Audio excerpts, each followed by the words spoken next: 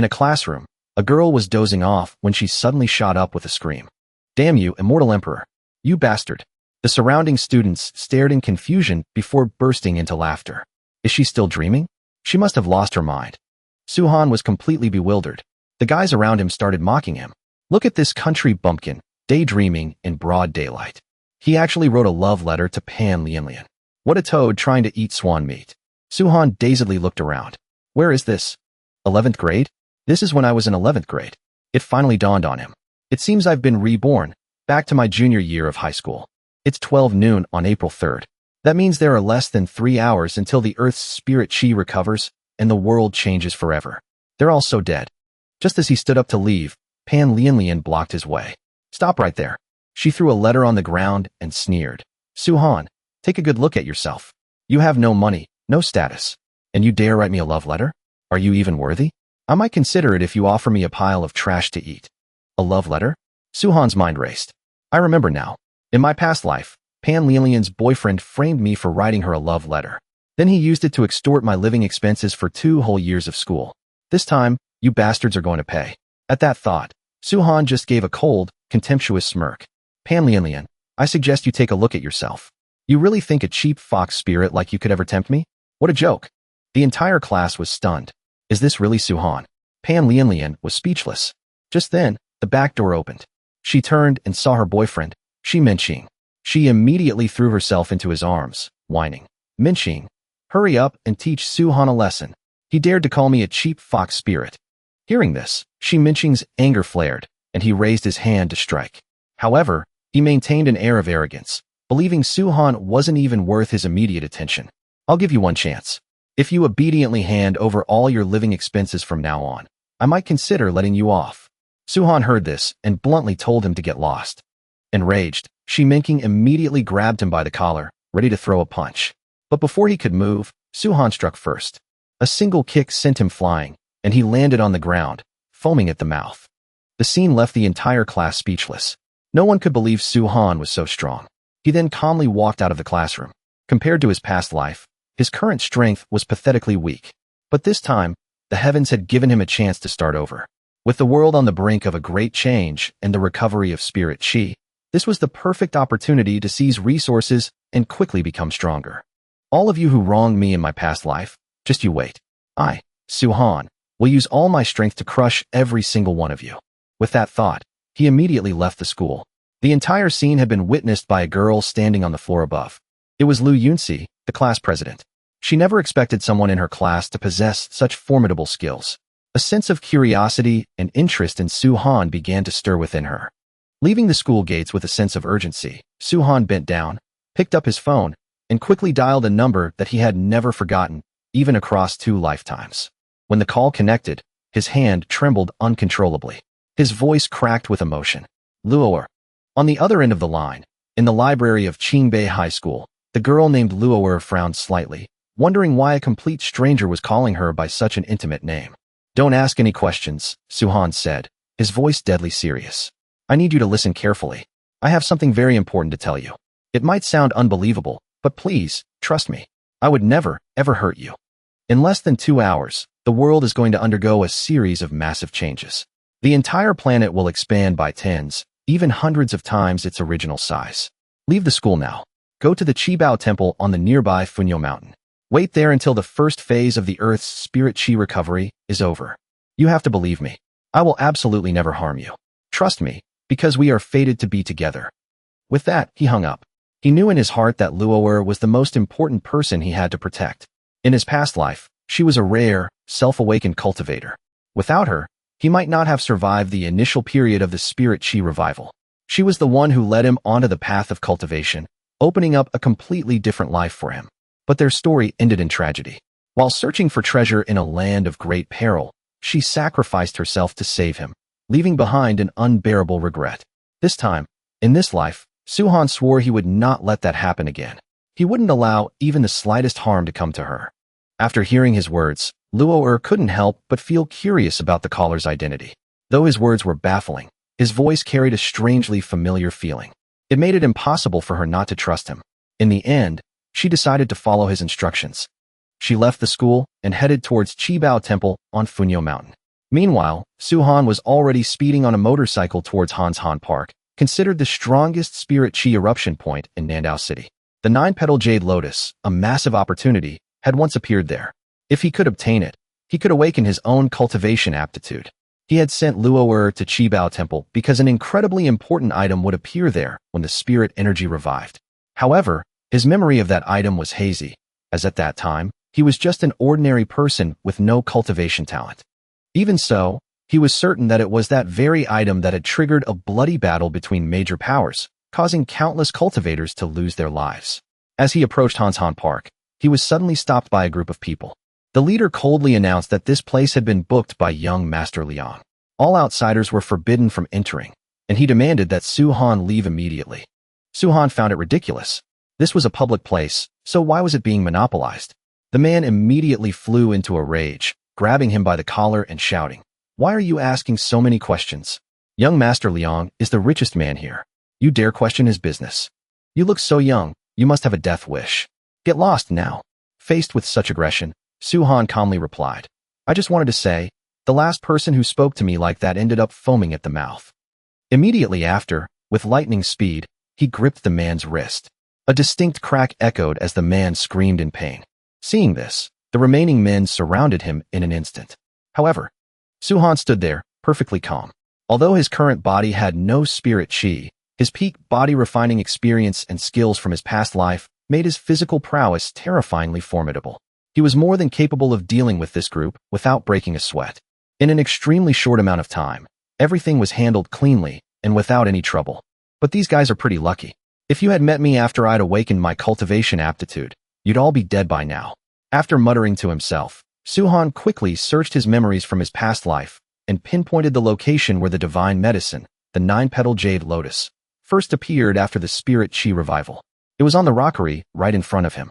There wasn't much time left, less than 10 minutes before the spirit chi fully recovered. Just then, a group of people approached, causing him to turn his head. He recognized them as the same thugs from before, clearly looking for more trouble. Leading them was Liang Kankan, the one who had been busy flirting just moments ago. Annoyed at being disturbed by Su-han, he had brought his men over for revenge. Upon hearing the name, Su-han immediately recalled his identity from his past life. A young man with excellent cultivation talent, the first to discover the 9-petal lotus. He later became a famous hero in Nandao, fighting countless mutated beasts, saving many people, and ultimately sacrificing himself in a conflict with a foreign cultivation force, moving and saddening many. However, faced with the image of an arrogant young master, Su-han couldn't help but doubt if this was truly the hero from his memories. His silence, tinged with contempt, instantly enraged Liang Kankan. "How dare you look down on me?" The lackeys behind him were also seething with killing intent, unable to resist asking if they should all rush forward and kill Su-han. At that very moment, the process of spirit chi revival officially began. The sky thundered continuously as lightning bolts struck down one after another. The ground shook violently, causing the surrounding structures to collapse one by one. Liang Kankan's underlings panicked and scattered in all directions, but he alone remained standing. His eyes were fixed on the motionless Su-han, full of curiosity. The spirit chi has begun to revive, and the first phase will last for quite some time. During this terrifying period of upheaval, no one knows how many lives will be lost. At the same time, the spirit chi on Earth is growing at a terrifying rate. Some lucky individuals will awaken their cultivation aptitude on their own. Countless spirit treasures and medicines will also appear one after another, waiting for the fated to claim them. Noticing that Su-han wasn't running and was still standing still, Liang Kankan moved forward and grabbed him, intending to pull him away from the danger. But Su-han immediately brushed his hand away. He rushed to the rockery and began to climb to the top. This action left Liang Kankan completely stunned, with no idea what he was trying to do. Immediately after, illusory images of a phoenix and a giant dragon appeared on the mountaintop. Su-han quickly climbed to the spot and found the 9-petal jade lotus under a large tree in front of him. His goal now was crystal clear. He had to quickly awaken his cultivation aptitude, then immediately head to Jingshi Valley in the suburbs, where the next great opportunity would appear after the spirit chi revival. But at that very moment, he suddenly felt something unusual from his dantian. Although he hadn't officially stepped onto the path of cultivation, a strange aura had appeared within him. Without hesitation, he He immediately sat down to check and was astonished to find that a part of a memory seemed to exist within his body. It was the chaotic heavenly scripture, a record of the ultimate realm one could break through to in this world. Suhan never expected this to be reborn with him. The reason the immortal emperor had hunted him down in his previous life was precisely to seize the chaotic heavenly scripture, but in the end, he failed. This time, Suhan swore to shatter the 9 heavens and drag the immortal emperor from his throne. The chaotic heavenly scripture is truly miraculous. It can activate the dantian before the spirit chi is fully restored, helping me awaken my cultivation aptitude early. Letting out a burst of excited laughter, Suhan thought to himself that at this point, he could be considered the first person to awaken his cultivation aptitude under these circumstances. According to the records of cultivator awakenings from his past life, even the fastest person to achieve this transformation took a certain amount of time. It absolutely couldn't happen in an instant. At this moment, Suhan suddenly noticed something unusual. He immediately turned his head to observe. His gaze fell upon 3 fruits growing on the tree, which were emitting an extremely dense and pure spiritual energy. If not for the chaotic heavenly scripture awakening him early, he would have been deceived by their ordinary, almost unnoticeable appearance. Because these seemingly unremarkable fruits were actually called Zhu fruits. They were a rare type of spirit fruit capable of directly increasing a cultivator's cultivation level. When the spirit chi in the world began to recover, they became precious treasures that countless people fought over endlessly. With 3 fruits in hand, Suhan could rapidly increase his strength in a short period of time. From there, he could prepare to head to Jingshi Valley to compete for the sacred artifact, building a strong enough foundation to confront the powerful ancient cultivation families. Meanwhile, Liang Kankan had exhausted his meager strength and finally managed to struggle to the top of the mountain, panting and wiping away sweat. He then said to Suhan, "Something's happened to the earth. I just saw a huge mountain suddenly rise from the ground over there. There are even dragons flying in the sky. Oh my god, what on earth is happening?" After hearing this, Suhan handed the 9-petal jade lotus to Liang Kankan for him to use.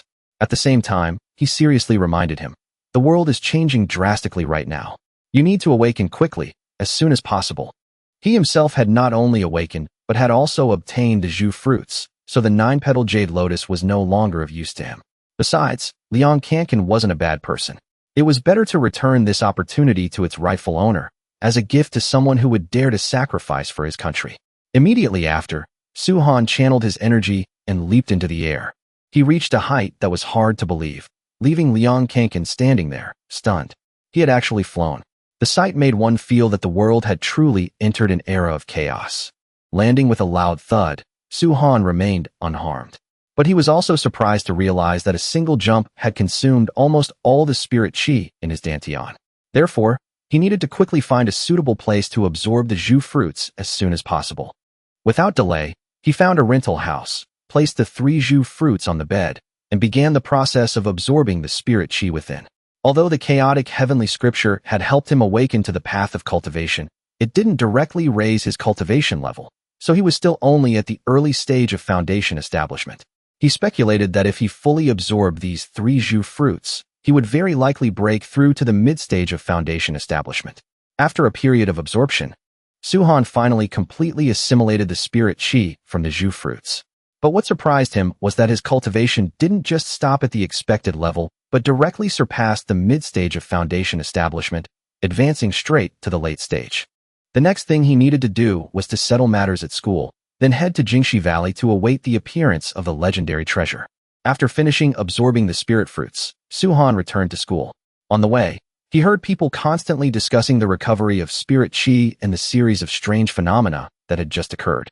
Just then, Shi Minxing and Pan Lianlian took the initiative to find him. As soon as he saw them, Suhan coldly told them to get out. Shi Minxing was furious, but this time he carried a bit of confidence because he had found a special fruit. After eating it, his arm could instantly transform into a bear's paw, and he swung it aggressively towards Suhan to show off his power. However, before he could even show off, a sudden punch from Suhan struck him, knocking him down in an instant. He just waved his hand dismissively, showing his disgust for this weak and talkative piece of trash. Seeing her boyfriend knocked to the ground, Pan Lianlian immediately transformed and rushed towards Suhan, but the outcome was entirely predictable. She couldn't escape the same fate as Shi Minxing. She was also easily dealt with by a single punch from Suhan. In Suhan's eyes, Dealing with weaklings like these ants was nothing more than a waste of his precious time. However, this trashy couple's luck wasn't bad at all. Just by eating a strange fruit, they could activate a rare special ability. However, strange fruits were fundamentally different from spirit fruits. They only granted the user a specific type of ability. Usually, their power in the early stages was formidable, but their potential for future growth was extremely limited. Because of this, people with special abilities were almost no match for cultivators in the long run. Moreover, when the spirit chi fully recovered, this type of power would gradually be phased out, although some special abilities still existed that could astound others. In the memories of his past life, Su-han had once met a person with a terrifying bad luck ability. Wherever that person went, even gods and ghosts had to steer clear. Anyone who got close could only stay away to save their own life. Just then, a tall building suddenly cracked. From underground, giant tentacles emerged gruesomely. Faced with this scene, Su-han remained calm because he understood that when spirit chi recovered, not only would heavenly treasures appear, but also countless ferocious beasts, some of which were extremely brutal and dangerous. Images from his past life immediately flooded back. When the octopus beast suddenly appeared on the school campus, it caused a catastrophe for hundreds of students. They all fled in panic, screaming for help and desperation. At that moment, under the monster's feet was a small girl. She was so scared she burst into tears, continuously calling for her mother in vain, not knowing where she was. The ferocious beast quickly spotted its target and immediately rushed towards the little girl. Seeing this, the righteous nature within Su-han flared up intensely. With me here in this life, you stinking squid, don't even think about harming anyone. Just as he was about to make a move, the class president, Lu Yuni, suddenly rushed towards the child, causing Su-han to pause and observe. Lu Yuni quickly saved the little girl and brought her in front of Su-han. At the same time, she reassured everyone, don't panic. I'm here. This octopus won't be able to harm anyone. Hearing this, Shi Minxing immediately showered her with praise, while Pan Lianlian turned to mock Su-han. The class president is so amazing, much better than someone's three-legged cat kung fu. Faced with these words, Su-han could only remain silent. Pan Lianlian didn't stop, continuing to attack him for being heartless, for just standing by while a child was in danger. Shi Minxing joined her, loudly proclaiming that they would follow the class president from now on, but Lu Yuni paid them no mind. She walked directly over to Su-han, handed the child to him, and said, I'll deal with the octopus. From now on, you three will follow and assist me. I will protect you all. If you perform well, I don't mind sharing the cultivation resources you all desire. Hearing this, Su-han was at a loss for words. He thought to himself, protect me? Share cultivation methods with me? I am a great divine master. Why would I need a young lady to protect me? Is this a joke? Besides, this is just a second-tier ferocious beast, with strength only at the early foundation establishment stage. Lu Yuni, use this beast as a whetstone for your next trial. In front of Su-han, Lu Yuni quickly displayed a series of skills and closed in on the octopus monster. Observing this scene, Su-han couldn't help but be a little surprised. From her skills, he could deduce that she came from a hidden cultivation family. In his past life, he had paid no attention to her background. It was even possible that she had other identities that had not yet been revealed. Perhaps this rebirth had quietly caused the world to change in unpredictable ways. And Lu Yuni's appearance to save the school was clear proof of that. At this moment, she was continuously launching powerful attacks. With just a single slash of her blade, she was able to sever the octopus's tentacle, causing it to roar in pain and fury. It was clear that it had been completely enraged. Witnessing Su-han just casually walk away without a backward glance, an indescribable sense of annoyance rose in Lu Yuni's heart. Originally, she had thought his skills weren't bad, and, since they were classmates, she was considering making an exception and taking him in as a follower.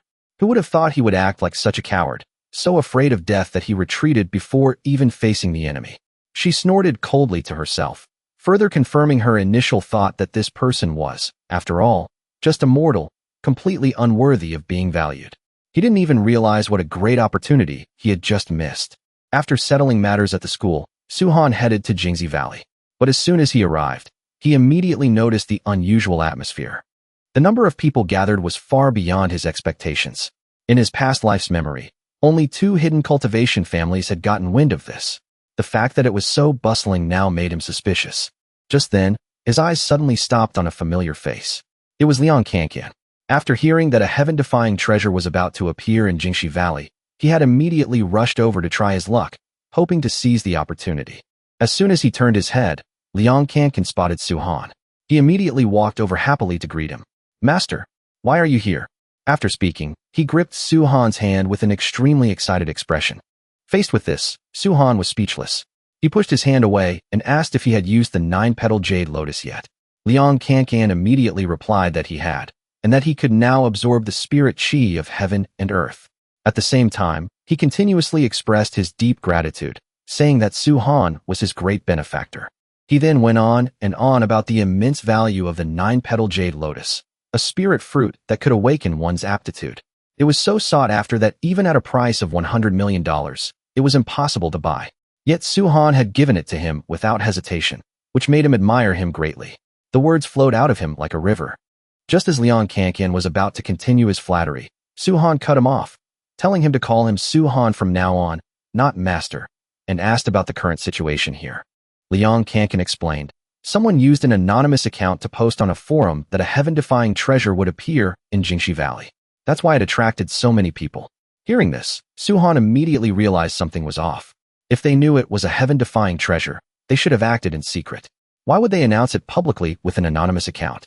This made him even more certain that his rebirth had inadvertently changed the state of the world. Immediately after, his eyes caught another familiar face. Lu Yuni was also here. There was also a stranger with an extraordinary aura. It was the young master of the Feng family, Feng Jinting, another hidden cultivation family. When Liang Kankan saw Lu Yuni, he wanted to introduce her to Su-han, because his family had business with the Lu family. But after hearing this, Su-han wasn't very interested and was about to turn and leave. Just then, a voice called out from behind. The person calling him was none other than Pan Lianlian. She questioned Su-han, "Why didn't you greet the second miss of the Lu family when you saw her? Why are you sneaking away?" Shi Minqing immediately chimed in, demanding that he quickly go and bow in respect. Hearing these words, Su-han bluntly called him an idiot, leaving both Shi Minqing and Pan Lianlian stunned. Liang Kankan couldn't help but laugh at this point. He quickly and awkwardly explained, "I'm so sorry, I just couldn't help but laugh." He then leaned in and whispered to Su-han, "Brother Su, you're the best," daring to talk back to the second miss of the Lu family in front of everyone. The word idiot had left everyone around them dumbfounded. Su-han maintained his indifferent attitude, coldly saying, "I just don't have time to pay attention to people with no intelligence. I'm heading into the mountains first. You be careful." Hearing this, Pan Lianlian angrily prepared to rush forward and teach Su-han a lesson, but she was stopped by Lu Yuni. She signaled that it wasn't necessary. For an arrogant and ignorant person like him, all it would take is for him to witness true power to understand the insurmountable gap between them. Although she appeared calm on the surface, anger was already brewing in Lu Yuni's heart. She thought to herself that she had never been so disrespected in public before. This Su-han, this is definitely not over. At that moment, Feng Jinting slowly walked over. He intended to kill Su-han to win Lu Yuni's favor, but before he could act, she bluntly rejected him, even coldly telling him to keep his distance. After saying that, she turned and left without any hesitation. Her words couldn't help but stir some anger in Feng Jinting. He was inwardly annoyed by her arrogant attitude. He told himself that as soon as he obtained that treasure, he would definitely make her submit at his feet. "Uncle Li, how are the arrangements?" "Rest assured, young master. With the full force of our family this time, the heaven-defying treasure in Jingshi Valley will definitely belong to you." In the following period, deep in the mountains, Su-han relentlessly hunted numerous ferocious beasts in the Great Mountain, while also collecting quite a few precious spirit fruits. Although these spirit fruits couldn't compare to the top-grade Zhu fruits, they were still enough to help his cultivation progress step by step, bringing him closer to the peak of the foundation establishment realm. From there, he could fulfill his unfinished wish from his past life, to achieve perfect foundation establishment. The reason he couldn't ascend to the realm of an immortal emperor in his past life was that he had never successfully cultivated a perfect foundation establishment. This greatly affected his path of breakthroughs later on. Not only was he not valued by the immortal emperor, but he was also framed by him. Foundation establishment is the fundamental basis for a cultivator. Whether the foundation is solid or not directly determines the limit of one's future achievements. Perfect foundation establishment was the supreme state. In his past life, even after being crippled and recultivating, he had only managed to reach the mid-tier godly foundation, still 2 levels below perfect foundation establishment. This was his greatest regret, which made him determined to achieve it in this life. Next, he prepared to cultivate the most important secret technique he had possessed in his past life, the saintly body ascension art. This was an extremely domineering body-refining secret art, using the physical body as the foundation to become a saint. Once successfully cultivated, one would reach a state of physical immortality. This was why countless heavenly sovereign-level experts would fight to the death just to obtain this cultivation method. The special thing about it was that the cultivation method was not too complicated. One just needed to continuously absorb the bone, blood, and meridians of ferocious beasts to transform the body, evolving step by step until achieving this saintly body. However, the further one cultivated, the more demanding the requirements became. One needed to absorb the essence of increasingly powerful ferocious beasts. To even reach a complete saintly body, one had to absorb the essence of a saintly beast. This was also the reason why successfully cultivating it was extremely difficult. In the process, Suhan found a mystic grade spirit fruit. Although it was 3 grades lower than the saint grade Zhu fruit, it was still of considerable value. But just then, a surprise attack came at him the moment he obtained the spirit fruit. It was clearly an ambush. Suhan calmly dodged and shouted coldly, "Who is it? Show yourself." Immediately after, a red-haired man and his subordinate stepped out. This person was Long Batian. He arrogantly demanded that Suhan hand over the spirit fruit and kneel to beg for forgiveness to keep his life. "Haha, Long Batian. Does your mother know you have such a punchable name?" As soon as the taunt left his lips, Long Batian flew into a rage, ordering his subordinate with the rocket launcher to prepare to grind Suhan to dust. What surprised Suhan a little was that these people had brought firearms. But considering the spirit chi had just begun to recover, this was not a bad choice. Most cultivators in the early stages still couldn't withstand modern firepower. Long Batian's subordinate immediately complied. He quickly aimed and fired 2 rockets at Suhan. After a series of loud explosions, thick smoke and dust rose, obscuring the view. The 3 of them stood there smugly. They believed their opponent had surely been blown to bits. However, as the smoke gradually cleared, Suhan walked out calmly, without a single scratch on him. It was all thanks to the saintly body ascension art. It truly was an unparalleled and domineering body-refining technique. At this point, Suhan's body was as hard as tempered metal. Although he had only reached the early stage of mystic iron, it was enough to directly withstand the attack of a rocket. However, he couldn't avoid a slight stinging pain. The 3 men standing opposite him were stunned by the sight, completely unable to believe he was unharmed. Long Batian couldn't believe his eyes. His rocket launcher had previously easily eliminated dozens of cultivators. Could it be that Suhan had some kind of protective treasure on him? With that thought, greed flared within him. He quickly summoned his flying sword, trying to force Suhan to hand over the treasure, even threatening that he might consider letting him die with a complete corpse. "Haha, I think you should be the one begging me to leave your corpse intact. It seems you've killed quite a few people on your treasure hunting path. In that case, leave your treasures and your life behind." Hearing the retort, Long Batian flew into a rage and controlled his flying sword to charge straight at Suhan. However, in Suhan's eyes, that flying sword was so weak it wasn't even worth mentioning. He just lightly circulated his spirit chi and was able to stop it in its tracks. Long Batian exclaimed in shock, "How is that possible? To be able to stop his flying sword with just raw chi? Unless his cultivation has reached the late stage of foundation establishment. It's too late to realize that now. It's my turn." In an instant, Suhan appeared behind his opponent. He didn't use any spirit chi to attack, to avoid wasting it. He simply threw a punch that sent Long Batian flying. As he slowly approached, Suhan terrified Long Batian into begging for forgiveness. He quickly took out a Chinquan pouch containing all his stolen assets to trade for his life. Suhan took it and gave it a quick look, feeling it was quite valuable. Seeing this, Long Batian thought he had escaped. He slowly stood up, intending to leave.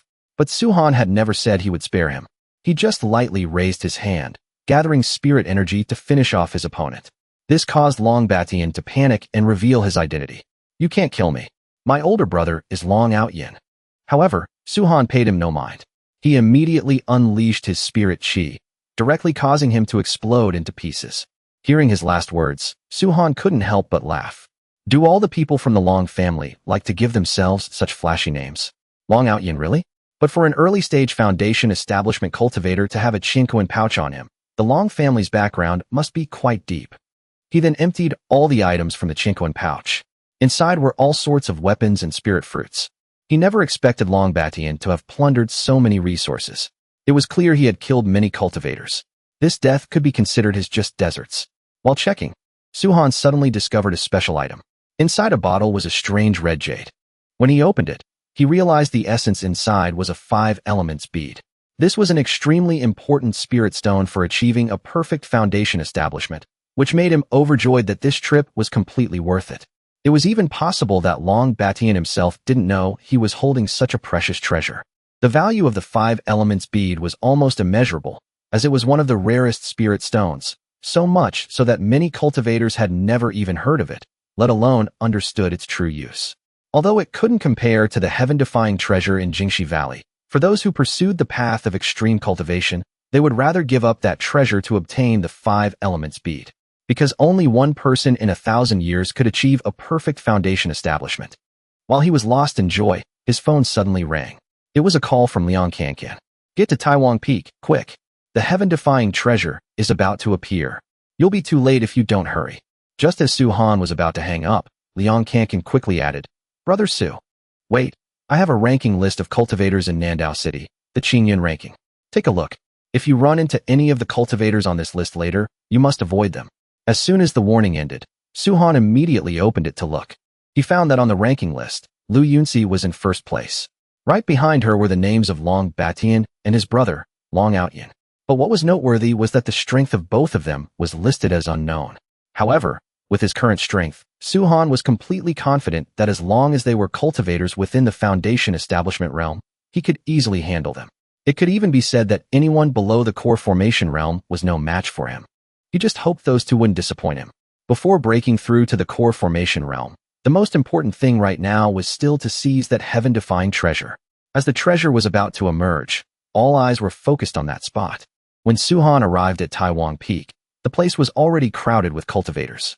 All the advantageous positions had been taken beforehand, including the number 1 on the Qingyun ranking, Lu Yuni, number 8, Feng Jinting, number 3, the Silver Wing War God, and number 5, the Mighty Bull King. As soon as he saw Su Han, Liang Kankan immediately ran over, pointed at a glowing stone, and asked if that was the treasure. Although Su Han had never witnessed the appearance of the 9 mystical divine tree in his past life, the feeling from this stone made him realize something was amiss. Liang Kankan explained that the stone had started glowing yesterday. It was said that the treasure hidden inside the stone statue was about to emerge, but the most important positions had already been taken by those 4. Because they were all top experts on Nandao City's Qingyun ranking, no one dared to provoke them. Just then, the rock began to shake violently. This caused all the cultivators to rush forward to fight for it. But the Mighty Bull King immediately took action. He used his spirit chi to send those who approached flying and coldly warned, anyone who gets closer will die. Seeing this, Liang Kankan turned to ask Su Han, should we charge in? Su Han calmly told him to stay put. He himself went forward to observe. After speaking, he lightly leaped to the side of the stone statue. Lu Yuni's eyes followed him, while Su Han carefully examined the stone statue and quickly noticed the abnormality. It felt as if someone was pulling the strings from behind the scenes. At that moment, Lu Yuni spoke up to warn him, Su Han, I know you have some skill, but the battle here will soon surpass anything you can imagine. For the sake of being classmates, I'll warn you one last time. Leave this place now. In response, Su Han just said casually, Class President, you're right. I'll leave right away. You all can continue fighting. His easy agreement made Lu Yuni feel strange. A sense of inexplicable unease rose in her heart. After he jumped down, Liang Kankan hurriedly asked if he was really leaving. Aren't you going to fight for the opportunity? Su Han then explained that the treasure wasn't here. This was all just bait. A killing formation had been set up around them. If they rushed in, he feared blood would flow like a river. Watching his departing back, Lu Yuni thought to herself that he was, after all, just a coward who feared death. Although she had advised him to leave, in her eyes, a cultivator who lacked will and a spirit of adventure could never achieve great opportunities or high cultivation levels. However, if she knew Su Han's true strength, she would probably have to kneel and beg him. Meanwhile, Su Han was constantly observing his surroundings, thinking about the true location where the 9 mystical divine tree might appear. Not far away, Uncle Li whispered to Feng Jinting that the time had come and they should leave quickly.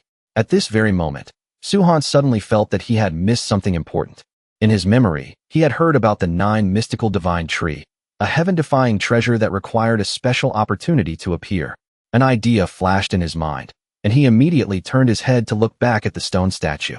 By now, the place was covered by a huge spiritual energy shield. The people inside were completely trapped, unable to escape whether they flew up or transformed.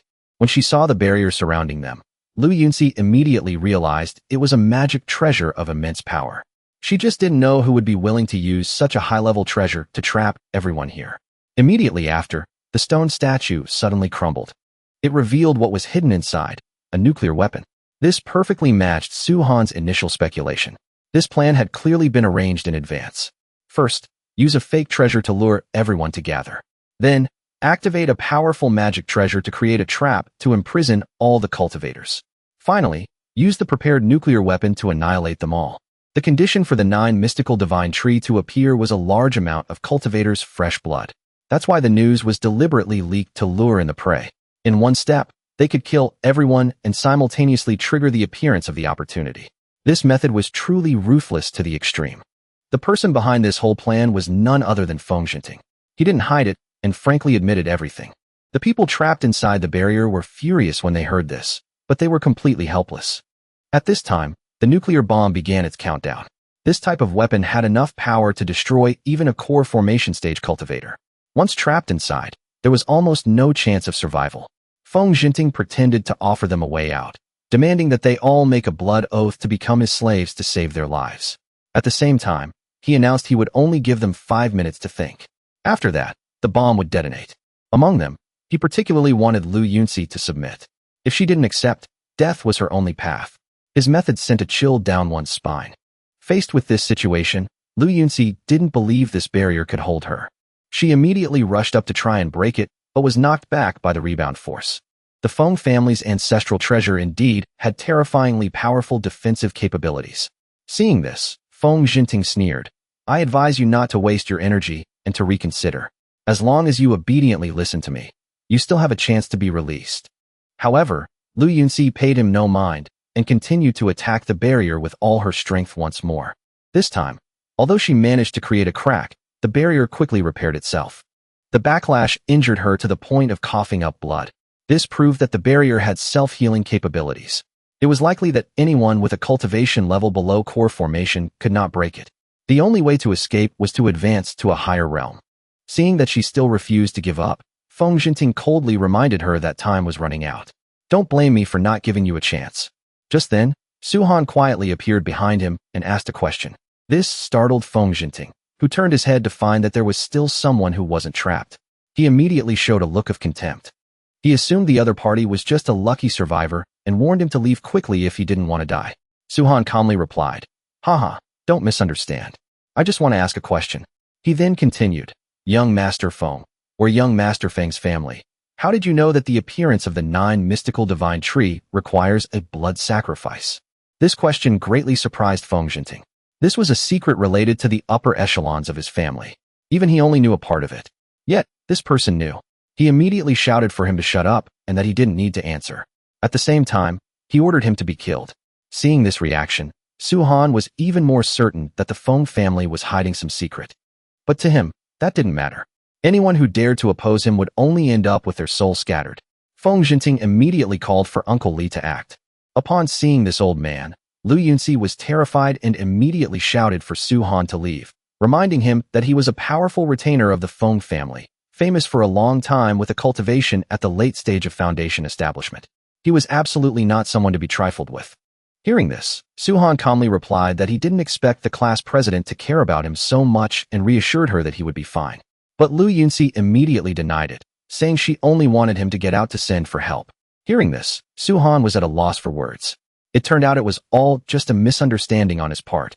In that tense moment, Uncle Li suddenly appeared beside Su Han like a ghost. His cold voice rang out, forcing him to choose between killing himself or letting the old man do it. Because if he committed suicide, he could at least keep his body intact. But if the old man made a move, there might be nothing left. The terrifying aura from him immediately pressed down, making it almost impossible for Liang Kankin to breathe. Su Han turned to ask him, "Are you scared?" Liang Kankin replied without hesitation, "I'm with you. Whether we fight or run, it's your call." Su Han laughed and said, "Haha, of course we fight. Take this." He then handed the rocket launcher he got from Long Batian to him to use. This action surprised and angered the old man, who shouted, "A cultivator using a thermal weapon? What kind of disgrace is this?" But before he could finish his sentence, Liang Cancan immediately aimed the rocket launcher straight at him. With a loud boom, he delivered a fatal blow to the old man. The power was so great that even a powerful expert like him was severely injured, but not yet dead. The old man angrily roared, vowing to tear the two of them to shreds. Seeing that the opponent still had the ability to fight back, Liang Cancan fired another shot without hesitation. The explosion left the old man with almost no ability to resist, his body hovering between life and death. As he was dying, the old man still muttered that using thermal weapons was a disgrace to the cultivation world. If his cultivation hadn't reached the late stage of foundation establishment, he would have been blown to bits long ago. Yet now, he was beaten to within an inch of his life by a rocket. It was truly unbelievable. Witnessing the entire scene, Lu Yuni couldn't help but think that only a scoundrel like Su Han would come up with such a fighting style. It really left one speechless. When Feng Jinting saw Uncle Li defeated, he was horrified. But he still tried to act tough and was about to speak. Before he could finish, a rocket flew towards him. Liang Cancan cocked his head and said, "Shut up. You dare talk to my brother Su like that?" Then he continued with a cold laugh. "This thing works pretty well, huh? I'll blow all you pieces of trash to smithereens." Hearing this, Feng Jinting's subordinate hurriedly pleaded, "Big brother, calm down. Our cultivation levels can't withstand this thing." But Feng Jinting remained stubborn. As a result, Liang Cancan started firing wildly, launching rockets one after another like fireworks. When the smoke and dust cleared, Liang Cancan asked, "Brother Su wants to know if you submit or not." Feng Jinting had just managed to say, "I don't submit," when another rocket flew towards him.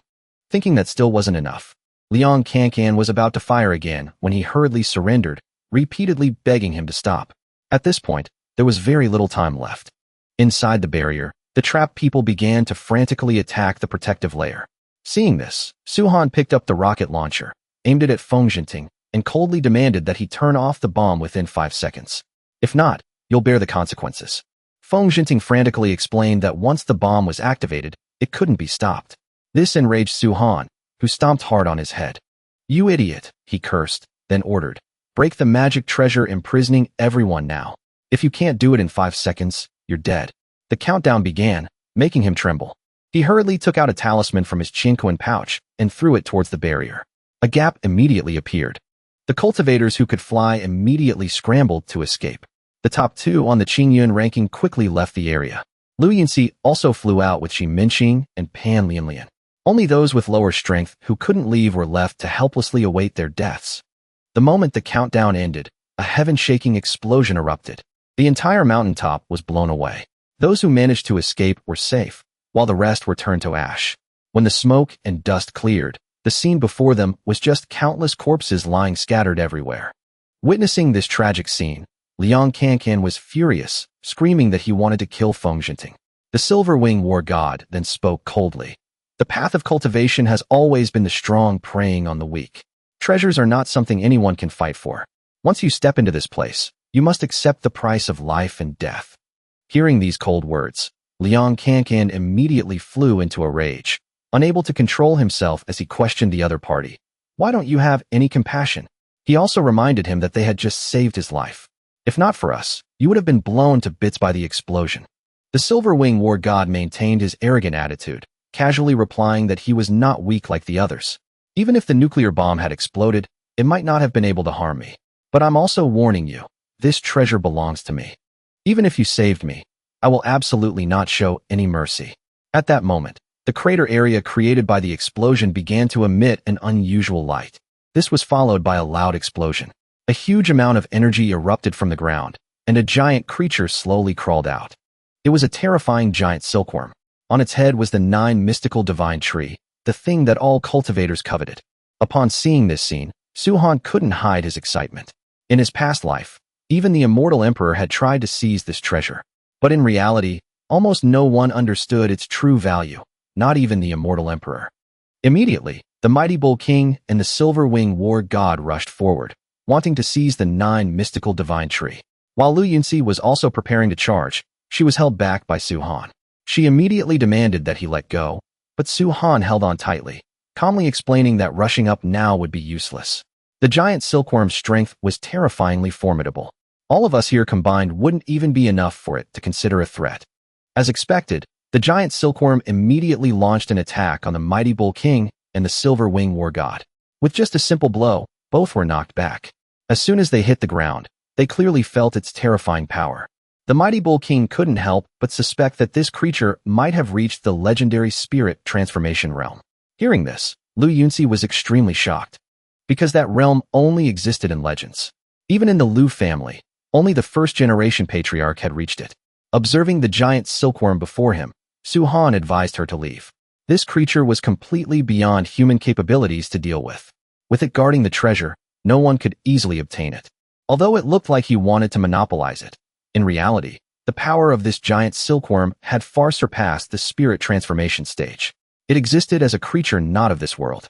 Moreover, the 9 mystical divine tree could not be taken by force, but required a special opportunity. Hearing this, Lu Yuni said, "I know. Can you let go of my hand now?" Schwan immediately let go and apologized for his carelessness. Meanwhile, the mighty Bull King and the Silver Wing War God were still staring at the treasure on the giant silkworm's head, not knowing what to do. But the more heavily it was guarded, the more it proved its unimaginable value. Just then, high-tech aircraft appeared in the distance, approaching. The Schwan Wu Corporation's forces began to take over the scene, simultaneously issuing a warning for everyone to retreat from a wide area or be eliminated. The mighty Bull King and the Silver Wing War God immediately recognized them as people from the Schwan Wu Bioresearch Company, and this time they were also sent to compete for the treasure. Hearing the familiar voice, the mighty Bull King guessed it was Kwang Shi.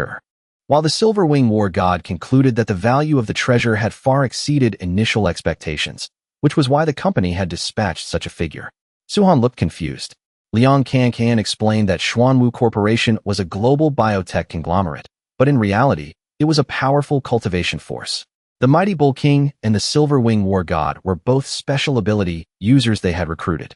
The person hovering in the air was Kwang Shi.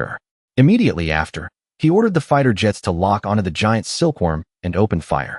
A barrage of missiles was launched simultaneously, heading straight for the terrifying creature. A series of sky-shattering explosions rang out as all the missiles hit the giant silkworm's body.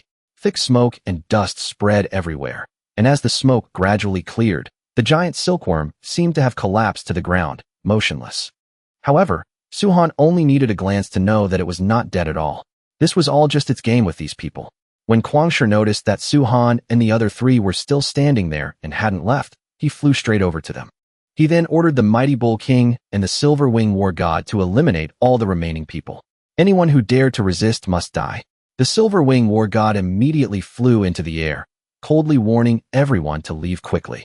Now that Kwang Shi is here, this treasure will definitely belong to Schwan Wu Corporation. However, Lu Yuni not only didn't retreat, but also drew her weapon, preparing to fight. The Silver Wing War God then assigned the mighty Bull King to deal with the others. He himself would directly confront Lu Yuni. Both sides immediately unleashed their full power, preparing for a fierce battle. In the chaos, Shi Minxing and Pan Lianlian could only flee for their lives. Liang Can also quickly picked up the rocket launcher, aiming it straight at the mighty Bull King and firing. But this time, it was almost ineffective, leaving only a light puff of smoke. This left him bewildered. He turned to ask Schwan what to do. Schwan casually replied, "If you can't beat him, just run." Hearing that, Liang Can immediately turned and fled.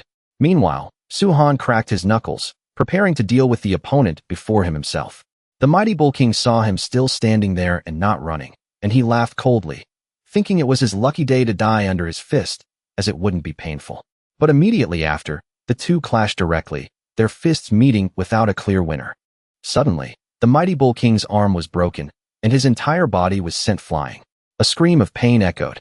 Schwan said indifferently, "Running into me is your bad luck, because your death will be very painful." Liang Can, who was running, heard the scream and turned his head back. He witnessed the mighty Bull King already lying on the ground, his face full of shock, not understanding what had just happened. Defeated, he was still unwilling to accept it. He couldn't believe that with his strong defense, his arm was broken by a single punch. On the other side, Lu Yuni had also defeated the Silver Wing War God. This made her opponent think she had deliberately hidden her strength, but in reality, it was just that he was too weak, not enough to force her to use her full power. At that moment, Kwang Shi had approached Schwan, preparing to take action himself. Lu Yuni knew his strength well. He was the strongest outer disciple of Schwan Wu Corporation, with a cultivation at the peak of Foundation establishment. After his body was modified, his actual combat strength had reached the core formation stage. Out of respect for the Lu family, Kwang Shi intended to spare her life. He warned her to leave if she didn't want to die, but Lu Yuni still didn't back down and chose to fight, wanting to see how many of his moves she could withstand. Seeing this, Kwang Shi lost his patience and directly launched an attack. His punch carried terrifying power combined with technology, making it difficult for others to defend against. He threw a punch at Lu Yuni, but she dodged it. If that blow had landed, she would have been crippled, if not killed. Lu Yuni immediately counterattacked. The two fought continuously, but it was clear that Kwang Shi had the upper hand, easily pushing her back a considerable distance. Immediately after, he ordered his subordinates to attack the giant silkworm with all their might, determined to seize the 9 mystical divine tree. As ordered, a barrage of missiles was once again launched at the giant creature. But just then, the giant silkworm's eyes suddenly changed. Suhan immediately realized it was truly angry. A terrifying source of energy began to condense and then erupt. It spewed out an extremely powerful wave of energy, instantly wiping out all the fighter jets in front of it. This scene even astonished Kwang Shi. But he quickly regained his composure, deciding to deal with Lu Yuni first before going to seize the treasure on the giant silkworm's head.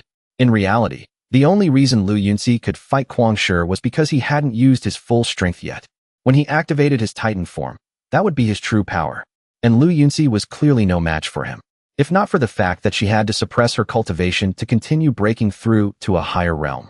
She would have entered the core formation stage long ago and been capable of defeating him. Immediately after, Kwang Shi launched a fatal blow at her. At that moment, the giant silkworm suddenly stuck out its tongue and launched an attack aimed straight at Lu Yuni.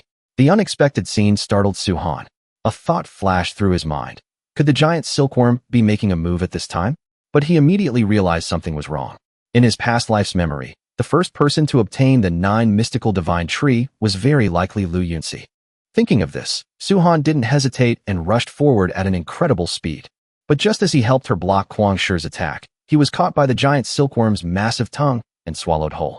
After that, the giant silkworm fell silent again, and the 9 mystical divine tree on its head also disappeared. Seeing this, Lu Yuni couldn't help but feel heartbroken. If it weren't for Suhan, she would have been the one swallowed. But she still couldn't understand why he had done it. As for Kwang Shi, he was also in a state of confusion, not understanding why that kid had such terrifying defensive power that he could destroy his metal arm in its strongest state. The scene shifts to the Feng family estate, where Feng Jinghua, Feng Jinting's father, was smugly thinking that his son had obtained the treasure. Then, someone suddenly rushed in to report that the young master had been ambushed and the plan had failed. Hearing this, Feng Jinghua immediately shot up, agitated. He couldn't believe it. His son had gone with a late-stage Foundation establishment expert. Could an expert from the previous generation have appeared? However, the subordinate quickly explained that there were no experts, just 2 young men who used a rocket launcher to severely injure both the young master and the retainer. Hearing this, Feng Jinghua, both angry and worried, clutched his chest and ordered reinforcements to be sent immediately. The treasure must not be lost at any cost. At the same time, he ordered the 2 to be eliminated. What he feared most was that if they failed, the wrath from his superiors would plunge the Feng family into a state of eternal damnation. Back at the scene, after being swallowed by the giant silkworm, Suhan had fallen into a deep sleep on the spot. It wasn't until the giant silkworm woke up that he was spat out. His entire body was covered in a disgusting layer of mucus. He couldn't help but feel uncomfortable. Being trapped in the monster's stomach for so long had almost turned him into something unimaginable. Immediately after, the giant silkworm leaped up and left. As for Suhan, he had obtained the 9 mystical divine tree from its body. He had even gained other special opportunities. Originally, this opportunity belonged to Lu Yuni, but this time, he had seized it first. Recalling his past life, he had never heard of Lu Yuni becoming famous. It was very likely that after obtaining the treasure, she was killed by someone else who stole it. In the end, the 9 mystical divine tree fell into the hands of the immortal emperor. Otherwise, with her talent combined with this treasure, it would be impossible for her to remain unknown. Thinking this way, Suhan obtaining the 9 mystical divine tree also meant that he had indirectly saved her life. The reason he knew the secret of this treasure was that he had once accidentally discovered a dilapidated ancient stone tablet. From it, he understood how to unleash its true power. To do so, it had to grow, bloom, and bear fruit. It also required a huge amount of spiritual energy to support it. This was clearly not a simple task. However, with the spirit chi gradually recovering, if he prepared carefully, he could completely seize the initiative and make the 9 mystical divine tree fully develop. After all that, Suhan returned to school, and with the treasure in hand, his next goal was to find Luo'er. Before carrying out his next plans, Suhan understood that the most important thing was to get into the school that Luo'er had attended in his past life. That was one of the most prestigious cultivation academies in all of Huaxia, Qingbei Academy. When he walked into the classroom, the originally noisy atmosphere suddenly fell strangely silent. All eyes turned to him, making Suhan wonder what was going on. Just then, a blonde-haired guy suddenly appeared. He was so scared that he immediately ran out to report to class president Lu that Suhan was still alive. After hearing the news, Lu Yuni called and asked him to come to the roof of the building. There, she recounted everything that had happened after the incident the other day. She also explained that the reason everyone was so surprised was because the moment he was swallowed by the giant silkworm had been filmed and spread all over the internet, so everyone in Nandao knew about it. Moreover, after swallowing him, the giant silkworm had disappeared without a trace, so all the major powers were currently searching for both of them. However, Suhan seemed completely indifferent and turned to leave. Lu Yuni immediately called him back and asked why he had saved her that day. Suhan simply replied that classmates should help each other. This answer made her decide to invite him to become an external retainer of her family to reduce potential troubles. But Suhan bluntly refused, saying he wasn't interested. At the same time, he made it clear that if anyone wanted to cause trouble, they would have to see if they were strong enough. Hearing this, Lu Yuni seriously reminded him that the 9 mystical divine tree was an extremely rare treasure, and the major families would definitely not give up searching for it. It's best you reconsider my offer. Suhan suddenly stopped. He turned back and said in a cold voice, "Let them come. I'll kill them one by one. If a pair comes, I'll kill them both." This made Lu Yuni stop trying to persuade him. She just thought to herself that when he ran into trouble, he would definitely come back to find her. After that, she decided to focus on her cultivation, aiming to break through to the legendary 9th grade foundation establishment. In the classroom, a teacher walked in and announced that students who had awakened special abilities or had cultivation aptitude would be transferred to a special teaching area. But first, they had to go through an assessment. The results would determine their class level. Those with high strength would be placed in high-level classes. Exceptional individuals could even be directly admitted to the advanced departments of universities. For Suhan, getting into Qingbei Academy was not simple at all. Each province only had a few spots. In Nandao alone, there were geniuses like Lu Yuni and Long Outyin, not to mention the countless hidden cultivation families and mysterious forces throughout the entire Chuzhou region. This made him understand that if he wanted to see Luo'er again, he had to speed up his cultivation and complete his perfect foundation establishment as soon as possible to build the most solid foundation. After school, as he was walking out of the gate, a car suddenly stopped in front of him. The person who got out was Feng Jinting, the one he had severely injured with a rocket launcher before. It was clear he was here for revenge. He coldly offered 2 choices: either be chopped up and fed to the dogs by him, or smash his own head into a wall to atone for his sins. Suhan completely ignored the threat, only asking where Liang Kankan was and if they had found him yet. Because with his personality, he would definitely have contacted him. But there had been no news so far, so something might have happened. Seeing that he was paying him no mind, Feng Jinting became annoyed, thinking he should worry about himself first. He then ordered his subordinates to surround him. He said that this time, he was not only here for revenge, but also to force Suhan to reveal everything that had happened from the moment he was swallowed by the giant silkworm until he escaped. After that, if you cut off your own arms and legs, I might spare your life. Faced with these words, Suhan seemed extremely lazy, not bothering to argue, and just indifferently uttered a single sentence. "All of you, come at me." Just as the 2 sides were about to fight, a teacher suddenly appeared and demanded that everyone stop, sternly warning that fighting between students was absolutely forbidden on school grounds. However, Feng Jinting was dismissive, sneering that a mere teacher dared to interfere in the Feng family's business. He even told him to get lost. As soon as the words left his mouth, the teacher, without any hesitation, threw a kick straight at the old retainer, causing his old and new injuries to flare up at once. The old man was knocked out on the spot, foaming at the mouth and passing out. This scene left the surrounding people extremely shocked and impressed. They couldn't help but speculate that this teacher had an extraordinary background. To be able to take down an expert with a single kick His cultivation must have reached the Grandmaster realm. Su-han found it interesting as well. As expected, the Huaxiao system truly hid many experts. Even an ordinary teacher possessed such terrifying strength. The teacher then turned to remind his student not to follow such disorganized and undisciplined behavior. You must become model students, study hard, avoid conflict, and know how to unite with your friends. After speaking, he told everyone to disperse. However, Feng Jinting still refused to let it go. He immediately stopped him and proposed a challenge to Su-han according to the school's rules in the arena. Seeing that Su-han was ignoring him, he continuously provoked him, asking if he dared to accept. If you don't dare, then you admit defeat. Hearing this, the teacher turned to ask for Su-han's opinion, emphasizing that if he didn't want to, he could absolutely refuse, as the school would not force him. This made Feng Jinting a bit flustered. He continued to use inflammatory words to force Su-han to accept. Finally, Su-han agreed to the fight but proposed a huge bet, asking if he dared to wager. When asked about the terms of the bet, Su-han directly targeted the Feng family's magic treasure that was used to trap the cultivators in Jingshi Canyon, the Crystal Scepter. He also made it clear that if he won, the treasure would be his. If he lost, the Feng family could do as they pleased with him. This statement surprised Feng Jinting. Information about this magic treasure was not public, yet the other party knew about it, which made him think.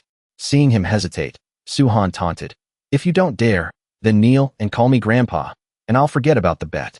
These words immediately enraged his opponent, causing him to declare that he would bet to the end, wagering the Crystal Scepter for Su-han's life.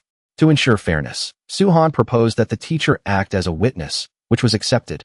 After that, they all moved to the stadium, which quickly filled with a crowd. Most of them didn't believe Su-han could win, thinking he was no match for Feng Jinting at all. Su-han demanded that his opponent bring out the scepter, which annoyed Feng Jinting, but he still sent someone to get it. At the same time, he declared that if he didn't make Su-han kneel, he would no longer bear the Feng surname. In response, Su-han just waved his hand casually and said he could change his surname to whatever he liked, as long as it wasn't his. This statement infuriated Feng Jinting, who immediately prepared to strike. But he was reminded by the teacher that before the official start, death matches were strictly forbidden to avoid breaking school rules. This forced him to hold back. After a period of waiting, Feng Jinghua appeared with the crystal scepter.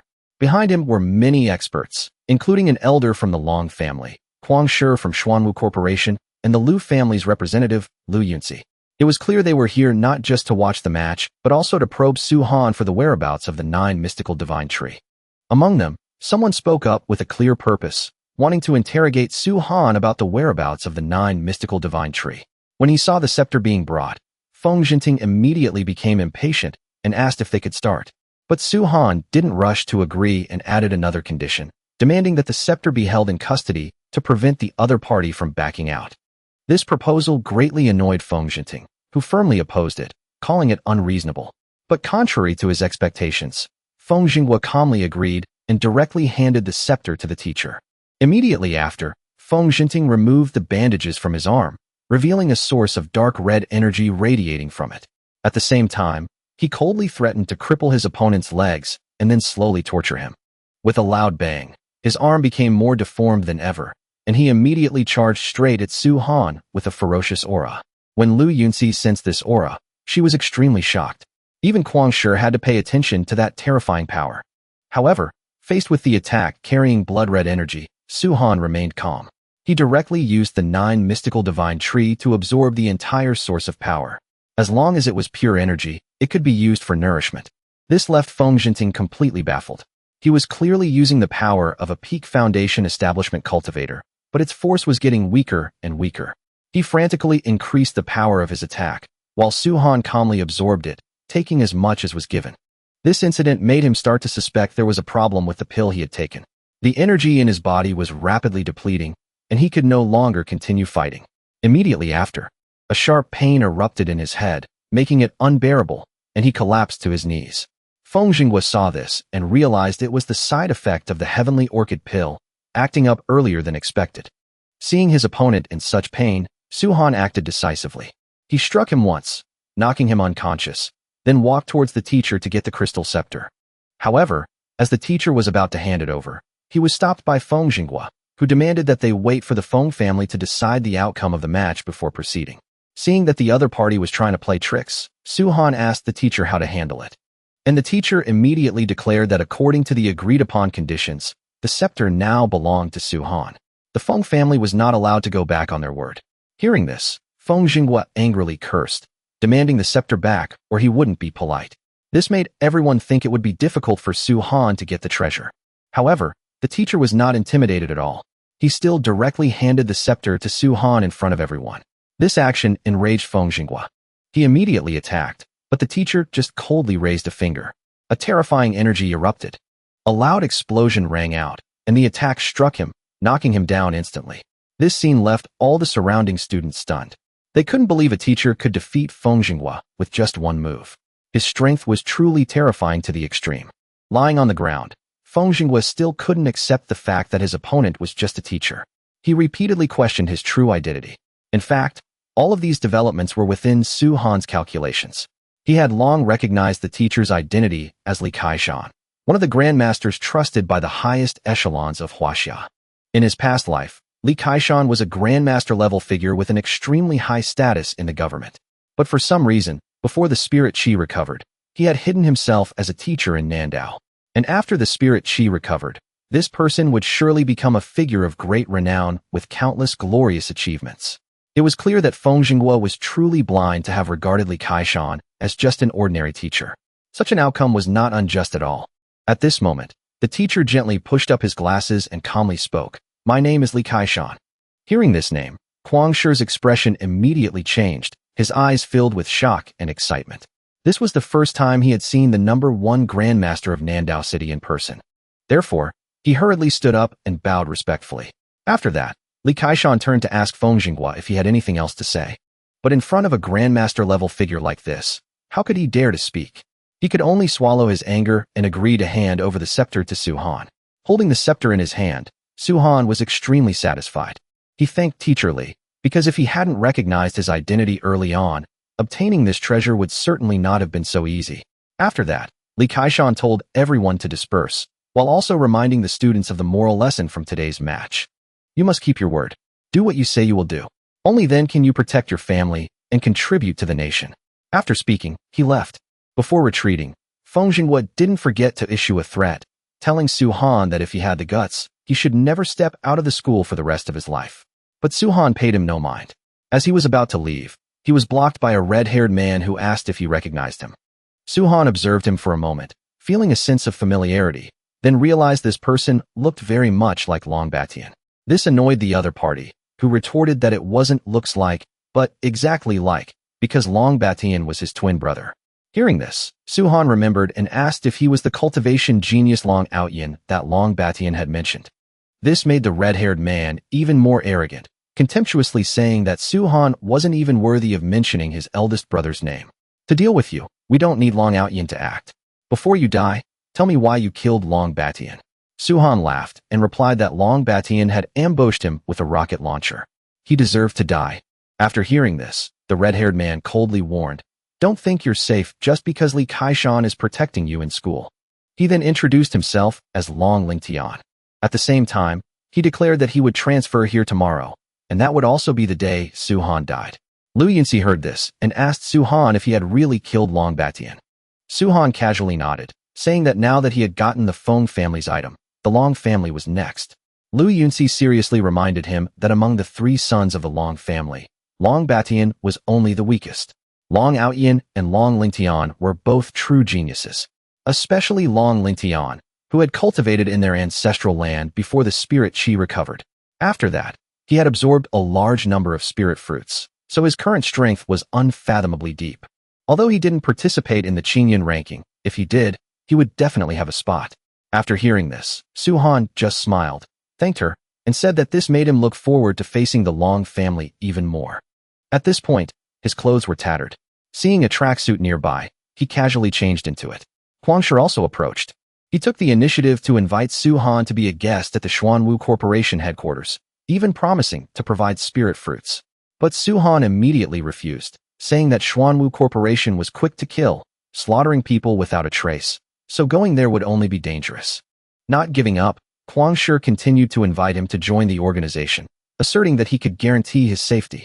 But Su-han just laughed coldly and replied that they didn't want to protect him, but rather to extract information about the 9 mystical divine tree. He then stated firmly, "That's not happening." Being repeatedly provoked by Su Han, Kwang Shi was so angry that he couldn't control himself and issued a threat, warning him not to refuse a toast only to be forced to drink a forfeit. "You've already offended the Long family and the Feng family. Now you want to go against Schwan Wu Corporation too? You'd better think carefully about the consequences."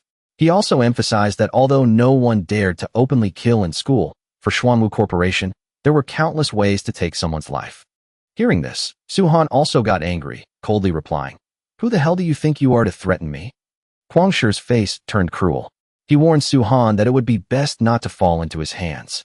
"Otherwise, I'll pull out your tendons and skin your bones, torturing you until you wish you were dead. I'll force you to reveal all the information about the 9 mystical divine tree." But as soon as the words left his mouth, Su Han unceremoniously slapped him straight to the ground. Kwang Shi immediately stood up to counterattack, but a hand suddenly clamped down on his shoulder. It was Lu Yuni. She reminded him not to forget Li Kaishan's warning. Absolutely no breaking the school rules. Furious as he was, Kwang Shi could only turn and leave. But before he didn't forget to use Liang Kiki as leverage, threatening Su Han to come to Jingshi Canyon within a day. Otherwise, he'd better prepare to collect his friend's corpse. Hearing this, Lu Yuni anxiously tried to dissuade him. The Schwan Wu Corporation's forces were incredibly strong. If Su Han recklessly went to save him, it would be a one-way trip. However, Su Han calmly replied that he wasn't stupid enough to face the entire Schwan Wu Corporation alone. This time, he wasn't just going. He wanted to invite the Lu family to join him. This left Lu Yuni completely baffled. She figured that if he wanted the Lu family's help, she could ask her father to step in, but whether they could save the hostage would depend on luck. The Schwan Wu Corporation wasn't to be trifled with, and there was already plenty of bad blood between the two factions. Su Han explained that she misunderstood. He wasn't asking for help. He wanted to give the Lu family a massive gift. Lu Yuni was stunned. However, Su Han didn't elaborate. He just said he had things to do, that he would visit the Lu family later, and asked her to inform the family head. Hearing this, Lu Yuni angrily called out for him to stop and explain exactly what he was planning, but Su Han had already walked away. Afterward, he returned to the school's broadcasting room. Back when he was struggling financially in high school, he used to work part-time here. It was a quiet place with few visitors, making it perfect for cultivation. Looking at the artifact in his hand, he felt a bit of regret. It contained the 5-element seed he needed, so he had to destroy it. To achieve perfect foundation establishment, he absolutely needed all the 5-element seeds. He had no idea when this Earth Attribute 5-element seed had been forged into a defensive artifact. He now had 2 in his possession. According to his past life's memories, the Lu family, the Schwan Wu Corporation, and the Long family each held one of the remaining 3.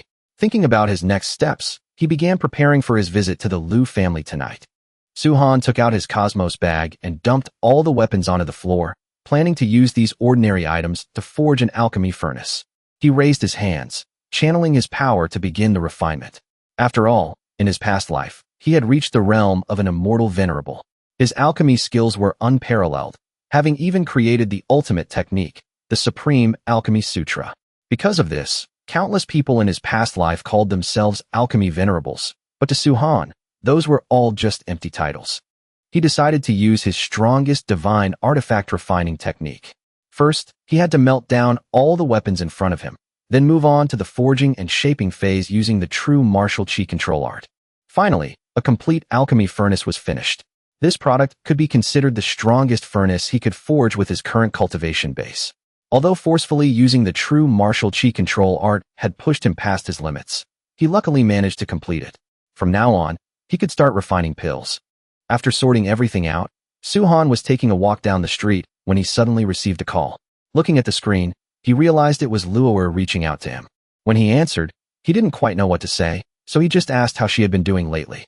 Lu Yuni happily replied that she was doing great and thanked him for previously advising her to visit the Qibao Temple at Funyo Mountain. She was now officially enrolled at Qingbei Academy. Hearing this, Su Han was genuinely surprised. He hadn't expected Lu Yuni to enter China's top cultivation academy so much earlier than him. Clearly, she had encountered a massive fortuitous opportunity at Qibao Temple. She had even caught the attention of the higher-ups and was granted special direct admission. This put a bit of pressure on him. Whether in his past life or the present, Lu Yuni was always outstandingly brilliant. It made him realize he had to seize every moment to catch up. During their chat, Lu Yuni asked for his name, and how he knew all that hidden information. Su-han knew the real reason was his reincarnation, but that was far too shocking to reveal just yet. He simply introduced himself, assured her he meant no harm, and promised to explain everything clearly when he entered Qingbei Academy in a few days. Just then, someone approached Lu Yuni. She quickly said she'd wait for him and hung up. The person standing before her was Hua Yunsheng, the principal of Qingbei Academy. He offered to carry her luggage himself, but Lu Yuni shyly declined. This made him laugh, saying she was the student with the best aptitude he had ever seen in his life, and that taking her as his disciple was a great honor. These words left the two people behind them completely dumbfounded. They couldn't believe a highly respected principal would treat a freshman like this, even carrying her luggage himself. They couldn't help but wonder if this girl had some extraordinary background. No matter how they thought about it, it was hard to believe, but they couldn't find a more logical explanation. When night fell, under the bright moon and cool breeze, a silhouette appeared at the gates of the Lu family villa. It was Lu Yuni, who had been waiting for quite a while. Su-han finally arrived. Worried about getting scolded, she immediately demanded to know what exactly he was planning to do. But Su-han stuck to his original answer. He was here to give the Lu family a massive gift. He then stepped into the villa. Before him sat the elders on the sofa. Su-han didn't beat around the bush and stated his purpose directly. He wanted the Lu family to send a soul formation expert to help him save someone. Hearing this, the Lu family head bluntly refused, stating that the family had no experts at that level. Furthermore, according to his intel, the Schwan Wu Corporation had mobilized a large-scale elite force to deal with Su-han, even dispatching a peak core formation powerhouse like Xin Tianzhao. If the Lu family got involved, even if they won, they would suffer heavy, irreversible losses. Besides, soul formation experts were incredibly rare. It was likely that the entire Nandao city didn't even have one. But Su-han already knew the truth. The only soul formation expert in Nandao city was actually hidden right here in the Lu family. And if he wanted to guarantee Liang Keik's absolute safety, he absolutely needed someone at this level to handle Xin Tianzhao, a peak core formation powerhouse. However, upon hearing these words, the Lu family elders immediately dismissed it as pure fantasy, because even they had no idea if their family had a soul formation expert. If such a thing were true, only the family head would know. Faced with the elders' doubts, the Lu family head finally stopped hiding it. He admitted that the Lu family did indeed have a soul formation powerhouse once, their founding ancestor, Lu Daofeng. This revelation left all the elders in absolute shock. No one dared to believe their ancestor was still alive. He had to be over 150 years old by now, yet no one had ever seen him. The family head explained that when Lu Daofeng was breaking through from core formation to soul formation, he was ambushed by enemies. Gravely injured, his cultivation plummeted back to the core formation stage. Since then, he had been in secluded meditation for decades to heal, but had yet to recover. At the same time, he couldn't help but wonder how Su-han knew the secret. Still, he firmly stated that the Lu family currently did not have a soul formation expert. On the contrary, Su-han stood his ground. He insisted that the Lu family did have one, and the massive gift he mentioned was helping Lu Daofeng restore his soul formation cultivation. Hearing this, the family head was initially thrilled, but that excitement quickly turned to disappointment. He simply couldn't believe a high school student could pull that off. Su-han then suggested that if they didn't believe him, they just needed to take him to see the old ancestor. But this was immediately met with opposition from the elders. Left with no choice, Su-han revealed more information, stating that he had a pill capable of healing the old ancestor's injuries. If he recovered, the Lu family would regain a soul formation expert. From then on, they wouldn't have to fear any faction in Nandao City and would become a true, prestigious cultivation family. Hearing about the pill, the family head couldn't hide his excitement. He immediately asked if it was the kind that could cure any injury, and Su-han confirmed it. Without further hesitation, he arranged for someone to lead Su-han to the old ancestor. After all, Lu Daofeng himself had once said his injuries were too severe and could only be cured by a legendary pill. The group then entered a secret ice vault. This surprised even Su-han. He hadn't expected the Lu family to have such a hidden sanctuary. He briefly wondered if the 5-element seed he needed was hidden here. Upon seeing them, the old ancestor looked displeased, coldly ordering them to leave or face the consequences. The elders hastily explained that they had an urgent matter to report. The old ancestor gave them exactly 3 minutes to speak. After hearing the whole story, he demanded Su-han show him the pill. However, Su-han shook his head, saying he didn't have the pill on him. This instantly enraged the old ancestor, who roared that daring to deceive him would result in severe consequences. Lu Yunzi quickly stepped forward to mediate, saying Su-han didn't mean it that way and begging him to listen to the explanation. Out of respect for Lu Yunzi, who was regarded as the outstanding genius of her generation, the old ancestor gave Su-han one more chance. Right then, Su-han channeled spiritual energy into his palms.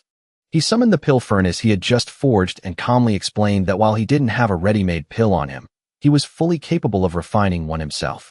When he saw the pill furnace appear with his own eyes, the old ancestor couldn't hold back his overwhelming excitement. For over 1,000 years, alchemy families had gradually declined, and those who possessed alchemy skills were nearly extinct. Not a single one had appeared in the last century.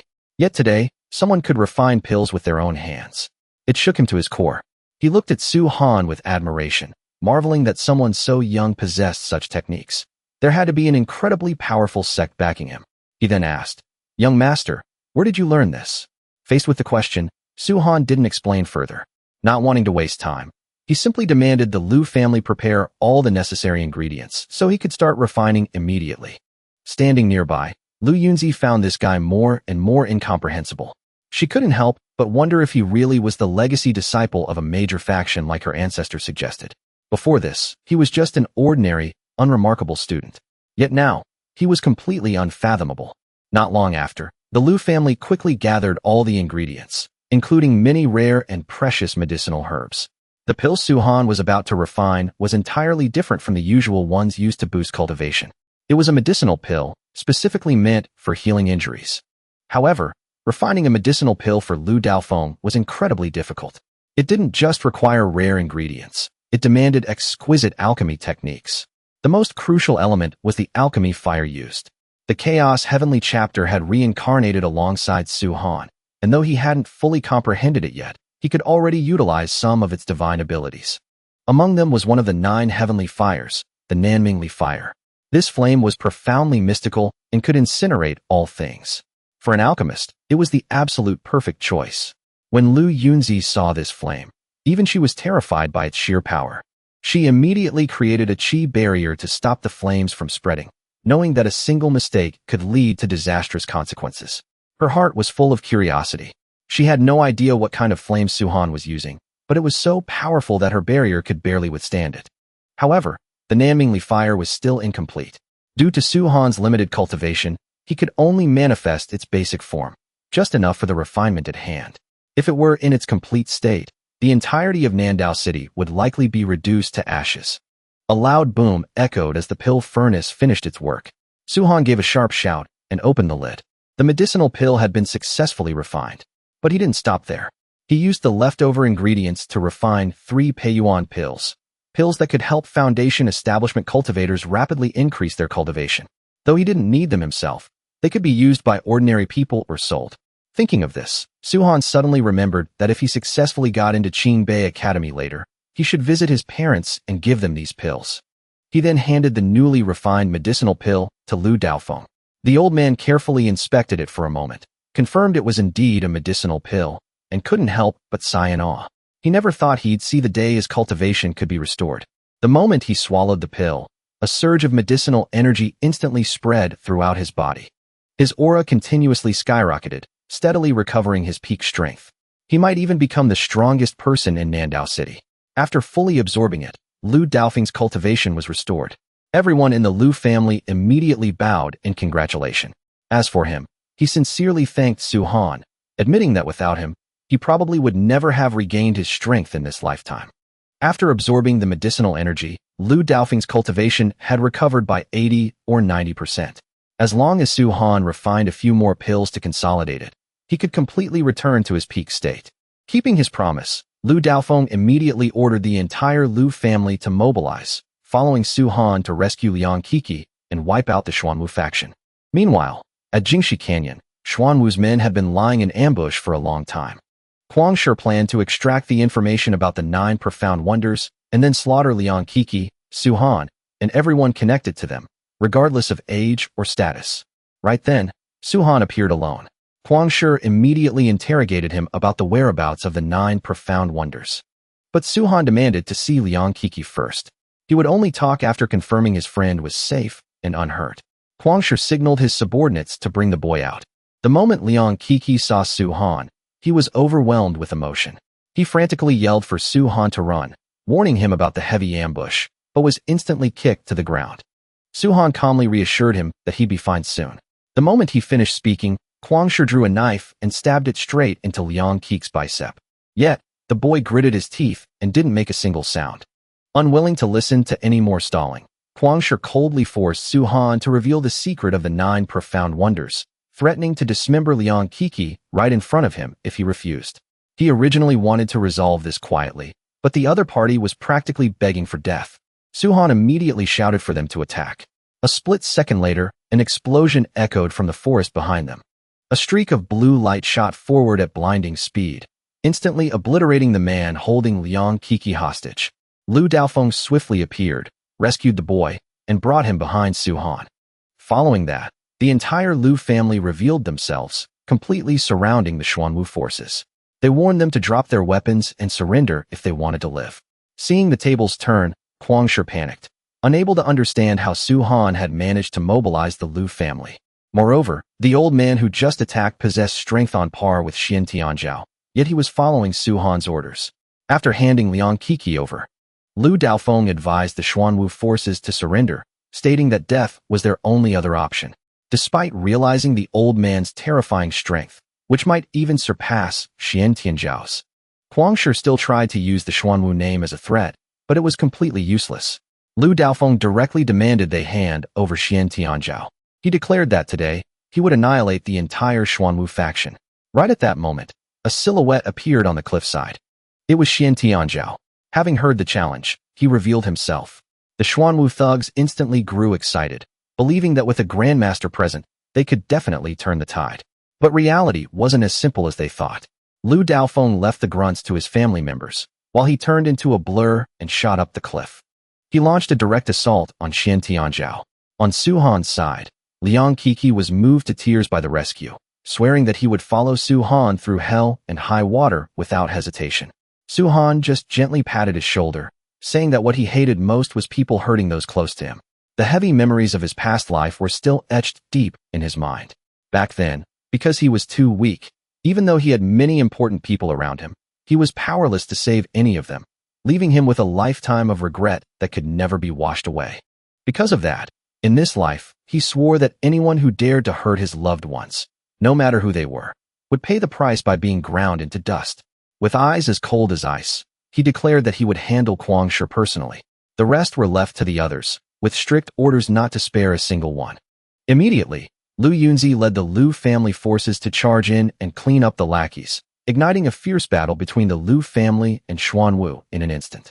In just a short amount of time, more than half of Schwan Wu's forces were crushed, their formation rapidly collapsing. Watching his subordinates fall one by one, Kwang Shi was enraged to the extreme. Murderous intent surged in his heart as he resolved to take Su Han's life to make up for the losses. However, Su Han was currently twice as furious as him. With eyes as cold as ice, he bluntly declared that anyone who dared touch his people had only one path: death. Without hesitation, Kwang Shi activated his strongest combat form. His aura exploded, and the two clashed instantly. Neither backed down, meeting each other head-on with their most ferocious attacks. After the first collision, Kwang Shi was sent flying, but he immediately launched a vicious counterattack, kicking Su Han away and sending him crashing hard into the rocky ground. Shattered rocks flew everywhere, burying him under the rubble. Kwang Shi thought his opponent was finished. But unexpectedly, from amidst the ruins, Su Han slowly stood up, dusted himself off, and coldly mocked that Kwang Shi's strength was nothing more than this: too weak. This provocation drove Kwang Shi into a frenzy. While Su Han secretly channeled the heaven-reaching holy body art to boost his power, Kwang Shi hadn't even processed what was happening before Su Han charged at him. The two exchanged another flurry of blows. This time, Su Han was knocked back, but in exchange, Kwang Shi paid the price of losing an arm. Even so, he still believed he had killed his opponent. But to his shock, Su Han rose from the rubble once again, continuing to mock his weakness. This repetition made Kwang Shi completely lose his mind. The two engaged in a brutal fight until Kwang Shi exhausted all his spiritual energy in one final strike. Yet, even that wasn't enough to take Su Han down. When he stood up once more, he had no intention of dragging things out any longer. He was determined to end the battle. On the other side of the battlefield, Lu Daofeng unleashed his ultimate attack straight at Xian Tianzhao. The terrifying power split the entire mountain in half and instantly obliterated his opponent. He then tossed the corpse in front of the Schwan Wu thugs. He coldly declared that anyone who dared resist would share the same fate. Seeing their grandmaster killed, the Schwan Wu forces' morale completely shattered. The silver-winged war god and Nyo Moong immediately knelt and surrendered, expressing their willingness to join the Lu family and serve them with all their might. The others followed suit, kneeling and begging to submit.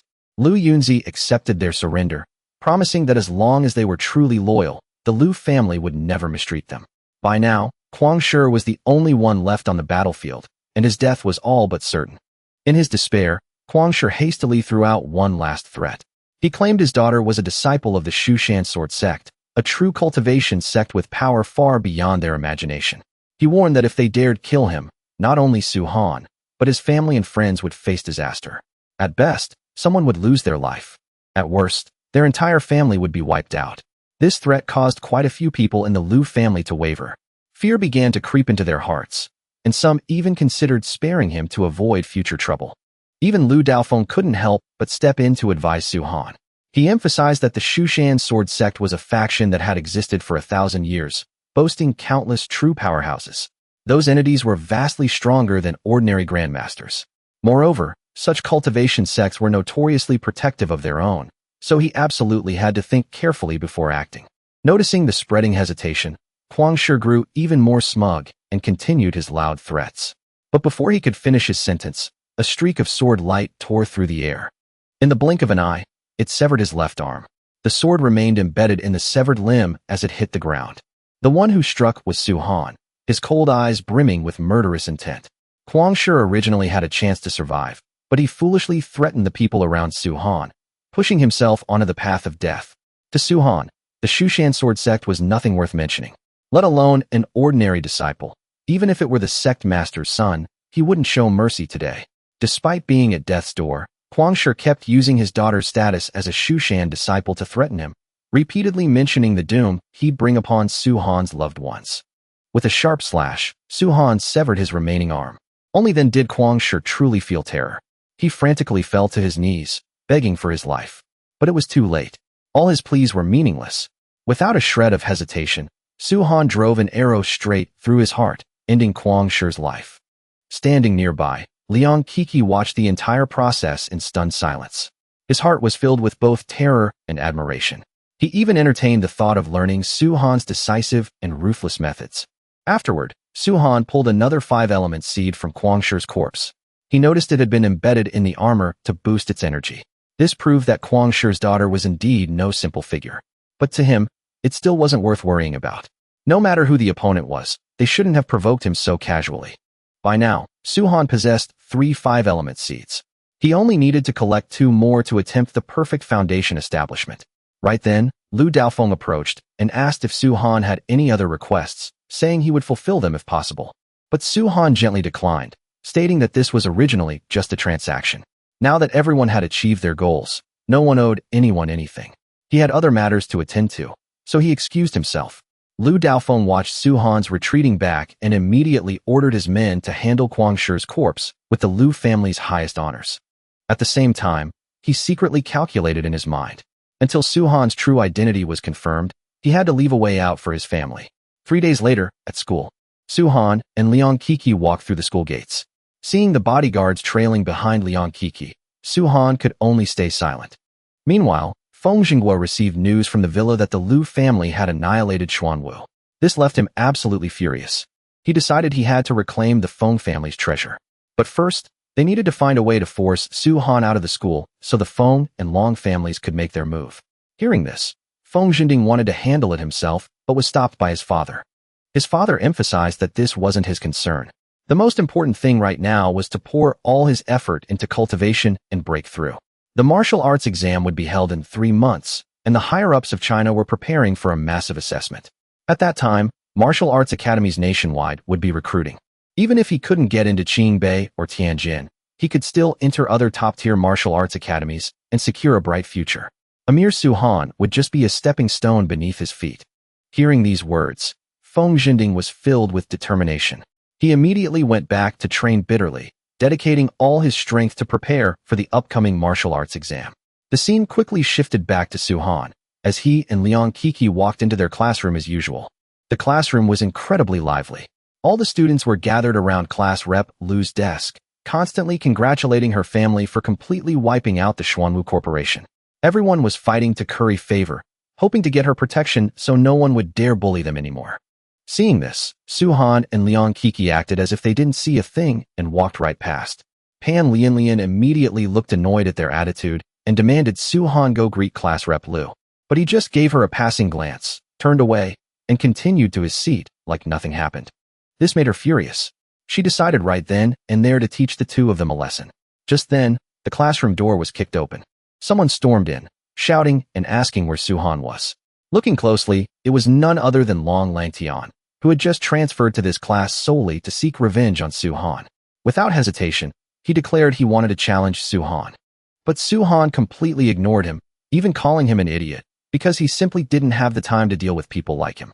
Feeling looked down upon, Long Langtian flew into a rage.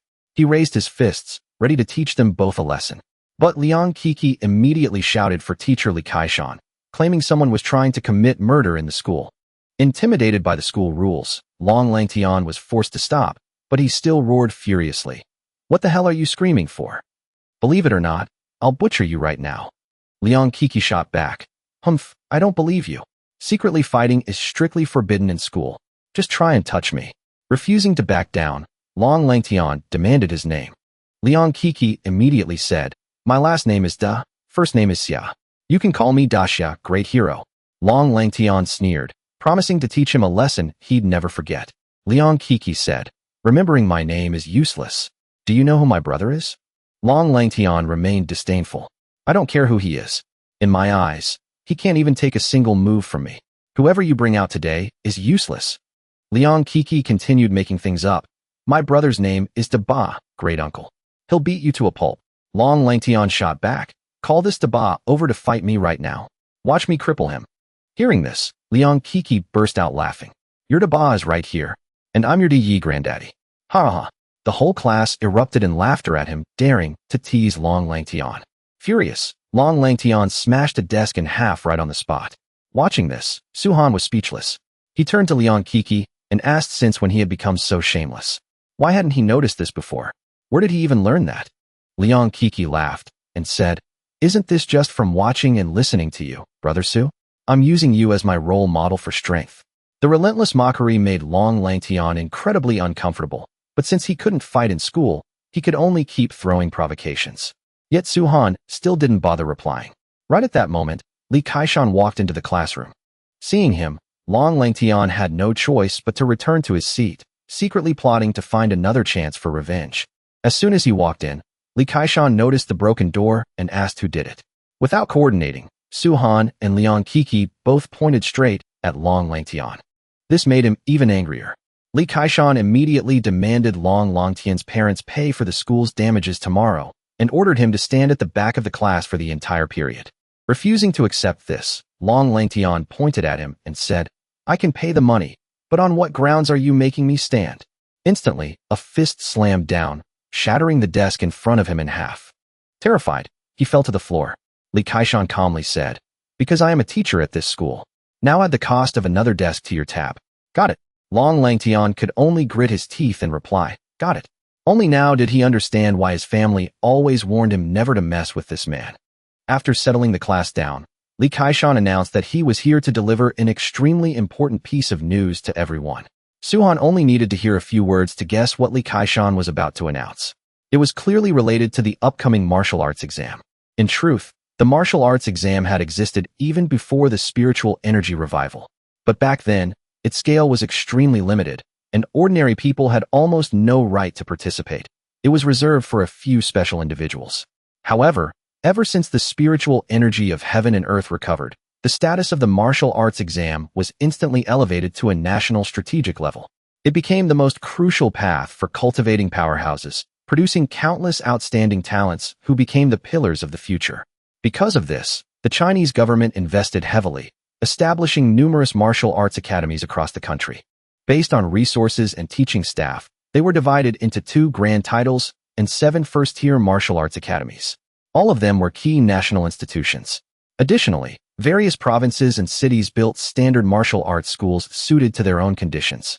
In reality, many years before the spiritual energy revival, key martial arts schools had already begun secretly recruiting disciples from cultivation sects and families. In the previously thin spiritual energy environment, only these factions had the resources to sustain cultivation for their younger generations. It could be said that the path to the future was a battleground for true powerhouses.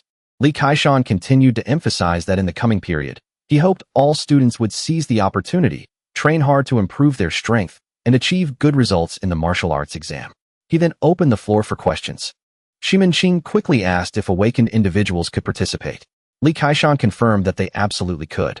In fact, in the early stages, awakened individuals even held a certain advantage over cultivators. Although the nature of these two paths was different, they both ultimately aimed at pursuing peak strength. Pan Lianlian then asked about the exam content and strength requirements. Before she could get an explanation, Long Langtian sneered, claiming they were daydreaming if they thought about taking the martial arts exam. He explained that the exam included both cultural studies and cultivation levels. According to past standards, the bare minimum to enter a martial arts university was third-grade foundation establishment, not to mention the top academies, which were gathered with geniuses. And after the spiritual energy revival, the standards would definitely be even higher. With their current levels, they couldn't even be considered cultivators. Wanting to take the martial arts exam was nothing but a pipe dream. Hearing this, many students still didn't understand what third-grade foundation establishment meant. Li Kaishan stepped up to explain in detail. Cultivation was divided into major realms like foundation establishment, core formation, and soul formation. Foundation establishment was the first stepping stone. When breaking through to core formation, different grades of foundation establishment would form, ranging from 1st grade to 9th grade, depending on one's aptitude. 9th grade was the best, but incredibly rare. Most cultivators would only achieve 1st grade in their entire lives. Reaching 3rd grade or above was considered not bad. 6th grade was deemed a genius, and those who reached 9th grade were the chosen children of heaven. Furthermore, above 9th grade existed even higher levels like Earth grade, Heaven grade, and God grade. And the goal Su Han was pursuing was perfect foundation establishment. Pan Lianlian continued to ask what they should do if they hadn't reached foundation establishment before the exam. Li Kaishan explained that this used to be a very difficult problem to solve, but since the spiritual energy revival, the situation had changed. Now, spiritual energy was abundant, and cultivation speed had skyrocketed. As long as they worked hard, it was entirely possible to break through to foundation establishment before the martial arts exam.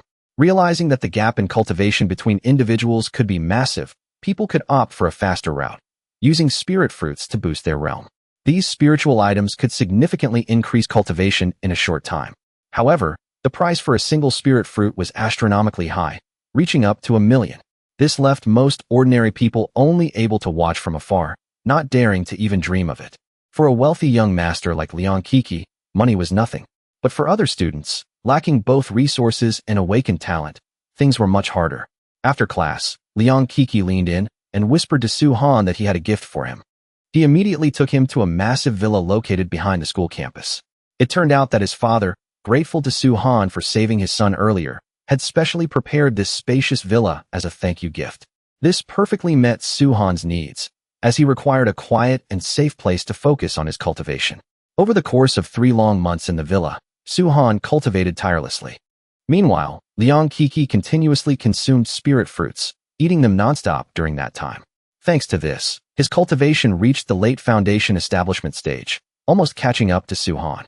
Su Han wanted to spar with him. A few days ago, Liang Kiki had defeated Shimenqing, so he thought Su Han wouldn't be a match for him. Hearing this, Su Han told him to hurry up and make his move, and to stop talking nonsense. Liang Kiki immediately attacked Su Han. Su Han easily dodged, then delivered a swift kick. Kicking him away, Liang Kiki was bewildered. Why was it that when he sparred with others at the same realm, he could defeat them, but he couldn't even block a single move from Su Han? This disparity didn't lie in the realm itself, but in the quality of their cultivation.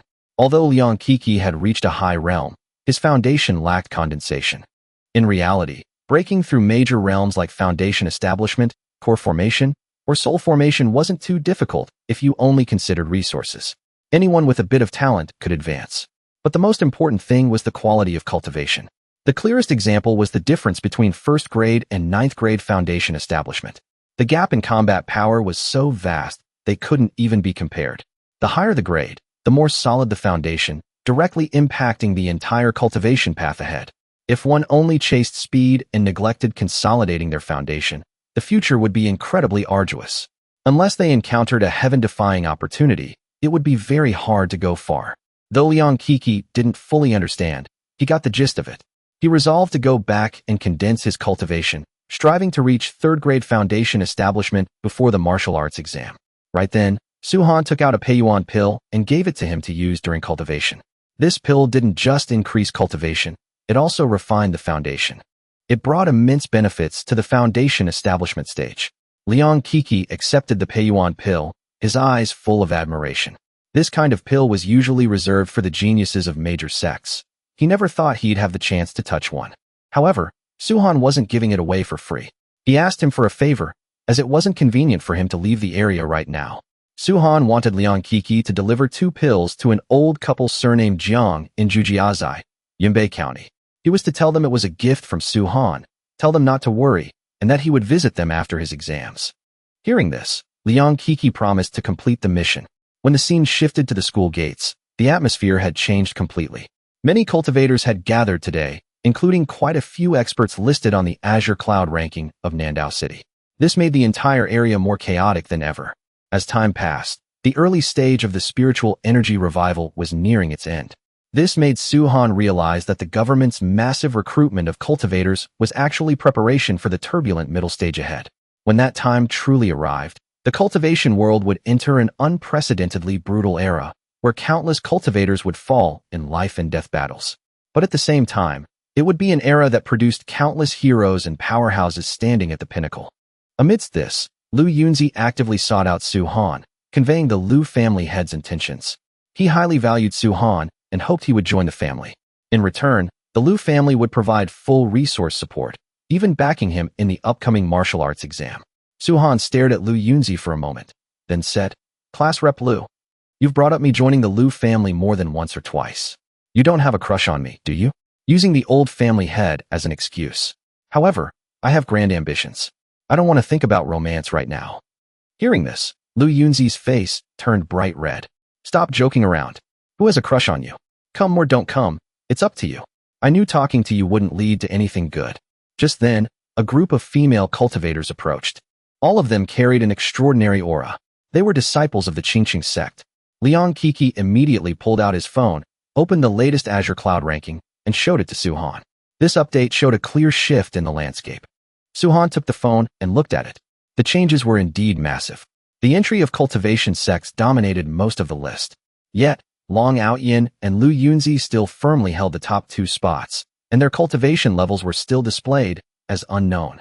From their previous brief clash, Su-han had vaguely sensed that Lu Yuni's strength might have reached the early core formation stage. This made him wonder if she, like him in his past life, had shattered her core to rebuild her foundation establishment. Or perhaps the Lu family had used a 5-element seed to alter her physique. Liang Kiki looked at the Azure Cloud ranking in surprise. He thought he cultivated fast, but the top 10 were at least at the peak of foundation establishment.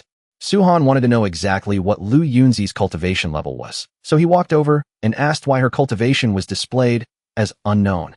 Lu Yuni turned back and explained, "There are too many things in this world you don't know. What you can see right now is just a tiny fraction of it. There's a much larger sky you haven't touched yet. I hope you keep excelling, and don't let the disciples of those cultivation families and sects leave you too far behind." Hearing this, Su-han became even more certain of his guess. It was highly likely she had used a 5-element seed to enhance her physique. Her goal was to break past the limits of 9th grade foundation establishment and reach a higher level like Earth grade, even though Heaven grade or God grade were still too far out of reach for the vast majority of cultivators. Afterward, Su-han lightly patted Liang Kiki's shoulder, asking him to pass a message to Long Langtian. "I accept his challenge. Doesn't he want to avenge Long Batian? I'll give him a chance." Long Langtian had come knocking on his door himself. It would go against his principles not to mess with him a little. At the same time, he realized a major event was about to happen, and he wanted to use this opportunity to stockpile more cultivation resources to replace what he had consumed. Immediately after, a loud bang echoed as Liang Kiki slammed his hand on a desk, relaying Su-han's exact words to Long Langtian. This instantly enraged him. He originally wanted to find Su-han for revenge, but unexpectedly, Su-han demanded 10 million in cash, a yellow-grade essence grass or higher, 100 spirit fruits, and an earth-grade weapon. Damn it. I'm looking for him for revenge, not to thank him. Su-han had already anticipated Long Longtian's reaction. He calmly told Liang Kiki to pass on another message. From now on, I won't leave the school. I'll just peacefully retire here. Though the words were spoken lightly, the mocking intent was obvious. Long Longtian called Liang Kiki back and ordered his subordinates to gather everything Su-han demanded and bring it to him. Just to duel Su-han, he was really going all out. The scene quickly shifted to the villa where Su-han was staying. Item after item was brought before him. Su-han picked up the saber and took a look. Not bad. Even though it's only earth grade, it's worth at least tens of millions. It'll do for now. These spirit fruits, though consumable, can replenish energy. They'll be useful later. Plus this rare essence grass, worth at least hundreds of millions. The Long family sure is rich. In his heart, Su-han even entertained the thought of squeezing more out of them next time. Beside him, Liang Kiki looked at the pile of spirit fruits and couldn't help but gulp. Even his father had never been this generous. However, Su-han wasn't in a rush to set a time for the duel with Long Longtian. He knew a major event was about to occur, the opening of the Jingshi cave. In the early stages of the spiritual energy revival, this was the first grotto heaven to appear in China, holding immense significance. Li Kaishan's secret presence at this Nandao High School was highly likely due to this event. After all, in the early stages, the danger level inside the grotto heaven was relatively low, making it suitable for young cultivators to test their mettle. When the Jingshi cave officially opened, Li Kaishan would definitely lead a group of students inside to seek fortuitous encounters. This was the underlying reason why the school was actively nurturing and gathering young cultivators. The next day, at the gymnasium, all the students took turns testing their cultivation levels. When it was Su-han's turn, the result displayed late foundation establishment, which left Li Kaishan puzzled. He had watched Su-han duel and thought he was nearing core formation. He didn't expect his cultivation to be this low. He even thought his eyes were playing tricks on him, or maybe things had been too peaceful lately, and Su-han's cultivation had regressed. After the testing was complete, Li Kaishan officially announced the important news. Jingshi Cave was about to open. This perfectly matched Su-han's prediction. Anyone who had reached foundation establishment could participate. Li Kaishan also warned everyone that while the cave was less dangerous, it didn't mean there was no danger at all. He couldn't guarantee there wouldn't be accidental deaths. Going or not was entirely up to them. Those who decided to go were to gather at the school hall tomorrow to depart together. After the meeting, on their way back to the villa, Su-han and Liang Kiki were suddenly blocked by two people demanding they hand over their spirit fruits. It was a blatant robbery. Don't you two know the school rules? The two men pointed at the word bull on their chests and said, in this school, the Bull God Club is the rule. Su-han played dumb and asked Liang Kiki, have you ever heard of the Bull God Club? Liang Kiki thought it sounded familiar. During the time Su-han was in seclusion, the school had changed a lot. The strong students had formed their own factions. The strongest was the Lu Yun Club, led by Lu Yunzi. The two guys in front of them belonged to Niu Mawang's faction. Losing their patience, the two men told Su-han to hurry up and pay the protection fee. Hearing this, Su-han said he had admired Niu Mawang for a long time and would naturally pay the fee. However, he didn't have any spirit fruits on him and suggested they follow him back to get them. He then led them into a deserted alley, holding 2 spirit fruits in his hand as bait. Then, he suddenly turned the tables, directly robbing them instead. He stripped them of everything they had, only to find a measly 2 spirit fruits. The scene was both hilarious and ironic. In terms of status, these two were just small fry in Niu Mawang's club, possessing no real standing or resources. The 2 spirit fruits they had were things they had hoarded for 2 months, not daring to use them. That showed how precious they were to them. The better resources in the club were all hoarded by Niu Mawang. Seeing how poor they were, Su-han let them go, but not before reminding them to bring more spirit fruits next time. Just as the two were about to leave, Su-han called them back, deliberately warning them not to tell Niu Mawang about this. I'm only at late foundation establishment. I'm no match for him. The two nodded furiously. Don't worry, we wouldn't dare. We definitely won't say a word. From start to finish, Liang Kiki stood by, completely failing to understand Su-han's intentions. He couldn't guess what Su-han was plotting. But Su-han didn't explain. He just reminded Liang Kiki to have his father prepare as many spirit fruits as possible for their upcoming trip into Jingshi Cave. The more, the better. The reason was simple. There was absolutely no spiritual energy to absorb inside Jingshi Cave. Once a cultivator entered, the spiritual energy in their body wouldn't replenish and would gradually deplete. Especially during combat, if they didn't have spirit fruits for support, they would fall into an extremely dangerous situation. Therefore, preparing resources before entering was an absolute must. Elsewhere, on the school rooftop, the two guys who had just been robbed returned to the Bull God Club. They recounted the entire incident to Nyo Moong, even adding the provocation that if Su Han dared to show his face, he would rob him back. Hearing this, Nyo Moong was furious. Let's see who dares to disrespect me like this. I'll beat him to death. Immediately, he led a group of his lackeys and aggressively marched toward the alley where the incident took place.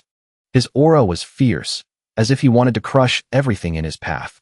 But the moment he stepped inside, he suddenly froze. The person standing in front of him was none other than Su Han. Nyo Moong decided to let him off this once out of respect for him being Miss Lu's classmate.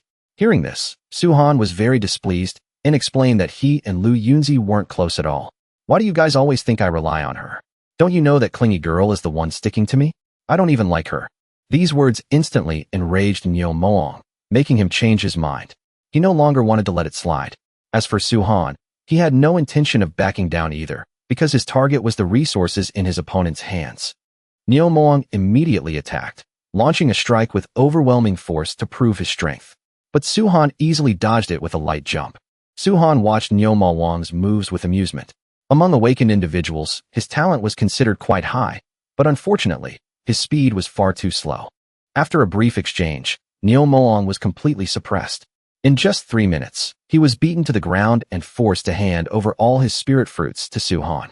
After tossing all the resources into his cosmos bag, Su Han still felt it wasn't enough.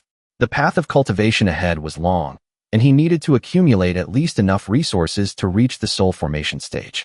Right then, Lu Yuni suddenly appeared behind him, asking what he was doing here. Seeing her, Nyo Moong immediately cried out for help. He didn't just rob my spirit fruits, he also spouted crazy nonsense. He called you a clingy girl who's always sticking to him, and said he doesn't even like you. Liang Kiki thought Su Han was dead meat this time. Talking bad behind someone's back and getting caught. How embarrassing. Yet Su Han remained completely calm, unfazed. He stood in front of Lu Yuni and said, "If you don't like sticking to me, how did you find me here?" Hearing this, Lu Yuni was furious. She warned him, "Say one more word, and believe it or not, I'll tear your mouth off." Su Han didn't care and continued, "Even if your love turns to hate, you still can't have me. I advise you to focus on your cultivation. We're never going to happen." Lu Yuni was so angry she nearly lost control.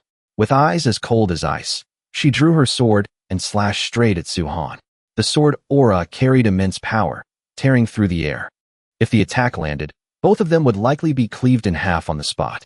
Su Han reacted with extreme speed. He grabbed Liang Kiki by the collar, his body flashing like a phantom, and dodged out of the attack range in the blink of an eye.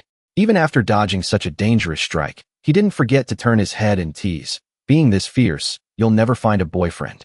Lu Yuni didn't bother replying. Her mind was entirely focused on Su Han's last move. That dodging speed completely exceeded her understanding. Was it teleportation? But that was an Earth-grade technique, something only soul formation experts could comprehend. Even the old ancestor of the Lu family hadn't learned it. Yet just now, Su Han moved so fast he practically vanished. This made her incredibly suspicious. In reality, the move Su Han just used wasn't teleportation. It was the spirit flight art, a secret speed technique from the heaven-reaching holy body art. It allowed him to move short distances at extreme speeds. After landing, Su Han had no intention of dragging things out and immediately turned to leave. Seeing this, Liang Kiki thought he was running away because he couldn't beat Lu Yuni. But in truth, Su Han wasn't afraid at all. He just didn't want to waste energy on a pointless fight. Especially since they had to enter Jingshi Cave tomorrow to fight for fortuitous encounters. Currently, his spirit flight art had reached the entry level. In terms of speed for snatching resources, almost no one could surpass him. Lu Yuni watched Su Han's retreating back, her curiosity about his true identity growing even stronger. Because that speed just now was absolutely not something an ordinary late foundation establishment cultivator could achieve. The next day, all the students gathered at the plaza, preparing to head to Jingshi Cave.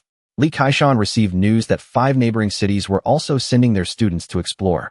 Obviously, everyone had heard the rumors that an Earth-grade spirit fruit would appear in the cave, an item that could help a cultivator reach 9th-grade foundation establishment. The reason only students were allowed to participate was that only foundation establishment cultivators met the entry requirements. Otherwise, the teachers would have gone in themselves. When the group arrived at Jingshi Canyon by bus, the scene before them was incredibly bustling.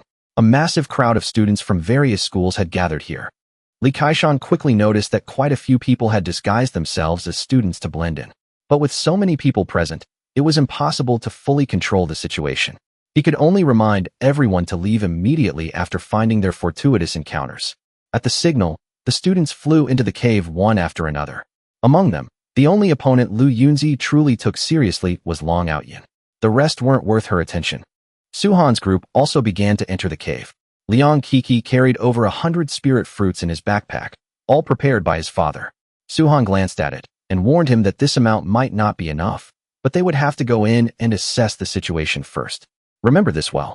After we go in, if we get separated, do not let anyone see your spirit fruits. In his heart, he secretly sighed. Spending so much money without buying a storage bag was such a waste. But currently, such artifacts were incredibly rare. Even with money, they were hard to buy. Suhan was already thinking about forging storage bags to sell later.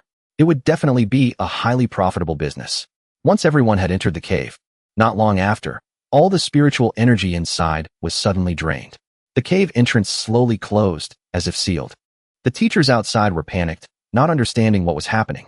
Only Li Kaishan had a vague guess. Perhaps the Grotto Heaven's protective formation had been activated. Not only was the spiritual energy drained, but the entrance was completely sealed. From now on, those inside couldn't get out, and those outside couldn't get in. The inside of the Grotto Heaven had now turned into a deadly trap, showing no signs of the legendary, energy-rich blessed land. However, it was speculated that the cave would reopen in 3 days. The problem was that the spiritual energy in Jingshi Cave had been completely drained. All the students who entered had lost their source of replenishment. Their spiritual energy would rapidly deplete, dragging their cultivation levels down with it. Once they encountered danger, their ability to cope would drop significantly. In such a harsh environment, even if they were lucky enough to find fortuitous encounters or spirit fruits, even the most ordinary ones, cultivators would definitely not hesitate to attack each other for survival and energy replenishment. If they couldn't win a fight, there was no way to escape the cave either. This made this expedition incredibly brutal. It was likely that many students would lose their lives. Everyone had their own destiny. This time, they could only rely on themselves to survive. Li Kaishan secretly hoped that the imposters who snuck in wouldn't cause chaos. Otherwise, after 3 days, he would definitely make those rats pay a heavy price. His biggest worry was whether the sudden closing of the Grotto Heaven was an accident or if someone had intentionally activated the protective formation. Over these 3 days, he resolved to investigate the truth. If someone was truly behind this, no matter who they were, he would show no mercy and kill them directly. Meanwhile, deep inside Jingshi Cave, Lu Yuni's group ventured deeper. The scene before them left everyone surprised. This place didn't look like a blessed Grotto Heaven at all. Instead, it looked exactly like an ancient battlefield ravaged by time. Lu Yuni quickly noticed the anomaly. There were absolutely no spiritual energy fluctuations around them. This proved the environment here was extremely harsh. She immediately warned everyone to stick close together and absolutely not waste spiritual energy unless necessary. In another corner of the Grotto Heaven, a group of people quietly stripped off their student disguises, revealing their true identities as disciples of the Shushan sword sect. The blue-eyed girl leading them, named Lin Jinshin, didn't look pleased. She irritably asked why they had to sneak in like this. As the dignified Shushan sword sect, did they really need to fear others?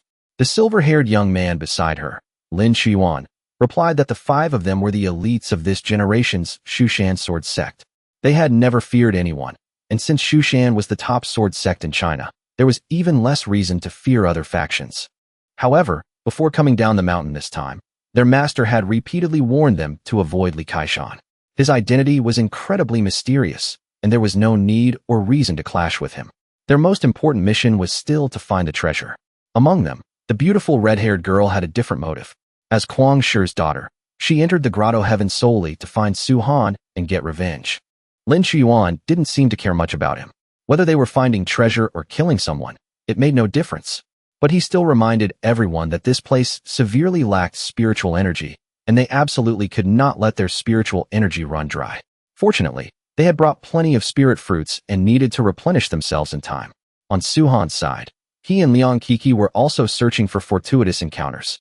According to Su Han's knowledge, during the ancient era, Besides the ancient origin continent, there were over 3,000 minor worlds and 36 major worlds. Jingshi Cave was very likely one of the surviving minor worlds. However, even he didn't fully know what had happened inside it. In the ancient battlefield area, a ruined ancient city appeared. A group of people gathered in front of the city gates. All of them were Long Langtian's subordinates. At this moment, Long Langtian was ordering them to find Su Han's whereabouts at all costs. Once spotted, they were to immediately fire a signal flare.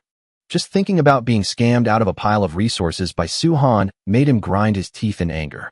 He hated him so much he wanted to drink his blood and eat his flesh to vent his frustration. However, his subordinates weren't very willing. To them, finding treasures in the Grotto Heaven was far more important than hunting down Su Han. So, they all secretly planned to find fortuitous encounters first before dealing with anything else. Hearing his subordinates' words, Long Langtian flew into a towering rage. Without a word, he slapped the man hard across the face. Then, grabbing him tightly by the collar, veins popping on his forehead, he roared furiously. Long Outyin is the eldest young master, so you follow his words to the letter. But when I, Long Langtian, speak, you treat it like wind past your ears, is that it? If you dare talk back one more time, I'll cripple you right here. The subordinate was dizzy from the slap and terrified, begging for his life. He hastily promised that they would immediately go look for Su Han.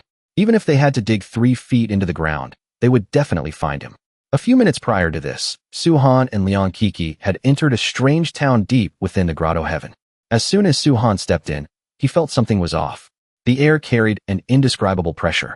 He immediately told Liang Kiki to stick close behind him and not fall more than 5 steps behind. When they entered a seemingly ordinary room, Su Han sensed an extremely unique fluctuation.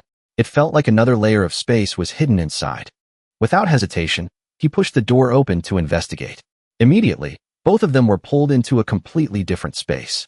This was a pocket world hidden inside Jingshi Cave, a discovery that surprised even Su Han. What was even more remarkable was that a living creature existed in this pocket world, a sleeping demon beast. A pocket world capable of sustaining life was incredibly rare. Even the Emperor Venerables and Su Han's memories couldn't create such a complete world. This proved that this place wasn't just a simple, blessed grotto heaven, but a pocket world within a pocket world, hiding massive secrets from the ancient era.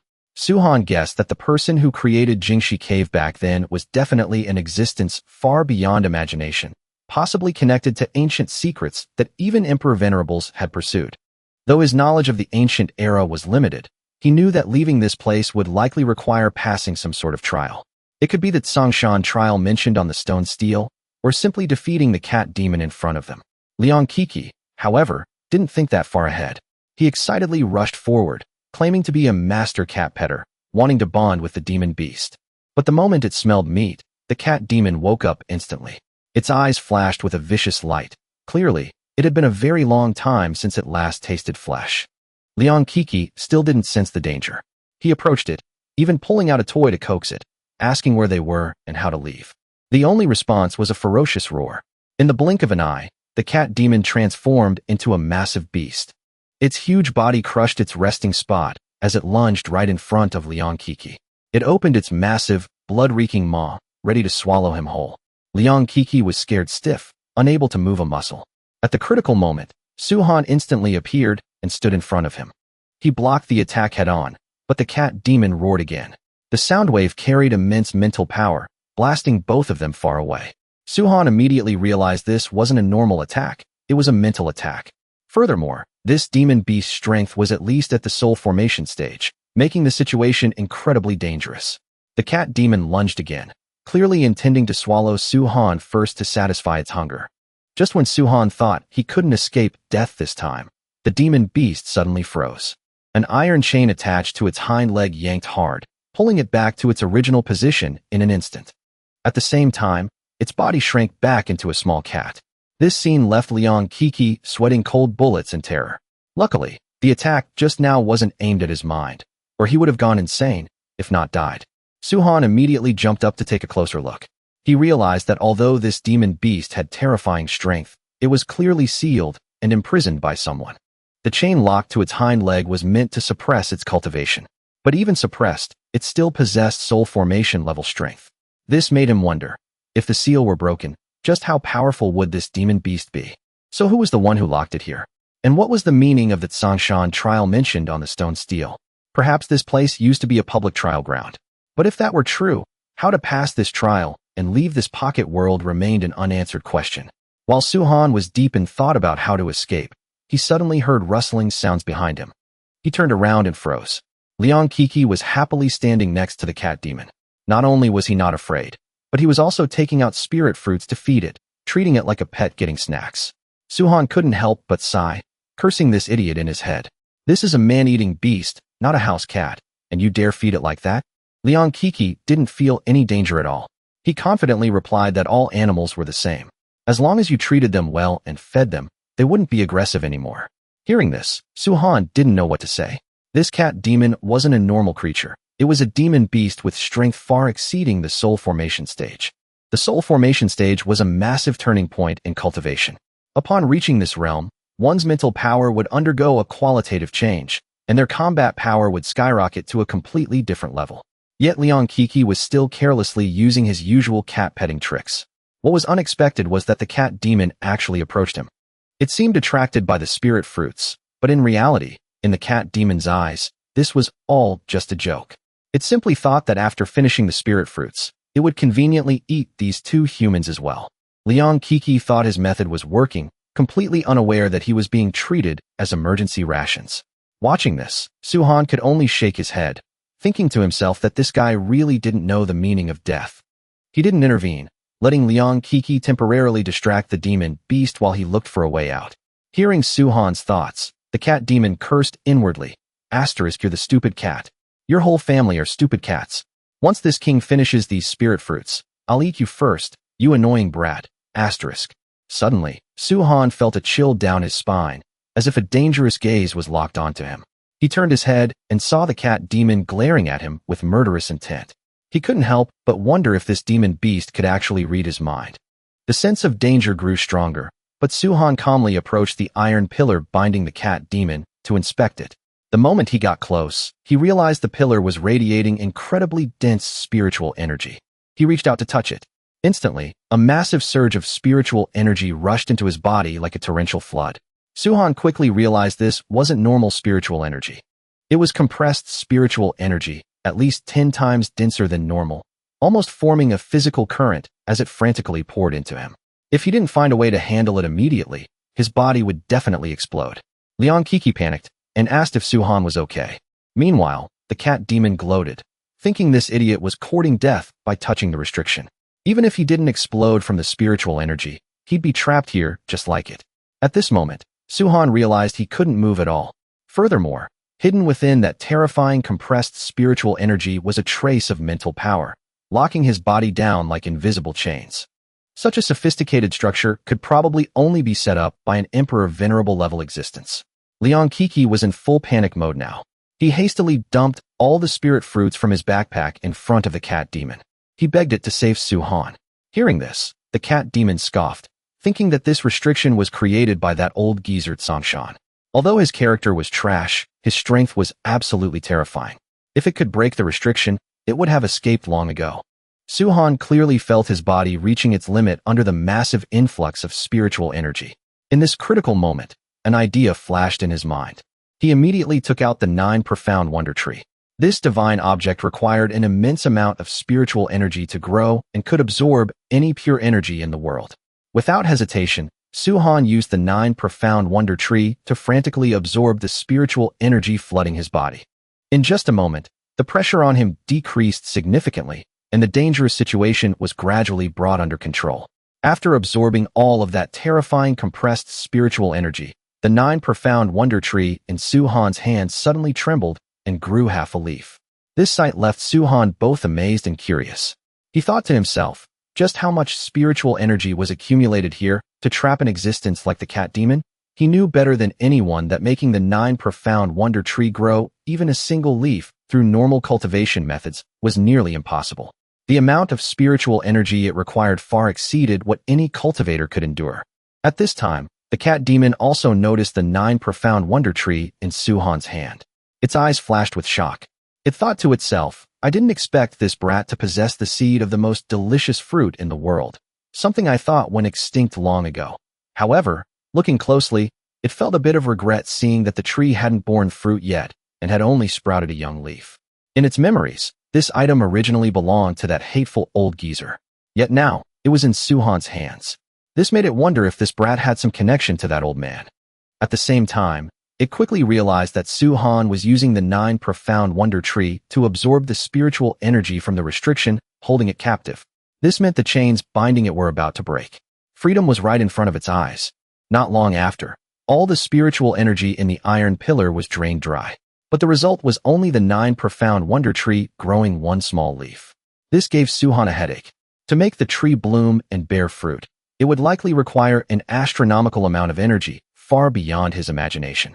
Thinking of this, he realized the path ahead was not going to be simple. But at the same time, he felt lucky. If it weren't for the 9 profound wonder, he definitely would have exploded and died from the spiritual energy just now. Observing his surroundings carefully, Suhan felt even more awed by the sophistication of this place. The formation wasn't just complex. It had operated stably over a vast period of time. This proved the creator of this pocket world was absolutely no ordinary cultivator.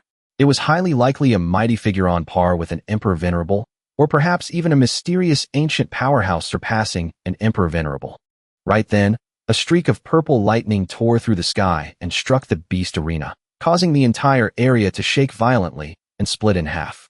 It was a clear sign that this pocket world was beginning to collapse. Suhan immediately realized the urgency of the situation. They had to leave before everything completely shattered.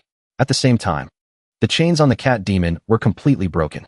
It instantly snatched Liang Keek's backpack of spirit fruits and shot into the sky, laughing wildly and shouting in excitement that it was finally free. It swore to find that old geezer for revenge, and then feast to its heart's content. Seeing this, Suhan guessed the cat demon knew the way out, so he grabbed Liang Kiki and chased after it. Before leaving, he reminded Liang Kiki to bring the iron chain that had bound the cat demon. As for himself, he tried to collect the nearby stone steel. He channeled the true martial chi control art.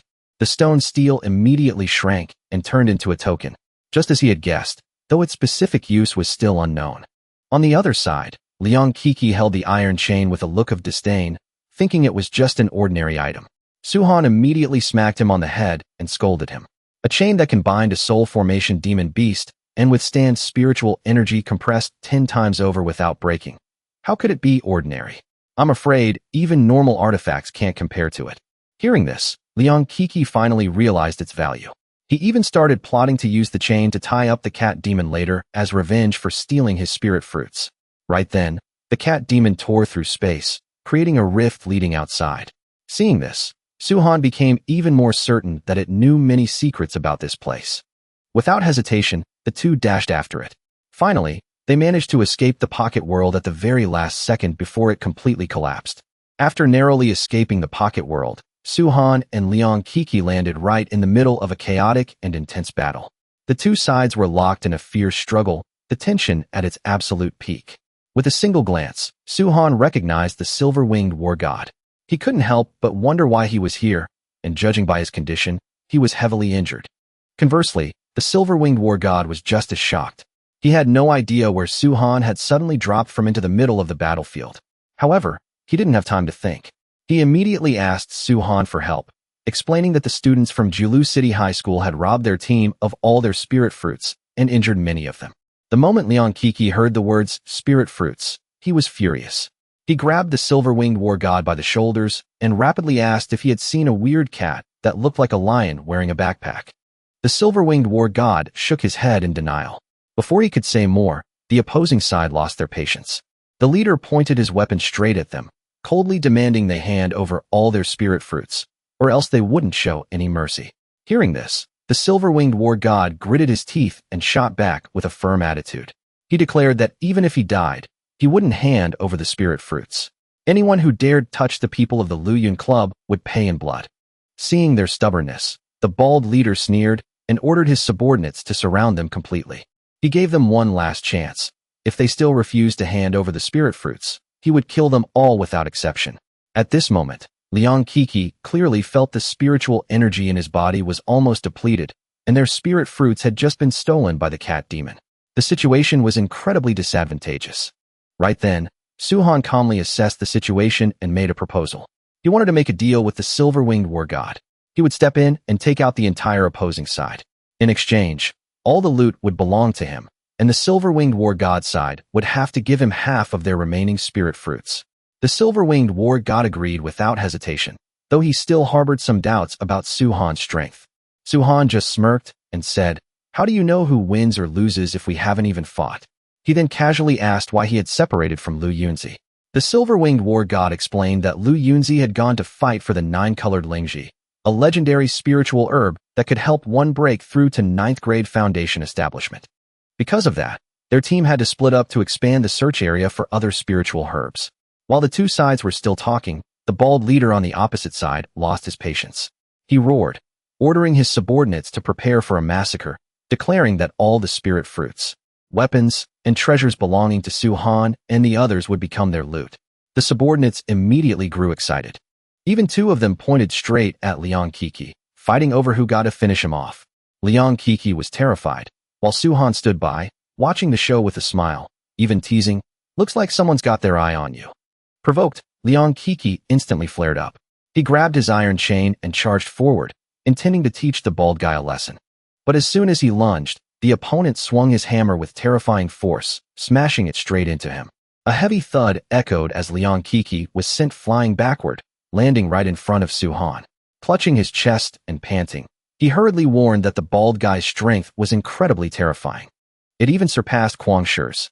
Because this group focused primarily on physical strength, even without spiritual energy, their bodies were so formidable they barely had any rivals. The bald guy stood in the middle of the battlefield, a smug smile on his face and eyes full of confidence. He slowly said that once they exhausted all their spiritual energy and used up their spirit fruits, his group's physical bodies would still be invincible. When that time comes, this place will belong to our Manon Thunder God Club. Hearing his arrogant laughter, Su-han just smirked, his tone carrying a hint of disdain. A bunch of people relying on external forces daring to claim dominance? How laughable. He then asked directly, "What exactly is your relationship with the Schwan Wu Corporation?" The bald guy played dumb, acting as if he had no idea what Su-han was talking about. But Su-han didn't give him a chance to beat around the bush. He immediately exposed him, stating that for an ordinary foundation establishment cultivator, no matter how hard they trained, they couldn't achieve such a formidable physique, except for those practicing heaven-defying techniques like his heaven-reaching holy body art. And there was absolutely no way the group in front of him possessed a legendary technique like that. So there was only one possibility: their bodies had been altered externally. Hearing this, the bald guy slowly dropped his act. A cold glint flashed in his eyes. He seemed to have guessed Su-han's identity. He growled, "Besides that, what else do you know?" Su-han calmly replied, "You guys are different from Kwang Shi. He wasn't a cultivator at his core. He was just an altered product reliant on machinery, with limited strength. But you guys are different. You can fully utilize your own cultivation power, plus your bodies have been strengthened to a terrifying degree. Within a certain range, you could be considered physically invincible. But this invincibility doesn't come from true cultivation. It comes from external modification. If I'm not mistaken, it's genetic modification." As soon as he finished speaking, the bald guy was shocked. He hadn't expected Su-han to deduce this much just through reasoning. He admitted, "I used to think Kwang Shi died an unjust death, but looking at it now, dying by your hands wasn't without reason. Because someone like you is truly terrifying." However, he immediately followed up coldly, "That's right. We are the Schwan Wu Corporation's genetically modified products. Our physical bodies are unmatched. But even if you guessed it, it's useless, because this secret cannot be leaked. All of you must die today." Hearing this, Su-han just laughed, his eyes carrying a hint of mockery. "You don't understand what a truly invincible physical body is at all." At the same time, he recalled information about the Schwan Wu Corporation. On the surface, it was just a massive global biotech conglomerate. But behind the scenes, it hid a terrifying faction, possibly even connected to ancient cultivators. Their goal might be the destruction of the entire world. Thinking of this, he became even more determined to capture this bald guy alive today and force more information out of him. But clearly, the opponent also intended to silence them, not letting anyone leave this place alive. Seeing the critical situation, the silver-winged war god quickly told Su-han to retreat first. They would try to hold the enemy off so he could go find Lu Yuni for reinforcements. But Su-han just shook his head, his tone calm and confident. "No need. I'll handle this bunch." This surprised the silver-winged war god, and he couldn't help but marvel inwardly. He hadn't expected Su-Han to change so much in such a short time, completely different from before. On the other side, seeing Su-Han standing still and acting so arrogantly, the bald thugs were enraged. The leader raised his massive hammer, bringing it down towards Su-Han with terrifying force. In his eyes, the opponent was just an arrogant fool who didn't know the immensity of heaven and earth. Su-Han never intended to dodge from the start. He wanted to use the bald guy's attack to activate the heaven-reaching holy body art. For an attack of this level, it wasn't even worth dodging. He simply raised one hand and effortlessly blocked the massive hammer crashing down. This seemingly simple action left the bald guy stunned. He couldn't understand why his full-force strike couldn't even scratch his opponent.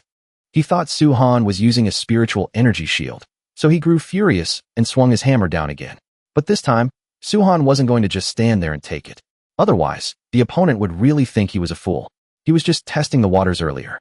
Now, it was time to get serious. His body launched into the air, his entire being erupting with a powerful aura. Channeling the heaven-reaching holy body art, he wanted to show the bald guy what true physical invincibility looked like. Watching Su-Han's attack speed, the silver-winged war god was shaken to his core, realizing he couldn't keep up at all. Beside him, Liang Kiki took the opportunity to flatter Su-Han nonstop. He even dragged Lu Yuni into it, teasing.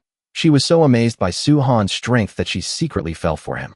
It's just that Su-Han doesn't care about her. Hearing this, the silver-winged war god looked disgusted and scolded him. What does that have to do with you? Su-Han is the strong one, don't take credit for it. He also reminded him that Lu Yuni wasn't as simple as she looked. Her strength had long surpassed the foundation establishment stage. Meanwhile, the bald guy was provoked and decided to ditch his weapon, wanting to match Su-Han blow for blow with his physical body. But in that exact moment, Su-Han appeared right in front of him, throwing a punch straight at his chest. The move was called the heaven-reaching holy body art, mountain-shaking punch. The terrifying force sent him flying into the wall, blood spewing from his mouth. After touching the opponent, Su-Han even frowned in disgust, spitting on the ground as if he had just touched something filthy.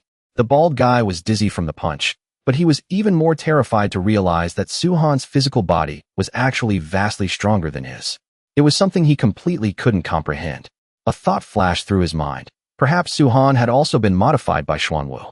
But he immediately dismissed it, as that clearly didn't make sense. Su-Han coldly explained, a truly invincible physical body has bones like gold, indestructible by fire. It is the result of orthodox cultivation. The fake invincibility you rely on through cheap tricks isn't even worth mentioning. With the leader defeated, the tide of the battle instantly turned. The rest of the thugs were quickly dealt with. However, Su-Han felt something was off. The entire Jingshi cave was unusually quiet, as if hiding some impending crisis. This made him decide to end the battle as quickly as possible. Outside, a large screen displayed the situation inside the grotto heaven. Green dots represented the living, while 4 red dots symbolized those who had died. Looking at it, Li Kaishan's expression turned grave. He realized the danger level of Jingshi cave far exceeded his predictions. He immediately reported to his superiors, hoping they could dispatch more experts inside to stabilize the situation. Back inside, Su-Han's strength left everyone in awe. He had single-handedly defeated over 10 Peak Foundation establishment cultivators without even using his full strength. After the battle ended, Su-Han didn't waste any time and immediately gathered the loot. Discovering that all the opponent's weapons were magic weapons, he ordered Liang Kiki to collect everything, not leaving behind anything of value. This surprised him. The Schwan Wu thugs were indeed wealthy. Every single one of them possessed a magic weapon, which, while not as good as an artifact or spirit weapon, was still incredibly rare. Compared to the last time he robbed Long Batian and only got alloy weapons, this haul was clearly much richer. Not long after, the silver-winged war god also brought all the loot and laid it out in front of Su-Han, looking at the young man with complex eyes. Seeing the pile of loot, Su-Han's eyes instantly lit up. Before him were a total of 15 magic weapons. The bald guy's magic weapon was clearly the strongest, its quality far superior to the rest. Not only that, but they also had over 80 spirit fruits on them. Adding the half that the silver-winged war god had promised, nearly 100 spirit fruits now belonged to him. The silver-winged war god didn't say much, simply expressing his gratitude. After all, without Su-Han, they would have died long ago. Su-Han didn't stand on ceremony. With a wave of his hand, he stored all the items into his cosmos bag, his movements casual, as if it were no big deal. Then he said, "Take me to class rep Lu later." I'm very curious about this 9-colored Lingji they're fighting over. What kind of treasure is it to gather so many experts? He figured only the strongest among those who entered Jingshi Cave this time were qualified to fight for it. But right at that moment, the sky suddenly darkened. Rolling black clouds gathered, accompanied by booming thunder that shook everyone to their core. Immediately after, numerous dark shadows descended from the sky. Countless ferocious wolves roared and charged out. The first unlucky victim was the bald guy who had just been defeated. Before he could even react, a wolf demon with a blood-red maw swallowed him whole on the spot. This scene sent chills down everyone's spines. With just one glance, Suhan instantly recognized them. These were the crimson-eyed lightning wolves, notorious ferocious beasts from his past life's memories. Each one had at least peak foundation establishment strength, and quite a few had even reached the core formation stage. Once targeted by them, there was almost no chance of survival. Without hesitation, he grabbed Liang Kiki, turned around, and ran. In his heart, he cursed Li Kaishan. He clearly said this place was safe, yet these harbingers of death show up. If I had known, I would have gone to another grotto heaven from my memories. The others also panicked and ran after him. These crimson-eyed lightning wolves were far too brutal. Even the Schwan Wu thugs, whose bodies had been modified to terrifying levels of toughness, couldn't put up the slightest resistance. They were all torn to pieces and eaten clean. The silver-winged war god yelled, telling everyone to run with all their might and not be stingy with their spirit fruits, because these were absolutely not opponents they could handle. Right then, a blue-haired girl was pounced on by a wolf demon. The silver-winged war god didn't hesitate to rush in and save her. He launched an attack, but the wolf agilely dodged it. Then, it leaped into the air and clamped its jaws onto his wing. No matter how much he struggled, he couldn't break free. The wolf's bite force was so terrifying it was unbelievable. His wings were as hard as alloy, yet they were bitten clean off. Suhan looked back and saw that many people behind them had already been caught. The situation was extremely critical. He immediately gave a portion of his spirit fruits to Liang Kiki, telling him to run as fast as he could. If his spiritual energy ran low, he was to eat a spirit fruit to replenish it immediately. He absolutely could not stop. In his memories, the crimson-eyed lightning wolves were humanity's nightmare during the spiritual energy revival era. They had slaughtered countless cities. Once chased by them, it was like being nailed to the bone. They wouldn't stop until one side was dead. At this moment, the silver-winged war god still hadn't escaped the wolf biting him, and another one lunged over, clamping onto his other wing. Completely losing his ability to fly, he crashed heavily to the ground. Immediately after, 2 other crimson-eyed lightning wolves opened their blood-soaked maws, lunging at him in a frenzy to finish him off on the spot. As the moment of death seemed imminent and he believed he couldn't escape, the scene before him was truly suffocating. The silver-winged war god was about to be torn apart by the crimson-eyed lightning wolves. Right at the critical moment, a tearing sound echoed through the air. An iron chain whipped through the sky, directly smashing away the crimson-eyed lightning wolf, closing in on the silver-winged war god, saving his life by a hair's breadth. The one who struck was none other than Suhan. Immediately after, the pack of crimson-eyed lightning wolves suddenly backed away, clearly showing signs of wariness. It turned out the thing they feared was the iron chain in Suhan's hand.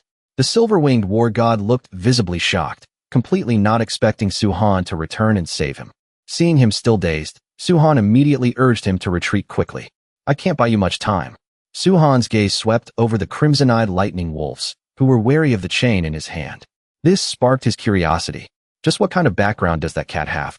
The two immediately picked up the pace and fled. As they retreated, the silver-winged war god couldn't hide his confusion and asked Tuhan where this pack of savage wolves had come from. Tuhan explained that they were called crimson-eyed thunder wolves, a type of savage beast with extremely low intelligence. They hunt purely on instinct, devouring any flesh and blood they can catch. A typical crimson-eyed thunder wolf has the strength of a peak foundation establishment cultivator. The two that just bit off your wing were likely at the core formation stage. You're lucky they have no intelligence, or you'd have been dead long ago. However, the pack of crimson-eyed thunder wolves would soon catch up to them. Running like this wasn't a long-term solution. The silver-winged war god and the others were too slow. It was only a matter of time before they were caught. Among everyone here, only Tuhan was fast enough.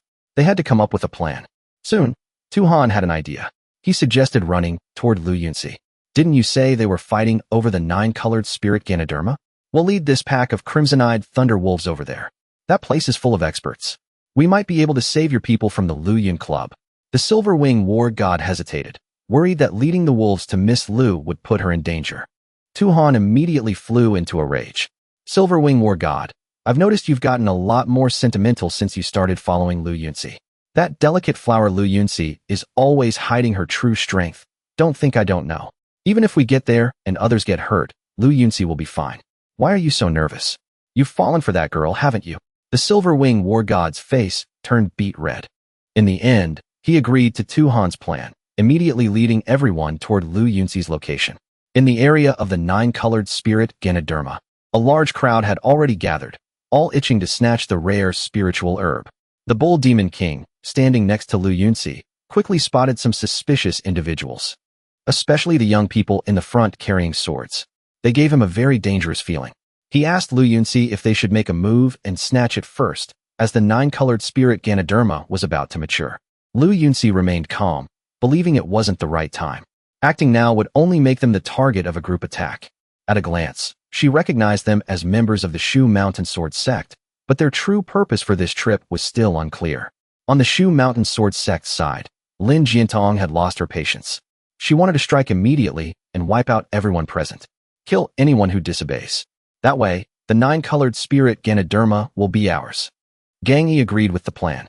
Why don't we just attack, grab the nine-colored spirit Ganoderma, and then go find Tu-Han to avenge my father? Realizing the situation was unstable and fraught with danger, Chen Chuyuan slowly analyzed the scene.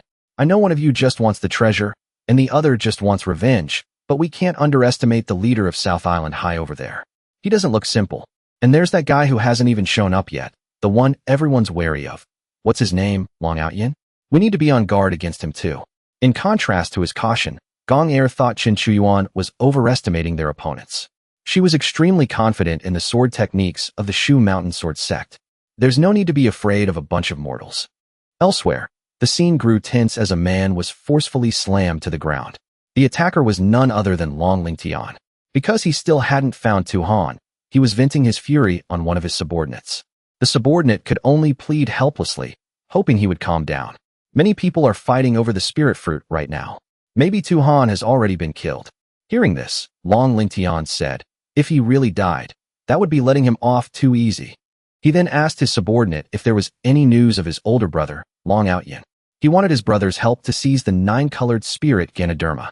He couldn't possibly get it on his own. Meanwhile, Tu-Han's group was still desperately fleeing toward Lu Yuni, but the crimson-eyed Thunder Wolves were about to catch up. They were still 3 or 4 kilometers away from Lu Yuni's position. At their current speed, they'd probably be torn to shreds before they even got there. After a moment of quick thinking, Tu-Han came up with a solution. He would go on ahead to check the situation, leaving the Silver Wing War God to lead the others and pick up the pace. At the same time, in the area of the nine-colored spirit Ganoderma, a green-haired uncle named Director Jiang was the leader of the Black Tortoise organization's treasure hunt this time. He was waiting for the bald guys to meet up with him. Once they did, no one would be able to stand against them. All the treasures in the West Capital Grotto will belong to us, the Black Tortoise. As the nine-colored spirit Ganoderma approached maturity, Director Jiang ordered his subordinates to prepare to strike. Just then, Tu-Han descended from the sky. Seeing him, Director Jiang halted his actions. Tu-Han charged toward them at top speed, landing right in front of everyone. He even waved hello. Wow, so many people here.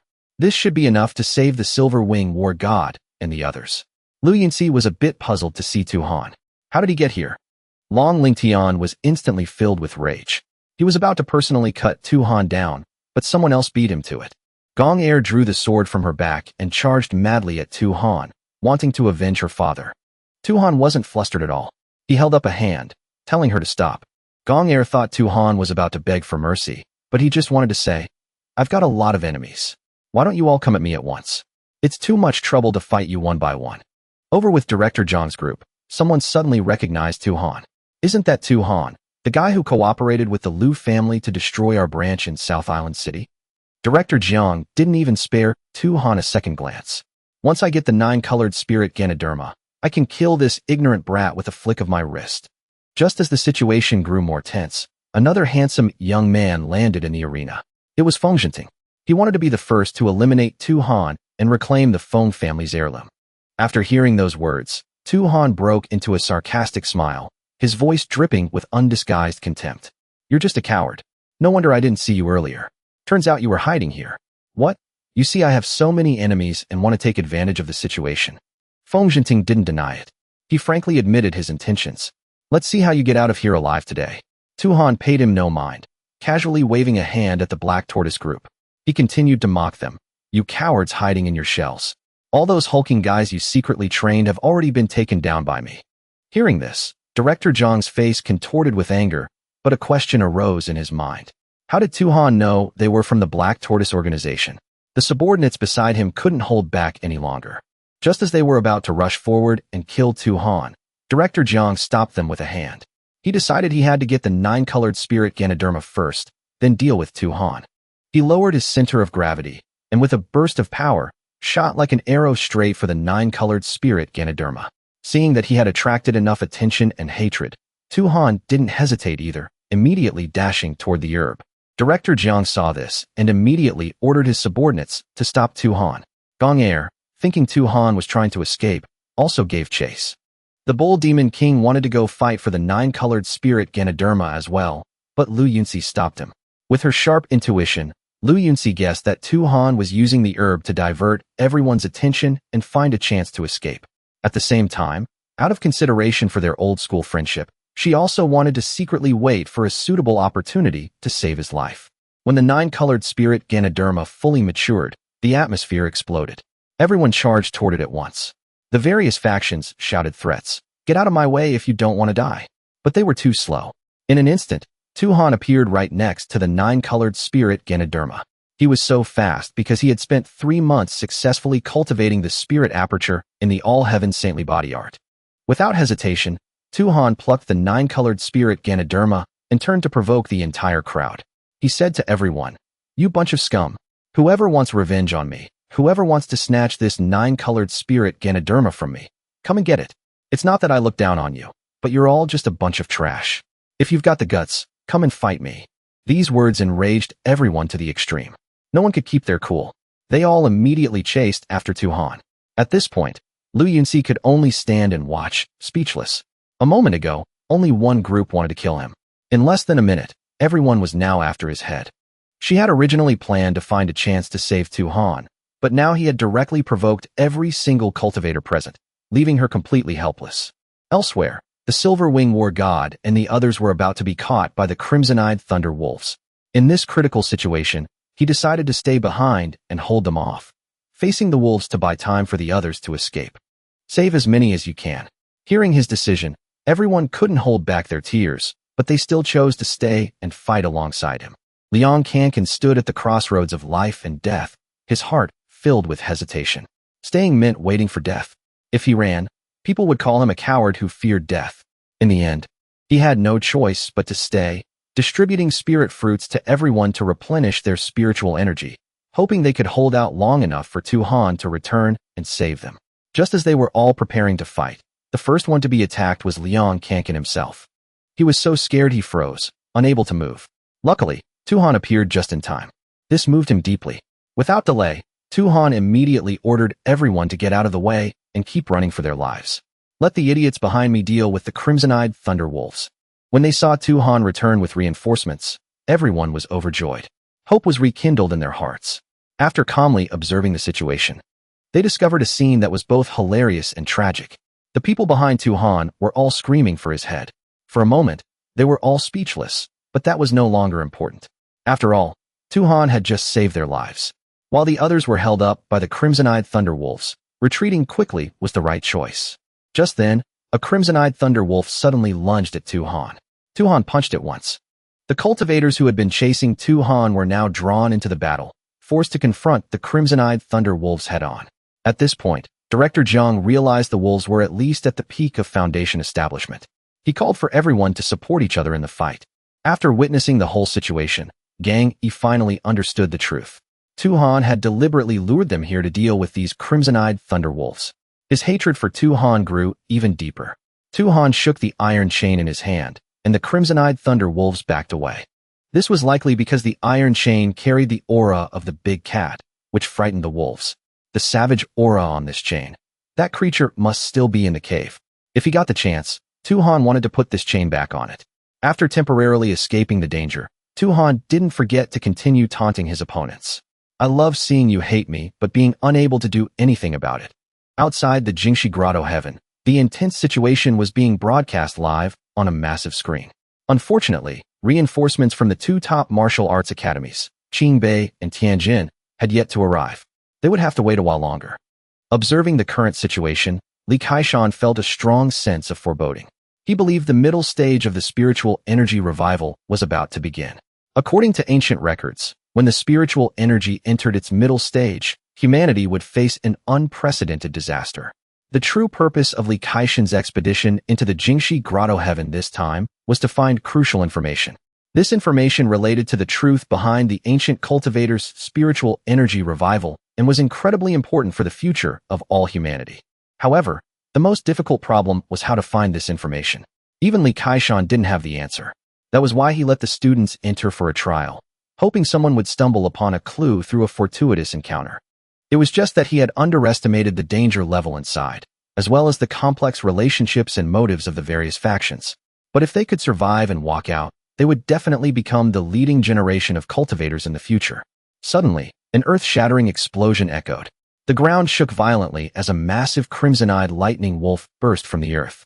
This was the crimson-eyed lightning wolf king, possessing the terrifying strength of a peak core formation beast. It let out a roar, gathering power above its head. A bolt of lightning struck the ground, blasting it to pieces. This sent everyone fleeing in panic. Even those hunting Su Han had no choice but to run with the crowd. The crimson-eyed lightning wolf king now stood right in front of Su Han, trapping him. The silver-winged war god waited for everyone to escape successfully, then went to Lu Yunzi's side. He told her that Su Han had saved them, but she couldn't save Su Han. She was absolutely no match for it. The crimson-eyed lightning wolf king could be considered the overlord of this land, capable of killing all the cultivators present. She could only silently pray that he would survive. Suddenly, the wolf king attacked Su Han. He easily dodged the strike. He realized the iron ring in his hand was useless against it. The only viable plan right now was to run, but escaping was a piece of cake for him. The wolf king was huge and stupid, and its movement speed was sluggish. It fundamentally couldn't catch him. But the other cultivators weren't so lucky. They all became meals under its claws. In the chaotic moments of the chase, Su Han suddenly dashed over to Feng Jinding and casually struck up a conversation, making the guy boil with rage. People were running for their lives. Who had time to discuss the meaning of life with him? Noticing the opponent was pissed off, Su Han felt even more inclined to tease him. He immediately stuck his foot out to trip him. Feng Jinding fell flat on his face. But he wasn't done. He scrambled forward, grabbed Long Langtian's ankle, and hugged it tight. Long Langtian delivered a swift kick, sending him flying away. Right at that moment, Liang Qixi ran up to Su Han, panting and clutching spirit fruits.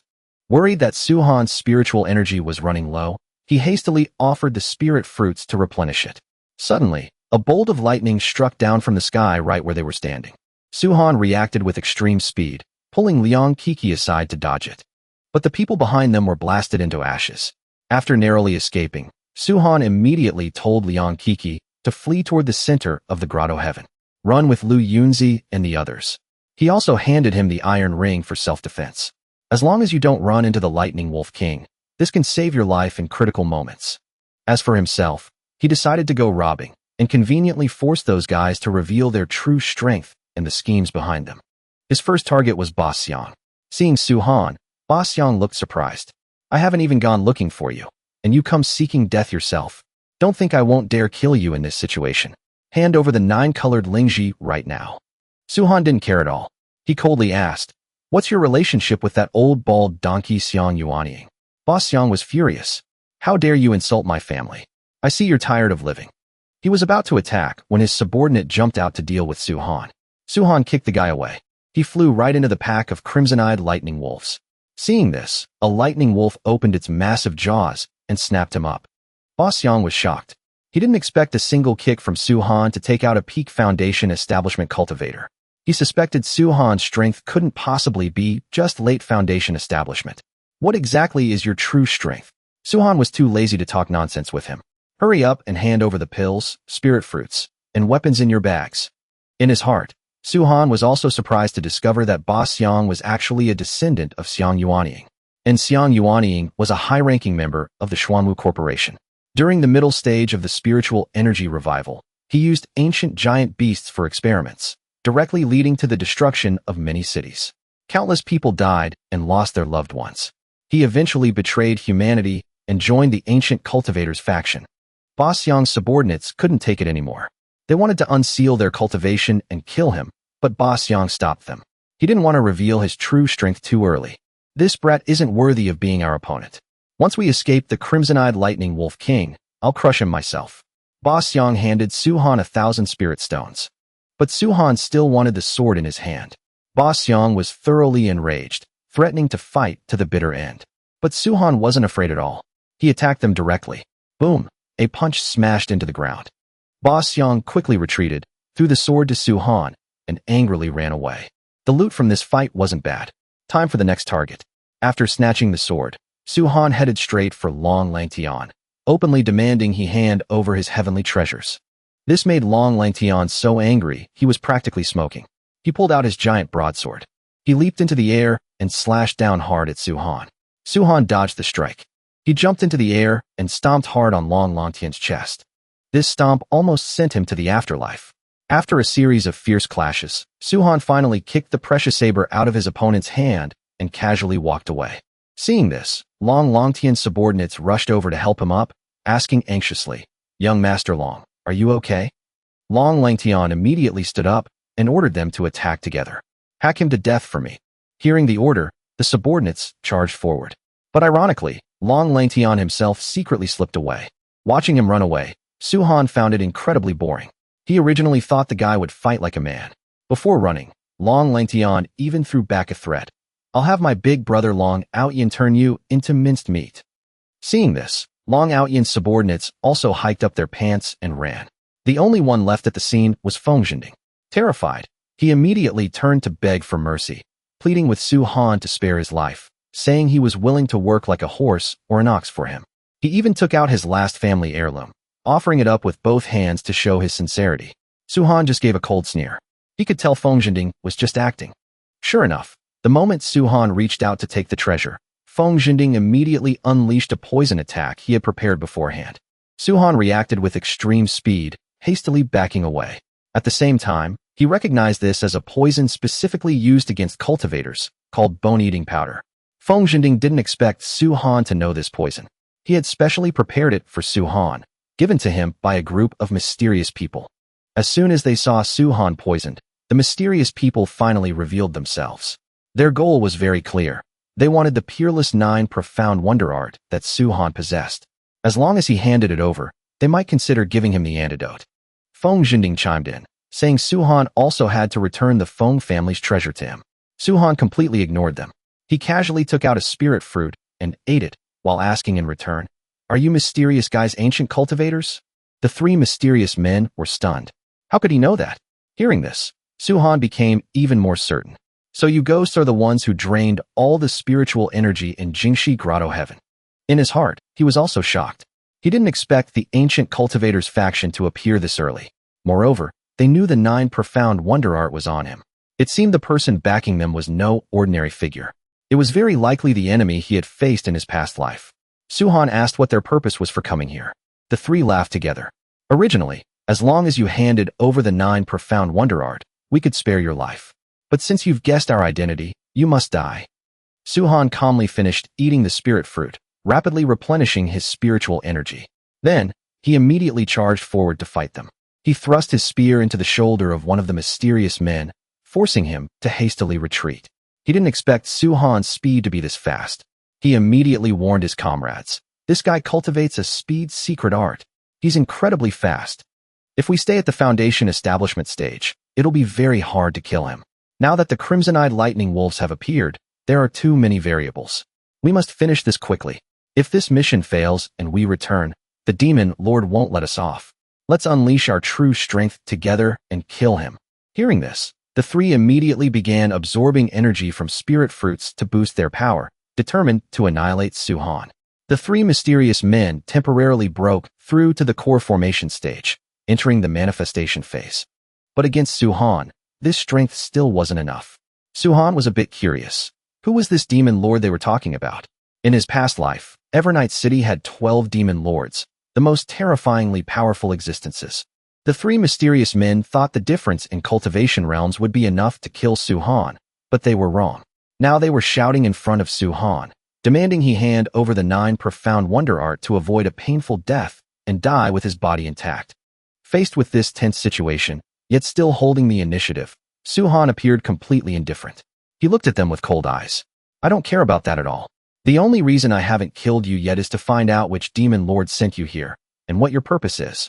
Hearing those words, the mysterious man flew into a thunderous rage. Unable to hold back, he charged straight at Su-han. His hand grew massive as he tried to slap Su-han. Su-han threw his weapon, piercing a hole right through his hand. The mysterious man didn't expect Su-han to so easily break his great strength demon palm. Moreover, this was a technique personally taught by the demon lord. Realizing he couldn't handle Su-han alone, he immediately called the other two to attack together and kill Su-han quickly to avoid any unforeseen accidents. As for Su-han, he was actually looking forward to it. Killing them one by one took too much time. One attacked head-on from the front, while the other two sneak-attacked from behind. However, Su-han remained terrifyingly calm. He swiftly repelled the frontal attacker, then raised his spear to block the two behind him. A crimson-eyed lightning wolf on the ground saw the mysterious man jump in, but he managed to escape. If he had been bitten by the crimson-eyed lightning wolf just now, he would have died. But this created an opening for Su-han. The other two saw it and immediately shouted a warning, but it was too late. When he looked down, Su-han's spear was already embedded in his body. The battle quickly narrowed down to the last two enemies. They immediately used lightning magic, taking advantage of the terrain, which was the territory of the crimson-eyed lightning wolves, to boost their power. They cast their spells, 3 Tribulations Cloud Lightning and Speed Divine Ability. Crack! A bolt of lightning struck down from the sky, attacking Su-han. When the two saw this, they thought Su-han was scared stupid. This brat is about to be turned into ashes. But after the smoke cleared, Su-han was still standing tall. Aside from his clothes being shredded, he wasn't hurt at all. The two were dumbfounded, unable to believe Su-han hadn't died and had withstood the 3 Tribulations Cloud Lightning. The reason Su-han was unharmed was due to the heaven-reaching holy body art.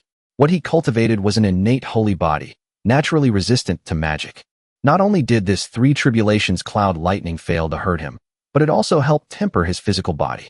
The main reason was that these guys' lightning magic was just too weak. Next, Su-han decided to show them what true lightning magic looked like.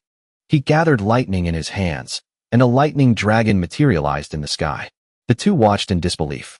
They couldn't believe such powerful lightning magic existed in this world. Su-han commanded the lightning dragon to bite them. The power of the lightning dragon made it impossible for them to escape. They could only stand rooted to the spot, waiting for death. With a loud boom, the two let out a tragic scream and were blasted into ashes. The reason Su-han's lightning magic was so powerful was that his specialty in his past life was lightning magic. The spell he just cast was Heavenly Lightning, a technique long lost to the world. This was a lightning spell he created himself based on some ancient information.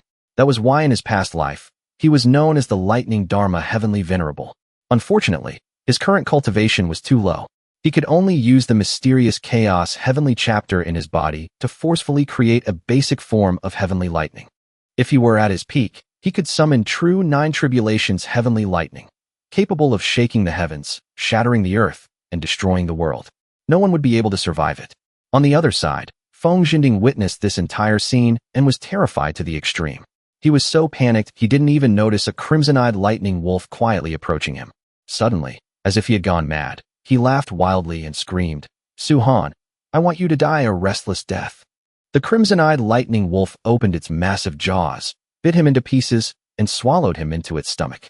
Su-han wasn't surprised by this outcome at all. He already knew the Feng family had someone backing them. He just didn't expect them to be colluding with the 12 demon lords of the chaotic era. This also helped Su-han connect the dots. Looking back at all the previous events, Su-han gradually pieced everything together and understood the truth behind it all. The previous fight over the 9 profound wonder art, which used a nuclear bomb and killed countless cultivators, was also orchestrated by a demon lord behind the scenes. Feng Xinding had committed so many evil deeds that even death couldn't wipe away his sins. On the battlefield right now, the giant demon beast that had cultivated to the core formation stage was the crimson-eyed lightning wolf king. It personally led its pack of descendants to frantically hunt down the cultivators. Initially, The crimson-eyed lightning wolves were only seen operating on the ground. But no one expected that winged crimson-eyed lightning wolves would appear in the sky. At the same time, two more groups of lightning wolves appeared on the left and right flanks, completely surrounding the cultivators. It was clear their intention was to hunt them down to the very end, leaving no survivors.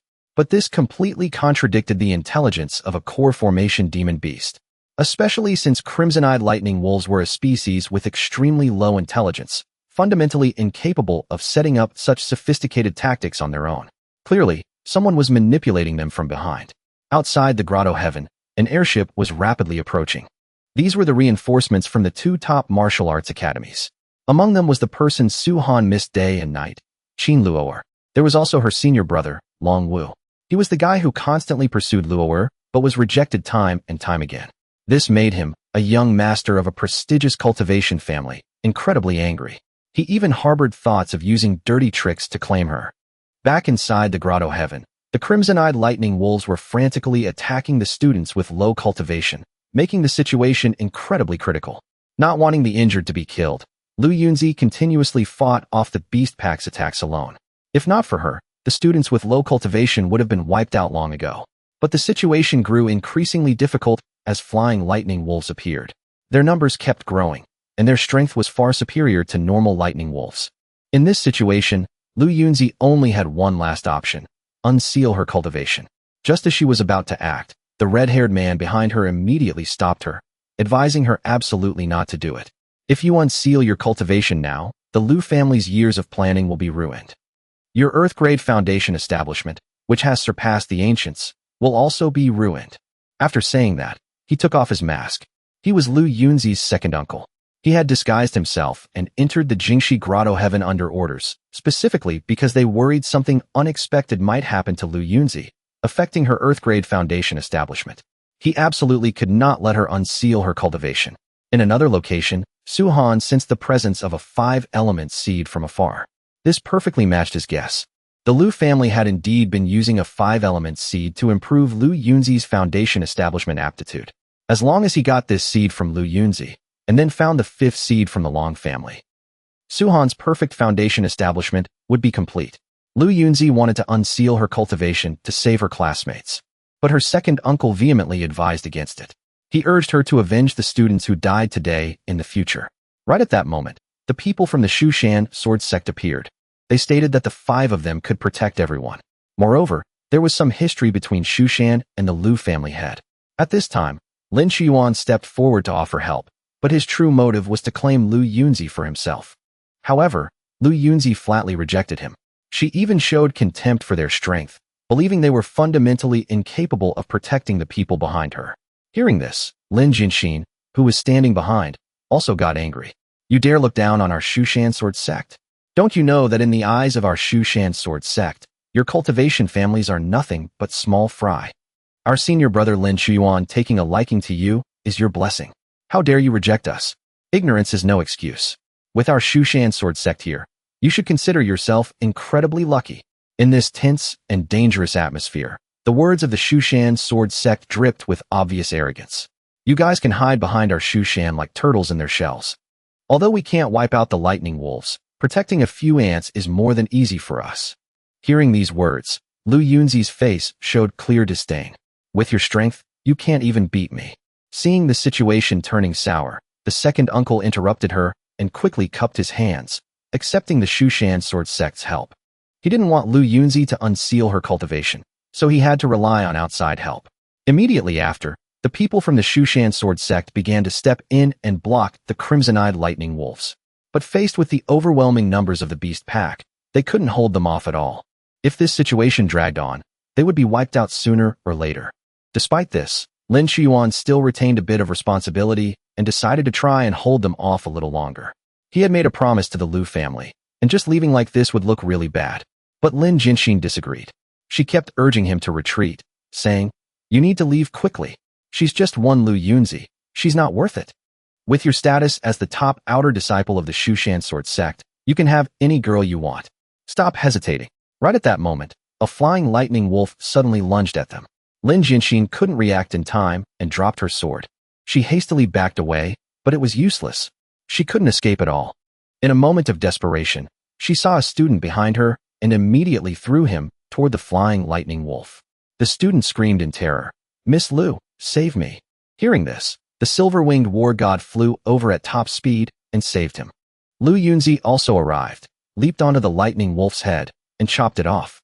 After dealing with it, Lu Yuni immediately turned around, pointed her sword straight at Lin Jingshi, and furiously demanded an explanation. "Why did you do that? You'd better explain yourself clearly." Hearing this, Lin Jingshi panicked a little. "Explain what? He's just an ordinary cultivator. Is it worth getting so worked up over? Besides, our Shushan sword sect is facing danger because of you people, aren't we? So what if you sacrifice a few?" Lin Xuan also stepped out to mediate. "That's right, Miss Lu. Jingshi only did that because it was an emergency. If she hadn't, my junior sister might have been injured. Sacrificing a few unimportant people to preserve our overall strength is a very normal thing for us cultivators. Miss Lu, the situation is tense right now. I hope you can understand." Lu Yuni let out a cold laugh. "Haha, so that's your explanation? To avoid getting hurt yourselves, you can just sacrifice the lives of others at will? Is this the Shu Mountain Sword sect? Get out. All of you, get out of my sight." Lin Jintong didn't care and continued to argue, but Lu Yuni had lost her patience. She warned coldly, "Don't make me say it a second time.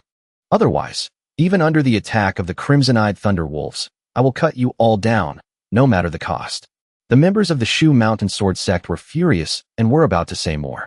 But Qin Shiyuan stopped them in time, then led all the Shu Mountain members away. Before leaving, he didn't forget to tell Miss Lu, "If you regret this, you can come find us." In his heart, he still wanted to learn more about Lu Yuni. After they left, the pressure from the crimson-eyed thunder wolves immediately intensified. Wave after wave of attacks pushed everyone to the brink. As death drew near, Lu Yuni finally had no other choice. She had to take out the 5-element seed, preparing to unleash her cultivation. Her second uncle kept trying to dissuade her. But Lu Yuni had made up her mind. She had confidence in herself. Even if she couldn't achieve a divine grade foundation establishment, or even a 9th grade one, she would still press forward with unwavering confidence. On the path of cultivation, I am invincible. Just as Lu Yuni was about to unleash her cultivation in this desperate situation, Tu-Han suddenly appeared right in front of her, reaching out and grabbing the 5-element seed. This action left Lu Yuni utterly confused, with no idea what he was planning to do. Tu-Han directly proposed a deal. He wanted to trade with Lu Yuni. "Give me this 5-element seed. In exchange, I'll get your people to safety." Lu Yuni didn't trust Tu-Han's words at all. "Besides, your late-stage foundation establishment strength is far from enough. Don't overestimate yourself." However, while others might have their doubts, Liang Kankin had absolute faith. Tu-Han always keeps his word. "If I get you all out of this wolf chase, this 5-element seed is mine." Immediately after, Tu-Han asked Liang Kankin to give him the iron ring. Without a second's hesitation, Liang Kankin tossed it over. Tu-Han caught it and began to execute the true martial chi control art. The iron ring flew into the sky, growing larger and larger. Wherever the light from the iron ring shone, the crimson-eyed thunder wolves dared not approach. However, executing this technique still consumed a great deal of Tu-Han's energy. He had to quickly use a spirit fruit to replenish it. At the same time, he led everyone in a high-speed retreat. The true martial chi control art was the strongest chi control divine art. When cultivated to the highest realm, one could control and refine tens of thousands of weapons in the world. But with his current cultivation, Tu-Han could only barely enlarge the iron ring. He couldn't truly wield its power. Thus, the energy consumption was unavoidable. The Bull Demon King couldn't help but be curious when he saw this. He turned and asked Liang Kankin, "Where did you two get this treasure? Look at that never-seen-the-world face of yours. What treasure? This is my Brother Two's cat collar. Follow Brother Two, and you'll always find surprises. Trust in Brother Two, and you'll live forever." The Bull Demon King made a disgusted face. He's really good at sucking up. Lu Yuni also quickly ran behind Tu-Han and immediately ordered everyone to speed up and stick close to him. At this point, she could only choose to believe that Tu-Han could really lead them out of this perilous situation. The group gradually advanced toward the central area of the West Capital Grotto. Once they got there, they would be safe, and Tu-Han would also have a chance to get the 5-element seed. In the central area, Miao Yao was leisurely enjoying its prey when it suddenly smelled a familiar scent. It was the aura of the collar that once imprisoned it. Could it be that annoying brat is using it? That brat and that wicked old man Songshan are no good. Anyone who can use that collar is definitely not a good person. In another direction, Director Zhang's group was being pursued by the crimson-eyed thunder wolves. The wolves charged like a storm, leaving them with almost no ability to resist. They were about to become prey. The wolves swarmed up relentlessly, charging forward to surround them. To save his own life, Director Zhang didn't hesitate to throw his own subordinates to the wolves as bait, buying himself a chance to escape. Just as he turned to flee, he suddenly saw the giant ring floating in the sky. He never expected Tu Han to possess such a powerful magic treasure, one that could even repel the wolves' attacks. So, he immediately had the idea to run in that direction to seek refuge. At the same time, on Long Lingtian's side, he was doing the same thing, using the lives of his subordinates to buy time for himself to escape, terrifying the remaining men. He quickly came up with a plan. Let's go to Miss Lu Yunxi's location. Her defensive treasure can stop the wolves' attacks. That's the only way to survive now. Over with the Shu Mountain Sword sect, they were also being besieged by wolves from all sides. They saw the defensive treasure in the sky, but in their current situation, they were about to be overwhelmed. As the situation became chaotic, someone in the group suggested returning to Miss Lu's side to find a way to survive. However, Gong Air felt awkward and didn't want to go back. After all, they were the ones who had left on their own initiative. Going back now would be like slapping themselves in the face. But Lin Jiantong didn't see it that way at all. She brazenly justified it. We're going back because we're giving them face. We're not holding a grudge. This just shows the magnanimity of our Shu Mountain Sword sect. Soon after, someone even came up with the idea of snatching that defensive treasure to offer to the sect in exchange for a reward. Gang E immediately objected vehemently. How would that make us any different from demons? Seeing the argument becoming increasingly pointless, Chen Shuan had to cut in. Let's just head toward Lu Yunxi and see. We'll follow my orders and act according to the situation. Meanwhile, Tu Han's group was still desperately pushing toward the center of the West Capital Grotto. But they were facing a serious problem. The spirit fruits in their hands were nearly depleted. They could only rely on their physical stamina to keep running, which severely limited their speed. Moreover, the crimson-eyed thunder wolves, though surrounding them, were not rushing to attack, as if waiting for a command from their king. However, Tu Han appeared completely calm, because he had already planned for this. No need to worry about spirit fruits. Someone will be delivering them to our doorstep very soon. Sure enough, no sooner had the words left his mouth than the groups from the Shu Mountain Sword sect, the Black Tortoise Organization, and the Long family appeared. Liang Kankan and the Bull Demon King immediately stepped forward to block their path. But the people from the Black Tortoise Organization attacked without a word. The Bull Demon King realized the opponent was at the core formation stage. The two of them were no match at all. But there was no turning back now.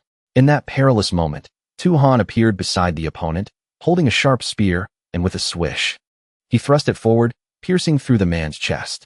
Everyone present stared with wide eyes, unable to believe that a Foundation establishment cultivator could kill a core formation expert in a single move.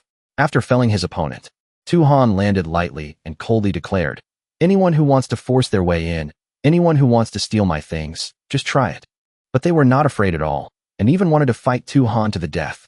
Tu Han didn't care. "You think a bunch of you are worthy of taking me down with you?" Lin Jiantong spoke up to explain. "The Shu Mountain Sword sect has come here out of respect for the Lu family, to help you fend off the wolves' attack. If you know what's good for you, get out of the way." Tu Han burst out laughing sarcastically. "Haha, help us fend off the attack? With the invincible, despicable arts of your Shu Mountain Sword sect? It's good that you know. Our Shu Mountain Sword sect sword arts are the best in all of Huaxia. Who dares to disagree? Having the chance to fight alongside a disciple of our Shu Mountain is a blessing you couldn't earn in several lifetimes." After hearing this, Tu Han gave a sarcastic thumbs up. "That's right. The most despicable are invincible. The Shu Mountain Despicable sect. Very despicable, indeed." This remark instantly enraged Lin Jiantong. She drew her sword and was about to charge forward. But Qin Shiyuan stopped her. "The crimson-eyed thunder wolves are catching up. You're just wasting time with your lip service. When the Wolf King gets here, you'll know the consequences." Tu Han just cracked his knuckles, then agreed to let them in. "But I, Tu Han, have never done business at a loss. You all understand, right?" The crowd was baffled, not understanding his meaning. But those who had been robbed by Tu Han before understood immediately. In the end, Director Jiang could only helplessly let Tu Han rob him clean once again. He handed over all his remaining spirit fruits and weapons to Tu Han. After quickly taking control of the situation, Tu Han immediately became enthusiastic, like a true merchant. Director Jiang is a man of business. "Come on in." The others saw this and immediately understood his intentions. Although they were cursing him endlessly in their hearts, they had no other choice. They could only grit their teeth and hand over all their valuable possessions to Tu Han. Long Lingtian was no exception. In the end, he could only reluctantly hand over his last item. The others lined up one by one, obediently handing over their spirit fruits and weapons before being allowed to enter the protection of the magic treasure. When everyone was inside, only the members of the Shu Mountain Sword sect were left standing outside. Lin Jiantong had the idea of killing someone to force their way in, but Chen Shuyuan immediately stopped her, thinking the current situation was not suitable for conflict. Otherwise, neither side will benefit. We'll settle the score with that brat, Tu Han, once we're safe. And we'll help junior sister Gong Er avenge her father's death. The Shu Mountain disciples could only reluctantly obey, obediently handing over their spirit fruits to be allowed inside. Although they had enough spirit fruits, a new problem arose. Many students were injured, which significantly slowed down the entire group's movement speed. However, this was also part of Tu Han's calculations. He immediately proposed a very unique solution, creating a human taxi. He demanded that Director Jiang, the despicable cultivators from Shu Mountain, and Long Lingtian, those with high cultivation levels, each carry an injured student on their back to increase their speed.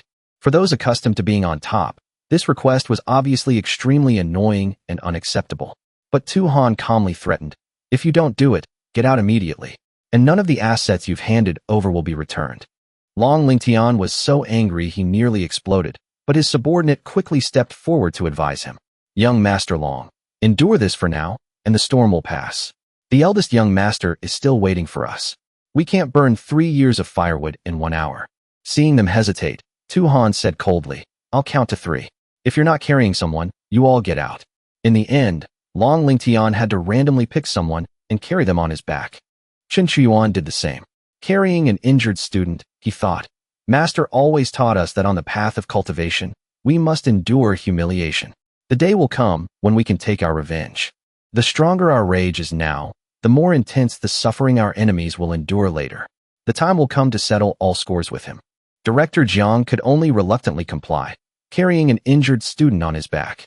The Silver Wing War God couldn't help but admire the scene. "I'm completely in awe of Tu Han. If there were paper here, I'd write the word respect in huge capital letters for you." After that, Tu Han jumped on top of the iron ring to observe the situation ahead. Doubts began to rise in his mind. A total of 5 high schools had entered the West Capital Grotto. Among them, the group from Jilu City had been defeated by him and then nearly wiped out by the Crimson-Eyed Thunder Wolves. But now, most of the people here were students from South Island City. The students from North Plains City and the other 3 cities were nowhere to be seen. This was clearly not normal. Perhaps, besides the threat of the Crimson-Eyed Thunder Wolf King, there was a larger conspiracy hidden behind it all. In the central area of the West Capital Grotto, a person was sitting on the stairway to heaven. It was Long Out Yin, drenched in sweat, looking as if he had just been through a fierce battle. Below him was a formation, and within it, a group of masked people, along with the students they had captured. Long Out Yin was here to disrupt their plans, but due to his insufficient strength, he couldn't completely eliminate them. The masked people looked up at a large screen and noticed that the death toll was still too low. They couldn't help but wonder, even the Crimson-Eyed Thunder Wolves have been dispatched, and still only this many have died? Not only that, the 3 Demon Clan disciples sent to seize the 9 mystical divine tree should have returned by now, according to our calculations. The atmosphere in the grotto heaven grew gloomy as all news from the outside fell silent, giving everyone a bad premonition. Now there's no word at all. I'm afraid it's more bad news than good. For now, they could only continue to wait. Wait for the young cultivators outside, with their depleted spiritual energy and under the relentless pursuit of the Crimson-Eyed Thunder Wolves, to be gradually wiped out. Just then, a masked figure walked out from the grotto entrance, his voice cold as he cut through the waiting.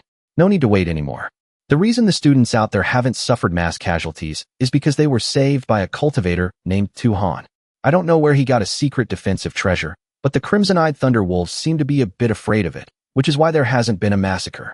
Hearing the name Tu Han, some of them immediately found it familiar. "He's the one we're looking for."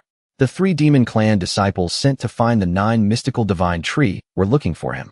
It's rumored that the tree is in his hands. If that's the case, this Tu Han not only ruined our plan to kill all the cultivators, but he also killed our 3 Demon Clan disciples. This brat is despicable. I really want to go out and crush him right now. No need to rush. Since the people outside aren't dead yet, our plan can't succeed. Why don't we sacrifice this entire group before us first, then figure out how to deal with the ones outside?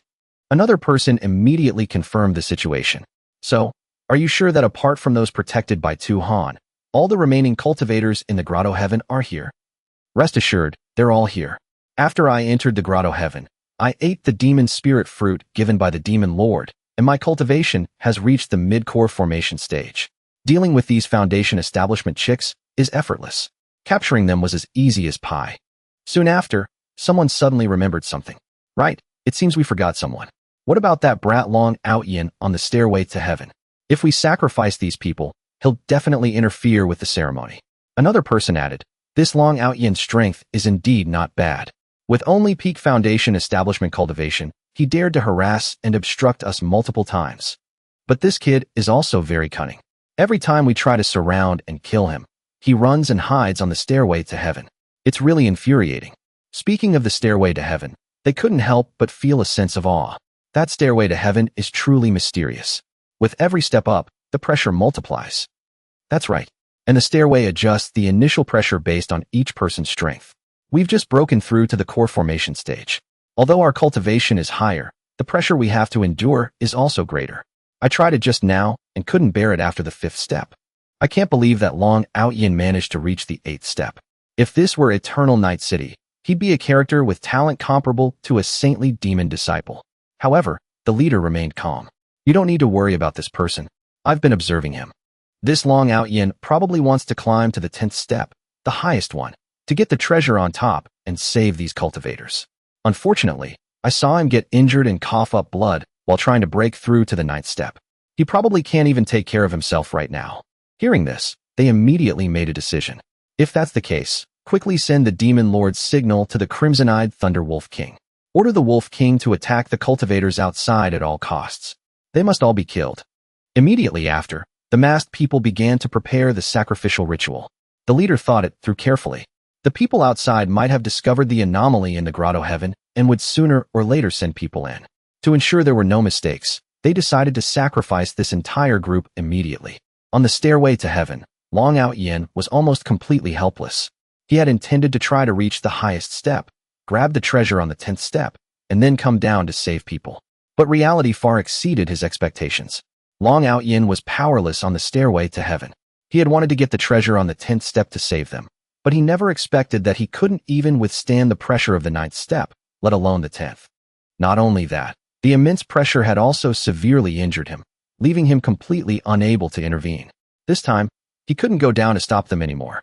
He could only watch helplessly. Meanwhile, the masked people began to act. They took out a strange bell. This is the heavenly illusion demon bell that the Demon Lord bestowed upon me to control the Crimson-Eyed Thunder Wolf King. I must crush this bell to make the Crimson-Eyed Thunder Wolf King go completely berserk. Then it will kill every living thing in front of it without any regard for the consequences. The masked man applied a little force. The heavenly illusion bell shattered, emitting a resonant chime that echoed outside, heralding the impending disaster. Very soon, those people out there will be slaughtered by the Crimson-Eyed Thunder Wolf King. Without stopping, they immediately began the sacrificial ritual. Now, we sacrifice these people. 6 of us will cast the spell together. Great Demon Lord. We, your disciples, obey the Demon Lord's command. In the name of our master, we offer this sacrifice. In an instant, a ferocious demon had appeared in the formation. All the captured students were successfully sacrificed. Their plan was crystal clear.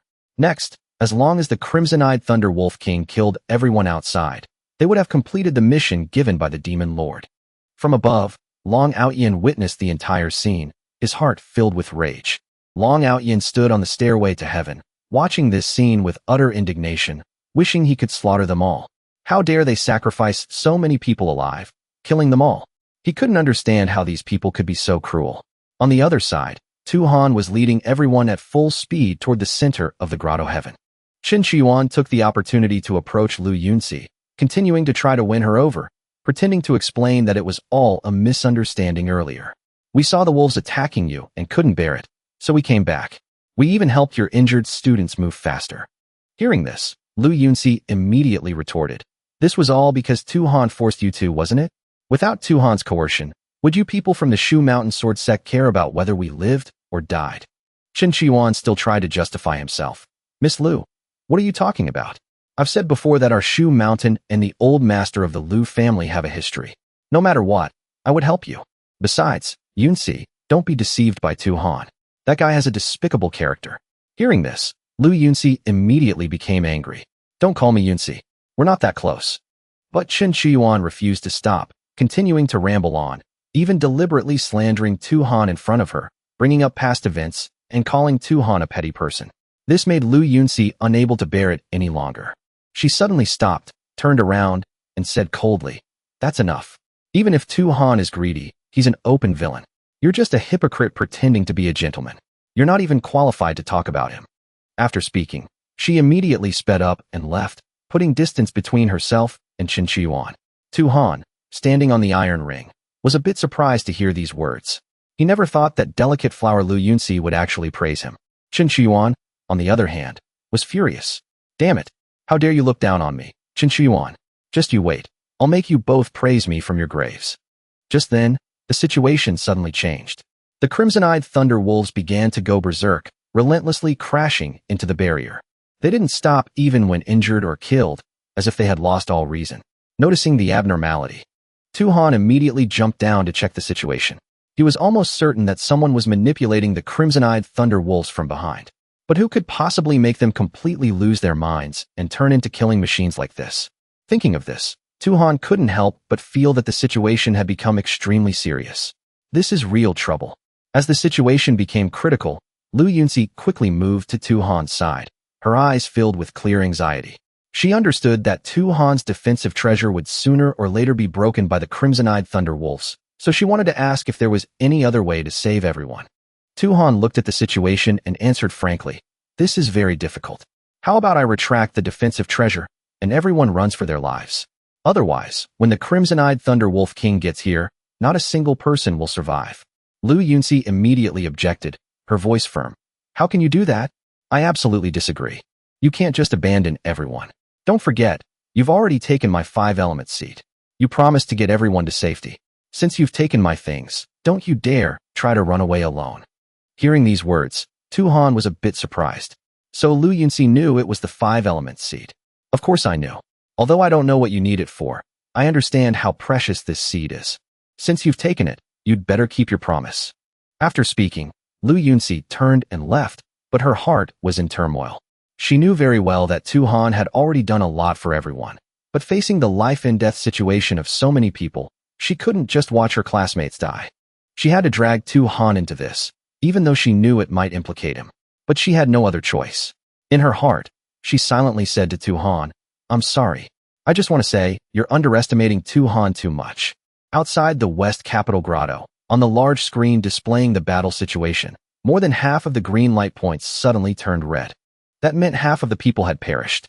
This scene caused the person in charge of the Education Bureau to collapse to the ground, not knowing how he would face the students' parents. Li Kaishan was also filled with self-blame. If he had known it would come to this, he would never have let the students enter this place. Just then, a flying ship descended from the sky in front of everyone. Reinforcements from Qingbei Academy had finally arrived. At this moment, all their hopes were placed on them. They had to try to save as many people as they could. "Marshal Uncle Li, upon receiving your message, Master sent us here at the fastest possible speed." Facing the critical situation, Li Kaishan didn't waste words. "The situation is urgent, so Luo Air, I won't say any more pleasantries. Half of the students are already dead. After you go in, you must do everything in your power to protect the lives of the remaining people. I am to blame for what happened to these students from South Island. Marshal Nephew, I'm counting on all of you." Luo Air immediately stepped forward to help him up. "Marshal Nephew, please don't be like this. Rest assured, Uncle, we will do our utmost to save the people inside. Before I left, Master gave me the heaven-piercing shuttle. This item can break some secret realm barriers, allowing us to enter smoothly." Immediately after, Luo Air controlled the heaven-piercing shuttle. A golden light flashed across the entrance, opening a rift that led directly into the secret realm.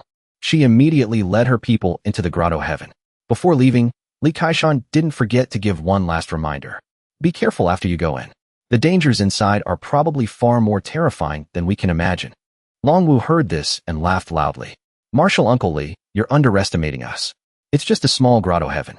The prodigies of our Qingbei Academy can go in and wipe everything out in no time, saving those weak and frightened junior brothers and sisters. Li Kaishan could only place his faith in them. Then, the group quickly entered the West Capital Grotto. Meanwhile, Tuhan's side had encountered new danger as some flying thunder wolves broke through the barrier. Tuhan reacted instantly, taking out the sledgehammer artifact from the bald guys and throwing it straight at the flying thunder wolves. At the same time, he executed the true martial chi refinement art, directly blowing them all to bits. After a series of fierce clashes, the last 3 flying thunder wolves were finally shot down. Before this, Tuhan had secretly stockpiled a large amount of spiritual energy and magic treasures, all of which came into play at this moment. However, the weapon detonation technique in the true martial chi refinement art had extremely strict requirements. Once executed, the user had to focus their entire mind, and their body could not move at all. Therefore, he needed someone to guard him. Liang Kankan was so awestruck by the scene he had just witnessed that he was speechless, but now was clearly not the time to celebrate. Silver Wing War God, be my support so I can conveniently execute the chi control art. Liang Kankan, you're in charge of standing guard and protecting us. Tell everyone to speed up their march. Whether everyone can survive or not, success or failure hinges on this very moment. The true martial chi control art that Tuhan used was the ultimate chi control divine art, with few rivals. The higher the grade of the weapon, the more terrifying the power generated after it self-destructed. If he could make a divine artifact explode, the destructive power could even destroy the world. But the price was also enormous, requiring extremely high cultivation. Tuhan quickly jumped onto the Silver Wing War God's back. He controlled a series of magic treasures to fly toward the crimson-eyed thunder wolves. A continuous series of explosions rang out in front of them, looking like brilliant fireworks on the battlefield. Lin Jiantong was extremely curious when she saw this. The chi control art Tuhan is using feels somewhat similar to Shu Mountain's sword control art. Junior sister, you're mistaken. Although Shu Mountain's sword control art is famous, it absolutely cannot achieve such a high level of chi control as Tuhan's. At the very least, I've never heard of anyone who can make spiritual artifacts explode while controlling them. Once we're safe, we'll ask Tuhan how he can do that. Lin Jiantong didn't think so. She thought, how could Tuhan so easily reveal his secret to them? A mere Foundation Establishment realm cultivator, although he has some skills, doesn't affect the grand scheme of things. We'll force him to talk. I, Chen Shuyuan, am the true prodigy. All the glory this time has been stolen by Tuhan. It's truly infuriating. On the other side, Lu Yuni witnessed the entire scene, and a sense of gratitude welled up in her heart. Thank you this time.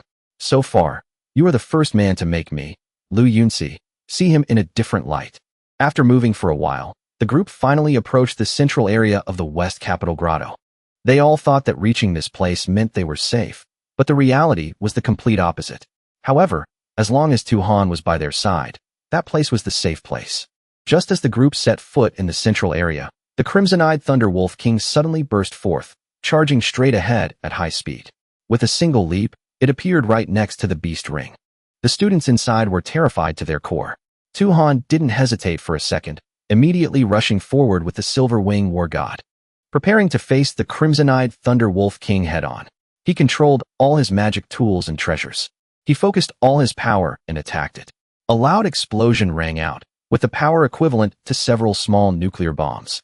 They finally succeeded in repelling the crimson-eyed Thunder Wolf King. Seizing this precious opportunity, the group quickly moved deeper into the central area. However, the scene inside horrified everyone. There were corpses everywhere. The number of dead was unbelievably high. Meanwhile, the crimson-eyed Thunder Wolf King had not retreated. It was only temporarily held back by Tuhan, but it still guarded the cave entrance tightly, making escape nearly impossible. At this point, their only hope was to find a way out of the grotto heaven from within the central area. Just then, Liang Kankan rushed over to report the situation inside to Tuhan. As the students went deeper inside and saw the scene before them, they quickly realized that the corpses lying everywhere seemed to be students from the other 4 cities. Besides them, there were also a few individuals wearing strange masks, making everyone suspect that they were responsible for all of this. The masked people were slightly surprised to see so many survivors entering. It seems the crimson-eyed Thunder Wolf King has failed again. Even after going completely berserk and using suicidal attacks, it still couldn't kill this group. This, on the contrary, makes me feel interested. Could it be that they were saved by that cultivator named Tuhan? No matter who saved them, It's not important anymore. Since they've run here, I'll just take care of them all and complete the mission. That's right. Hell has no gates, yet they insisted on barging in. Today, we can kill to our heart's content. They are all young lives. The feeling of harvesting them will be great, won't it? At that moment, a student couldn't hold back his anger and stood up to question them. Did you kill these people? Who are you? Take off your masks. Stop playing gods and ghosts. As soon as the words were spoken, a masked person immediately became enraged. Without hesitation, he launched an attack. Flames erupted and hit the student, instantly burning him to ashes. The horrifying scene stunned everyone present. They were all terrified, as they hadn't expected these people to have cultivation reaching the core formation realm. Lin Jiantong also quickly realized this. She clearly felt that the strength of these 5 masked people far surpassed their Shu Mountain group. If they were to fight, it was likely that everyone here would be killed. In contrast to her worry, Qin Shuyuan remained calm. He thought that perhaps they wouldn't necessarily have to confront them directly. Just then, Lu Yuni proactively jumped forward. The masked person saw her and realized she was a girl, much stronger than the ones before. She's got guts too, knowing our cultivation level and still daring to charge forward. I'll kill this girl. I want to drink her blood dry. The Silver Wing War God and the Bull Demon King also immediately rushed forward. If you want to kill someone, you have to get past Grandpa Bull first. Another one serving themselves up on a platter. The meat of these 2 ability users isn't bad. I want to eat that bald one.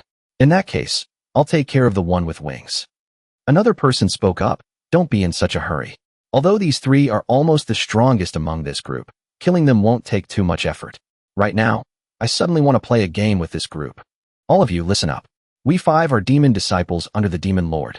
We entered this grotto heaven to kill all of you and complete the mission given by the Demon Lord. But we've already killed quite a few people. Killing half of you is enough to complete the mission. So now, I'm giving you a choice. A chance to contribute your strength to the Demon Lord. From now on, those who want to take refuge with us can come to our side and help us kill the other half of the remaining people. I will spare that person's life. Those who don't come over, or don't choose, will all be killed without mercy. After hearing these threatening words, the crowd below immediately fell into chaos. Murmurs spread everywhere. What should we do? These demon disciples are really strong. We just escaped the wolf's mouth, only to fall into the tiger's den. Why is my life so hard? However, there were also students who firmly objected. Don't listen to the demon's bewitching words. We students of South Island will never kill each other. A wave of determination rose through the crowd. The students who still had their will shouted loudly. That's right. Let's unite. We'd rather die than submit. Let's defeat them together. We students of South Island High must have backbone. Even if we're killed, we have to take a piece of the enemy with us. However, not everyone was so brave. Soon after, a group of students who feared death immediately turned traitor. They rushed forward and knelt before the masked people. We are willing to follow and serve you, Lord Demon Disciples. Next, the Black Tortoise Organization also quickly showed their stance. I am Director Jiang of the Black Tortoise Organization. My father is Jiang Yuaning. He has spoken to me about the unpredictable and divine Lord Demon Disciples. I am willing to join you, my lords, in killing the little bastard Tu Han and the group that protects that little bastard. Not to be outdone, the Shu Mountain Sword Sect immediately stepped forward. We 5 from Shu Mountain are willing to befriend you all and form a good relationship. At this moment, Chen Xiuan turned to look at Gong Er. Junior sister Gong Er, what are you still standing there for? Come over here, quickly. But Gong Er was unmoved, replying coldly, I came here to kill Tu Han. I will not kill anyone else. I cannot do such despicable, petty things. On the other side, a subordinate worriedly asked Long Lingtian, second young master, what should we do? Everyone has gone to join those masked core formation experts. Should we also? But before he could finish, Long Lingtian shouted, shut your mouth. Can't you see my brother meditating on that high step? I don't know what he's doing. He sees that I'm here. Why hasn't he come down yet? From above, the masked people burst into amused laughter. Haha, how interesting. So many of you want to kill Tu Han. I, on the other hand, want to see what kind of person this Tu Han is to make so many people hold a grudge against him. Tu Han, where are you? Just then, Tu Han and Liang can jump down from above. Your grandpa is right here. What's your problem, you bunch of trash? You all want to kill me. Perfect, let's settle this all at once. Tu Han then pointed directly at Long Lingtian. What are you still standing there for? Haven't you always wanted to kill me? Why don't you just join those evil demon disciples? Long Lingtian angrily retorted, it's true I want to kill you, but I am also a student of South Island High. If I'm going to kill someone, I'll do it myself. I don't need others. From the stairway to heaven, a slow voice echoed. That makes things difficult. It was Long Outyin, sitting upon it. At this moment, Tu-Han also sensed a familiar aura. The last 5 elements seed was on Long Outyin. If you don't come to kill me, how am I supposed to get the seed from Long Outyin? Tu-Han continued to taunt Long Lingtian. Think again. Just a little bit of killing me. Long Lingtian was provoked to the point of fury, pointing at Tu-Han. You're going too far. Are you looking down on me? I'm going to kill you. With that, he immediately charged down toward Tu-Han. The students below also recognized him. That's Long Lingtian, the expert who has always been at the top of the South Island City's Azure Cloud rankings. A genius expert as famous as Miss Lu, but even more mysterious and unpredictable. We finally get to see him in person today. Tu-Han then looked up at Long Outyin and said, Long Outyin, if you want me to spare Long Lingtian, that's fine. Hand over the 5 elements seed you have. Long Outyin calmly replied, don't misunderstand.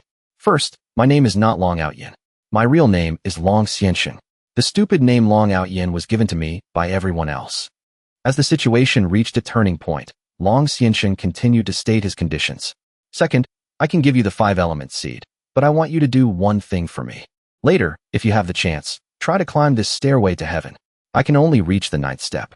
There are 2 treasures on the 10th step. If you can get the cultivation technique, give it to me first. Tu-Han was immediately interested. Without hesitation, he replied, interesting. Give me that 5 elements seed. He thought to himself, so it's not to save Long Lingtian's life, but for the treasure on that stairway? After so much effort, all 5 elements seeds were finally gathered. What surprised him was how easily he obtained the last one.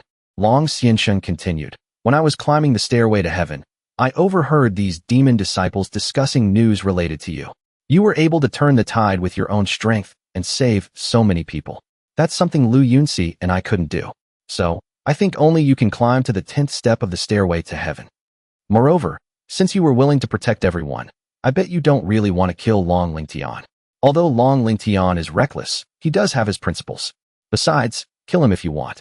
The Long family has no shortage of unruly children like him. These words startled Long Lingtian below. Unruly children? Tu-Han then clasped his hands, considering the deal made. Then, his gaze turned cold. Next, it's time to settle the score with those demon disciples. This time, Tu-Han held nothing back. He was prepared to deal with everyone who had plotted against him, as well as the traitors who wanted to take his life. His cultivation had now broken through to the peak of the Foundation establishment realm, giving him a completely different aura. The masked people also began to move. They ordered those who had surrendered to deal with Tu-Han. Chen Shiyuan immediately volunteered for the task. Tu-Han, you have always insulted our Shu Mountain. Your crime is unforgivable. Today, I, Chen Shiyuan, for the honor of Shu Mountain, will cut you down right here with this sword. Tu-Han just laughed coldly. Haha, all of you, come at me together. A bunch of scumbags. I'll take care of you all at once. Lin Jiantong couldn't stand the provocation and immediately shouted, insolent fool. A mere ordinary cultivator like you dares to look down on our Shu Mountain? How ridiculous. I've had my eye on you for a long time. No need for the senior brother to act. I, Lin Jiantong, will cut you down first. But before she could finish her words, Tu-Han appeared right above her head. One kick sent her crashing to the ground. Her Shu Mountain sword technique was snuffed out before it could even be displayed. The students below cheered when they saw this. Great hit.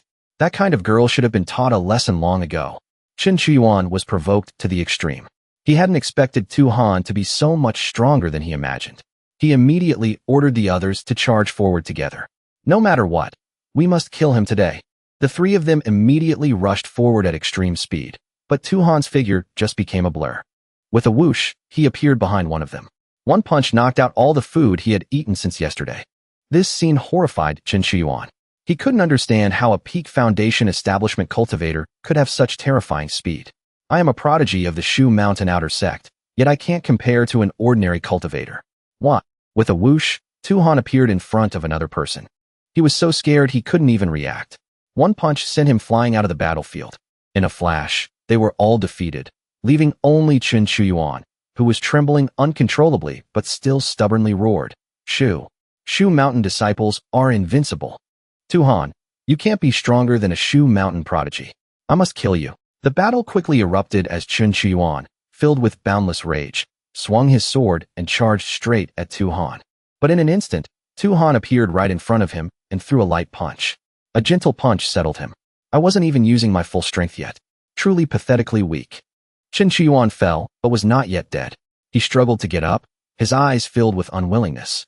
He couldn't accept that he, a prodigy of Shu Mountain, had been defeated by an ordinary cultivator. In his desperation, he unleashed his strongest technique, the man and sword, as one of the Shu Mountain sword arts. Sword explosion art. He intended to take Tu Han down with him. A sky-shattering explosion erupted, its power far exceeding that of a small nuclear bomb. Gong Air watched this scene with great anxiety, but was helpless. Senior brother, victory and defeat are common. Why must you go to such lengths? As the dust gradually settled, a figure became clear.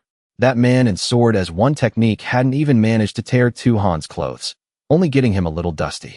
Meanwhile, Chen Qiuan's body was tattered and miserable. Next, Director Jiang of the Black Tortoise Organization stepped forward. His eyes were filled with killing intent. He had long hated Tu Han to the bone, not only for the loss of manpower, but also for being robbed of all his resources. Today, I will take your head back to headquarters. I will surely achieve great merit. You can rest in peace today. Everyone, break through to the core formation realm together. Kill this little bastard. Immediately, all the members of the Black Tortoise Organization erupted with energy, all stepping into the core formation realm.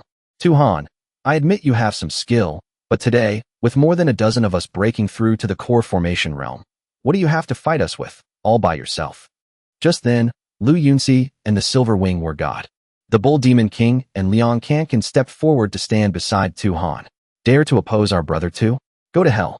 Director Jiang immediately gave the order for all his subordinates to charge and attack. Take care of this Foundation establishment trash first. The members of the Black Tortoise Organization immediately swarmed forward. Tu Han remained as calm as ever, drawing the long spear that Feng Jinting had given him. He directly counterattacked, piercing through one person with a single thrust. Just a puny flawed core, and you dare to step forward? Seeing this, Director Jiang immediately changed tactics, ordering his men to split up, each targeting one person, while he led the strongest to surround and kill Tu Han. Kid, you have repeatedly ruined the good plans of the Black Tortoise Organization. Hand over all the treasures and techniques you have, and today I will grant you a clean death. In an instant, two lackeys appeared behind Tu Han, gathering their strength to launch a pincer attack from both sides. But even in this dangerous situation, Tu Han was not flustered at all. He leaped into the air, completely dodging the attack. On the other side, Lu Yuni was fighting a lackey, making the opponent mistakenly think she was weak. The Bull Demon King clashed with an opponent of the same strength type. Their two fists collided head-on and were knocked back. This sparked his interest. I want to see which of us is more ruthless. Long Outyin easily dealt with a small fry, displaying his superior strength. However, behind him, Liang Kankan was kicked away by another opponent. It left him stunned. Why is it so easy for you guys to kill people, but so hard when it comes to me? The lackey immediately sneered. With that little bit of skill you have, a Foundation establishment ant. Killing you is as easy as flipping my hand. The atmosphere of the battle became more intense than ever as Liang Kankan was provoked to the point of fury. He couldn't help but roar. Don't you dare look down on me. If you can break through to the core formation realm, then so can I. On the opposite side, Director Jiang, after having used almost all of his skills, switched to using weapons to overwhelm him. He ordered all his subordinates to simultaneously launch their magic treasures at Tu Han. Faced with the dense barrage of attacks, Tu Han immediately retreated to dodge. He was starting to realize the problem. This is getting a bit annoying. Although these people all have flawed cores, there are quite a few of them. It's very difficult to kill them all. Moreover, they still have a lot of spirit fruits in their hands and show no signs of spiritual energy depletion. They must have prepared thoroughly before entering. Seeing Liang Kankan nearby, Director Jiang immediately had an idea, preparing to use him as a hostage to threaten Tu Han. Seeing this, Tu Han quickly ordered Long Outyin to go save him. However, Long Outyin hesitated for a moment. He suddenly felt that something was wrong. Why do I have to listen to Tu Han? I don't even know him. Seriously, I'm still his enemy, right? But after a moment of thought, he still decided to act. Forget it. Getting through this difficult situation is more important. I won't bother with him for now. When he reached Liang Kankan's side, he immediately reminded him, your spiritual energy is still not enough. Even if you break through to the core formation realm, it will only be a flawed core. Stop now. Hearing this, the aura around Liang Kankan gradually dissipated. He gave a forced smile, saying that he was just putting on a show to scare the lackey. I still have to participate in the martial arts tournament. How can I become a flawed core? Meanwhile, Tu Han was completely surrounded by Director Jiang's men. Director Jiang believed his opponent was in a desperate situation and began to act arrogant, shouting incessantly. But he had completely misjudged his opponent. Seeing their arrogance, Tu Han decided to play with them for a while. Tu Han took out the Starlight Herb. On the other side, Long Lingtian saw this and wanted to rush forward in anger, but his subordinate hurriedly stopped him. Second young master, keep your voice down. Tu Han is on a roll right now. Even the eldest young master is listening to him. We can't afford to mess with him. Long Lingtian had no choice but to endure. At this moment, Tu Han not only took out the Starlight Herb, but also more than a dozen spirit fruits. It was clear he intended to use them to set up a formation.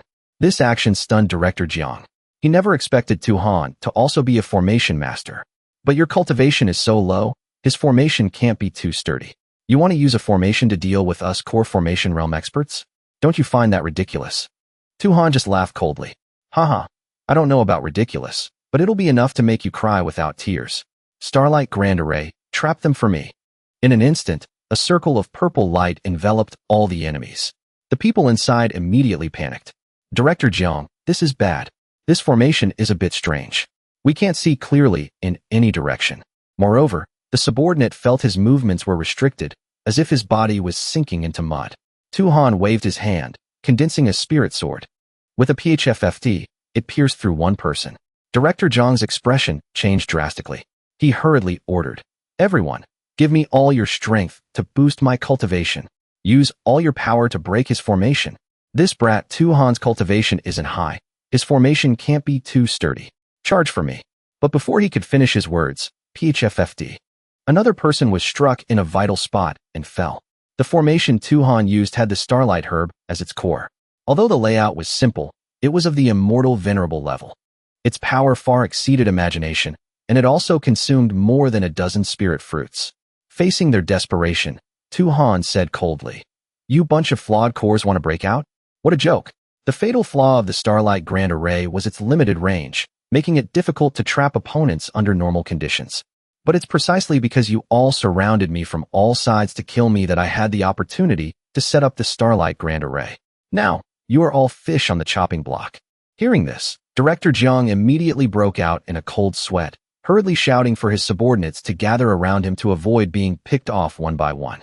Prevent this little bastard from taking us out one by one. However, his reaction was a step too slow. Tu Han had already condensed 3 spirit swords. Swish, swish, swish. In a flash, he had cleanly dealt with all of his subordinates.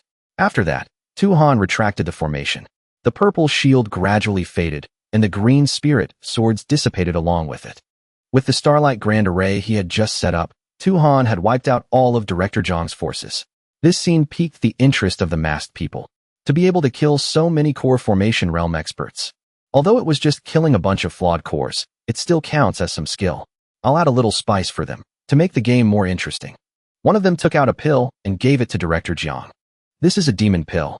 Taking it will temporarily grant you the power bestowed by the Demon Lord. From now on, you will become the Demon Lord's most loyal follower. Without hesitation, Director Jiang excitedly popped it into his mouth and swallowed. The medicinal power immediately spread throughout his body, giving him an unprecedentedly huge power. His body also swelled to several times its original size. This transformation made him even more confident. He immediately charged toward Tu Han. But contrary to his expectations, he only hit empty air, as Tu Han had easily dodged. Tu Han also quickly realized the nature of the demon pill that Director Jiang had swallowed. It was probably a type of dark elixir that burned life force, although it helped him reach a strength equivalent to the peak of core formation, which was extremely powerful. His life force was gradually being consumed. On the other side, Lu Yuni had already dealt with her opponent. The Silver Wing War God and the Bull Demon King also finished their battles one after another. They all quickly gathered to support Tu Han. Seeing Director Jiang's power surge, they prepared to join forces to deal with him. Director Jiang laughed contemptuously. A few more of you ants, what's the use? Can you stop a single palm from a giant? You are all too foolish. Do you know how powerful I am now? If that's the case, I will kill all of you. Tu Han immediately reminded everyone not to confront him head-on.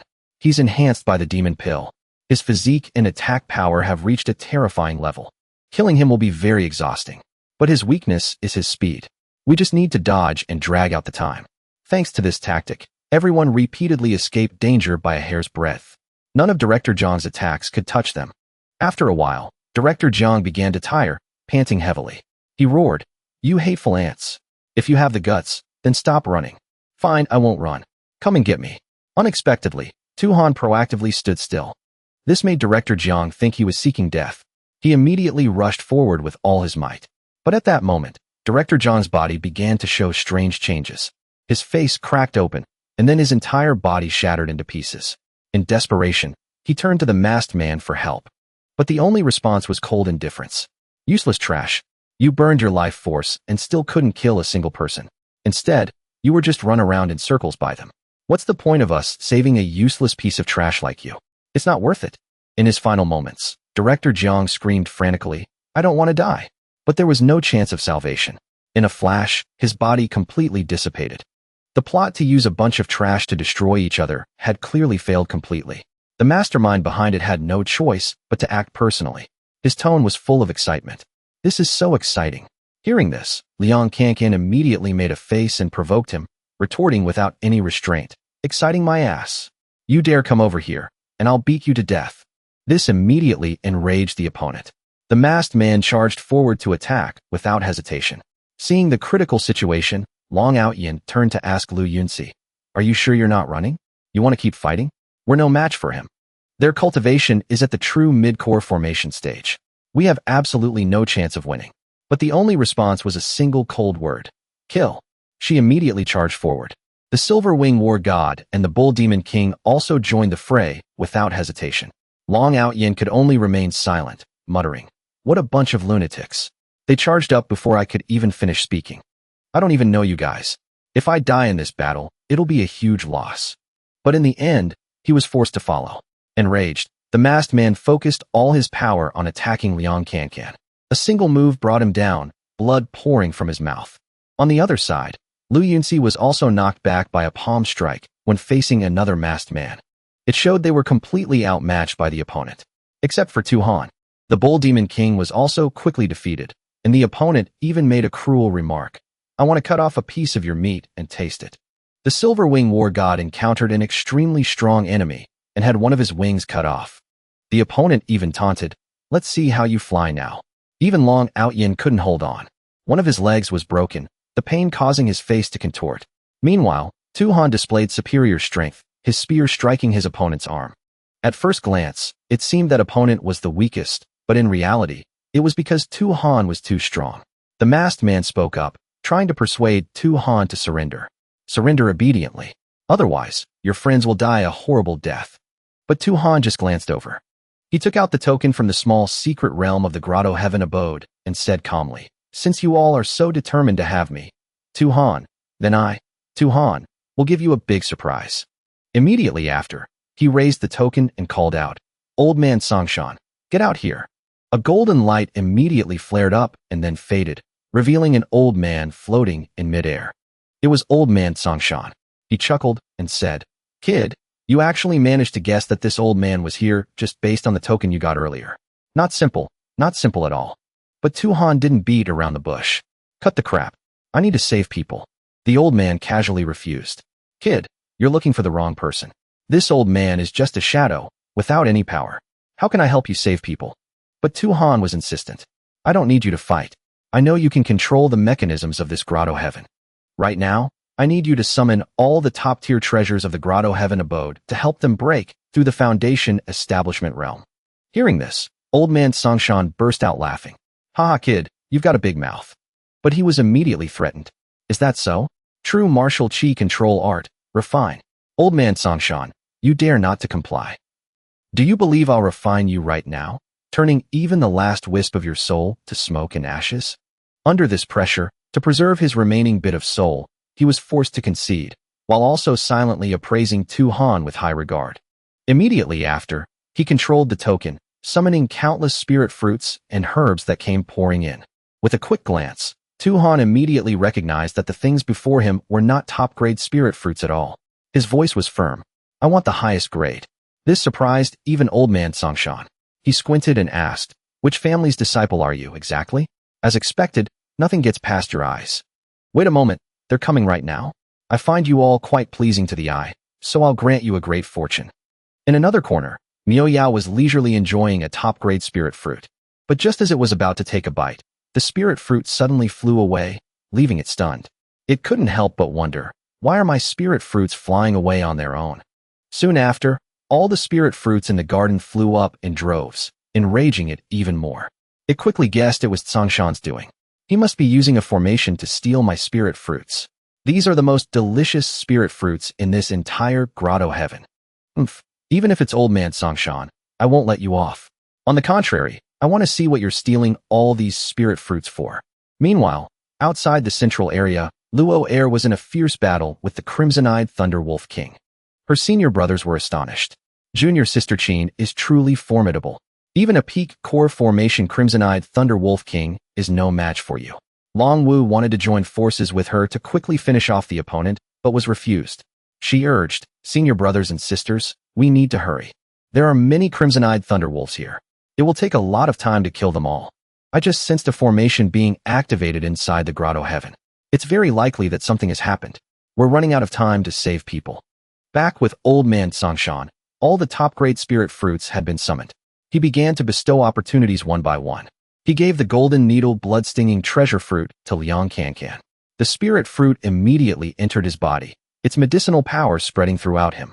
Next was the blood shadow divine fruit for the silver wing war god. Then the Arhut Vajra fruit for the bull demon king, causing his power to erupt violently from within. Next was the nine heavens profound maiden spirit fruit for Lu Yuni, which was perfectly suited to her constitution. Upon absorption, her spiritual power surged, signaling an impending breakthrough. Finally, he said, "Next is the dragon blood regeneration herb. I'll give it to you, the kid from the Long family." Long Outyin immediately absorbed the medicinal power, feeling his bloodline boil. The masked people were horrified and hurriedly asked, "Boss, what should we do now? This old man can activate the formation inside the grotto heaven." But the leader reassured them, "Don't worry. This old man is just an illusion with no real power. Let's kill this group first." Just then, Tu-Han couldn't help but angrily question old man Tsongshan. "They all have treasure herbs to use. Why don't I have any?" And received the reply, "Kid, this old man can't see through you, so I won't give you anything. Perhaps the realm you are pursuing is rare, even in legends. I won't delay you any longer." Hearing this, Tu-Han was also surprised by the old man's insight, wondering if he might belong to that ancient immortal cultivation sect. Elsewhere, in the central area of the West Capital Grotto, Luo Air, clad in battle armor, unleashed a shocking phoenix moonwheel strike. It directly split the crimson-eyed Thunderwolf in two, stunning her brothers who were watching. She killed the crimson-eyed Thunderwolf in one hit. So powerful. At this rare sight, someone couldn't help but exclaim in amazement. Is this the all-heaven secret treasure obtained at the Seven Treasures Pass of Fuyu Mountain? The discussion was quickly followed up. That's right. This battle armor is both offensive and defensive. Moreover, junior sister Qin has unparalleled talent. Wearing it makes her even more invincible. After the Wolf King was eliminated, the entire wolf pack seemed to lose its pillar of support and immediately fell into a state of panic, scattering in all directions without formation. As soon as Luo Air put on the holy battle armor, she immediately felt a powerful change in her body. Every sense became unusually sharp. Every movement around her seemed to be within her control. At the same time, she also realized that in the central area of the grotto heaven, there was an extremely terrifying aura at the level of the body tempering stage. Long Wu was astonished and asked, "Junior sister, are you sure your senses aren't mistaken?" But Qin Luo Air immediately affirmed, "I'm not mistaken. Let's go in quickly. I just hope there are still students alive inside, so we can save one or two to bring back. Otherwise, we really won't be able to explain this to Marshal Uncle Li Kaishan." In the cave, just as Tu-Han's group finished absorbing the divine-grade spirit fruits, seeing that the Bull Demon King was at a critical moment of breakthrough, the masked man didn't miss the opportunity and immediately charged forward to attack, roaring, "You brats, sharpening your swords at the last minute is useless. Die for me." But just then, the Bull Demon King erupted with terrifying power, his aura surging like a tidal wave. "Core formation, break for me. You came here looking for a meal? This old man's 9th grade foundation establishment breaking through to core formation will teach you some manners." He then threw a punch with overwhelming power. It directly sent the opponent flying dozens of meters away, his fate unknown. On the other side, Lu Yuni was ambushed, but she had detected it in time. Just as the sword tip was about to reach her, a violent aura erupted.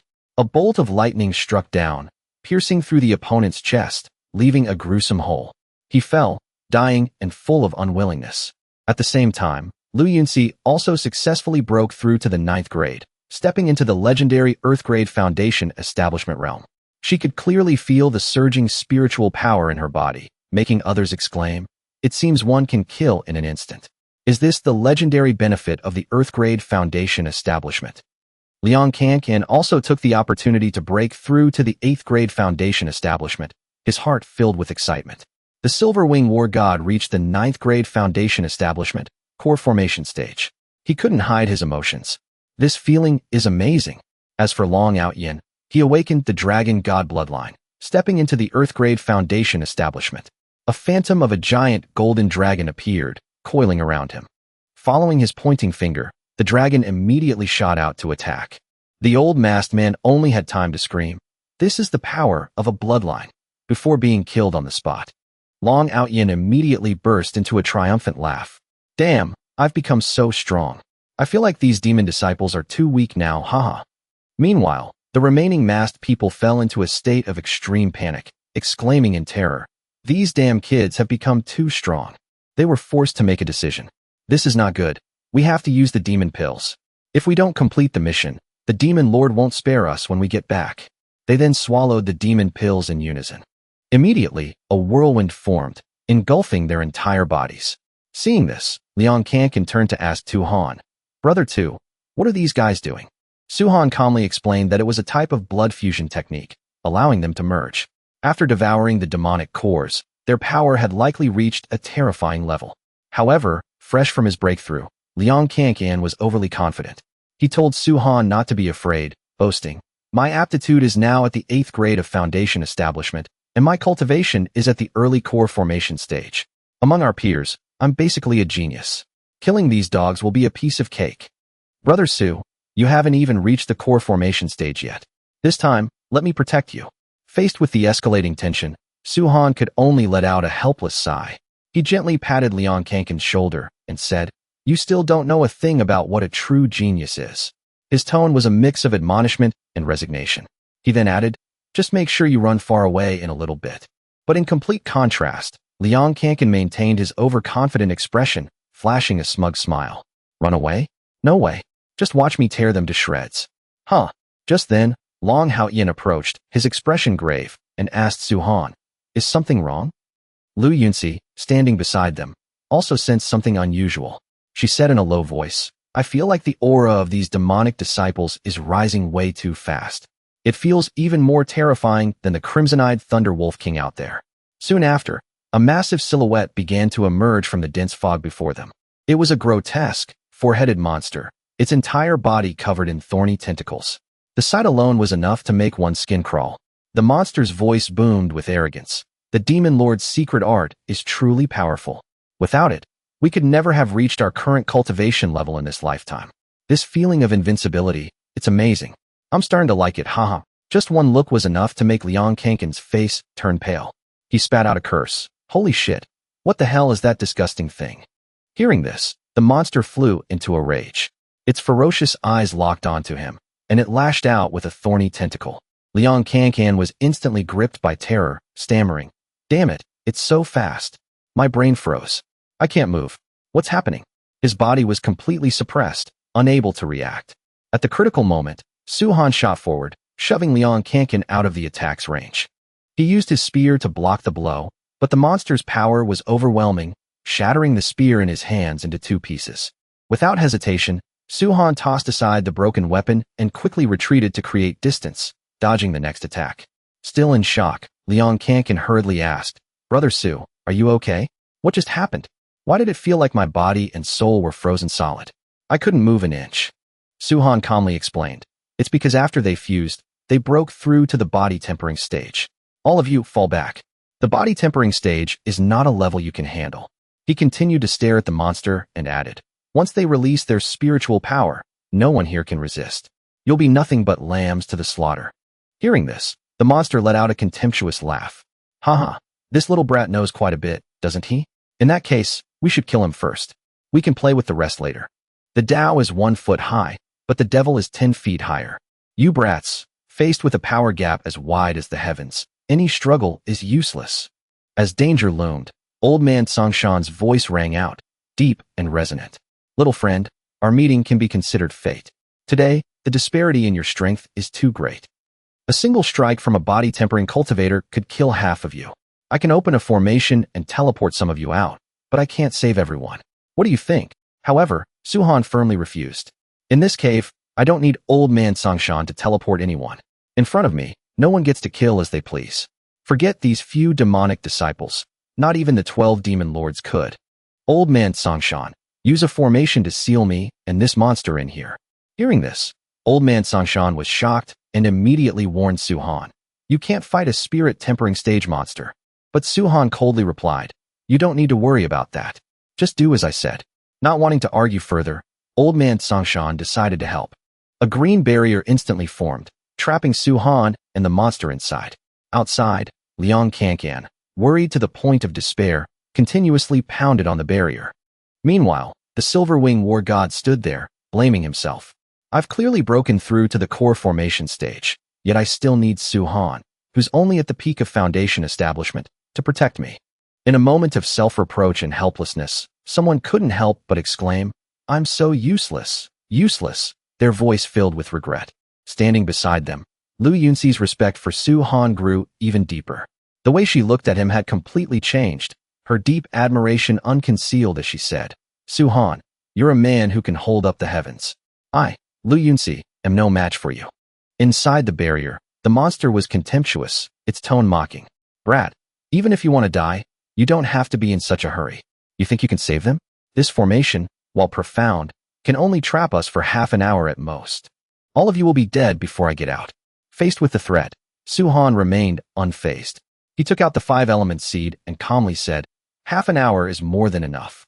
Before you die, allow me to show you what a perfect foundation establishment truly is. Immediately, the monsters burst into contemptuous laughter, retorting, Brat, stop trying to fool people. Above the 9th grade foundation establishment, legends only speak of Earth grade and Heaven grade. Where did this perfect foundation establishment come from? Even if you want to stall for time, you can't escape death. However, Suhan paid them no mind. As the aura around him became unfathomably deep, carrying an indescribable pressure, only 5 can be born in one world. According to legend, the 5-element seed is the very foundation of heaven and earth, the basis of a world's initial formation. That is why it can allow a cultivator to achieve a perfect foundation establishment. As these words fell, the monsters felt a terrifying pressure rising from Suhan's body. They were horrified. Something's not right.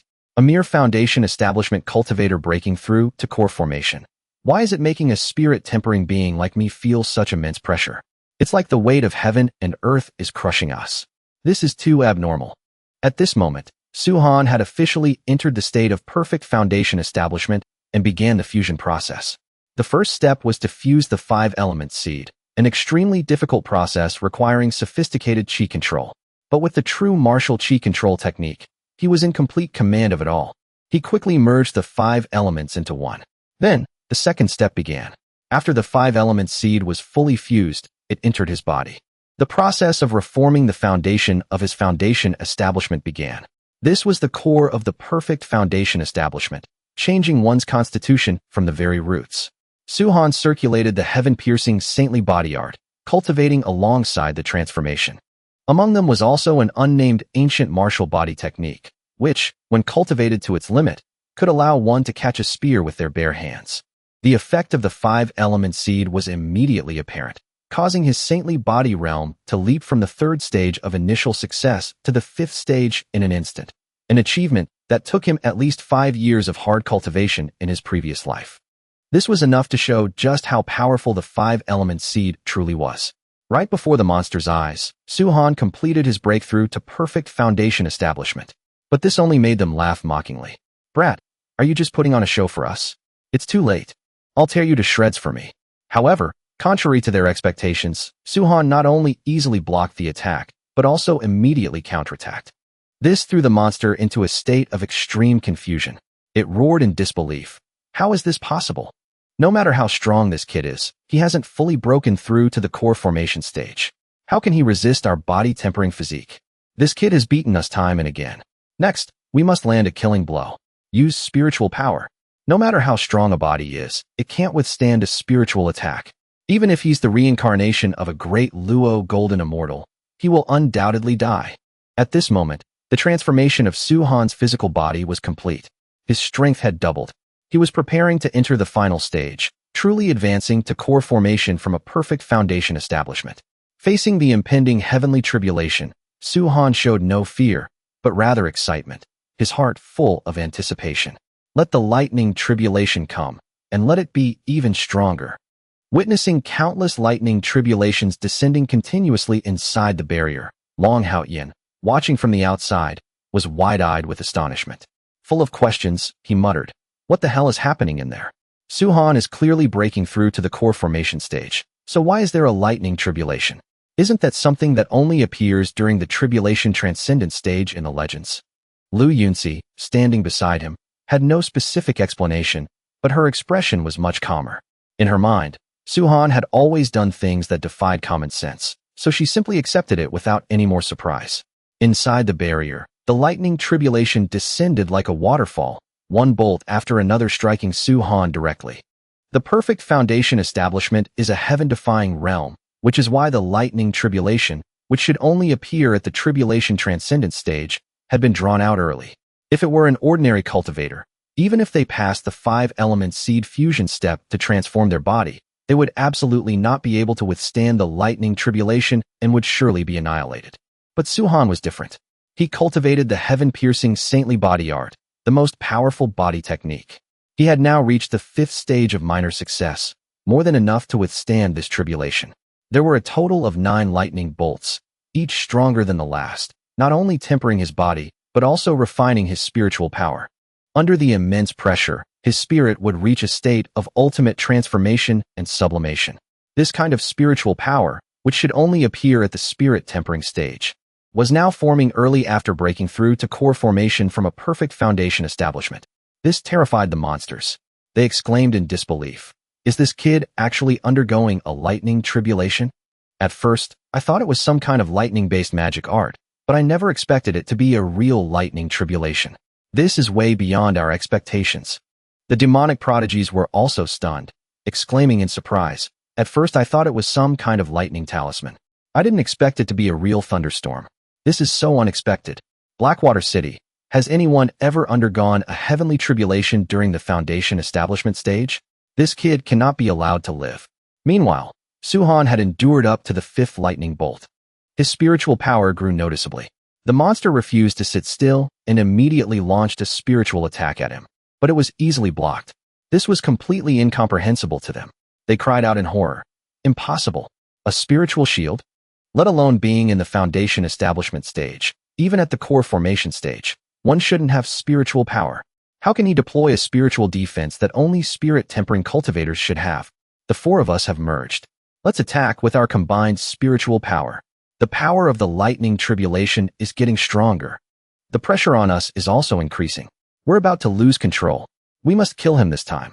When the lightning tribulation reached the 7th bolt, Su-han shattered the lightning with a single punch. He displayed strength far beyond imagination. Against the heaven-piercing saintly body art, this kind of elementary lightning tribulation poses no great threat to me. The monsters now roared madly, deciding to unleash their strongest spiritual attack. I will shatter your soul and keep your body. We'll bring it back to the Demon Lord for study. The Demon Lord will definitely be very interested. A stream of purple spiritual power shot straight at Su-han, but he remained calm, placing 2 fingers on his forehead, condensing his power. Then, an even stronger wave of blue spiritual power erupted, countering the attack. The power of the move made everyone outside the barrier feel uneasy. Even the Silver Wing War God couldn't understand what kind of attack this was. Liang Kankan, however, replied confidently, "Of course. I told you already, trust in Brother Su, and you can't go wrong." Even old man Sangshan couldn't hide his surprise, exclaiming, "This kid is really interesting. He's much stronger than I imagined. It's been so many years since I've seen such an outstanding young man." This made the monsters even more confused and shocked. Faced with power beyond their comprehension, The monsters were in a state of panic and horror, constantly questioning. A spiritual defense is one thing, but a spiritual attack should only be usable by spirit-tempering cultivators. Why can he use it without breaking through? Who the hell are you? What is your cultivation level? This is impossible. Their perception was completely overturned by what Su-han had shown. But at this moment, Su-han had no intention of dragging it out. He calmly declared the end, his voice laced with contempt. You're just frogs in a well. I am at the spirit-tempering stage. The monsters still tried to resist, unwilling to accept defeat. Even if we can't kill you, don't think you can kill us. But Su-han calmly replied, I can't kill you, but the tribulation can. Immediately after, the 9th lightning bolt descended. The 9 bolts merged into one, its power reaching its peak, engulfing the entire space and submerging both Su-han and the monsters in a destructive sea of lightning. Under that terrifying power, the monsters were completely unable to resist, while Su-han stood firm, only his clothes torn. This made them cry out in despair. Why can't we withstand it? They dissipated with overwhelming resentment. As the lightning faded, the barrier also disappeared. Everyone outside burst into cheers. No one expected that a seemingly hopeless situation would be completely turned around by Su-han. At that moment, Su-han took out the 9 profound divine herb, and before everyone's astonished eyes, it grew a 2nd and 3rd leaf, just as he had once speculated. The 9 profound divine herb is a supreme, mystical treasure. Since ancient times, countless emperors and great powers have exhausted their resources to cultivate it, but at most, they only manage to make it grow a few leaves. No one has ever witnessed it bloom and bear fruit. Previously, Su-han had thought that if he relied solely on resources, even draining the energy of this entire world might not be enough. Therefore, he speculated that it had another method of growth. Since entering the Jingshi Grotto heaven, he had constantly changed the situation, saving almost all the students from South Island High. Because saving a life is better than building a 7-story pagoda, that is merit. And now, his speculation had been proven completely correct. Merit is another way to nurture the 9 profound divine herb. Just then, Qin Luo'er and the others also entered the central area of the cave. Long Wu, still worried, tried to comfort her, reminding her to prepare herself. Those students are too weak. It's very likely that none of them survived. But we can't be blamed for this. After all, we killed so many crimson-eyed thunderwolves outside. Bringing back the bodies of those students later can be considered as not letting them down. But as soon as he finished speaking, the scene before him left him speechless. He exclaimed in disbelief. How can there be so many people still alive? He immediately turned to question them. How did you survive without our help? How did you all survive? It's impossible. At this moment, Lu Yuni stepped forward, her eyes wary. Who are you? Up above, Su-han was standing on a high platform changing his clothes. His eyes accidentally met Qin Luo'er's in the crowd. At the same time, she looked up. A strange, inexplicable feeling rose in her heart. Who is he? Why is he looking at me like that? I clearly don't know him. So why does he feel so familiar? Su-han jumped down, walking towards her step by step, feeling emotional at unexpectedly meeting an old acquaintance again. His gaze seemed to be locked on her, unable to leave Qin Luo'er, and she, too, unconsciously wanted to move closer to him. Just then, Long Wu suddenly stepped between them, shouting coldly, Stop! Get out of here, kid. Is junior sister Qin someone you can get close to? The atmosphere immediately became tense. A flash of anger appeared on Su-han's face, and he prepared to act. But Qin Luo'er spoke up, stopping him. Brother Long Wu, step aside. My business is none of your concern. Then she walked directly up to Su-han, looked him in the eye, and asked, Who are you? Su-han looked at her with a gentle gaze and softly replied, I am Su-han.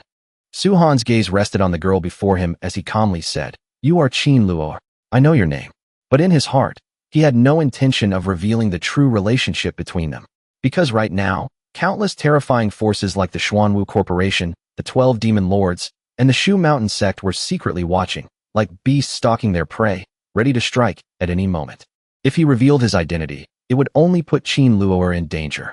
Therefore, before entering Qingbei Academy, he must keep everything hidden and not reveal any connection to her.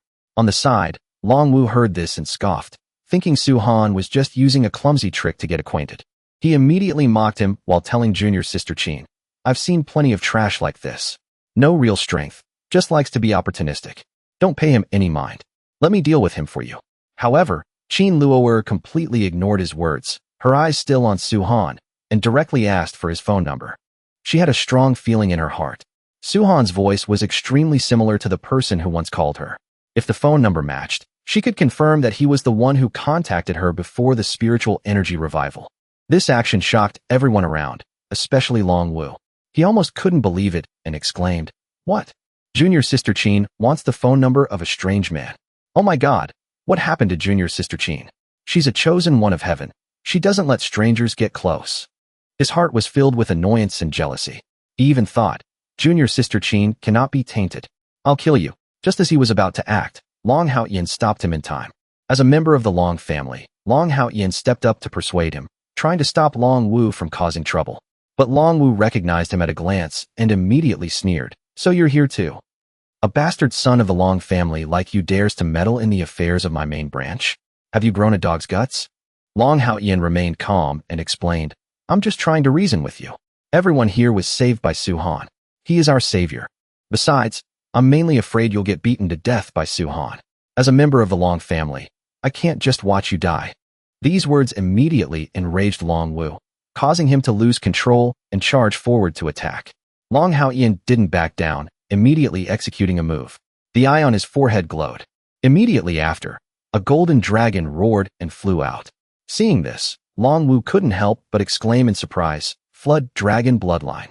I didn't expect a bastard son of the Long family to awaken the Flood Dragon Bloodline. No wonder some people in the main family said you were a prodigy. It seems you really have some skill." He then made an enticing offer. "Right now, I, Long Wu, will give you a chance. Submit to me and become my follower. One day, I can take you to the main branch of the Long family. There, you will have the chance to awaken the true Azure Dragon Bloodline." But Long Haoyan only showed disgust, completely uninterested. This made Long Wu even angrier at being rejected. Just then, the entire cave suddenly shook violently, signaling that the Jingshi grotto heaven was about to collapse. Old Man Sangshan immediately opened an exit, urging everyone to leave quickly. However, Suhan chose to head towards the heaven-piercing ladder first. He wanted to claim the treasure. Up above, hearing there was a treasure, Long Wu immediately forgot everything else. He flew next to Suhan and said aggressively, "Kid, let's see who gets the treasure first." Down below, Qin Luoer couldn't help but say angrily, "Damn it, why did this guy just leave like that? He didn't even give me his phone number." Just then, Lu Yuni flew over. She looked at Qin Luoer with a probing gaze, wondering if she and Suhan knew each other. What was the relationship between them? At the same time, the Silver Wing War God and the Bull Demon King also quickly rushed up the heaven-piercing ladder with the goal of breaking through their limits. Liang Kankan refused to be left behind and followed confidently. All the powerful individuals stepped forward one by one, wanting to test their limits. They climbed the ladder step by step to see how far they could go. Suhan, however, stepped up lightly, his body calm. Because according to legend, the heaven-piercing ladder is where divine beasts with reverse scales like divine dragons and Qilin train their bodies. A place where the terrifying pressure can pierce the high heavens, even crushing the celestial dome. Although it was just a replica of the legendary heaven-piercing ladder, the pressure emanating from each step was still heavy enough to make ordinary people struggle to withstand it. Every step forward was like carrying the heavens on their shoulders. From the very first step, Liang Kankan already felt the difficulty, his body trembling from the pressure. Meanwhile, Suhan lightly stepped onto the second step as if it were nothing. This scene made Long Wu snort coldly.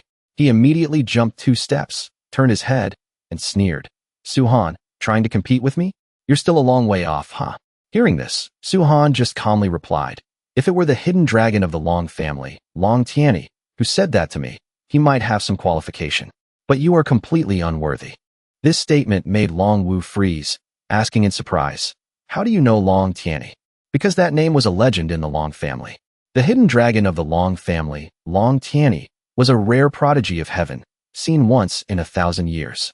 Even the Long family's ancestor once asserted that when the great era of spiritual energy revival comes, his achievements will be beyond all imagination. In Suhan's memory, he was also a terrifying opponent in his previous life, the one who secretly plotted against him at the moment he was about to ascend to immortal venerable, indirectly causing the Emperor Venerables to no longer hold back, ultimately leading them to set up the snow-killing grand formation to besiege and kill him. Back in the present, Liang Kankan, with his weak cultivation, could only climb to the 5th step before he couldn't take it anymore. Panting, he called out to the Silver Wing War God and Bull Demon King, "Hey, When you get up there and find any treasures, don't forget to grab a share for me. But in reality, none of them could go much further. The sixth step was their limit. Although Qin Luo'er passed the sixth step, she also felt the immense pressure. She was filled with doubt as she saw Su Han had already reached the eighth step, still walking as if on flat ground. Long Wu stopped at the sixth step, unwilling to accept defeat. He gritted his teeth and said, I will absolutely not lose to that kid. I will absolutely not let junior sister Qin look down on me. Then he forced himself to step onto the seventh step. But as soon as he lifted his foot, the pressure instantly broke his leg, causing him to scream in pain and roll on the ground. Seeing this, Liang Kankan could only sigh helplessly. Was that really necessary? Trying to compete with Brother Su? Aren't you just asking for death? A broken leg is getting off easy. Meanwhile, Lu Yuni successfully stepped onto the seventh step. She felt emotional. All of us from South Island High have climbed past the fifth step. Based on our previous core formation aptitude, this would have been absolutely impossible. It seems the fruit we ate during our core formation has greatly improved our aptitude. What Su Han brought us was truly a major transformation. Up ahead, Su Han was already at the ninth step. Only one final step remained. But even he had to admit that even though it was a fake heaven-piercing ladder, the pressure here was still enough to make a perfect foundation establishment feel heavy. In his thoughts, if it were the real heaven-piercing ladder, then even core formation or spirit-tempering cultivators would have to cultivate to the perfect limit to pass. And that was the goal he must achieve in this life. With a determined gaze, he said, 10th step, here I come. Behind him, Lu Yuni stopped at the ninth step, unable to proceed. She suddenly recalled the past, when Su Han was just an ordinary student. And now, he was about to reach the top of the heaven-piercing ladder. This made her wonder, is this your true self? At the same time, Qin Luo'er also gave it her all. Thanks to her battle armor, she barely managed to jump to the 10th step. She couldn't help but be shocked to realize that she, a prodigy from Qingbei Academy, was no match for a high school student. In another corner of the cave, the demon Miao watched this scene and stomped its feet in anger, roaring, Damn, old man Songshan. He really gave my delicious fruit to someone else to eat. That nasty kid has climbed the heaven-piercing ladder. There's a treasure up there that needs a human's hand seal to open. This Miao's paws can't open it, or I would have stolen the treasure long ago. In a hidden corner, the demon Miao still argued defiantly. That's not right. How can you call it stealing? It should be called taking. This Miao is a good cat, a well-behaved cat. I've never known how to steal. Meanwhile, Su Han had reached the area with the treasure chests. In front of him were stone boxes that required spiritual energy to be channeled into special hand seals to open. Clearly, obtaining the treasures here required not only strength, but also fate. He reached out and touched the first chest. It opened, revealing a cultivation technique manual. After picking it up and examining it, he discovered it was the reverse dragon art. With just a glance, Su Han recognized that this was an extremely suitable cultivation technique for Long Haoyin. He remembered that Long Haoyin had traded the 5 elements seed with him earlier. If he now had the fate to obtain this technique, giving it to him would settle the score. Moreover, it seemed the bloodline within him also sensed that there was something suitable for him here. Without hesitation, Su Han compressed the technique and threw it to Long Haoyin, saying, For you. Our debt is settled. Although the reverse dragon art was a super strong technique, it was still a level below the top-tier technique he was cultivating. So giving it to Long Haoyin was reasonable. After that, Su Han moved to the second stone box and placed his hand on it to try and activate it, but there was no reaction. He tried again and again, but still failed. Just then, Qin Luo'er flew up behind him and softly suggested, Let me try. This made Su Han immediately turn around, his eyes slightly shocked when he saw the war armor on her. Many thoughts rose in his mind. He had only led her to the 7 Treasures Temple on Fuyu Mountain, not expecting her to obtain this heaven-defying treasure.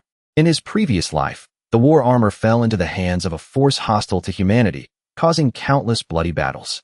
Wherever it appeared, battlefields were stained with blood, causing countless cultivators to fall, even changing the situation of the continent. And now, the fact that it was in Qin Luo'er's hands was a great fortune for humanity. It was just a pity that this armor was still in its primary form and had not yet unleashed its full power. But once it evolved to its final form, it would definitely become an existence that shook the world. That's why, when he saw that Su Han seemed to know a lot about the armor, Qin Luo'er couldn't help but ask curiously, Su Han, do you know me very well? And she received an unhesitating reply, Yes. In this world, no one understands you better than I do. These words made the atmosphere subtle. But before they could say more, a loud tremor echoed, signaling that the Jingshi grotto heaven was about to collapse. Suhan immediately urged Qin Luo'er to open the stone box. She reached out to activate it, and this time the stone box opened immediately. Inside, a heavenly Dao pill appeared. Seeing this item, even Suhan was a little surprised, because this was a pill that could help a core formation cultivator condense a god-grade core, which was extremely rare. But his goal was a perfect core, a realm even higher than god-grade, so this pill was not very necessary for him. So he directly let Qin Luo'er keep it. But in that instant, the demon Miao suddenly rushed over. It snatched the heavenly Dao pill and fled at an extremely fast speed. This caused the chain on its neck to glow and a voice to ring out. I've been waiting for you for a long time. Now where do you think you can run? This demon Miao beast had a mysterious origin, and its strange behavior seemed to be related to ancient spirit beasts from legends. Therefore, it must be caught for further study. Suhan immediately shouted, stealing something, and you want to run? Get over here. Then he waved his hand and pulled hard, directly catching the demon Miao. Being controlled, the demon Miao was so angry it continuously cursed. Damn it. You little bastard. You put a soul-binding clasp on me. You road-robbing bean. You little bastard, you're even worse than that old bastard. Right now, this Miao hates you the most. Hearing this, Suhan just shook his head helplessly. Then he turned to Qin Luo'er and said, this cat is too naughty. Here's your pill back. Paying no mind to Suhan's apology, Qin Luo'er immediately rushed over to hug the demon Miao, happily nuzzling it, as if meeting an adorable pet, making the atmosphere a little lighter. Meanwhile, after a short pause, Suhan walked towards the last stone box. He couldn't help but be curious about the hidden treasure inside. He slowly placed his hand on it to activate it. When the box opened, inside was just a crude stone axe. But as soon as he saw it, Suhan's expression immediately changed, because he recognized that this was absolutely no ordinary item, but the Hongming battle axe, a celestial weapon with infinite growth potential, extremely suitable for his cultivation path. He said softly, it's time to go. Suhan put away the treasure, feeling that this trip was indeed worthwhile. The Jingshi Grotto Heaven was worthy of being called the #1 Grotto Heaven after the spiritual energy revival. Outside, Li Kaishan and the principal had been waiting for a long time, anxious because there had been no movement from inside. This made both of them uneasy. It seems it's more dangerous inside than we thought. Don't worry. Li Kaishan, will take full responsibility for this. I was the one who led those kids in, so I will be responsible for this. Just then, the entrance to the Grotto Heaven suddenly opened. Junior Sister Qin and a few others walked out first. Li Kaishan hurried forward and asked worriedly, are you the only ones left? Where are the others? Did they all die in there? But immediately after, a scene that astonished everyone occurred.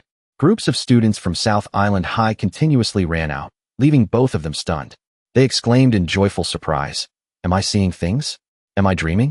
So many people survived. Principal Li, you're not mistaken. Our students have all returned. I'll go do a head count. Not long after, Suhan and Liang Kankin were the last to walk out. Immediately after, the entrance to the Grotto Heaven gradually closed and disappeared.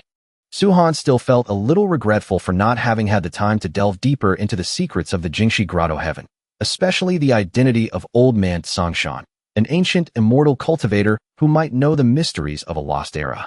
On the principal's side, after finishing the head count, he reported excitedly, from our South Island High School, only about 20 students were injured. There were no fatalities. This is truly a miracle. Hearing this, Li Kaishan immediately went to thank Qin Luo'er, but before he could finish, she interrupted him. Martial uncle, you've misunderstood. Listen to me. The one who saved these people wasn't us. When I entered, they were already out of danger. This surprised him, and he asked, if not you, then who could it be? And he received a decisive answer from Qin Luo'er as she pointed towards Suhan. It was him. Upon learning the truth, Li Kaishan was shocked. At first, he only thought Suhan was a bit special, not expecting him to be able to turn the tide in the dangerous Grotto Heaven. He and the principal approached. They were even more surprised to see that many students had broken through to the core formation stage. Soon after, he said to Suhan, Suhan, you've performed a great service this time. I won't say much else. Just tell me what reward you want, and I'll agree to it. Suhan replied without hesitation. In that case, I won't be polite with you, Teacher Li. I want a direct admission spot to Qingbei Academy. After hearing this, Li Kaishan advised him to reconsider and offered other conditions, which confused Suhan a little. Is this condition so difficult? And he got the answer. Not difficult. In fact, it's too simple. Although Qingbei is the best martial arts academy, with your current core formation strength, getting in on your own is absolutely not a problem. I feel like you're wasting this reward. However, Su-han stuck to his original choice, because what he really needed was probably something even Li Kaishan couldn't provide. Moreover, he didn't want to waste time on troublesome exams. If he could get a spot directly, that was the best option. After everything in the Grotto Heaven was settled, Su-han still had many important plans to carry out, so he didn't want any more delays. Seeing this, Li Kaishan didn't try to persuade him further and directly agreed to help him get the recommendation for Qingbei Academy, saying decisively, "I will definitely get it for you." As soon as these words were spoken, Long Wu, standing nearby, couldn't hide his dissatisfaction, feeling angry that someone like Su-han could so easily get a spot that he had to work hard to even touch. Meanwhile, Qin Luo'er's mission was also complete. She prepared to leave. Before she went, Li Kaishan asked her to send his regards to her master, and said he would return to the capital after handling his affairs. Soon after, Qin Luo'er and her martial brothers boarded a spaceship. But before leaving, she suddenly turned back and called out to Su-han. She said softly, "I'll be waiting for you at Qingbei Academy. I hope you can tell me a few things then." Su-han just gave a slight wave in reply, his gaze profound. Just then, Liang Kankan, not knowing when to keep his mouth shut, shouted loudly, "Sister-in-law, have a safe trip." This startles Qin Luo'er, and she nearly falls over from the unexpected address. Long Wu, on the other hand, immediately got angry and turned to shout at Liang Kankan, "What are you yelling about?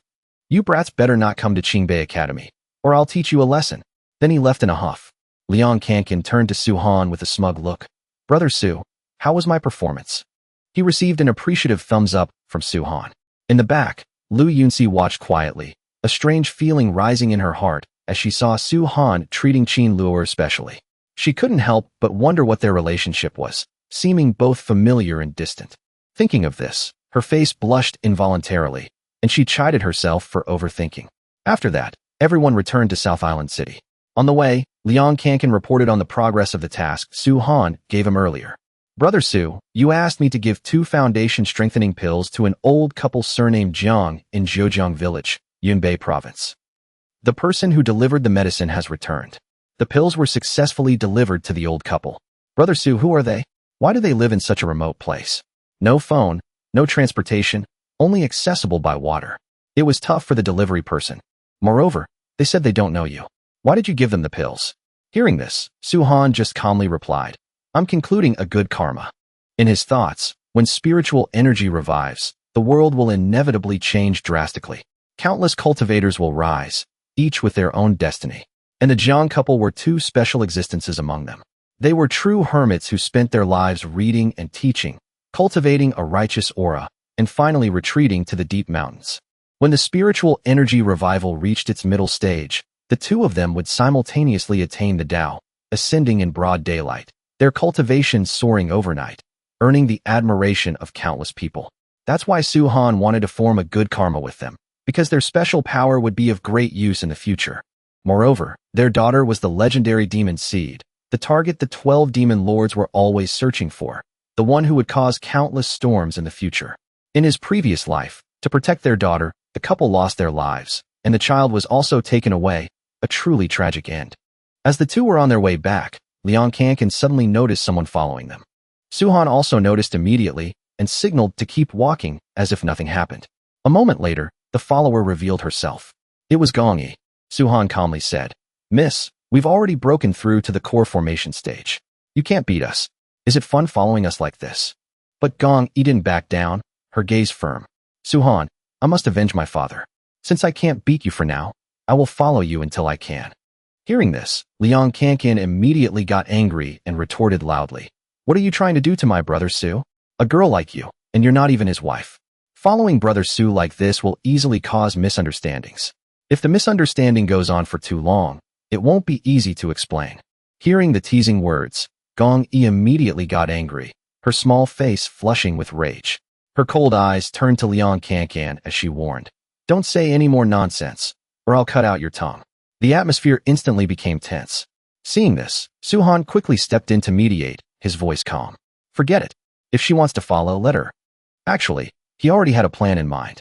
Because in the Jingshi Grotto Heaven, Gong Yi did nothing against her conscience.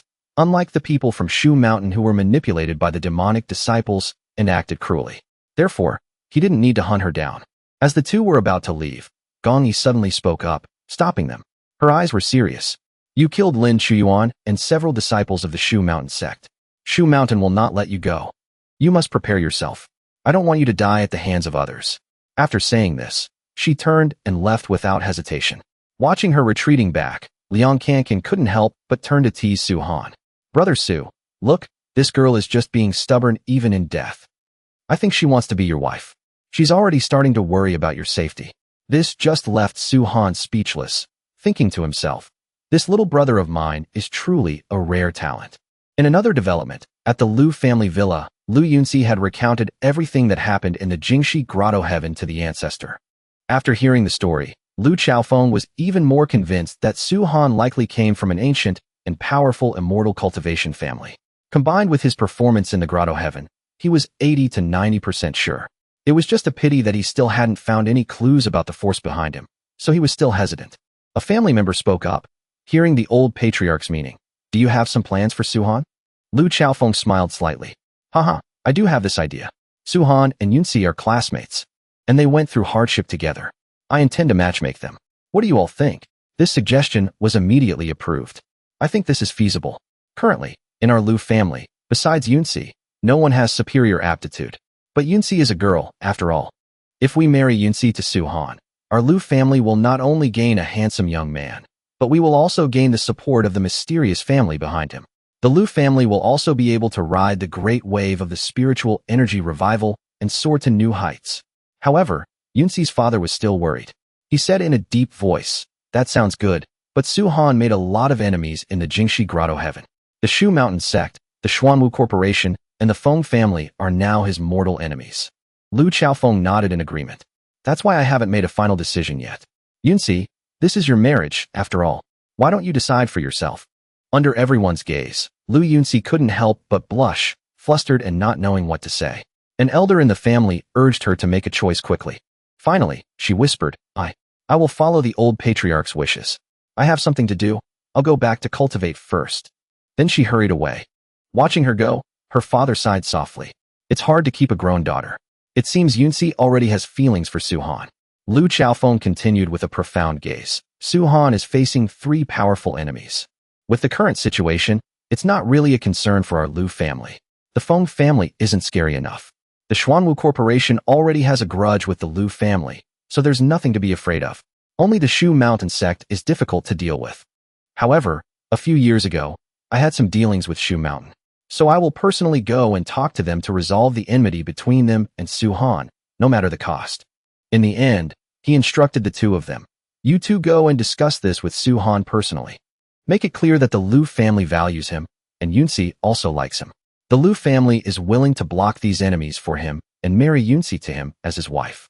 Receiving the instruction, the two didn't delay and immediately set off, heading straight for the Nanshan orphanage. On the way, Liang Kankan couldn't help but worry. Brother Su, will it be a problem leaving that cat alone at the villa? After all, we brought it out from the Jingshi grotto heaven. It's very strong. Su Han calmly replied, no need to worry. The collar on its neck has been completely refined by me. It can't run even if it wants to. This cat's state is a bit strange. When we met it, it seemed to be in its adult form. Now it's in a juvenile state. It seems to be undergoing some kind of transformation. Its strength is not as great as before. Hearing this, Liang Kankan shook his head in annoyance. This cat isn't as scary as before, but it's become a bit shameless. It acts like a king every day, making us serve it. I'd say this cat really knows how to enjoy life. I bet even if we tried to kick it out now, it wouldn't leave. Meanwhile, at the villa, the demon Meow was lounging comfortably, playing on a tablet. It was snacking and listening to music, completely immersed in its new life. After so many years trapped in the grotto heaven, it never expected the outside world to be so rich. Countless delicious foods, and also movies and all sorts of fascinating entertainment. It felt like this place was heaven. It silently vowed to stay here and enjoy it to the fullest. This Meow swears not to leave Su Han until I've eaten my fill and stayed my fill. Back to the two of them, Liang Kankan asked curiously, Brother Su, what are we doing at the orphanage? Su Han explained in a deep voice, looking for my childhood records. I grew up in an orphanage, but I'm not an orphan. I heard my parents left me for some reason. Later, when I could support myself, I left the orphanage and have been living on my own ever since. In my previous life, it wasn't until the middle stage of the spiritual energy revival that I gained some strength. When I returned to my parents' home, the orphanage had already been destroyed by war. Even after cultivating to the immortal venerable realm, I never found any news of my parents. It was a regret I could never resolve in my past life. No matter what, in this life, I must find out where my parents are. As they stepped into the orphanage, the scene before them immediately made their faces darken. A man was drinking and yelling at the children. Useless. You've been out all day and only brought back this little bit of money. Don't you know how hard life is? What's the use of me raising you? The children cowered in fear. But he didn't stop, even intending to injure a child to make them look more pitiful to earn more money. He raised a wine bottle, preparing to smash it down. Just then, Suhan appeared, snatching the bottle in a flash. The man growled angrily. Who are you? Where did you come from? Suhan coldly replied. Is this how you treat children?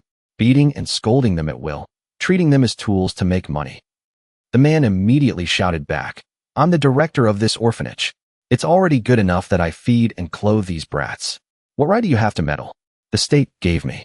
Without another word, Suhan directly smashed the bottle on him.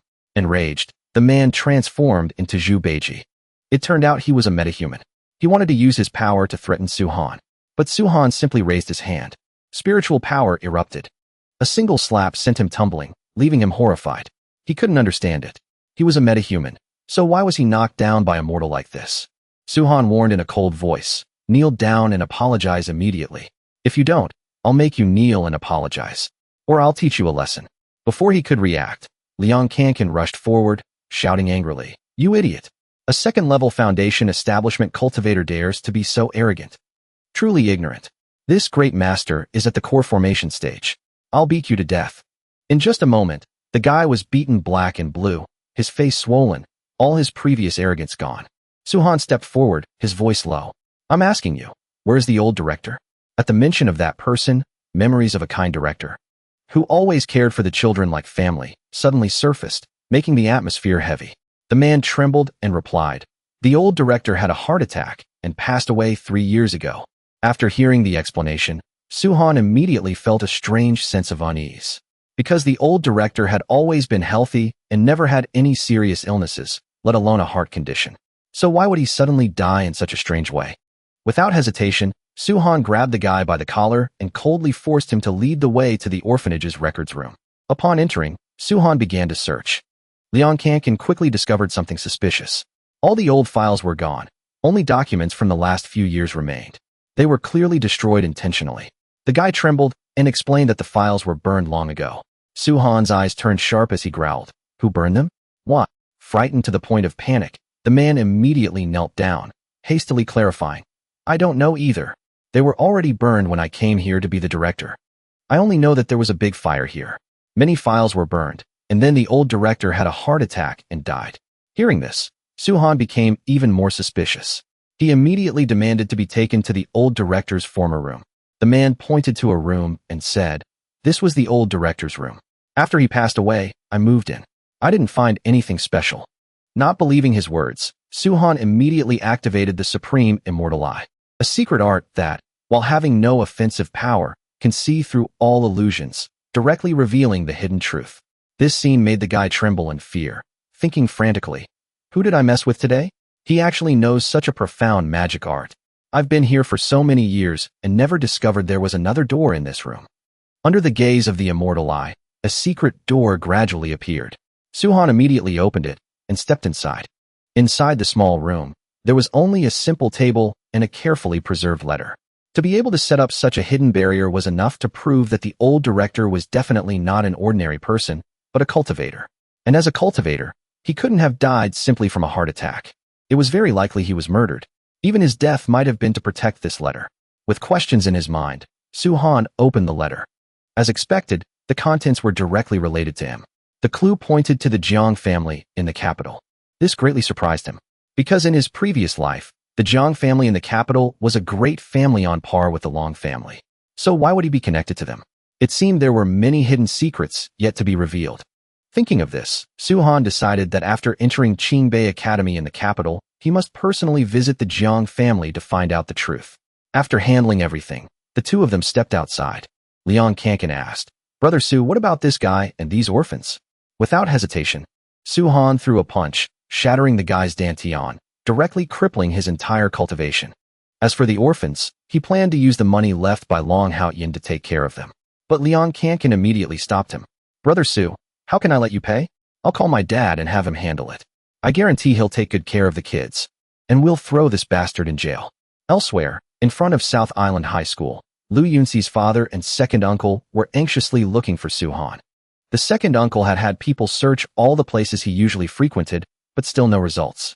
Until he received a call from a subordinate reporting that they had found Su-han's whereabouts. He just went to the Nanshan orphanage and is on his way back to school. Hearing this, Yunxi's father couldn't help but wonder, what was he doing at the orphanage? The second uncle shook his head, I don't know.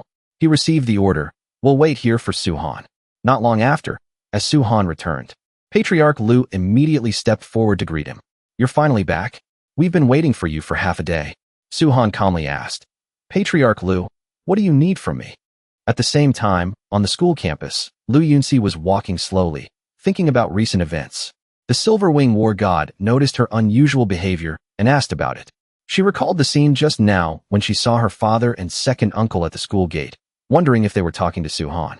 The unexpected meeting at the school gate quickly attracted everyone's attention. The Bull Demon King saw Su-han and couldn't help but laugh. What a coincidence, we ran into Su-han. We still haven't thanked him for what happened in the Jingshi Grotto Heaven. Soon after, Patriarch Lu stepped forward with a serious but satisfied expression, directly stating the purpose of his trip. Kid, listen carefully. My Lu family thinks very highly of you. Even the old patriarch greatly admires you. So, we have decided to marry Yunxi to you, to have you become the son-in-law of our Lu family. As soon as the words fell, Lu Yunxi's face turned bright red with embarrassment. The Silver Wing War God and Bull Demon King standing beside her were completely stunned by this sudden decision. While Su-han remained silent, Liang Kankan laughed suggestively and teased. Brother Su, your luck with women isn't bad, huh? Everyone wants to fight to be your wife. Seeing that Su-han hadn't spoken, Patriarch Lu continued to press for his opinion. Isn't this a great happy occasion? Young people don't need to be so reserved. If you're happy, just show it. My Lu family will quickly arrange the wedding for you and Yunxi. At this point, the Bull Demon King also suddenly understood the reason for Lu Yunxi's strange behavior earlier. He laughed and said, Tell the truth, did you know about this all along? When the time comes, I, Old Bull, will definitely come to drink at your wedding. Unable to bear everyone's gazes, Lu Yunxi quickly turned to leave, whispering, I'm heading back first. The second uncle saw that Su-han still hadn't answered and immediately urged him. You're in Yunxi's wedding, I will definitely make it a grand one. At this point, Su-han finally spoke, his tone calm but firm. Patriarch Lu, you think too highly of me. I am not worthy of Class President Lu. This sentence made Lu Yunxi, who was walking away, suddenly stop. Su-han continued, this kind offer, you should find someone more suitable. Patriarch Lu asked in disbelief, do you know what you're saying? My daughter Yunxi, whether in terms of aptitude or appearance, is extremely outstanding. And yet you refuse. Su-han maintained his attitude. Thank you for your kind intentions, Patriarch Lu. Class President Lu is of course very outstanding. It's just that I, Su-han, have not yet thought about matters of marriage. If there's nothing else, then I'll be leaving. The blunt refusal immediately made the atmosphere tense. The second uncle got angry and acted. You arrogant fool.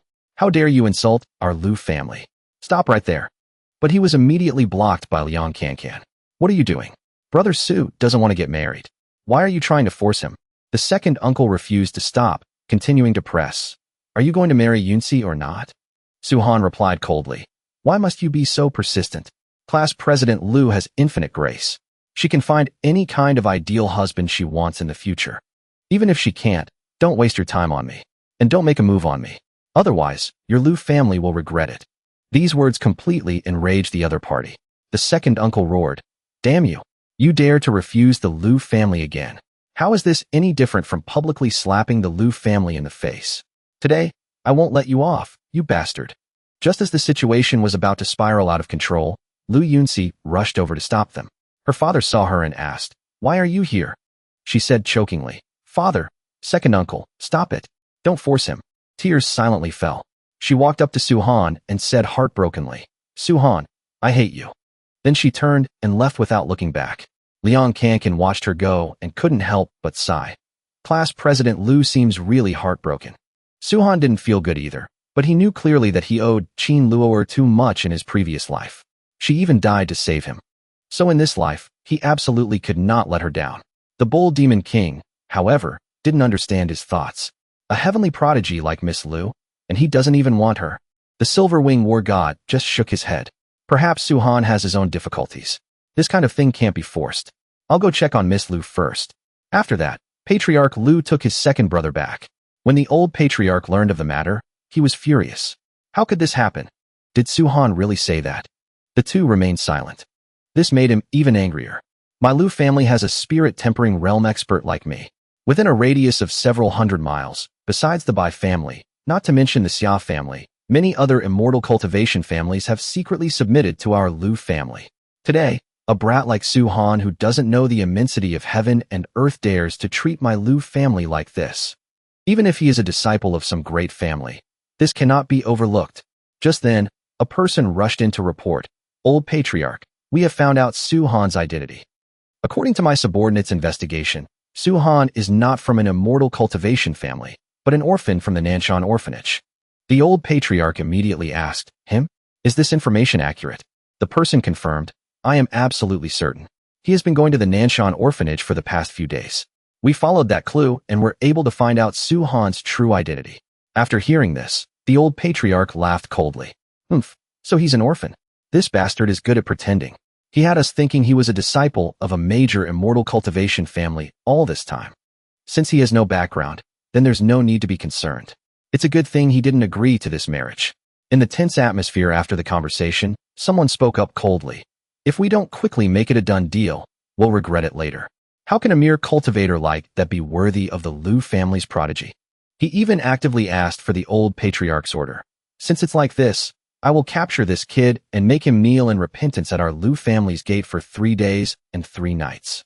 However, the old patriarch immediately raised his hand to stop him, his gaze profound. He said slowly, "There's no need to act rashly. I have already sent a letter to the Shu Mountain sect, and their people will arrive soon." Originally, the purpose was to reconcile with Su-han, but now that the situation has changed, that purpose must also be adjusted. Meanwhile, Su-han had returned to the villa and started cultivating again by absorbing spiritual energy from spirit fruits. But after entering the core formation realm, his need for spiritual energy had increased many times over. This made relying solely on spirit fruits insufficient to raise his cultivation quickly. He was forced to think about finding more resources, especially spirit stones. Because as long as he could obtain spirit stones, his cultivation path could be considered half successful. However, spirit stones were extremely rare, usually only found in the hands of hidden cultivation families or major sections. He would have to wait until the middle stage of the spiritual energy revival for heaven and earth to naturally produce more. And that time was still quite far away. Just then, Liang Kankan walked in. He was holding 2 concert tickets, his eyes full of anticipation. The demon Meow saw them, and its eyes immediately lit up, clearly very interested. In contrast to Su-han's indifferent attitude, unwilling to give up, Liang Kankan started to plead. "Do you know how much effort I spent to get these 2 tickets? The star of the concert is the recently popular celebrity, Meng Kuer. This Meng Kuer is amazing. Not only is she stunningly beautiful, but her voice is also very special. Her cultivation has reached the core formation realm. Her popularity both at home and abroad is incredibly high. She was voted the #1 beauty of the martial arts world." But Su-han remained unmoved, until the demon Meow suddenly snatched one of the tickets. It ran while saying, "He's not going, this Meow is going," and dashed out the window. This action made Liang Kankan so angry he shouted, "You damn cat, stop." Then he turned to urge, "Brother Su, now you have to go whether you want to or not. That unreliable cat will definitely cause trouble at the concert." With no other choice, Su-han followed him to the South Island Sports Arena, where the concert was being held. Inside, it was packed with people. The bright stage lights made the atmosphere incredibly lively. Liang Kankan said anxiously, "Brother Su, the concert starts in 20 minutes. We have to find that stupid cat quickly." Su-han calmly replied, "No need to look. I can already feel its aura all over the place. It's over there. If I'm not mistaken, it's in there." Sure enough, in the dressing room behind the stage, 2 beautiful women were chatting. They were Meng Kuer and Li Xiaoyan. At this moment, Li Xiaoyan was stroking the demon Meow and laughing. "Kuer, this pervy cat came from who knows where. It just keeps staring at you." Meng Kuer also laughed and replied, It's okay, little pervy cat. Big sister will let you look for free. The demon Meow looked disdainful, feeling bored. These two women are so stupid. Why would this Meow look at you? The two buns on your chests can't even be eaten. Isn't it better for this Meow to eat the bun in my hand? I really don't get it. After that, Li Xiaoyan's tone became worried. She reminded her, Kuer, it's really dangerous for you to perform this time. Now that spiritual energy is reviving, many people have awakened. After cultivating for just a few days, they think they're invincible and want to make a big star like you submit. Especially that punk who calls himself the Black Dragon King or something. He relies on his high awakened talent to act recklessly. It's really too much. Faced with this situation, a reassuring voice spoke up to soothe the worry. Xiaoyan, don't worry.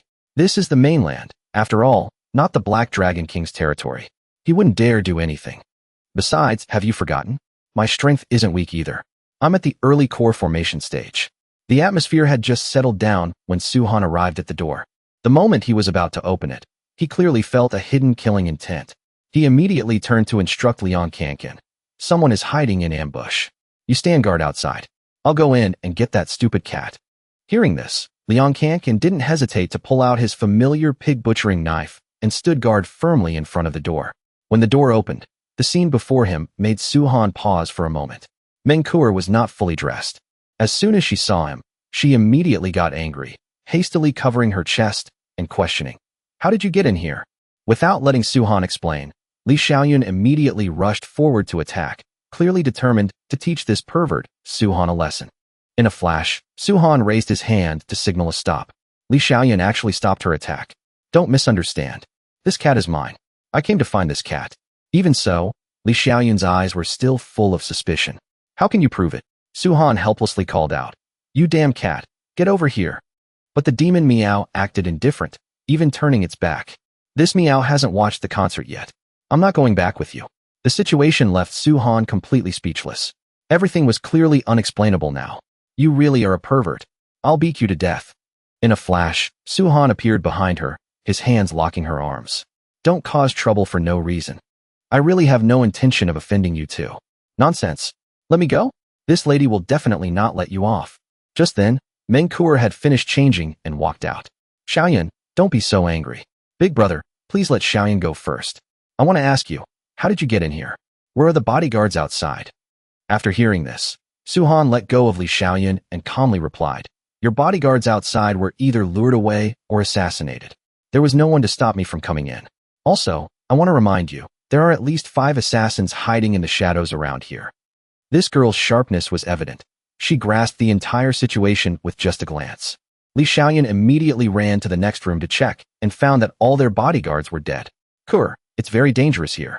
Let's leave quickly. But before they could leave, several figures suddenly burst in through the window. 5 men quickly surrounded the two of them. They completely ignored the presence of Su-Han and Liang Kankan. Li Xiaoyan recognized them at a glance as the Black Dragon King's men. The old man in the lead spoke coldly, demanding that Meng Kuer obediently follow them back to be the great king's wife. Otherwise, don't blame this old man for being ruthless. Su-Han secretly sensed their auras and discovered they were all from the demon race. This surprised him, as they had appeared too early. Li Xiaoyan immediately retorted, in your dreams. This is the mainland, not a place for you to run wild. I've already notified the Dragon Guard. If you know what's good for you, get lost. But the only response was a fierce attack from the old man. Meng Kuer didn't hesitate, immediately shielding Li Xiaoyan and taking the blow. However, due to the difference in strength, both were knocked back. Su-Han quickly stepped forward to catch Li Xiaoyan. While Meng Kuer tried to stabilize herself, she still couldn't help but spit out a mouthful of blood. She never expected the opponent to have reached the mid-core formation stage.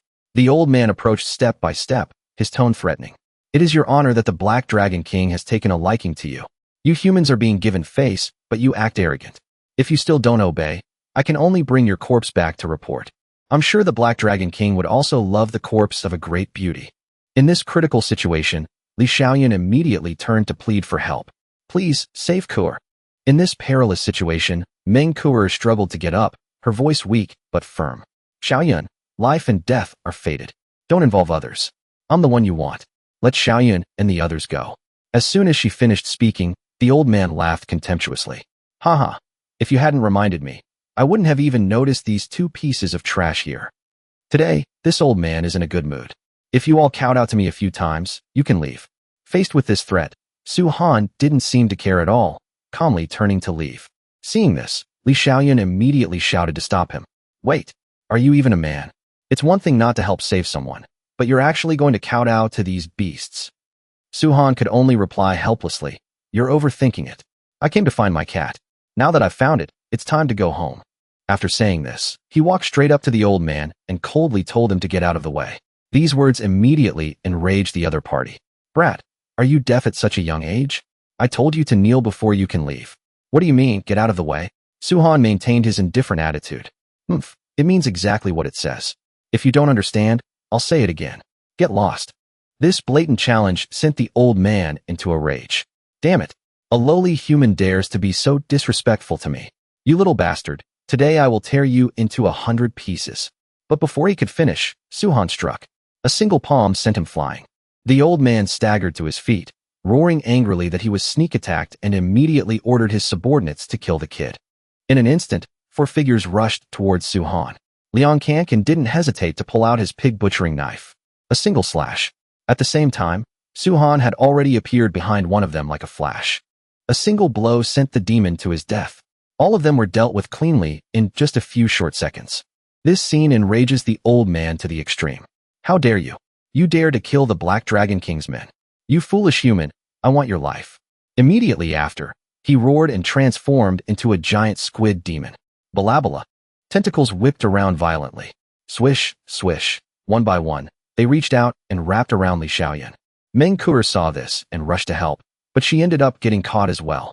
Liang Kankan couldn't escape the same fate. In an instant, only Su Han was left standing there. The demon's voice echoed with contempt. Lowly humans. We demons are a noble race. You are just a bunch of useless ants. Now, I will show you the invincible power of our demon race. In contrast to the tension, Su Han was unusually calm, even showing a look of anticipation. Li Xiaoyan quickly shouted for him to run, to get out and find reinforcements. Hearing this, the squid demon burst out laughing. This kid has already been scared stupid.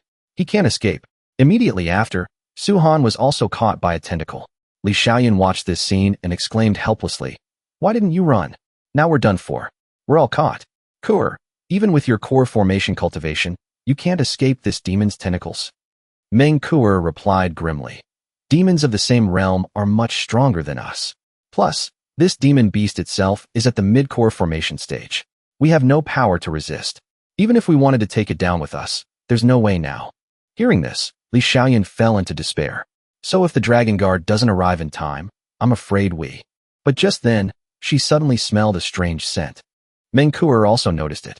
It seems to be the smell of grilled squid, and it's coming from Liang Kankan's direction. Sure enough, at this moment, he was using fire to grill the squid demon's tentacle. The demon Meow stood beside him, its eyes shining, drool dripping down, looking like it was about to pounce and take a bite. Li Xiaoyan had no idea what was going on. Of course we're grilling squid. We're bored and have nothing else to do. Hearing this, she was astonished. What kind of joke is this? Bored and have nothing to do. In this extremely tense situation, a frustrated and confused voice cried out.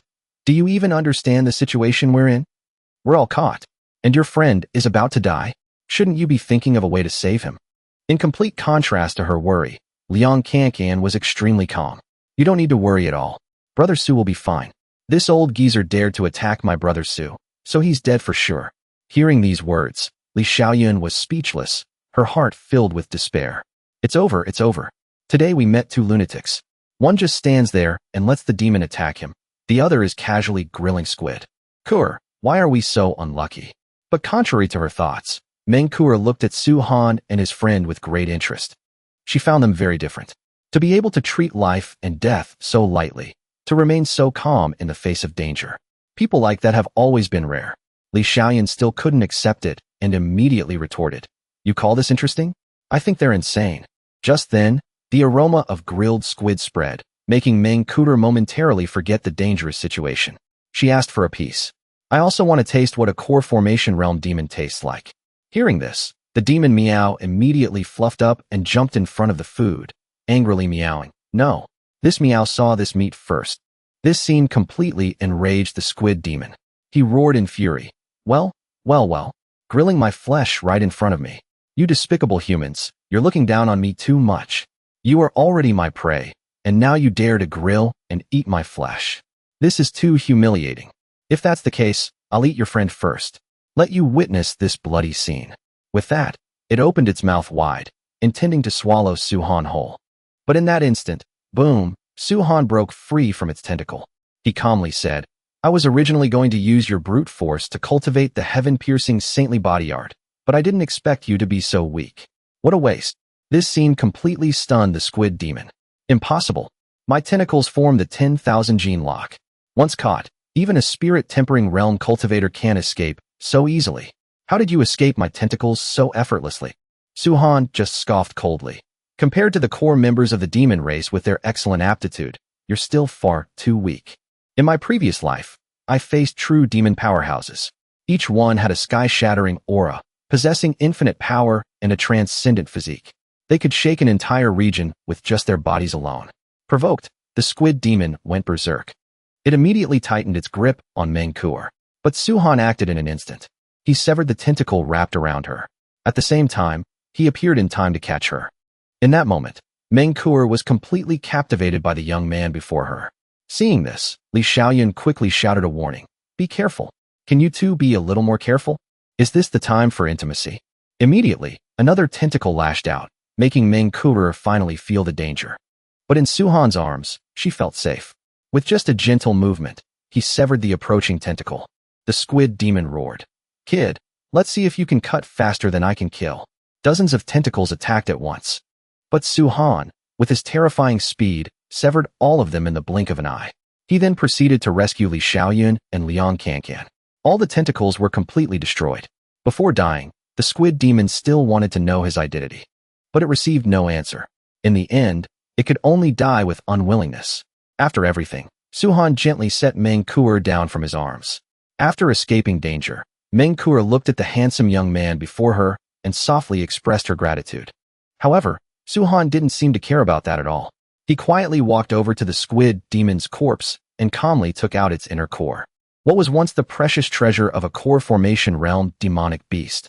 At the same time, at the Lu family villa, a solemn atmosphere descended as the old master himself stood at the door to welcome the distinguished guest who had just arrived in a luxurious Rolls-Royce. A young man and an old man with an extraordinary aura stepped out of the car. Hallmaster Lin, it's been a while. You look more spirited every time I see you. The old man was none other than the Hall Master of the Shushan Sword Sect, Lin Daoran. Old Master Lu, you two are as vigorous as ever. It's truly a cause for celebration that your old wounds have healed. Schwan Wu, come and pay your respects to Old Master Lu. Before his spiritual energy was restored, the old master had already cultivated to the spirit-tempering realm. He was a man of exceptional talent in his day. The young man standing beside him was a disciple of the Shushan Sword Sect, Lin Schwan Wu. I pay my respects to Old Master Lu. Old Master, could you tell Schwan Wu where Su-Han is right now? I want to cut him down immediately and avenge my brother, Lin Chuyuan. With just a glance, the old master could tell that Schwan Wu's cultivation had reached the mid-core formation stage, and he even showed signs of breaking through to the late stage. And he was still so young. Brother Lin, you've taken on a fine disciple. Of course, in our Shushan sect, only a few have better aptitude than him. Old Brother Lu, to be honest, I brought Schwan Wu down the mountain this time to give him some real-world experience. His first trial will be to kill Su-Han and establish his sword heart. A junior with such a strong will. I greatly admire it. Go and call Yunsi here. Let the young people interact with each other more. Later, everyone entered the Lu family's main hall. Yunsi also appeared, dressed in a breathtakingly beautiful outfit, and bowed respectfully to the old master. When Lin Schwan Wu's eyes fell upon her, he was so captivated he nearly drooled. What a beautiful woman, he thought. And her cultivation has already reached the core formation realm. How can a secular family have such an outstanding woman? She's not far behind the chosen ladies of my Shushan sect. The old master spoke up. Yunsi, come and pay your respects to Hall Master Lin of the Shushan Sword Sect. Yunsi bowed to Hall Master Lin. As the old master was about to continue the introductions, Lin Schwan Wu quickly stepped in. Old master, allow me to introduce myself. I am Lin Schwan Wu of Shushan. Hello, Sister Lu. Faced with his forwardness, Lu Yunsi remained cold, not even bothering to look at him. The old master tried to smooth things over. Yunsi, Schwan Wu is a prodigy of Shushan. His cultivation is nearing the late core formation stage. His mastery of the Shushan sword arts is sublime. He is an outstanding talent of the younger generation. Compared to him, Su-han is nothing. One is in the heavens, the other is on the ground. You two should be friendly with each other, no need to be shy. Hearing this, Schwan Wu moved closer. His tone was full of confidence. I heard that Su-han fellow dared to reject his engagement to Sister Lu in front of everyone. I will cut him down for you, Sister Lu, and get justice for you. But Lu Yuni replied bluntly, you are no match for Su-han. Her words made Schwan Wu freeze. Seeing this, the old master scolded her. Yuni, don't be rude. Stop talking nonsense. That brat Su-han is just relying on a bit of luck. What right does he have to be compared to Schwan Wu? However, Schwan Wu remained confident, completely unconvinced that Su-han could be that strong. Sister Lu, you're overestimating Su-han. In my opinion, he's just a rogue cultivator. I could kill him with a wave of my hand. Hearing this, Lu Yuni replied coldly, huh? I said those exact words to Lin Chuan once. He didn't listen, and now he's dead. In the tense atmosphere, her cold warning was spoken again with firm resolve. Now I'm telling you again, you are not Su-han's match. Don't throw your life away for no reason. But Schwan Wu still completely disregarded Su-han, instead acting even more arrogant. Master, old Master Lu, since Sister Lu thinks so highly of Su-han, I've come up with an idea. How about I have a match with him? I want to cut this whelp down in front of everyone, to avenge Lin Chuan. It'll also be a good chance to show Sister Lu that Su-han isn't even worthy of carrying my shoes. I am the man she should admire. Hearing this proposal, Lin Daoren stood up and made a decisive call. At that moment, Lin Daoren stood and said, this matter is settled. There's no day like today. We'll have Schwan Wu go find that Su-han and cut him down now. The old master immediately agreed. Hall Master Lin is indeed decisive. Then let's make it today. Not long after, the concert of the famous star manhua officially began. The entire stadium echoed with screams of, I love you. In the VIP area, Liang Kankan watched intently, his eyes mesmerized by Manhua's figure. Meanwhile, the cat was sprawled lazily on the sofa. I want to eat steamed buns. After everything was over, words of gratitude were spoken again. Su-han, you saved Kur this time. Kur is from the Meng family in the capital. The Meng family will definitely reward you handsomely. With the Meng family's help, your future cultivation path will be much smoother. This is an opportunity many people can only dream of. But clearly, Su-han wasn't concerned. He didn't even need thanks from the Meng family. He stood up and said, I have something to do. I'm leaving first. Just then, a figure suddenly appeared on the stage, shattering the peaceful scene, shouting, where is Su-han?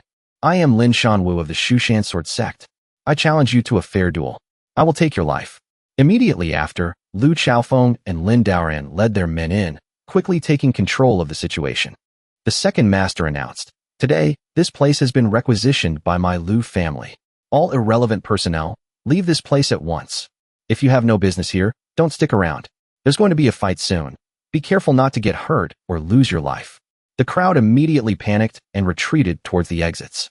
Witnessing this scene, Li Xiaoyan couldn't help but feel flustered. Su-han, what's going on? Why are there so many powerful cultivators? Are they all here to deal with you? But Su-han appeared incredibly calm, not at all surprised by their arrival.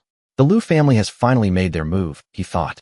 Old Master Lu Chaofeng, in my past life, your despicable actions led to the Lu family's destruction. It seems a leopard can't change its spots. Seeing his opponent didn't respond, Schwan Wu immediately shouted a provocation. Su-han, you coward. If you're a man, get out here. I, Schwan Wu, the prodigy of Shushan, will cut you down today. How dare you ruin my concert? I'm not done with you. When he turned his head, he was surprised to see Manhwa. He couldn't help but rejoice. My, what luck I, Schwan Wu, have stumbled upon. He quickly dodged her attack. Then he explained, I'm here for Su-han. After I kill him, I will personally apologize. But greedy thoughts were already forming in his mind. If I can get my hands on this superstar Manhwa, and Lu Yuni too, two beauties in my arms, I'll be living the dream. Just then, Liang Kankan flew into a rage, casually taking off his shoe and throwing it straight at him. Who the hell do you think you are? How dare you be disrespectful to my brother Su? And to my goddess? You got a death wish, you bastard? Caught off guard, Schwan Wu slowly stood up, his eyes filled with anger. He questioned, who are you? How dare you treat someone from my Shushan sect like this? Despicable. Liang Kankan heard him and shot back without a hint of politeness. I'm your grandpa. The atmosphere suddenly grew tense as the taunt, laced with contempt, rang out. What the hell is Shushan? Didn't two of your guys already die in the Jingshi grotto heaven? Hearing this, Schwan Wu immediately flew into a rage, drawing his sword and charging forward. You lowly cur, you dare insult my Shushan? I'll kill you first to warm up my blade. However, just as he was about to strike, Lin Daoran raised a hand to stop him. Schwan Wu, your mission is to kill Su Han. Don't waste your energy, or your momentum will weaken.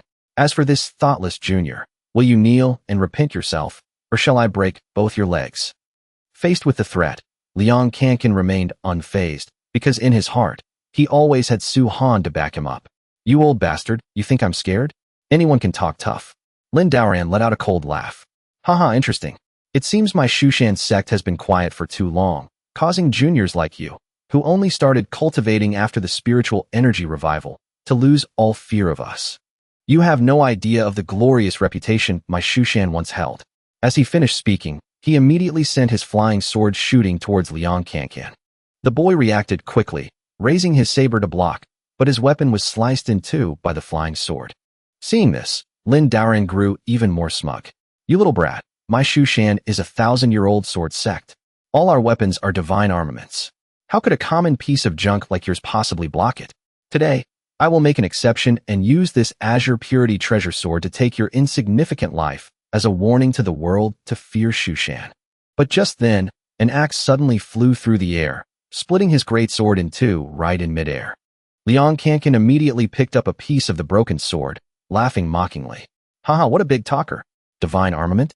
This trashy treasure sword is nothing but a useless piece of iron. Lin Daoran looked around in shock, shouting, Who did this? Show yourself. When his eyes landed on Su Han stepping forward, he immediately questioned him. Who are you? You dare to break my sword's edge? You should know this is a crime punishable by the death of your entire clan. Lu Chaofeng quickly spoke up to explain to Hall Master Lin that this was Su Han. Hearing this, Schwan Wu immediately stepped forward, drawing his sword and pointing it at him in challenge. But Su Han just sneered coldly. Who the hell are you to challenge me? Humiliated in front of the crowd, Schwan Wu grew even more furious. You commoner, I don't know where you get your confidence, daring to be so arrogant in front of a disciple of my Shushan sect. You truly don't know how the word death is written. Su Han, Schwan Wu wants to challenge you to a fair duel. Life and death will be decided by fate. Are you too scared to accept? Faced with the provocation, Su Han turned to Lu Chaofeng, his voice laced with coldness. Lu Chaofeng, I healed your injuries before, and this is how you treat me? Joining forces with the people of Shushan to take me down. Insolence. Is the old master's name something you can call out so casually? You show no respect for my Lu family. I see you've grown a lion's gall. Seeing as you don't know how to appreciate things, you've naturally severed a bond. I can only say you brought this upon yourself. The old master's meaning is that if the bond is broken, we become enemies. Hearing this, Su Han continued to press. I want to ask, is this your idea alone, Lu Chaofeng, or the will of the entire Lu family? The old master replied decisively. The old master represents the Lu family. What the old master says, the Lu family does. After hearing this, Su Han calmly concluded, I understand. You are not qualified to challenge me. You old man. You can come at me. You're barely worthy of a fight. Those words sent Lin Daoran into a towering rage. I have cultivated in Shushan for decades. Never did I imagine that after descending the mountain, I would meet such an arrogant brat like you. If I don't cut you down today, I'll have no face to return to Shushan. Just as he was about to strike, Manhwa stepped forward to stop him, her cold voice ringing out. It seems you've all forgotten something. This is my Manhwa's concert. It's bad enough that you've ruined it, but now you want to kill someone in front of me? Do you really think my Meng family is a pushover? Faced with her firm words, Lu Chaofeng immediately recognized her identity and spoke in a placating but calculating tone. So, you are of the Meng family. No wonder you've reached the core formation stage at such a young age. I wonder if Miss Meng could give the Lu family and Shushan some face? After this matter is settled, the Lu family will personally compensate and apologize to you, Miss Meng. However, Manhwa was unmoved, her gaze resolute as she replied decisively. I don't care if you're Shushan or the Lu family. Su Han is my savior. If you intend to harm him today, I will absolutely not stand by and watch. Hearing this, Su Han spoke softly to reassure her, saying this had nothing to do with her and that he could handle it himself. Even so, Manhwa couldn't hide her worry. But Liang Kankan stepped forward confidently and said, Goddess, don't worry. Trusting Brother Su is never a mistake. These guys are just frogs in a well who dare to threaten Brother Su. Just watch how they die in a bit. These words immediately enraged the two old men. At this moment, Schwan Wu didn't miss the chance to mock him. Who the hell are you to be worthy of my master's attention? I, Schwan Wu, am more than enough to kill you. Su-han calmly explained. Back in the Jingshi grotto heaven, Lin Chuan and the others sided with the demon lord and attacked me. That's why I killed them. I needed to make this clear to your Shushan sect. Now that I've said my piece, do you still want to kill me? But the only response was fury and prejudice. How dare you slander a disciple of my Shushan sect? Your crime is unforgivable. Even if Lin Chuan had killed you, he would have had his reasons. For a lowly commoner like you to fight back is an unpardonable sin. Hearing this, Su-han held back no longer, saying coldly, seeing your attitude, I can rest easy.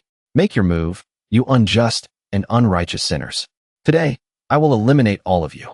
Immediately, a furious Lin Schwan Wu swung his sword down, shouting, I'll take your head.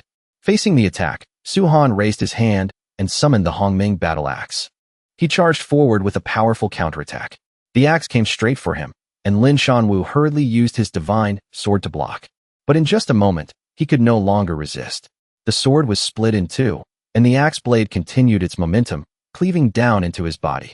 Unable to believe his fate, Lin Schwan Wu died, filled with unwillingness. The sight completely shocked Lin Daoran and Lu Chaofeng. Lin Daoran immediately rushed to his disciple's side, cradling him and screaming in anguish, Schwan Wu. But it was all too late. Lu Chaofeng quickly ordered the Lu family members to surround the area to prevent Su-han from escaping. He killed Lin Schwan Wu just like that. My Lu family will not let this man escape. In a storm of pain and rage, Lin Daoran pointed straight at Su-han and cursed, You vicious brat. You kill at the slightest disagreement. Su-han let out a cold laugh in response. Haha, old man, you Shushan cultivators are truly unreasonable. Since you've hunted me down to kill me, why can't I kill you? Today, I, Su-han, will teach you how to be a decent human being. Enraged to the extreme, Lin Daoran roared, You bastard. Today, I will grind you to dust. He then immediately sent his flying sword to attack. However, all of his attacks were easily neutralized by Su-han. Lin Daoran grew even more furious. You brat. I am at the peak of core formation. Don't tell me I can't handle a piece of trash like you at the early core formation stage. Then, he unleashed his ultimate technique, merging his soul with his sword, creating a terrifying sword presence. Legend has it that an ancient immortal sect, even older than Shushan, accidentally obtained it. Once unleashed, it's as if the power of a great mountain is concentrated at the sword's tip. If I were to face it head-on, I would also be injured. Everyone around believed that Su-han would not escape this time. Su-han is ultimately young and arrogant. He's dead for sure this time. The flying sword shot forward with terrifying power, but Su-han calmly raised his battle axe.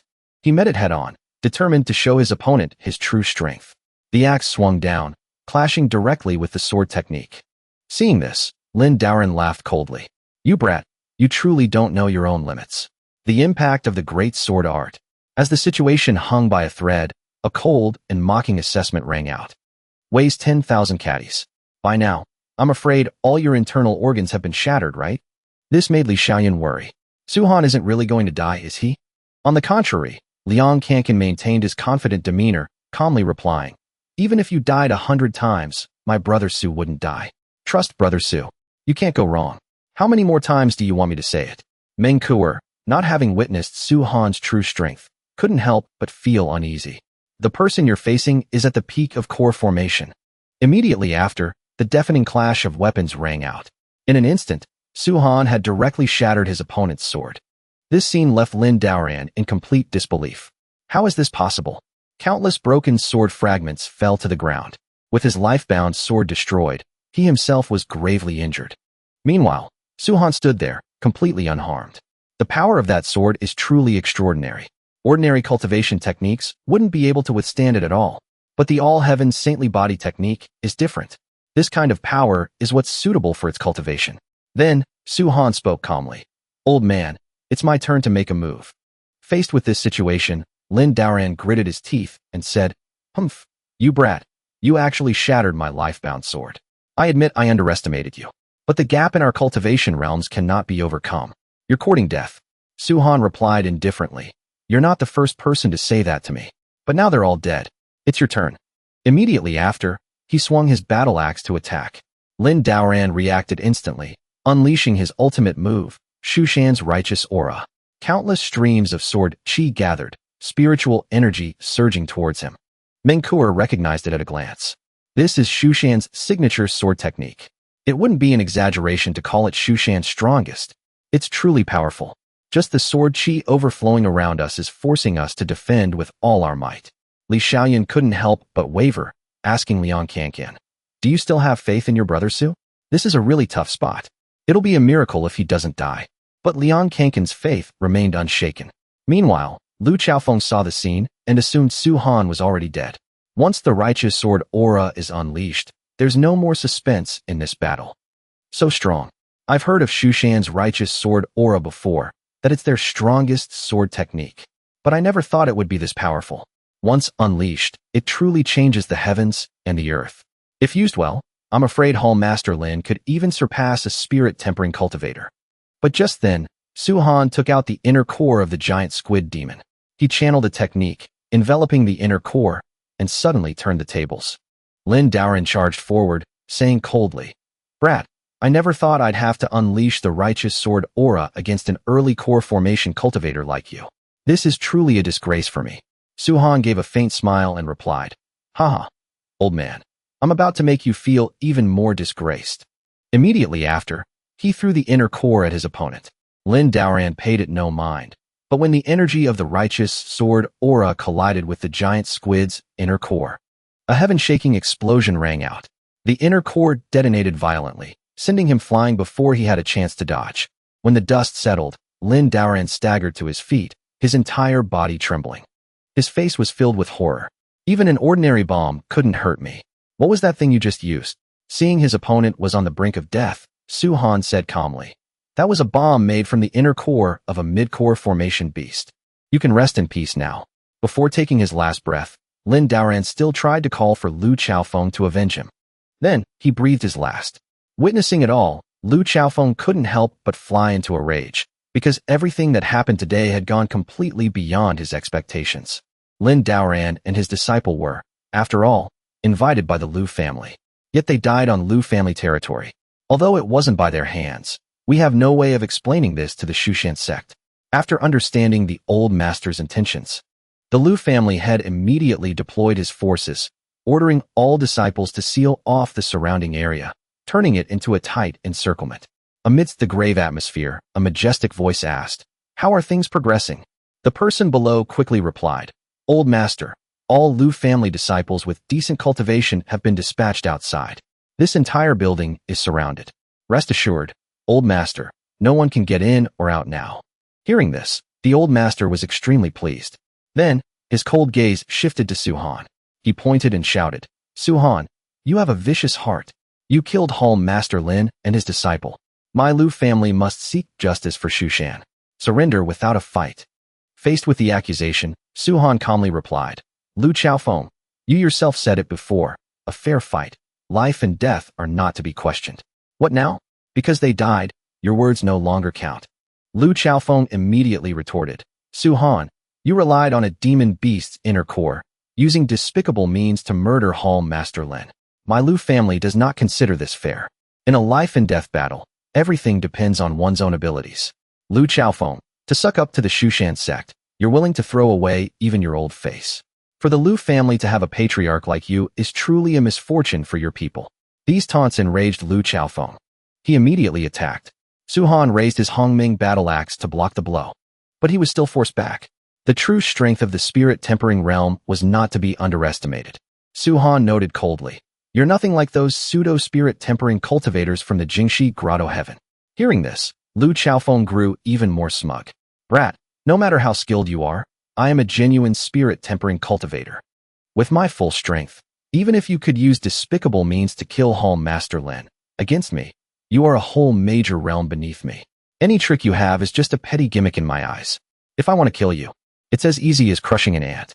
Unable to stand his arrogance, Liang Kankan immediately started cursing, but Su Han stopped him, telling him to step aside so he could deal with it himself. He had understood the nature of this old man long ago. Then, he calmly reminded him, "Lu Qiaofeng, when I was treating your injuries, I told you in the end that although your wound was 70 to 80% healed, you still needed medicinal elixirs and rest to fully recover. Do you remember? Hearing this, Lu Xiaofeng felt a pang of guilt but still tried to act tough. Suhan, stop playing your tricks here. My old wound is now completely healed. In fact, my cultivation is even a bit higher than before. Even if you beg for your life, I won't spare you. Suhan said no more, only replying coldly. If that's the case, then make your move. Today, I will have your Lu family erased from South Island. Not wanting to drag it out, Lu Xiaofeng immediately unleashed his strongest move to end the battle. But as soon as he circulated the Supreme Alchemy Sutra, his meridians reversed. His entire body suddenly began to explode section by section. The old wound instantly relapsed with ferocious intensity, causing him to crash heavily to the ground. Seeing this, the Lu family head rushed to support him, while Lu Xiaofeng spat out a large mouthful of blood. He asked in a panic, Suhan, what did you do to me? Suhan calmly replied, I told you, your wound wasn't completely healed. You needed more time to recuperate. In truth, he had planted this trick long ago. In his past life's memories, Lu Xiaofeng's actions were incredibly cruel. He had once killed relatives and friends to seize a rare treasure, leading the entire Lu family to ruin. Therefore, during the healing process, he had secretly used the Supreme Alchemy Sutra to leave a mantra seal on Lu Xiaofeng's old wound. When activated, it would be like a bursting dam, causing his injuries to relapse all at once, leading to an immediate collapse. In a surge of fury, Lu Xiaofeng immediately ordered all the Lu family disciples to charge. His voice was filled with killing intent. For the Lu family's centuries-old foundation, we must kill Suhan today. I need a moment to heal. Disciples of the Lu family, follow me and kill this brat who dared to ambush our old master. He doesn't know his place. Kill him. A brat with no background, no backing, dares to oppose my Lu family. Facing the overwhelming wave of attacks, Suhan remained perfectly calm, his cold eyes watching the crowd rush towards him. With one swing of his axe, he swept away a line of Lu family disciples like weeds. Seeing the situation, Liang Kankan didn't hesitate to join the fight. Meng Kuer also followed immediately after, saying resolutely, he is our savior. We can't just stand by and watch. In that instant, the second master charged at Suhan with a machete, but he just casually raised his battle axe to block the blow. This ease gave the second master the illusion that his opponent was weak. He attacked with all his might, but Suhan quickly leaped into the air to dodge. Then he tightened his grip on the axe and brought down a fatal blow, directly finishing off the second master. Only then did the second master truly feel Suhan's terrifying power, but it was all too late. Witnessing this scene, the Lu family head cried out in panic, Suhan, you dare kill my second brother. Suhan replied calmly, family head, you are the current head of the Lu family. It's not too late to stop now. The only reason I'm advising you is out of respect for Class Rep Lu. Otherwise, the Lu family would have been annihilated today. But the Lu family head was completely blinded by hatred, no longer able to hear reason. He immediately charged forward to attack, only to be sent flying by a single kick from Suhan. Seeing this, the Lu family disciples charged forward in unison. But Suhan raised his Hongming battle axe and unleashed the myriad heavenly thunder technique. Streaks of lightning descended, annihilating the Lu family disciples one by one. Meanwhile, Lu Xiaofeng, who was meditating on the side, suddenly opened his eyes. Having recovered, he charged forward. You're too arrogant, brat. I've recovered now. Let's see you run. Suhan just felt helpless. He had intended to give him a way out, but his opponent didn't know how to cherish it. He said coldly, you brought this on yourself. Supreme Alchemy Sutra, Meridian Annihilation. Instantly, the blood vessels on Lu Xiaofeng's arm began to bulge. Then they suddenly exploded before he could even react. His arm burst apart, blood spraying everywhere. Following that was a massive explosion. His entire body was completely destroyed, leaving nothing behind. I went easy on you before, but you didn't appreciate it. The Supreme Alchemy Sutra truly is the strongest alchemy cultivation method in all the heavens. Meng Kuer and Li Xiaoyan were stunned by the sight. A spirit-tempering cultivator could die in such a way. It was truly unbelievable. Looking at the remaining ashes, the Lu family head spoke in a low, resentful voice. Suhan, you actually killed the old master. You've destroyed my Lu family's centuries-old foundation. This hatred cannot be tolerated. Disciples of the Lu family, hear my command. Kill this bastard Suhan for me. Even if the Lu family must be destroyed, we must destroy him. Following the order, the Lu family disciples charged forward, ready to die. But in Su-han's eyes, they were no different from ants. A single swing of his axe scattered them all. The Lu family head still refused to submit. His heart was filled with hatred. Though he knew he wasn't strong enough, he still had one last card to play, summoning the Divine Lord. I am the current head of the Lu family. If it were not a matter of life and death, I would never disturb the Divine Lord. I beg the Divine Lord to act and eliminate this vile spawn. Immediately after, the sky suddenly turned dark. Thick black clouds gathered, and streaks of lightning struck the roof. A giant green head appeared in midair, its cold voice asking, Lu family head, why have you summoned me so early? Have you obtained the 9 mystical divine tree? The Lu family head dared not delay, hastily replying, Divine Lord, please save the Lu family. Kill this villain. However, the reaction he received was completely unexpected. The Divine Lord became enraged, directly slapping him and sending him flying. He roared, You dare waste my time to deal with a mere brat. In the midst of the crisis, Lu Chaofeng struggled to his feet, raising his battered body and respectfully addressing the Divine Lord. Although my Lu family has not yet obtained precise information about the 9 mystical divine tree, it did appear a few days ago.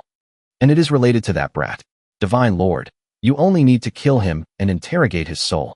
You will definitely be able to learn the whereabouts of the 9 mystical divine tree. After hearing this, the Divine Lord replied coldly, This deity will give you one chance to explain everything clearly. On the other side, Su-han had already recognized his opponent. It's the Divine King who once fought the 13 demon lords in Evernight City. He's one of the 12 divine kings of White Emperor City.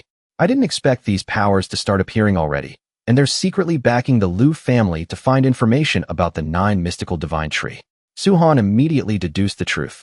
It seems that in my past life, after class rep Lu obtained the 9 mystical divine tree and then disappeared without a trace, it's very likely that this Divine Lord stole her opportunity. And I never would have guessed that the one who indirectly caused Lu Yunxi's death was her own father. Seeing Su-han remain silent, the Divine Lord immediately released a terrifying pressure, his voice like a clap of thunder. This deity is asking you a question. Answer me now. Under the terrifying pressure, all the Lu family members were forced to their knees. Li Xiaoyan couldn't help but ask Meng Kuer in terror. What level of power does that person up there have? Meng Kuer's expression was grave as she replied, I don't know. But I'm certain that this pressure can only be produced by someone above the spirit tempering realm. It makes us tremble, unable to resist from the very depths of our souls. In this situation, Liang Kankan immediately urged Su-han to flee. Even though he had just defeated a spirit tempering cultivator, which was shocking, this opponent was too strong. He could easily crush them all. Even so, I still believe in Brother Su. In contrast, Su-han stood his ground, circulating the all-heaven saintly body technique to resist the pressure. Beneath his feet, the stone tiles had been crushed to dust. His body was being compressed to its absolute limit. But it was this very pressure that made him feel excited. Only such immense pressure was truly suitable for tempering the all-heaven saintly body technique. To others, it was a destructive pressure, but to Su-han, it was an opportunity. After a long period of life and death battles, and under the immense pressure of the Divine Lord, his all-heaven saintly body technique finally broke through once again. Only when I reach the unblemished saintly body realm, with a lifespan equal to the heavens and earth, can this divine art be considered complete. But the path of advancement is incredibly difficult. Not only does it require absorbing the essential bones of various heaven and earth beasts, but one must also undergo countless life and death trials. Nearly every step forward is a tribulation of death. The all-heaven saintly body technique can be called a heaven-defying art, but achieving mastery is extremely difficult. One must absorb the essence of countless exotic beasts and endure endless harsh tempering. Each realm is like stepping across the boundary of life and death. The all-heaven saintly body technique is divided into 2 major realms, the lesser heaven realm and the greater heaven realm. The lesser heaven realm has 72 layers, while the greater heaven realm has 36. To completely master it, one must pass through all these layers, something nearly impossible for an ordinary person. Through his recent battles, Su-han had only reached the 5th layer of the lesser heaven realm. The road ahead was still incredibly long and arduous. At this moment, the Divine Lord saw that Su-han could still stand firm under his pressure and couldn't help but be a little surprised, but still said contemptuously, You have some skill, but an ant wanting to turn its life around. You're thinking too much. In this confrontation, Su-han had clearly underestimated his enemy. He never expected that a Divine Lord-level existence was hidden behind the Lu family. Even if this was just a wisp of the opponent's avatar, it was far beyond the capabilities of a golden core cultivator like him to resist. This was the true gap between levels of power. In a flash, Su Han was trapped in the Divine Lord's palm, completely unable to resist. Just at this critical moment, an army suddenly appeared. The leader was Ling Fei. The Dragon Guard army is here. Who's causing trouble? A glimmer of hope appeared in everyone's eyes. Big Brother Yi is just one step away from the spirit-tempering realm. He can surely save Su Han. The Dragon Guard army immediately launched an attack. But the Divine Lord simply waved his hand and easily scattered them all. Even Ling Fei couldn't withstand it and fell, heavily injured. The girl quickly helped him up. Big Brother Yi, are you okay? I'm fine, but what is that thing? Big Brother Yi, the person who was taken is our friend. Can you save him? Ling Fei could only shake his head helplessly. That giant hand is very strong. I've never encountered anything so powerful. As for your friend, I'm afraid. Hearing this, everyone fell into despair. So what now? Are we just going to watch Su Han be taken away and killed? Ling Fei immediately proposed a plan. My Dragon Guard army was just recently established. This matter is beyond our scope. I suggest you immediately contact the Meng family and report this directly to the higher-ups in the imperial capital. Let them handle it. Meng Kuo immediately did as he said. To the side, the Lu family head watched with a smug expression. Su Han, in the end, you'll still be crushed to death by the great Divine Lord. It's just that my Lu family's centuries-old foundation was destroyed in an instant, all because of you, Su Han. Damn you. Hearing this, Liang Kankan flew into a rage, grabbing a saber and charging forward. You old bastard. You dared to harm my brother Su. Today, I'll kill all of you as a sacrifice for brother Su. Meanwhile, the Divine Lord still had Su Han in his grasp, saying coldly, Tell me the whereabouts of the 9 mystical divine tree, and I can forgive your previous offense. If the information is valuable, this deity will grant you a great fortune. I might even make an exception and take you as my disciple. Su Han just laughed coldly in reply. Haha, take me as your disciple? Are you even worthy? The Divine Lord immediately flew into a rage. You don't know what's good for you. Then suffer the incineration of your body. I will personally interrogate your soul. Just then, Su Han said calmly, Humph, don't you want the 9 mystical divine tree? I'll let you see it. Upon seeing the treasure, the Divine Lord immediately confirmed it was the 9 mystical divine tree. He loosened his grip, preparing to seize it. But in that instant, Su Han escaped from his palm and casually retrieved the 9 mystical divine tree. He couldn't help but feel a pang of regret. Each leaf of the 9 mystical divine tree is incredibly difficult to form, but today, I have no choice but to use one. The Divine Lord immediately threatened him, demanding he hand over the treasure, or he would make him wish for death. Su Han didn't hesitate, directly plucking a leaf. He unleashed the technique, Chaotic Celestial Barrier. The great Tao's foundation, heaven and earth reversed, countercurrent to the heavens. A burst of golden light exploded, enveloping the Divine Lord's giant hand. It caused the hand to gradually dissipate. The Divine Lord was horrified, roaring, I am the Divine Lord, the immeasurable heavenly venerate. A mere ant dares to defy me. When I truly stand before you, I will definitely make you regret this forever. After that, his figure completely vanished. The 9 mystical divine tree is truly miraculous. Each leaf is formed from immense merit and vast spiritual power, so its might is naturally not to be underestimated. And the chaotic celestial barrier is a divine art that can only be cast using this type of leaf. However, consuming such a precious leaf is still a cause for regret, as there's no telling how long it will take for a new one to grow. On the other side, the Lu family disciples were still shielding their family head. A roar of despair and rage rang out. You damn old man. Brother Su is dead, so you can die too. Old brother Su is dead, so you die for me. Amidst the gloomy atmosphere after the battle, a crazed, resentful laugh echoed. Haha, that brat Su Han, your death isn't enough to atone for your sins. Because of you, all the men of my Lu family are dead. I hate that I couldn't stab you with my own hands. Over and over. It's a pity you died too easily, Su Han. But just as the curse was unfinished, a figure slowly descended from the sky. A calm but majestic voice rang out. Who said I was dead? Liang Kankan immediately rushed over, so emotional that tears streamed down his face. Su Han gently patted his shoulder to reassure him that he was fine. Don't worry. To be able to survive an encounter with a mighty cultivator of that level, and without any injuries, it's a bit unexpected. Seeing Su Han safe and sound, the Lu family head flew into a violent rage. Suhan, why aren't you dead? This can't be. All the men of my Lu family are dead. Even the old master is dead. Why aren't you dead yet? Die for me. In response, Suhan didn't say much, directly swinging his axe. The blow heavily injured his opponent, causing him to spit blood. He said coldly, Lu family head, I advised you to stop earlier. Otherwise, the Lu family would surely be annihilated today. It's a pity you didn't listen. Just then, Lu Yuni ran over. Witnessing the scene before her, she was overcome with pain. Tears streamed down her face. What in the world happened? The Lu family head struggled to his feet, looking at his daughter one last time. He said, Yuni, you've come at the right time. Do you see Suhan? Today, it was he who brought the disaster of annihilation upon our Lu family. Yuni, I know you like him. But the feud of annihilating our clan and killing your father cannot go unavenged. As the current head of the Lu family, I am ashamed to face our ancestors. I will atone with my death. Yuni, the task of revenge. I leave it to you. You must kill Suhan and avenge everyone in the Lu clan. With that, he fell, his life ending. Watching her father collapse before her eyes, Lu Yuni was in utter agony. Immediately after, the Bull Demon King and the Silver-Winged War God arrived just in time. Class Rep Lu, are you okay? Tears rolled down her cheeks as Lu Yuni choked out. Suhan, why did you do this? Why did you have to kill my father? I'm going to kill you. She immediately drew her weapon and charged, but stopped short as she got close. Why aren't you moving? Are you looking down on me? Suhan sighed, replying that the energy in his body was currently in turmoil, and he wasn't in a state to fight.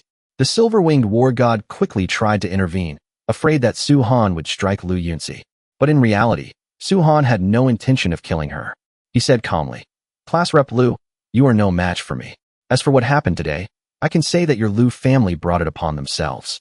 You want revenge, I can understand. Hearing this, Lu Yuni dropped her weapon. She fell to her knees and wept. Suhan, I hate you. From that moment on, the two officially became mortal enemies. The scene changes. The graduation ceremony of South Island High School is in full swing. Li Kaishan stands on stage, giving a speech. Students, you are the most direct beneficiaries, the new life of this year's spiritual energy revival. You have caught up with the times. You are the favored children of this new era. Today is your graduation day. In this martial arts exam, more than 17 students from South Island High achieved outstanding results, entering the top 7 major academies like Qingbei and Tianjin. 6 of you even ranked in the top 10 among thousands of students nationwide. All of this is due to the opportunities you seized in the Jingbei Grotto Heaven. At the same time, in Suhan's villa, the Tsongshan elder suddenly appeared. Suhan knew he would come looking for him. The Jingshi Grotto Heaven was now sealed, but the 13 demon lords had not given up. The old man said, Right now, I have infused the Jingshi Grotto Heaven into the command token before you. I am just a remnant soul. I cannot carry this Tsongshan command token with me. I hope you, my young friend, will keep it safe. After hearing this, Suhan pondered for a moment, then said he had 2 questions to ask. After careful consideration, Suhan raised 2 important questions, his tone calm, but calculating. First, why do the 13 demon lords want to obtain the Jingshi Grotto Heaven? What is so special about this subworld, or this type of world? Second, why do you trust me enough to give me the Tsongshan command token for safekeeping? Hearing this, the Tsongshan elder slowly replied, As for your first question, young friend, I do not know either. I am only the 3rd master of the Jingshi Grotto Heaven. However, the Jingshi Grotto Heaven was the first grotto heaven to appear when the spiritual energy began to recover. For it to attract the attention of the 13 demon lords, there must be some great secret within. Then he continued to explain, As for the second question, it's actually very simple. The reason I'm giving you the Tsongshan command token is because this cat chose you.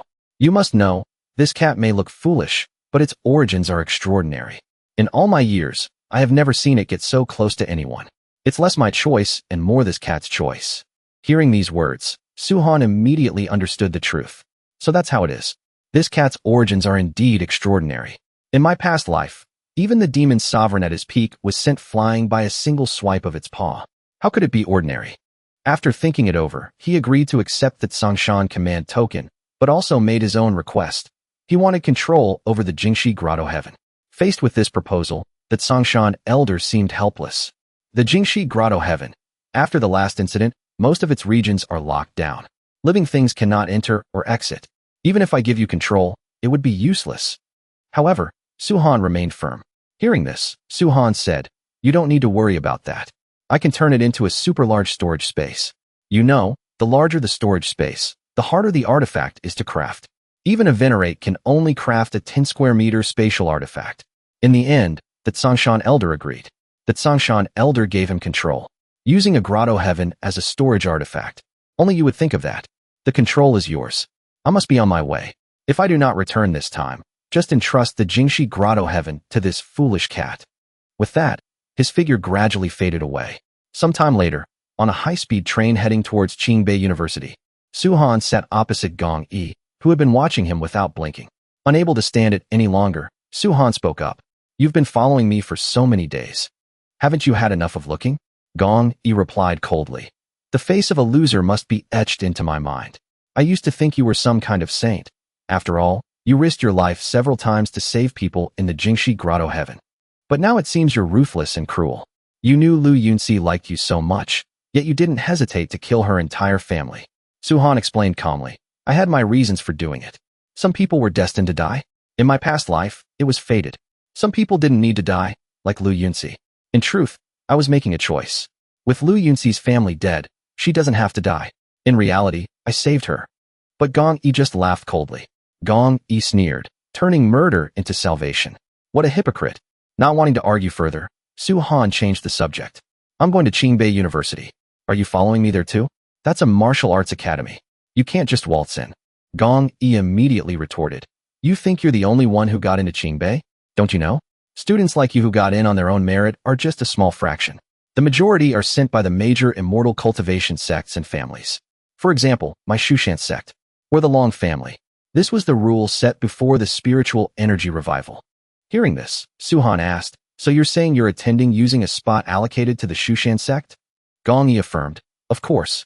Qingbei, as one of the two great martial arts academies, has an unimaginable amount of the nation's cultivation resources, far more than any major sect or family. Finally, she coldly declared her goal.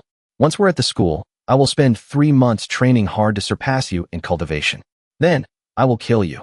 With a look of helplessness at her confidence, Su-han just shook his head slightly. It's good that you're confident. After that, he and Gong Yi boarded the train to Qingbei University, considered the pinnacle of martial arts academies. When they arrived, the school gate was already packed with people. Parents crowded around, trying to get inside, but were all stopped by the teachers. The academy's rules were very strict. Parents were not allowed inside. Only students could enter, one by one. Amidst the bustling scene, a beautiful teacher, Ziwei, gave instructions. New students, line up over here to receive your dormitory assignments. Hearing this, Su-han stepped forward.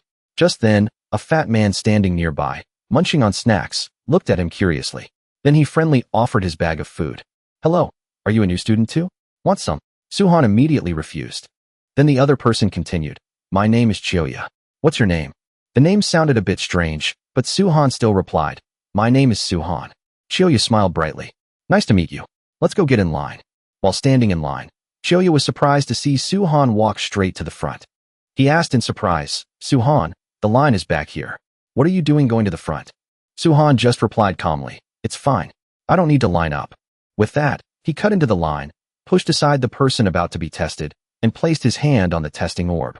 The results showed that Su-han had achieved 9th grade foundation building, causing many around him to take notice. Such aptitude, such cultivation, not bad. Immediately, someone from behind spoke up to complain about him cutting in line, but the teacher replied coldly. At our Qingbei, the biggest rule is that the strong have priority.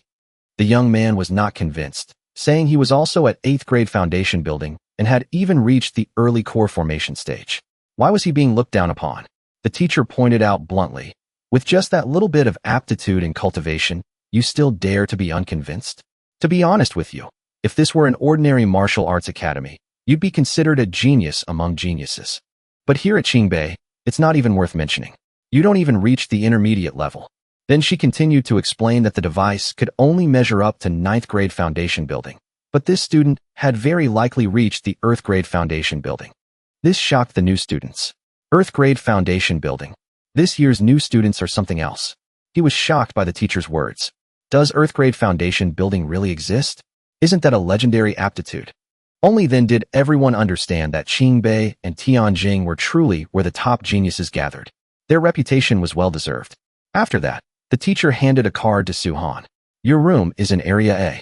You can go rest first. Suhan took the card and said politely, Thank you, teacher. Although he had never studied here in his past life, he understood the style of this academy well. It was a place that valued strength and respected the powerful. There were even villa dormitories reserved for elite students, showing preferential treatment. When he arrived at the dormitory area, Suhan couldn't help but be surprised by the luxury. My future cultivation will surely be smoother. Just then, Long Haotian appeared. The two met again unexpectedly. Long Haotian spoke up. Long Haotian, you were assigned to Area 2, right? Well, with your divine dragon bloodline aptitude, it'd be strange if you weren't in Area A. I also have to thank you for helping me get that dragon's blood rebirth her back in the Jingshi grotto heaven. Otherwise, with so many geniuses at Qingbei Academy, I definitely wouldn't be in Area A. By the way, which building are you in? Suhan pointed to his location, saying, I'm in 107. Hearing this, Long Haotian looked surprised. What a coincidence. I'm in 106. I can't believe we're neighbors. As the atmosphere became more relaxed, Suhan took the initiative to ask Long Haotian. Long Tianao, don't your Long family members usually go to Tianjing Academy? Why did you come to Qingbei? And that Long Wu fellow seems to be here too. Hearing the familiar form of address, Long Haotian frowned slightly, then smiled and corrected him. You can call me Long Xianxing. I've gotten so used to people calling me that, I've almost forgotten my real name. As for why I came to Qingbei, it's not that I don't want to tell you, but it's a bit of a private matter. We're not that close yet. When we get to know each other better, I'll tell you. Suhan just nodded slightly. In his heart, he was thinking, the Long family, without exaggeration, is the #1 immortal cultivation family in all of Huaxia. Even in my past life when I cultivated to the heavenly venerate realm, I never truly understood the Long family situation. And Long Tianao, as a true prodigy of that family, surely has many secrets. After that, Suhan returned to his villa dormitory. He took out the Tsongshan command token and let the foolish cat out. It was still gnawing on a roasted chicken. He reminded it, this isn't that small place, South Island. There are many high-level cultivators here. Don't run around, or if something happens, I won't be able to clean up your mess. The cat immediately retorted defiantly. This meow won't run around, or if something happens, you have to bring me 10 roasted chickens every day. Hearing this, Suhan was speechless. Now I kind of regret bringing you here. Besides eating, what can you even do? Just then, there was a knock on the door. It was Chioya. He had come over to greet his neighbor, but was surprised to find Suhan. Suhan was also surprised and asked, You live in the villa next door? Chioya replied cheerfully, Yes, I live at number 108. What a coincidence. I can't believe we're neighbors. Suhan sighed. It really is a coincidence. At the same time, he began to pay more attention to this person. Qingbei is truly full of hidden talents. This fatty isn't as simple as he looks. At this moment, the foolish cat was staring intently at Chioya's pile of snacks, which made him immediately understand. He laughed and asked, You want some too? Here you go. These are my favorite snacks. I brought a lot. The cat didn't hold back, taking them and eating with relish before praising, You're not a bad human. Hearing this, Chioya was overjoyed. Finally, someone who thinks my snacks are delicious and likes them. He then excitedly high-fived the cat, declaring, From now on, we're friends. Remember to bring me lots of snacks. The cat immediately replied, You got it, meow bro. I'm definitely making friends with you. Chioya was so moved he nearly cried. After all these years, I finally have a friend who's willing to eat with me. You're truly my ideal cat. Standing to the side, Suhan was completely speechless, but a suspicion arose. This fatty isn't surprised at all that the cat can talk. Instead, he's happy to have someone to eat with. Either there's something wrong with him, or he's encountered talking demonic beasts before, so it's no longer strange to him. Just then, Long Haotian walked in and reminded them, Suhan, hurry up and go to the assembly. Suhan looked confused, and Long Haotian was surprised he didn't know. He then explained that after the dorms were assigned, all new students had to gather at the school grounds. They call it an assembly, but it's actually a show of force for the new students. It's also to test and select good prospects for future training. Hearing this, Suhan asked for a clearer explanation. Chioya, standing nearby, chimed in, I know about this too. The show of force for new students usually involves sending out a few strong upperclassmen to give the first years a beating. After all, this show of force is really just a way for the upperclassmen to display their strength to intimidate and help the new students recognize the gap, not to actually cause harm. Because after all, those who can enter Qingbei are geniuses among geniuses, and everyone has their pride. Sanding down those initial rough edges makes them easier to manage later. As for the so-called test for new students, it's actually much more fiercely competitive. Everyone is put into the same space, and with the addition of enticing rewards that make everyone's eyes turn red. It leads to a massive brawl, and the instructors will observe from above to select the most outstanding prospects. At this moment, the school grounds were already packed with people. The three of them, Suhan included, were in the crowd. At the same time, Liang Kankan, the silver-winged war god, and the great strength bull king had also enrolled at Qingbei. As for Lu Yuni, she had most likely gone to Tianjing Academy. What was bothering Suhan right now was Liang Kankan. He felt a little uneasy because he hadn't seen him yet. Just then, Suhan overheard the conversation of two new students standing next to him. They were excitedly discussing that the person in charge this time was Qin Lui, the new goddess, the new senior sister. They also recalled her reputation, saying that senior sister Qin was the headmaster's final disciple.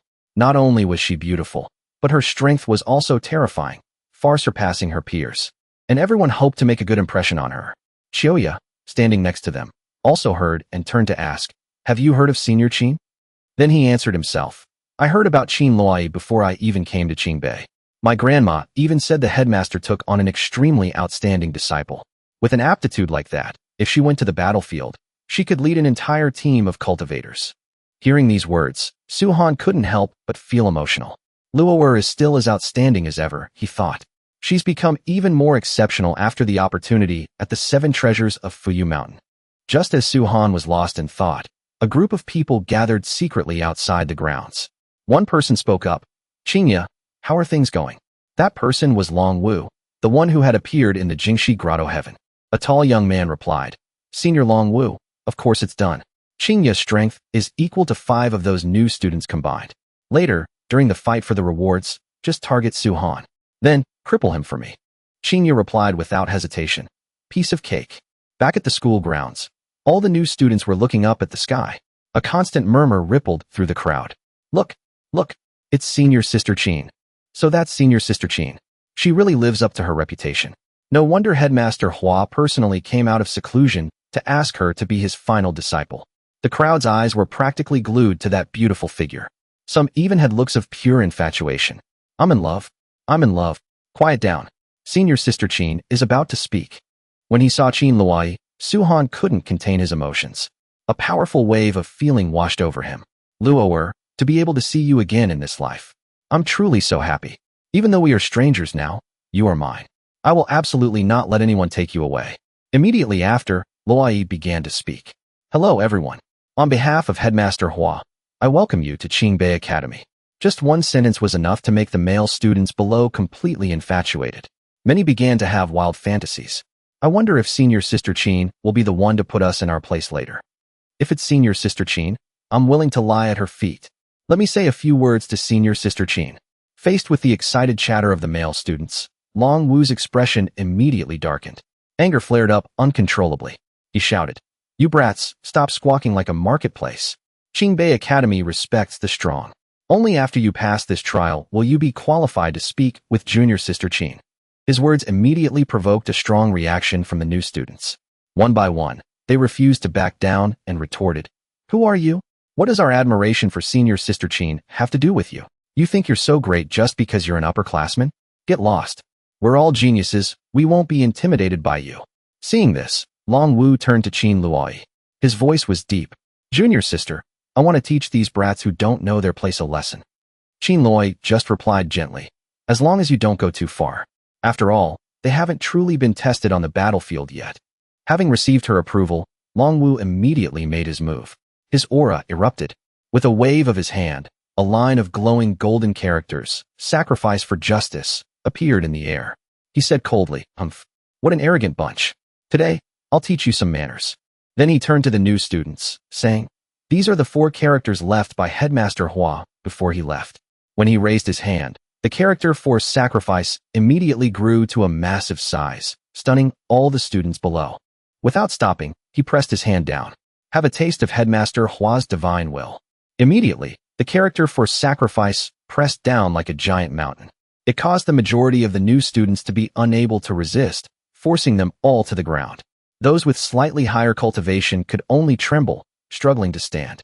The pressure from a single character was this terrifying, striking fear into everyone's hearts.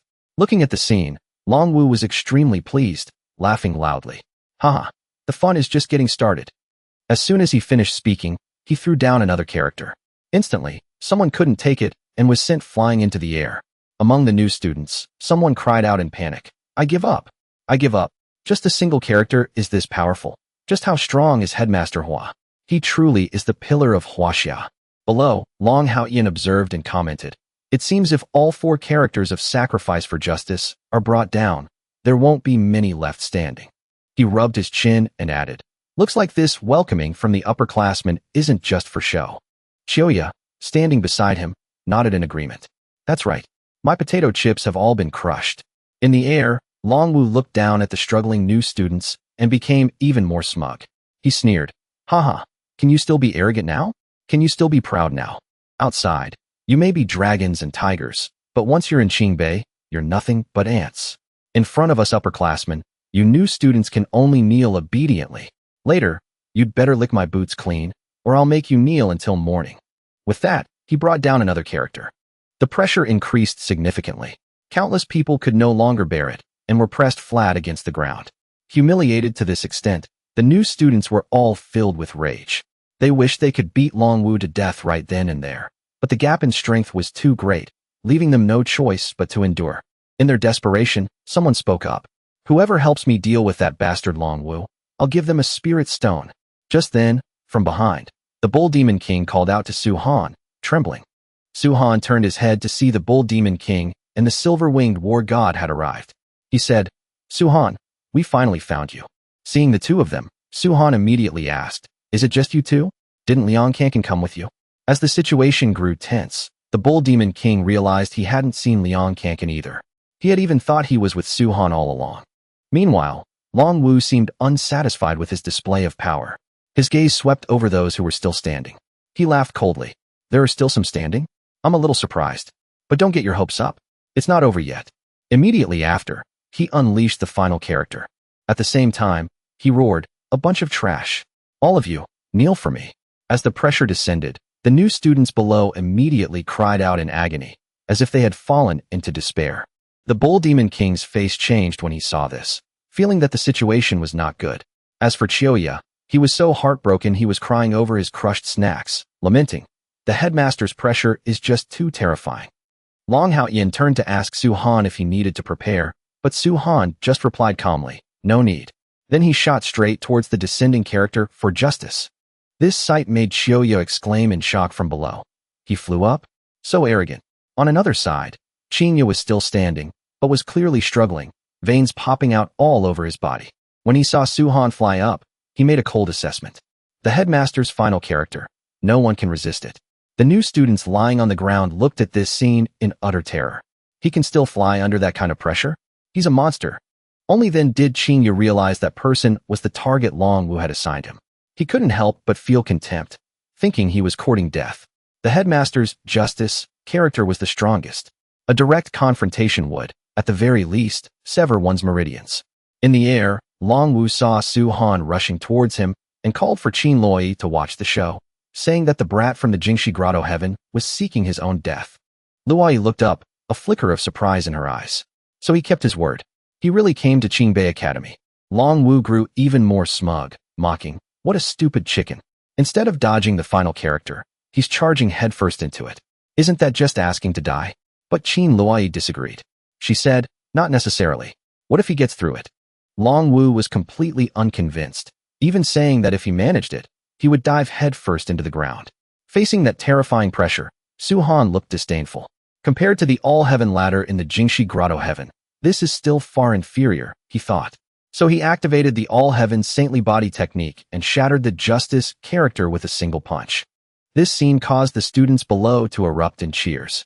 1 word, 2 words, so strong. 4 words, freaking strong. After that, Su Han was standing at the same level as Long Wu in the air. This immediately enraged him. Damn it, who allowed you to come up here? Get down. But Su Han completely ignored him, his eyes fixed only on Qin Loi. Seeing him appear, Loi couldn't hide her joy. You're here. Su Han slowly walked towards her, leaving Long Wu standing there, fuming but unable to do anything. Being treated as if he didn't exist, Long Wu gritted his teeth and growled. Su Han, You dare to flirt with junior sister Qin, even at Qingbei? I think you. But before he could finish, Su-han sent a kick straight to his face. It sent Long Wu falling straight to the ground. In his rage, he yelled, I'm not done with you. Su-han just replied coldly. Weren't you the one who said that if I made it up here, you'd dive headfirst to the ground? I was just helping you out. Long Wu crashed into the courtyard, creating a large crater. He was immediately surrounded by the new students. Qingya also rushed over to check on him. After being helped up, Long Wu was still unwilling to give up, roaring, I'm fine. You guys, beat that guy so he can't cultivate for the rest of his life. However, Su-han paid no attention to those words, quietly turning to look at Qin Lui with eyes full of affection. In a peaceful moment under the bright golden sunlight, the two just looked at each other quietly, as if all the sounds around them had disappeared. Qin Lui asked softly, It's the first day of school, and you've already made enemies with the upperclassmen. If they hold a grudge, won't your days at Qingbei be difficult? Su-han just waved his hand dismissively and replied, It's fine. Luo, from now on, you can just rely on me. That statement made Qin Lui confused, her gaze on him growing more questioning. Su-han then asked, Why do you keep looking at me like that? Luo calmly explained, At Qingbei, if anyone else said something like that to me, and even called me by my given name, I would smash their dog head to a pulp. As she spoke, she swung her fist as if she really meant to strike. Only then did Su-han remember. Although Qin Lui was usually gentle, in his past life, she was known as the goddess of war, the goddess of smoke and fire. Every time she appeared on the battlefield, she struck terror into others. Lost in his memories, Qin Lui suddenly cut through his thoughts, saying, But I don't know why. When you say it to me, I don't feel angry at all. Hearing this, Su-han smiled. I told you, we're fated to be together. With that, he opened his arms to hug her, but just then, an explosion rang out, shattering the intimate atmosphere. 5 figures shot out from the explosion. It was the 5 instructors who had just come out of seclusion. Su-han turned to look, and Luo explained, The 5 great instructors of Qingbei are renowned. They rarely guide students themselves. But you are the first batch of students after the spiritual energy revival. The 5 instructors want to choose a few good prospects for themselves. This is a rare opportunity.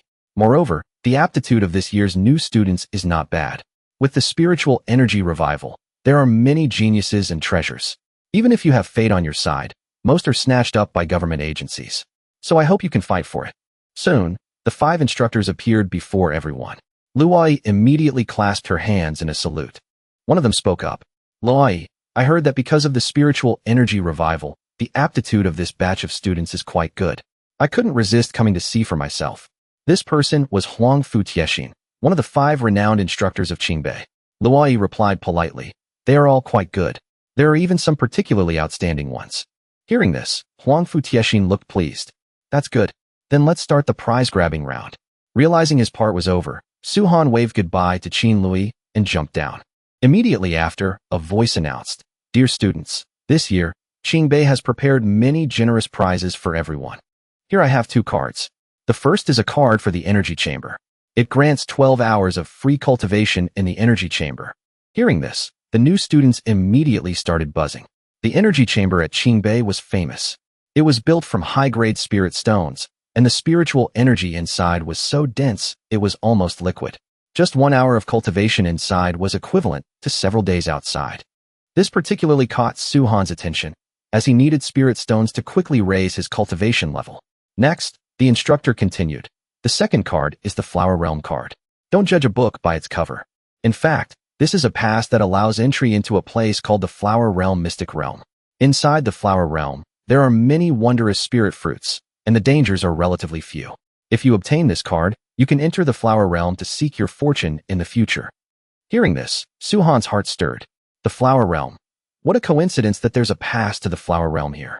Fully aware of the cultivation path ahead, Su-han knew that reaching perfect core formation was much more difficult than perfect foundation building.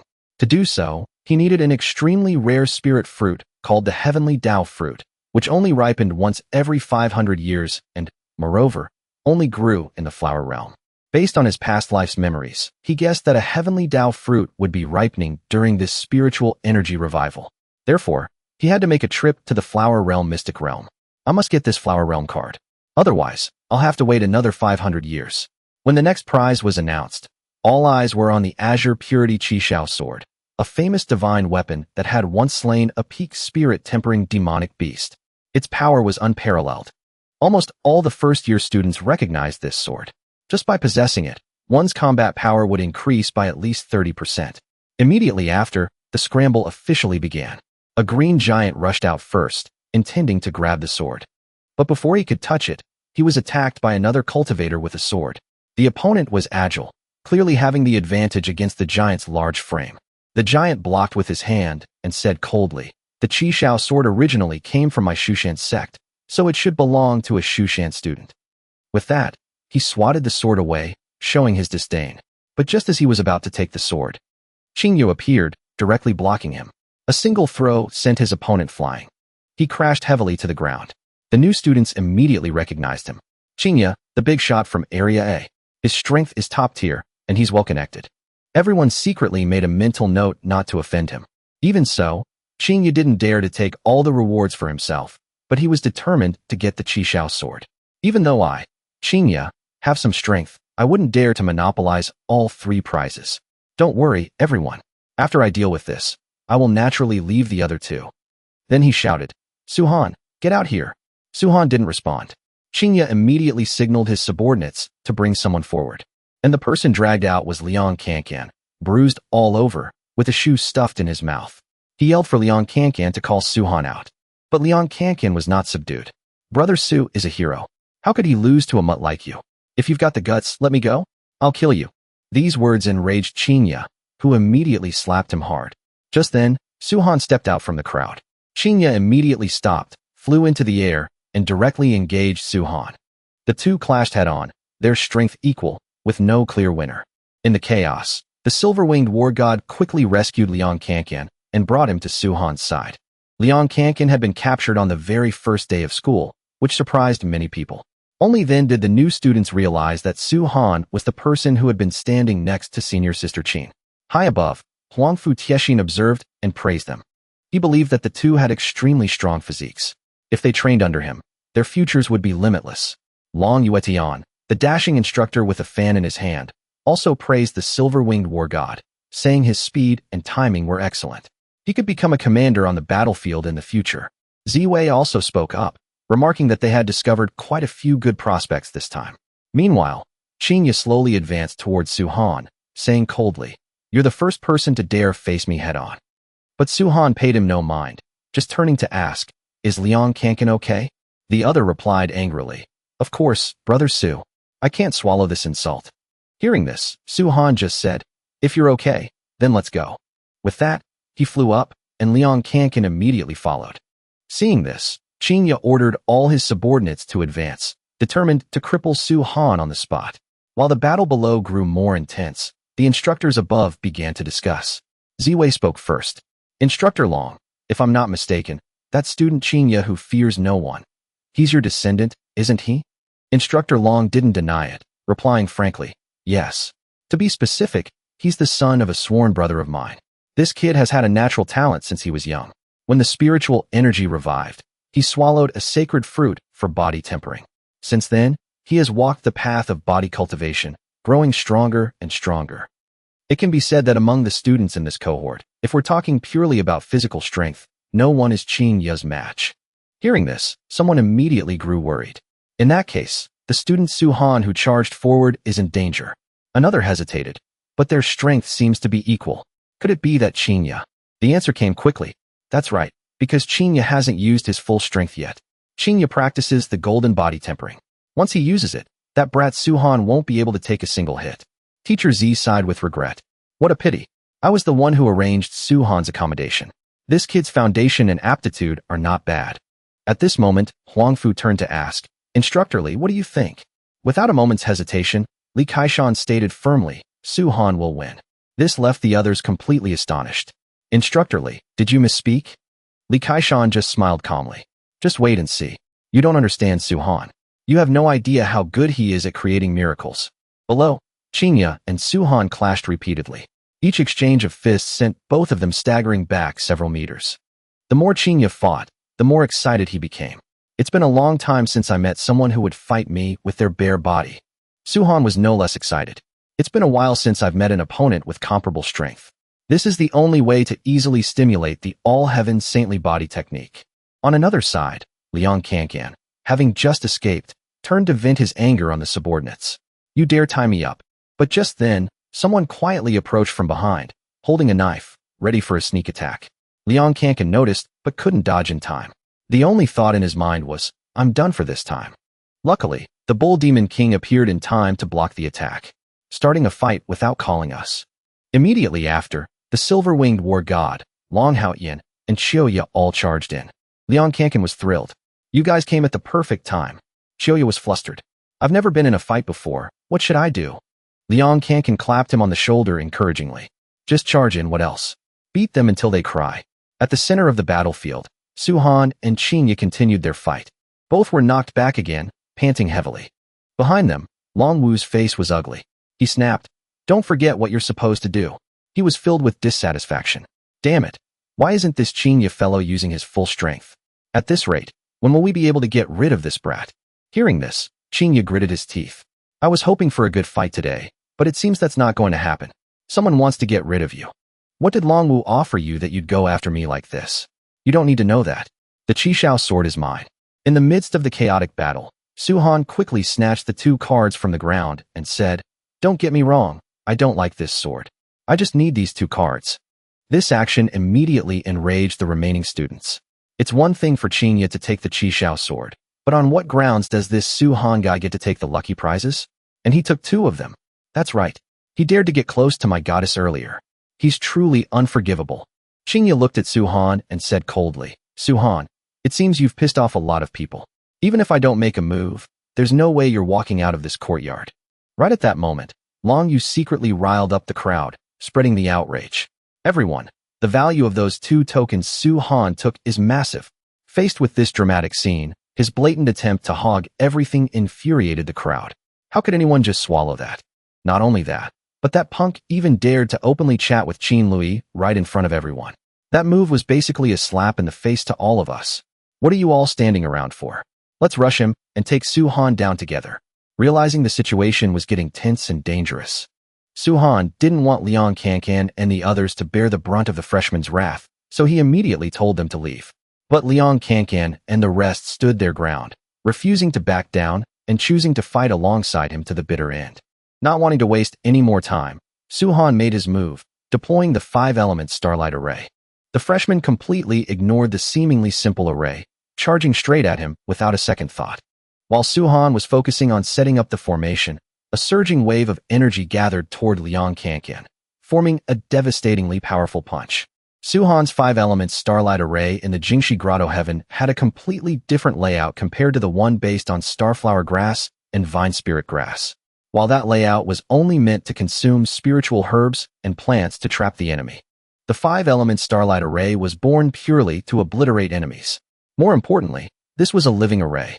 The flexibly shifting formation instantly blasted away the surrounding students as soon as it took shape. Instructor Huangfu was genuinely surprised when he saw it. This year's freshmen are really something. To think there's actually an array master among them. And this array is anything but ordinary. Instructor Su Wei immediately agreed with that assessment. This Su-Han really has a knack for creating miracles. On the other hand, Instructor Long remained cautious.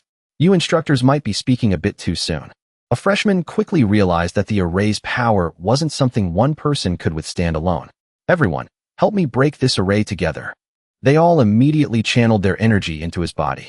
This made him feel a surging spiritual power he had never experienced before. He was itching to smash the array right in front of him. Su-Han told his teammates to hold steady. He quickly gathered his power into the Great Strength Bull King, causing it to instantly charge out, growing massive and imposing. It took on all comers without hesitation. The opponents were instantly blown away before they could even react.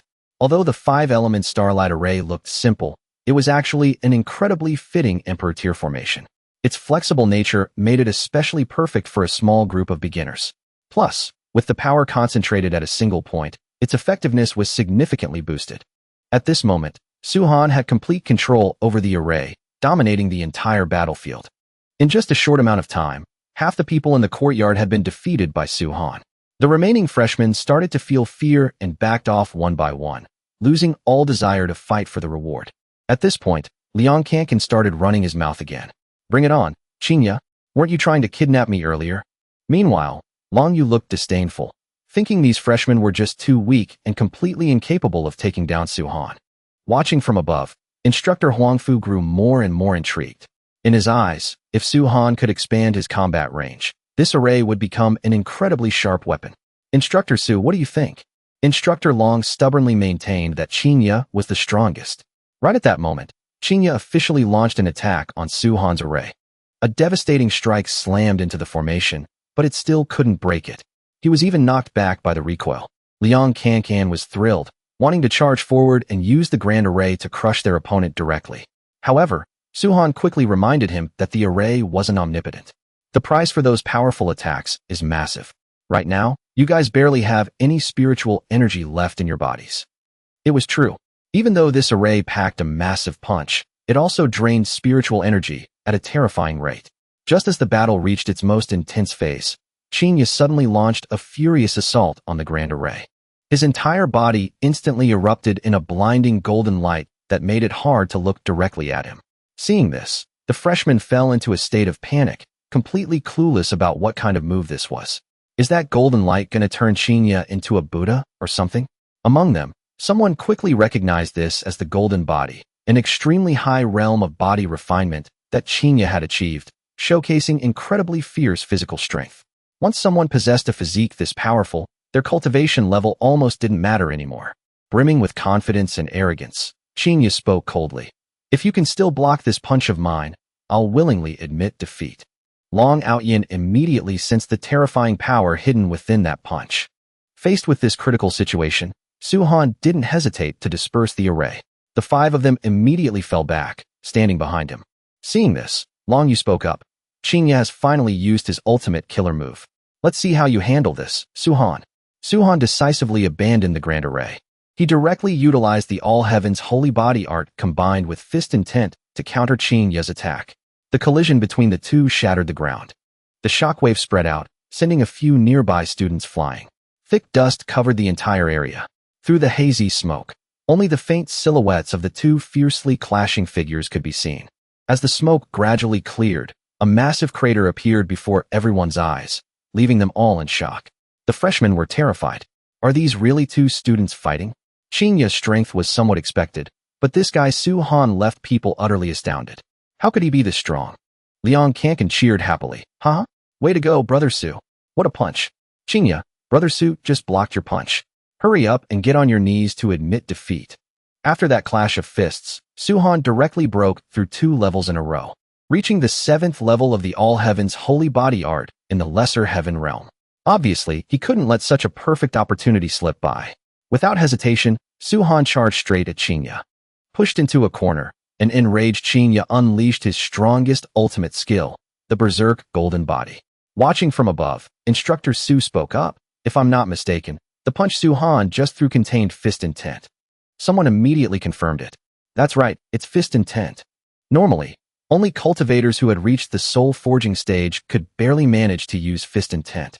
Yet Su-han, who was only at the core formation stage, could unleash such power. He truly was highly capable.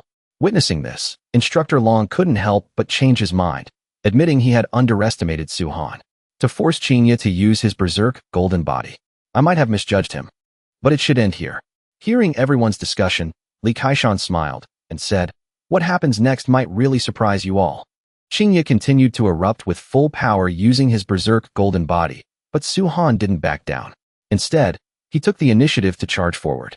The two unleashed a storm of rapid-fire punches, much like Luffy's Gum Gum Gatling, fighting to a standstill. However, the longer he fought, the stronger Su-han became. His All Heaven's holy body art in the Lesser Heaven realm quickly broke through to the 8th level. With a single punch, he sent Qinya flying. Unwilling to accept defeat, Qinya charged back in, throwing a flurry of punches to overwhelm his opponent. But every single punch was blocked by Su-han. The battle dragged on at a frantic pace, and right in the middle of it, Su-han broke through again to the 9th level of the Lesser Heaven realm, then threw a punch that knocked Qinya far away. Seeing this, Su-han's instructor laughed. Instructor Long, it looks like Su-han is suppressing Qinya right now. Instructor Long was momentarily speechless, but ultimately had to admit that Qinya was no longer a match for Su-han. Hearing this, Instructor Huangfu grew curious. Instructor Long, why are you so certain? Who knows? Maybe Chinya still has a trump card he hasn't used yet. Instructor Long shook his head slightly. It's useless. Can't you see that with every punch Su Han throws, his power and strength are greater than the last? Fist intent is everywhere, and every punch boosts his combat power. Looking at Su Han's current state, unless someone with an overwhelmingly superior cultivation level steps in to suppress him, he's practically an invincible, unshakable existence. Hearing this, Instructor Huang Fu couldn't help but speculate that Su Han might have touched upon the legendary state of heaven and man as one. That made perfect sense, because this was the burning desire that countless cultivators pursued for generations, yet rarely achieved. When entering this state, a cultivator would completely merge into the profound world of divine cultivation, causing their combat power and cultivation to skyrocket. This kind of opportunity could only be stumbled upon, not sought out. Instructor Lee, you really do have a sharp eye. I, Long Yuetian, am thoroughly impressed. Right at that moment, Su Han broke through once again, successfully stepping into the 10th level of the Lesser Heaven realm. This time, he didn't wait for Chinya to make the first move. He charged forward and sent his opponent flying with a single punch. Chinya's golden body had completely dissipated by now. No longer able to fight, he could only wholeheartedly admit defeat. Jumping 3 realms in a row, this was the terrifying hallmark of the heaven and man as one divine cultivation state. In my past life, I only managed to enter it once through sheer luck. Once you're in, all bottlenecks in your cultivation are cleared, and your power skyrockets in the blink of an eye. This feeling is absolutely indescribable. The freshmen who witnessed this with their own eyes couldn't believe Chinya had actually lost. This completely exceeded their imagination. Someone started to wonder, is Su Han the strongest monster of this batch? Not necessarily. Did you forget? The students from the major cultivation families and some ancient sects couldn't make it to registration on time for various reasons. When they come back, it'll probably be a real clash of titans. When the battle ended, the instructors descended from above, officially announcing the conclusion of the freshmen's first-place competition and allowing the students to start choosing their instructors. Immediately, the students started buzzing with excitement. Obviously, I'm picking the beautiful instructor Su Wei. She's the only female instructor out of the 5, and she speaks so gently. Following her definitely won't be a bad choice. Instructor Huang Fu is also amazing. If you want to learn body refinement, he's the best choice. I think Instructor Long Yuetian isn't bad either. The Long cultivation family has secret arts that you can't learn in most other schools. With all that said, why isn't anyone picking Instructor Li Kaishan? I heard he's the principal's junior brother, and his cultivation is incredibly strong. Hearing this, everyone suddenly fell silent. No one said a word. Finally, a blonde guy stepped up to explain. Instructor Li is definitely strong. It's just that his teaching style is way too brutal. If you're not mentally prepared, it's best not to pick him. Besides, Instructor Li hasn't been an instructor at Qingbei Academy for many years. That's because he once led his students on a mission, and all 18 students who went with him were wiped out. Not a single survivor. Because of that, his teaching license was revoked for 10 years. It was only reinstated this year. That's Instructor Li's teaching style. Wherever it's dangerous, that's where he goes. Even though your cultivation levels up super fast, and the rewards are massive, you also die really fast. That explanation sent shivers down quite a few spines. The guy who spoke was so spooked he immediately declared he wouldn't pick Instructor Li. Before long, most of the students had chosen their instructors. Only Li Kaishan had no one. As for Su Han, he still hadn't made a decision. Liang Kankan asked him, "Who are you picking?" "I'm picking Li Kaishan. You guys go pick someone else." Hearing that, Liang Kankan was confused. Brother Su, why? Because picking him is very dangerous. Truth be told, Li Kaishan was a tragic figure. As a person, he was completely selfless, pouring his heart and soul into fighting for the survival of humanity. Because of that, he was incredibly strict with his students, even harsh. He always chose the most dangerous missions. If that weren't the case, he wouldn't have taken a group of high schoolers from the southern island, kids who had barely started their cultivation journey, into a grotto heaven for life and death training. However, there was no denying that every student Li Kaishan ever trained grew up to become a powerhouse capable of dominating a region. Hearing this, Liang Kankan immediately showed his resolve. "I'm not afraid of danger. Anyway, whoever you pick, I'm picking." As for Long Outyan, his choice was already set in stone. Naturally, he chose Long Yuetian, as it was an arrangement by the Long family, and he had to obey their orders. Chioya made her own decision, choosing instructor Huangfu Taitian. Now, Only the silver-winged war god and the bull demon king were left. These two didn't seem to care much. Anyone was fine, and they had no strong preferences. Hearing that, Liang Kankan got excited. Since that's the case, let's all follow Brother Su and pick Instructor Li. Right after, the four of them walked toward Li Kaishan together. Instructor Li, the four of us choose you as our instructor. Faced with this choice, Li Kaishan maintained a serious attitude and warned them. Then you need to think this through carefully. Even though I'm willing to take students like you, I strongly advise you to reconsider. Su-han didn't hesitate, patting his chest to affirm. This is a decision we've all thought through carefully. In reality, the incident from years ago was still a gaping wound in Li Kaishan's heart. Leading his students to explore a secret realm had resulted in the total annihilation of all 18 of them. Not a single one survived, and among them was his own biological daughter. That tragedy had been a massive blow to him. As for Su-han, his reason for choosing Li Kaishan wasn't just that simple. There was another crucial factor. Li Kaishan was in charge of a key mission, investigating the truth behind the spiritual energy revival. Because of this, anywhere he went was fraught with immense danger. Coincidentally, the truth behind the spiritual energy revival was exactly what Su-han was after. After hearing them out, Li Kaishan finally accepted them and pulled out the specialized instructor badges from his pocket. Right at that moment, Gong Er unexpectedly showed up. She also wanted to choose Li Kaishan as her instructor. Seeing this, Liang Kankan couldn't help but be curious. Gong Er, what are you joining the fun for? I said I'd kill Su-han with my own hands. Liang Kankan kept pressing. That's weird then. Why didn't you make a move during that brawl earlier? Gong Er replied coldly. Humph, revenge is my own business. I don't need to borrow anyone else's strength. Liang Kankan teased her again. Aren't you afraid that sharing an instructor with Su-han will not only keep you from getting your revenge, but spending all day and night together might actually make you fall for him? Gong Er answered firmly, I won't.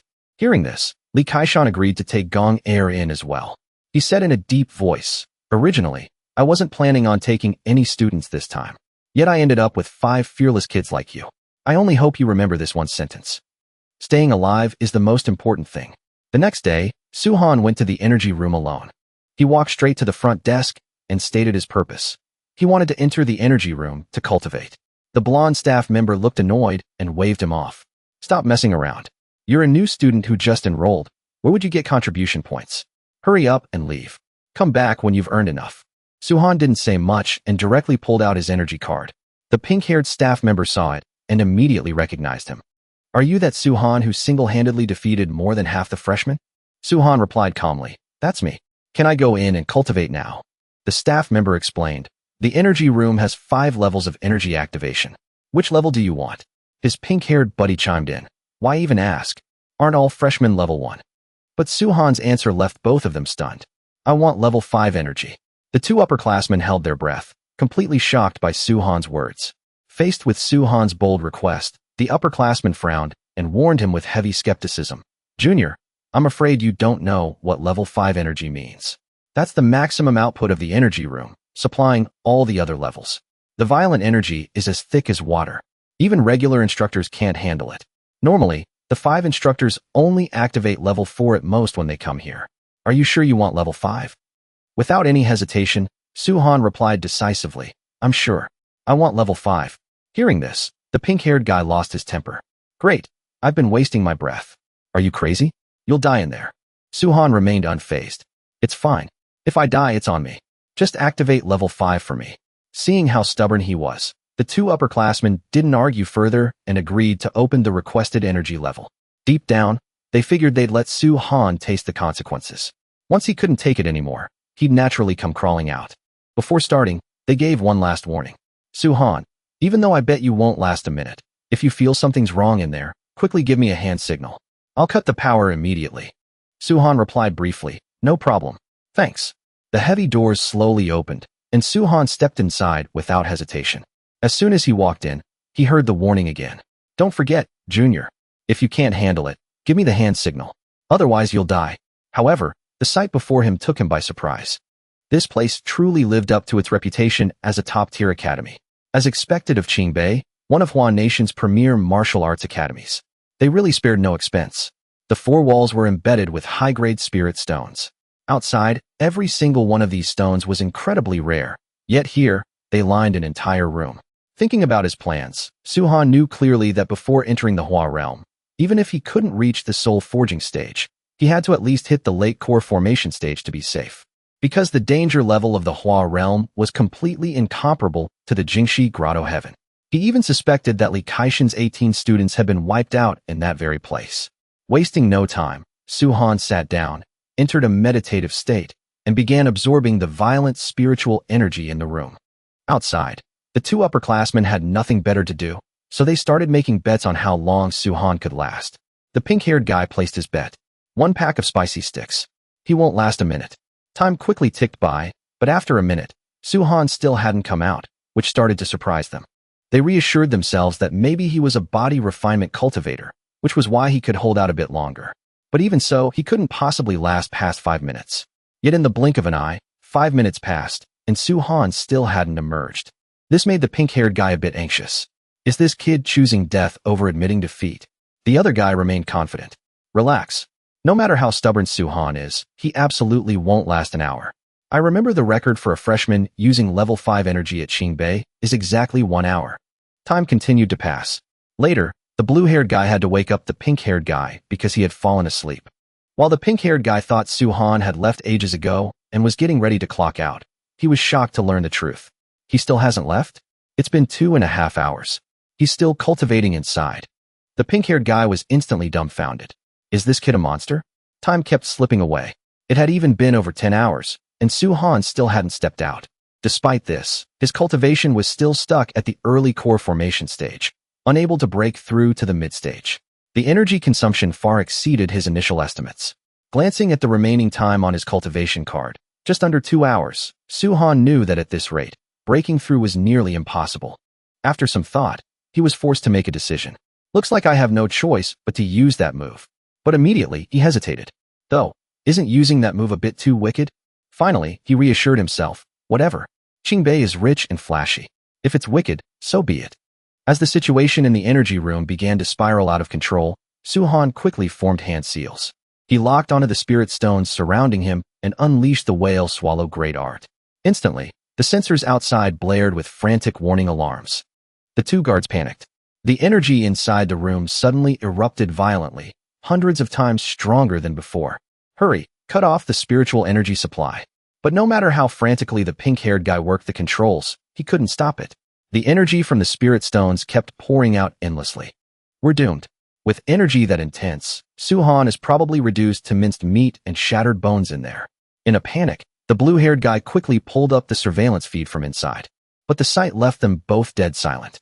Not only was Su Han completely unharmed, but he was also frantically absorbing that terrifying surge of energy. The secret art Su Han was using was actually the whale swallow great art, a technique he had comprehended in his past life at the Endless Sea after watching an emperor-tiered giant whale absorb the spiritual energy of the heavens. This technique was incredibly overbearing, capable of sucking in surrounding spiritual energy at 100 times the normal rate. But it also came with a fatal flaw. The energy was too violent. No physique could sustain absorbing it for long, or it would cause severe damage to the body. After a while, all the spirit stones in the energy room had been sucked completely dry by Su Han. Sensing the time was right, he immediately unleashed his power. It's time to break through. Mid-core formation stage, break for me. At that exact moment, a massive bird suddenly appeared, soaring around him. Moreover, it was a bizarre creature with its eyes wide open. Su Han recognized it with just one glance. This was Chongming. Chongming was a primordial mutant species from ancient times. In his past life, through a stroke of fate, it became a divine beast under Su Han's command. They went through life and death together, sharing a bond as deep as brothers. During the battle with the Emperor back then, it was killed while protecting Su Han. The fact that Su Han was able to reincarnate with the Chaos Heavenly Chapter was very likely thanks to Chongming's desperate sacrifice. Chongming was also known as the Bird of Time and Space. Legend had it that when fully grown, it could exist simultaneously in the time and space of both the ancient era and the present. And perhaps this was exactly why Su Han was able to see it once again. Su Han had thought he would never get the chance to see Chongming again, but he never expected it to appear right before his eyes. Chongming, as long as there's even a sliver of hope, I will absolutely pay any price to bring you back to life. Meanwhile, outside the energy room, the sensors showed the spiritual energy levels had dropped to 0. Seeing this, the pink-haired guy looked like he was about to cry. The spirit stones in that room were supposed to be enough for the entire academy to use for months, yet they had been completely drained. How could it all be sucked dry? What the hell did Suhan do in there? The heavy doors slowly opened, and Suhan walked out looking completely unfazed. He even casually remarked, "The feeling inside wasn't bad. It's just that there were a bit too few spirit stones. I suggest embedding some more." That comment left the two guards utterly dumbfounded. All that was left in their hearts was sheer panic. What do we do now? What else can we do? Hurry up and report it. The energy room was technically a school-run project, but it was managed by the Hongya group. The losses this time were absolutely catastrophic. Meanwhile, on the same day, Li Kaishan called Suhan and the other four to a classroom for a meeting. However, he stood there for a long time without saying a word. Unable to stand the silence, Liang Kankan spoke up. "Instructor Li, why did you call us here? It's not just to stare at us like this, right?" Li Kaishan pushed up his glasses. His voice lowered. "The reason I'm hesitating to tell you all is that this matter doesn't have much to do with the school, but it does carry a certain level of danger." Faced with a shortage of manpower, Li Kaishan finally chose to turn to his students, laying out the situation directly. "And right now, I don't have anyone available. That's why I came to you." Hearing this, Suhan immediately replied in a straightforward and respectful manner. "Instructor Li, you're our teacher now. If there's something going on, don't hesitate to tell us directly." Receiving their agreement, Li Kaishan nodded slightly and got straight to the point. "All right then. Have any of you ever heard of an agency called the Bureau for the Investigation of the Truth Behind Spiritual Energy Revival?" Looking at everyone's reactions, it was clear no one knew of this organization's existence. It's normal that you haven't heard of it. This is a newly established agency formed after the spiritual energy began to revive, and I am a member of it. At this point, Liang Kankan raised his hand, unable to hide his curiosity. "You're not asking us to join this Spirit Investigation Bureau, are you?" Li Kaishan shook his head in denial. "You're overthinking it. You're not qualified to join yet." He then went on to explain further. "The Bureau for the Investigation of the Truth Behind Spiritual Energy Revival is also known as the Spirit Investigation Bureau. Currently, it only has 5 members and operates directly under the top leadership of Huaxia. It's an investigative agency with immense authority in Huaxia. Its level of authority is arguably the highest among all departments in Huaxia. The members inside are all pillars of the nation. At the same time, the danger level of the Spirit Investigation Bureau is far greater than that of normal departments." Hearing this, the silver-winged war god couldn't help but ask, "Instructor Li, if the Spirit Investigation Bureau's power and authority are so extraordinary, what could students like us possibly do? This clearly isn't a mission ordinary students can participate in." Li Kaishan frankly admitted it. "The details of this matter probably aren't something students like you can get involved in. It's true that you can't participate directly, but right now there's an opportunity. Since you're my students, I figured I should at least let you know. As for whether you want to join, that's entirely up to you." He then revealed the crucial information. According to the Spirit Investigation Bureau's intel, tomorrow afternoon by the Jinan River, clues related to the truth behind the spiritual energy revival will appear. As for what the clues are, we don't know yet. We only know the enemy is quite strong, estimated to be at the early soul forging stage. When the time comes, I will personally step in to snatch the clues, and I won't hesitate to pay any price to get them." Hearing this, everyone immediately wondered about their role. "Then what do you need us to do, Instructor Li?" Meanwhile, Suhan already had some understanding of this organization in his heart. He had heard of the Spirit Investigation Bureau in his past life, an incredibly mysterious agency. Even he only knew 3 of its 5 members. The other 2 always stayed hidden. Li Kaishan laid out the specific task. "The job I want you to do is very simple. You'll be in charge of keeping watch by the Jinan Bridge. Because when the time comes, the enemy will disguise themselves as all sorts of people. Your job is to identify them. Once you spot someone suspicious, you must report it immediately." Liang Kankan still didn't forget to ask about the rewards. "Instructor, do we get any rewards for completing the mission?" Li Kaishan answered without hesitation. "Of course. And it's very generous. Mainly cultivation resources, enough for you to advance a minor realm." Hearing that, Liang Kankan instantly got excited. "Sign me up. I've known how to tail people since I was 8. In truth, the reason Li Kaishan gave them this mission was because the rewards were tempting and the danger level was relatively low. But he still gave a serious warning. "But you must know that the Spirit Investigation Bureau's missions have many variables. Even if a mission looks completely safe on the surface, it can turn extremely deadly. That's why I've been hesitating. I really don't want anything to happen to my students. But at the same time, I also want my students to grow stronger. Right after, Gong-air also raised her hand, her eyes resolute. Sign me up. As long as I can get stronger, I'm willing to take the risk. While discussing the mission, Su-han suddenly thought of a crucial question and asked directly, Instructor Lee, are there other people participating in this mission? Based on his understanding of how the Spirit Investigation Bureau operated, to ensure a high success rate, they would never put all their forces into a single plan. Instead, they would divide into multiple small squads to execute a mission. Li Kaishan confirmed it. The students who performed exceptionally well in yesterday's freshman competition will be approached privately. Once they agree, they'll also join tomorrow's mission. After hearing this, Su-han immediately decided to join. At the same time, the Silver-Winged War God and the Bull Demon King didn't hesitate to raise their hands in agreement. The next day, by the Jinan River, Su-han and Liang Kankan began secretly observing anyone acting suspiciously. Liang Kankan leaned in close and whispered, asking Su-han if he had noticed anything unusual. Su-han just glanced at him and replied, Right now, the most suspicious person I see is you. Act a bit more natural. Be careful not to alert the enemy. Hearing that, Liang Kankan was startled. Then he suddenly noticed a candied hawthorn vendor up ahead who looked exactly like Chinya. He couldn't help but blurt out, I didn't expect this bastard to actually look the part. Just then, a little girl pulled her mother's hand, asking for candied hawthorns. Chinya smiled and asked, How many skewers do you want? But that smile terrified the little girl so much she immediately turned and ran away. Seeing this, Liang Kankan walked over to strike up a conversation. Boss, you can't do business like this. Sell me a skewer too. Chinya looked annoyed. Not selling. He then turned to leave. Liang Kankan quickly chased after him and blocked his path. Chinya, we're customers too. Why won't you sell to us? What? Still salty about getting beat by my brother Su on the training ground. Chinya looked irritated. Haha, step aside. Don't bother me while I'm working. Liang Kankan still wouldn't let it go. Come on, Chinya. Let me tell you, with that fierce, scary look of yours, you're lucky you only made them cry. Who'd dare buy anything from you here? Meanwhile, Su-han, standing nearby, noticed something off. His eyes locked onto the distance as he saw an elderly couple approaching. Young man, sell me 2 skewers of candied hawthorns. Chinya immediately handed them the goods. The old woman quickly scanned the QR code to pay. The old man looked at Chinya and asked curiously, Young man, you look quite special. You must be an awakened. Why are you out here selling things? Chinya replied calmly, I am an awakened, but my ability is too weak. It's only good for boiling water and heating things up. I don't have any talent for cultivation either, so I can only come out and sell candied hawthorns. Hearing this, the old man replied, Is that so? What a pity. But selling candied hawthorns is fine too. At least it's a stable life.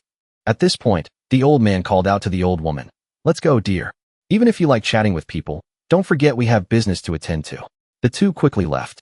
Afterward, Chinya smugly rubbed Liang Kankan's head. Didn't you say I couldn't sell anything? Didn't I just make a sale? You really have a big mouth.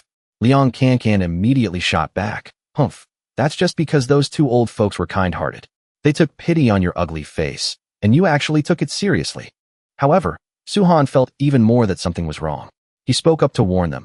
Didn't you guys notice something off about those 2? Liang Kankan looked confused because he hadn't been paying close attention. But Chinya was different. He had secretly probed them earlier and concluded that the 2 were completely normal. Despite this, Su-han didn't drop his suspicions. There's definitely something wrong with those 2. My intuition is never wrong. I just don't know exactly what the problem is. Hearing this, Liang Kankan suggested, Should we report this to Instructor Lee? But Chinya shook his head, thinking it was unnecessary. Su-han, even though I admit you're a tiny bit stronger than me, my eye for people is spot on. When he heard Chinya confidently assert that the 2 were just ordinary old people with absolutely no issues, that very sentence made Su-han instantly grasp the crux of the problem. What if they aren't human? This speculation left Chinya and Liang Kankan utterly shocked. Not human. Then what are they? Su-han replied in a deep voice, I don't know either. The most likely possibility is the demon race.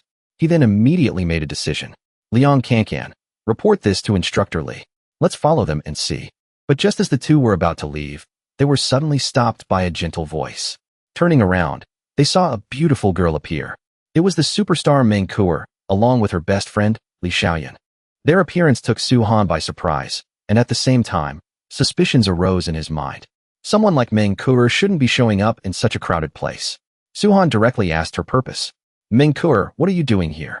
Hearing this, Li Xiaoyan felt a bit annoyed and replied, Isn't it because of that Black Dragon King? Last time he sent people to harass Kur, and luckily you saved her. This time, we found out the Black Dragon King will appear nearby, so we came to find him for revenge. Hearing this, Suhan fell into deep thought. The demon race appearing this early was already unreasonable, and now they coincidentally showed up here. It was highly likely that this mission was connected to the demon race. Right at that moment, Qinya, standing behind them, couldn't hold back anymore and asked, "Is the manhua you're talking about the superstar manhua?" Liang Kankan immediately answered for them. "Of course. And our superstar's life was saved by Brother Su. Always worship Brother Su." Hearing this, Qinya got so excited he threw his candied hawthorns on the ground. In a flash, he dashed in front of manhua and dropped to his knees, his eyes full of infatuation. "Manhua, I finally get to meet you. I'm your biggest fan. Idol. You're my idol. I finally get to see you in person. I'm so happy." This scene left manhua completely at a loss for how to react. As for Suhan and Liang Kankan, they could only stand there, speechless. They thought to themselves, "Damn it, is this the Qinya we know? He's as happy as a kid." Despite this, Suhan quickly refocused on his original goal, preparing to continue tracking the two people who had just bought the candied hawthorns. But he was interrupted by manhua's appearance. Upon learning she was here to seek revenge on the Black Dragon King, Suhan immediately asked her to explain the situation. Manhua recounted, "It's like this. Last time, the Black Dragon King sent people to capture me. After that, my father sent people to investigate the Black Dragon King's whereabouts. Originally, the Black Dragon King lived in a remote, deep water area inside a lake, making it very hard to track him. But a few days ago, we accidentally found out that he would appear by the Jinan River for a transaction. Our Meng family has stationed quite a few people nearby. Xiaoyun and I just happened to be in the area, so we came to check it out." Suhan listened and asked further, "Do you know what the transaction is about?" Manhua shook her head. "I'm not entirely sure." This made Suhan even more suspicious. He didn't know if the Meng family was just coincidentally involved or if there was another scheme behind this. Then Manhua said, "Big Brother Su, my father invites you to be a guest at the Meng family to thank you for saving my life." Suhan replied, "I'll go when I have free time." Right then, Qinya chimed in, saying he wanted to go too, leaving the other two speechless. Just at that moment, a fierce battle suddenly erupted ahead. Two figures were clashing relentlessly. One of them was Gong Air, and the other was wearing a mask. Judging by the figure, it was clearly Lu Yuni. Liang Kankan observed for a moment and concluded that their strengths were evenly matched. They traded blows, making it hard to tell who was winning. Suhan and Liang Kankan immediately ran over to Gong Air and asked what was going on. "Why are you fighting someone?" Gong Air replied briefly, "I found this person very suspicious." Hearing Gong Air's explanation, Liang Kankan couldn't help but remind her. Instructor Li said if we spot someone suspicious, we should report it immediately.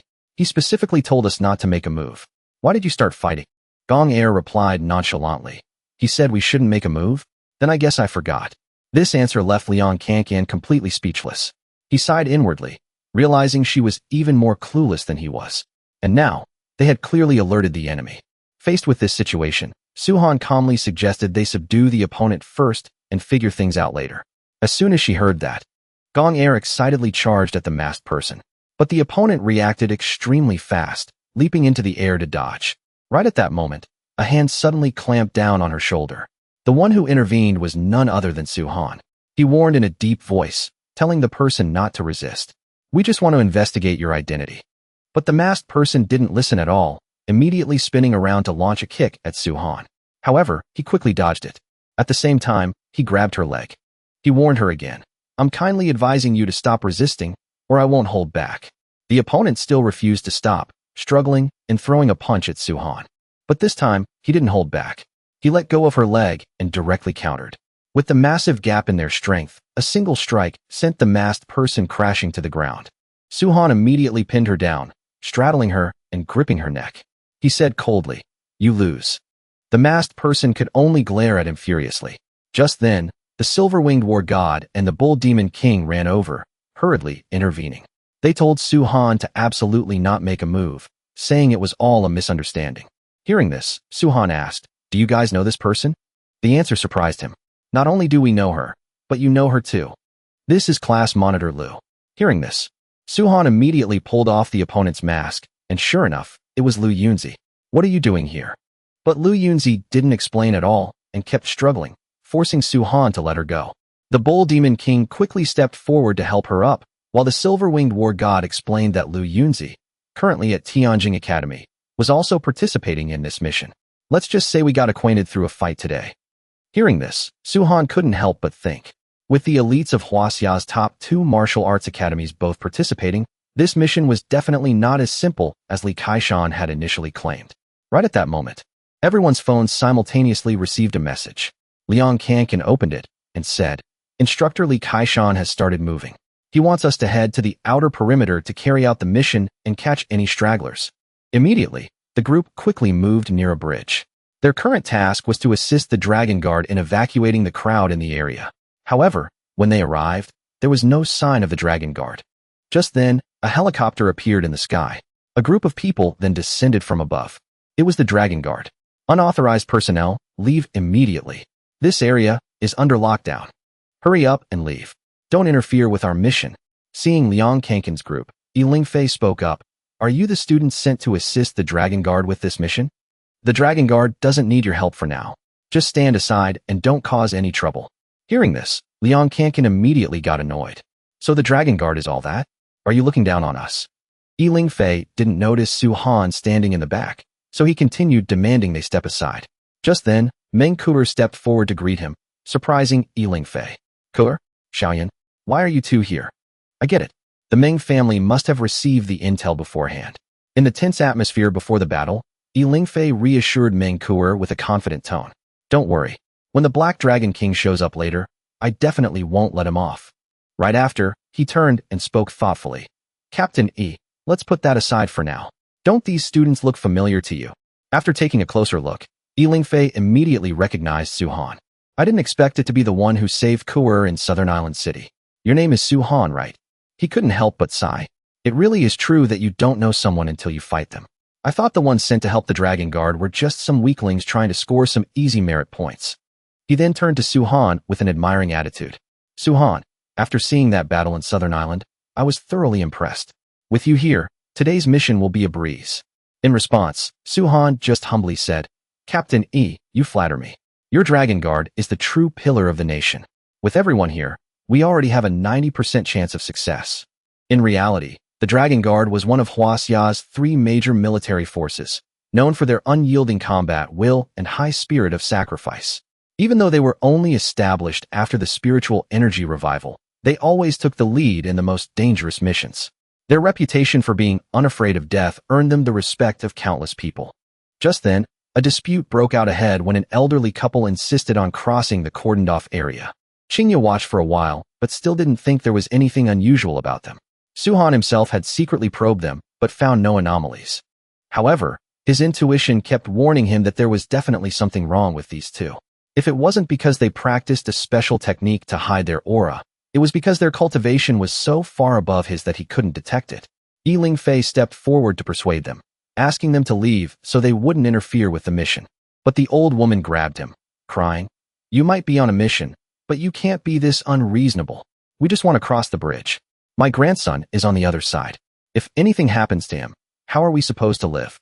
Just as the situation was getting tense, the water surface suddenly boiled. With a massive explosion, countless giant tentacles burst out of the water and a figure shot into the sky.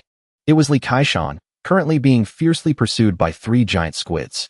Immediately after, a whole swarm of smaller squids surged up. In the blink of an eye, they leaped onto the bridge and charged straight at the Dragon Guard. Lingfei immediately ordered a counterattack while directing. "Su-han, our Dragon Guard will take the front. You guys from Qingbei Academy support us from the back and kill any stragglers. These squid monsters are a bit tough to deal with. Try to group up and fight together." Just then, another squad descended from the sky. "Captain E, Tianjin Academy is here to assist. How could we miss out on something like this?" The leader was none other than Long San of the Long family. Lu Yuni was also in the squad, and Long San actively offered to fight alongside her. Lingfei didn't hesitate and immediately led his troops to the front lines. The small squids were ferocious, but their strength was too weak. They were quickly wiped out by the coordinated human forces. Liang Kankan fought with intense enthusiasm, fighting while shouting, "Brother Su, the contribution points reward is based on the number of monsters killed in the mission. Hurry up and get some points. I heard contribution points can be exchanged for all kinds of heavenly treasures at the academy." However, Su-han wasn't distracted at all. His eyes were fixed on the fierce battle between Li Kaishan and the three giant squids in the distance. Even though the battlefield was incredibly chaotic, Su-han still felt a lingering sense of unease. He was certain that things weren't as simple as they seemed, but he couldn't pinpoint exactly what was wrong. Meanwhile, Li Kaishan launched a series of attacks, quickly taking down another giant squid. Seeing Su-han still standing there watching, Liang Kankan urged him, telling him to hurry up and kill some monsters, or he wouldn't get another chance. But Su-han remained unfazed. He turned to Mengkuer and asked, "Any news on the Black Dragon King?" Mengkuer shook her head. Not yet. This made Su-han even more suspicious. The Meng family's intel had never been wrong before. In the future, on the battlefield of 10,000 races, the Meng family would become a faction specializing in selling intel, famous for their accuracy and timeliness. Moreover, the information about the Black Dragon King was directly related to Mengkuer, so there was even less reason for an error. So where was the Black Dragon King?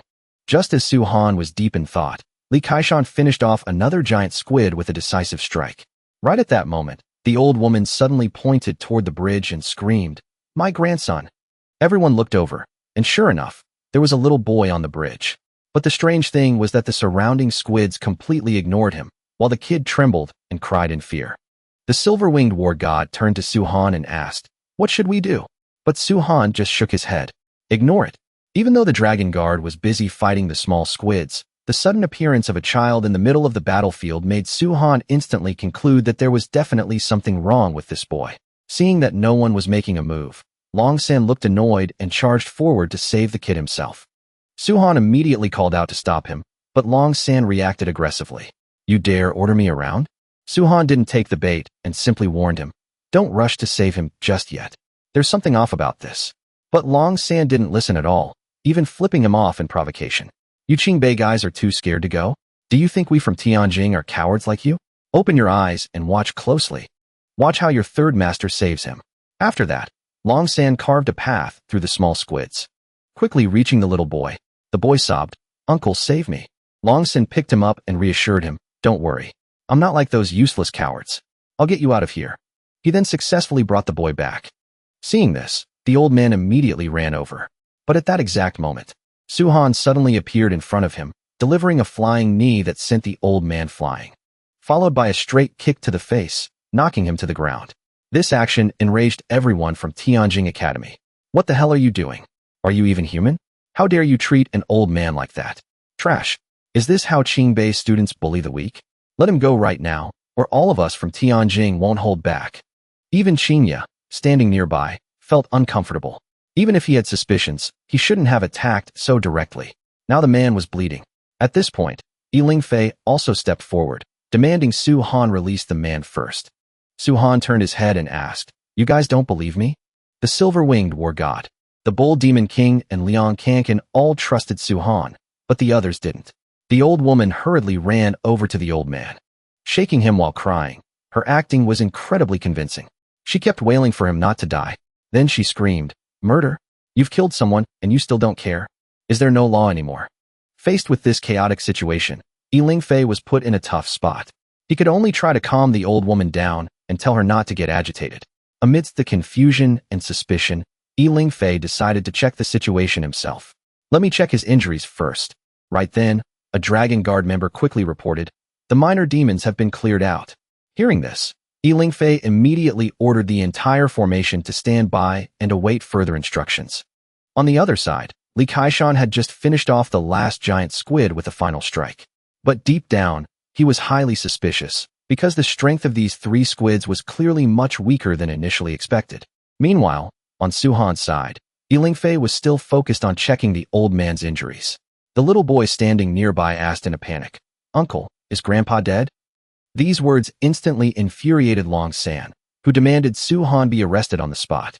After finishing his check, Yiling Fei slowly stood up and announced, "No breathing. The old man is dead." "Su-han, I've checked. There's nothing wrong with this old man. You really killed the wrong person this time." However, Su-han completely rejected that conclusion. He retorted coldly, "Having nothing wrong doesn't mean there's no danger. Maybe their goal isn't as simple as it seems." Long San couldn't take it anymore and immediately wanted to attack Su-han to demand justice. But Su-han completely ignored him, walking straight up to the old woman and interrogating her. "What exactly is your goal?" The old woman kept up her act, trembling as she said, "You killed my husband, and now you want to kill me too?" Seeing this, the Tianjing Academy students immediately surrounded Su Han, preparing to gang up and capture him. But Su Han remained unfazed, his cold eyes locked onto the old woman. And in that moment, he realized the truth. "You guys were never here for a transaction. You're targeting the students here." As soon as he finished speaking, the old woman let out a cold, sinister laugh and revealed her true form, a giant cuttlefish. At the same time, the old man who was supposedly dead sprang back to life, transforming into another giant squid. They no longer hid their intentions, directly admitting their goal. "We're here to slaughter all you genius students." This scene shocked everyone. The two giant squids simultaneously spewed out a web-like substance. It quickly formed a massive cage, trapping all the students inside. Long San immediately realized it was a trap and tried to break out, but all his attacks were useless. He was horrified. "What the hell is this net? Why can't I break it?" All the students were trapped inside the cage known as the Endless Blood Sea. The space inside made them incredibly uncomfortable, and some even started struggling to breathe. This isn't a normal weapon. It's a true treasure. A true treasure was an extremely rare weapon with power and special attributes far exceeding ordinary magical artifacts and treasures. The Endless Blood Sea had the ability to stimulate blood vitality, disrupting blood circulation and killing people on a massive scale.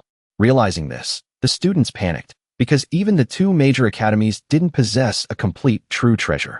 Li Kaishan realized the gravity of the situation and immediately rushed to the cage, confirming it was indeed a true treasure.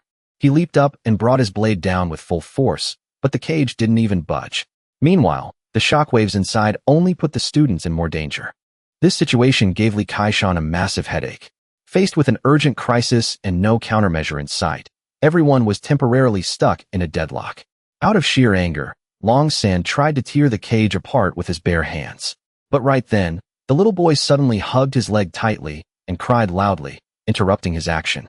Left with no choice, Long San asked someone nearby to watch the kid while he charged forward to deal with the two monsters himself. Instantly, the squid monster extended its tentacles, tightly wrapping around the Tianjing student. Then, its massive body squeezed entirely inside the cage. Inside the true treasure Endless Blood Sea, we are the masters. You lowly humans are only fit to be our food.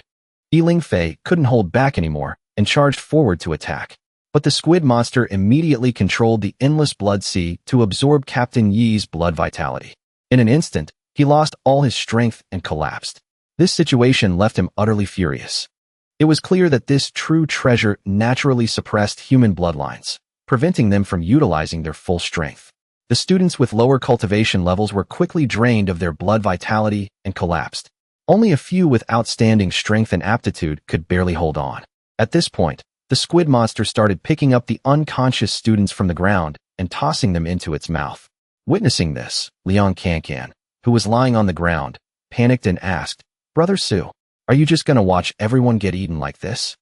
Su Han replied calmly, "This true treasure is specifically designed to drain human blood. Ordinary people have absolutely no way to fight back.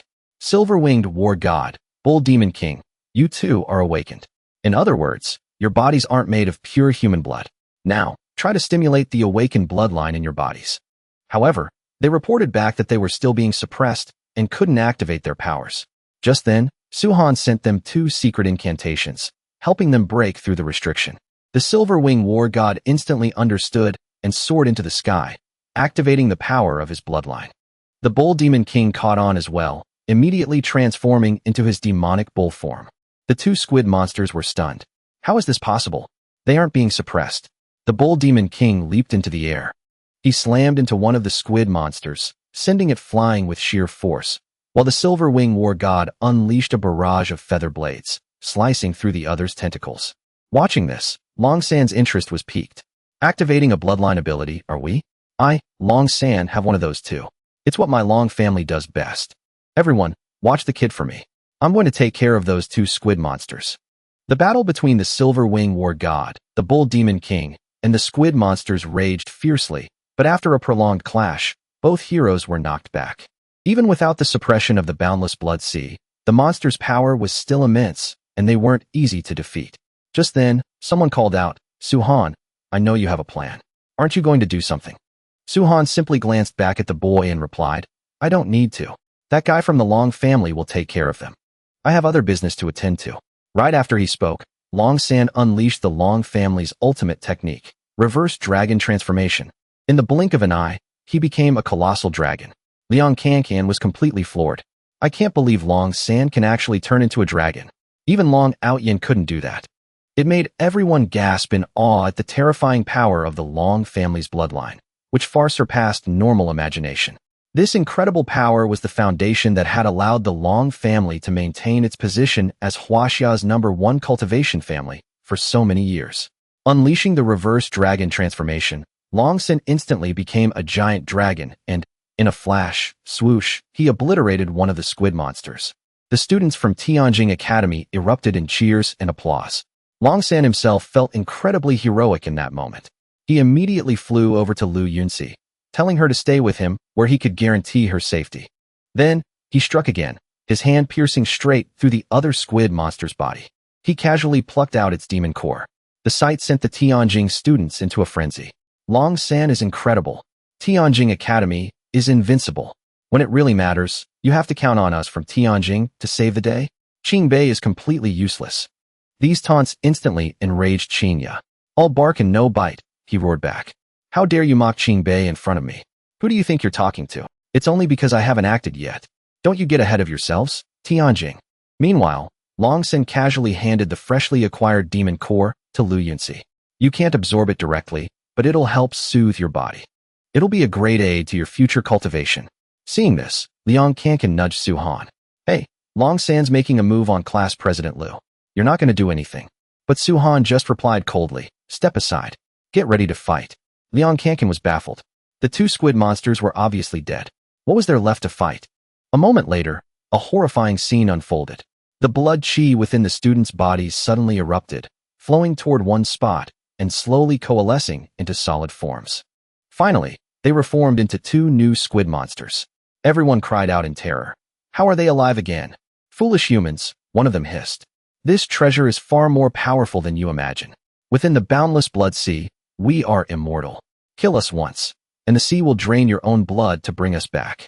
So even if we stood still and let you kill us, you'd be the ones to die in the end. Stop your pointless struggling. Becoming our food is your best and only option. Instantly, the squid monsters lunged forward, snatching two students. The Silver Wing War God swiftly severed the tentacles to free them, while the Bull Demon King launched himself into the air, heavily wounding one of the monsters with a powerful strike. On the other side, Long San was just as fast. He condensed his energy into an orb and, with a swoosh, sliced off the other monster's tentacles. Then he charged in to restrain it, clamping down with his powerful legs. You dare kill people in front of me? You're asking to die. The squid monster just laughed maniacally. Little brat, so what if you've caught me? Go on, kill me if you dare. I'm so pissed. Let's see if I don't rip you to shreds. Just then, the Tianjing Academy students frantically tried to stop him, shouting that if he killed it, all of their blood chi would be drained. Meanwhile, outside the boundless blood sea, a new force arrived, the Meng family, led by Patriarch Meng Huiwang. He immediately asked, Teacher Li, what's the current situation? Li Kaishan's voice was grim. Patriarch Meng, this is serious. We never imagined their true goal was to wipe out this entire generation of talented students. Right now, your daughter, along with the geniuses from both Tianjing and Qingbei, are all trapped inside that treasure, the boundless blood sea. Hearing this, Meng Huihuang gritted his teeth. They really went all out, didn't they? Any news on the Black Dragon King? But Li Kaishan could only shake his head. Nothing. It's clear this was a carefully orchestrated trap from the start. Everyone was led right into it without a clue. This was hard for anyone to believe, especially since intelligence gathering was the Meng family's most prominent and proudest specialty, and their information had never been wrong before. Therefore, the conclusion they reached was even more chilling. The Black Dragon King must have already appeared. Are you saying the Black Dragon King is hiding among them? Inside the chaotic dimension of the boundless blood sea, the Silver Wing War God and the Bull Demon King were still locked in a grueling stalemate with the squid monsters. Su-Han, we can't let it go, but we can't kill it either. Do you have a solution? Elsewhere, Long San was still struggling to restrain the other monster, determined to keep it from harming anyone else. But the creature kept letting out ear-splitting shrieks, trying to provoke him and break his concentration. He was slowly losing control. Finally, Longson couldn't take it anymore. He ripped the squid monster in two, ignoring the desperate pleas from the students below. Nothing could change his mind. And in the end, he killed it. But the moment he did, the boundless blood sea seemed to transform. The force absorbing their blood chi intensified dramatically, so much so that even Long San was suppressed and felt his own life force being drained away. The Silver Wing War God and the Bull Demon King were also affected, completely unable to use their bloodline abilities anymore. In that perilous moment, the resurrected squid monsters launched a ferocious assault. One of them sent the Bull Demon King flying with a single blow. The other one swiftly snatched the Silver Wing War God, intending to devour him whole. Just then, Su-Han drew his Hongmeng battle axe without a second's hesitation and brought it down with a decisive strike, cleaving the monster in two. The only reason they caught everyone off guard was because they were borrowing the power of this treasure, not relying on their own true strength. As the Silver Wing War God was caught in the monster's grasp, about to be swallowed alive, Su-Han fortunately arrived in time, bringing his axe down with immense power and splitting the monster in two. But then something strange happened. The monster immediately began absorbing blood chi to regenerate, but in the blink of an eye, bizarre cracks appeared all over its body. Then, it suddenly exploded, completely losing its ability to revive. The other squid monster looked on, stunned. With a loud boom, its companion's body exploded. Its ability to resurrect was gone. The students were utterly shocked and couldn't believe their eyes. This time, when the monster died, it didn't absorb our blood. Yeah, and it didn't come back to life. Looks like he really killed it for good. The truth was, they had only been destroying the monster's physical forms, not their primordial spirits. That's why the treasure could keep reviving them. But the Hongmeng battle axe was different. It possessed the terrifying ability to annihilate both the primordial spirit and the physical body simultaneously. No matter how powerful the treasure's life-giving properties were, it couldn't resurrect something whose primordial spirit was already dead.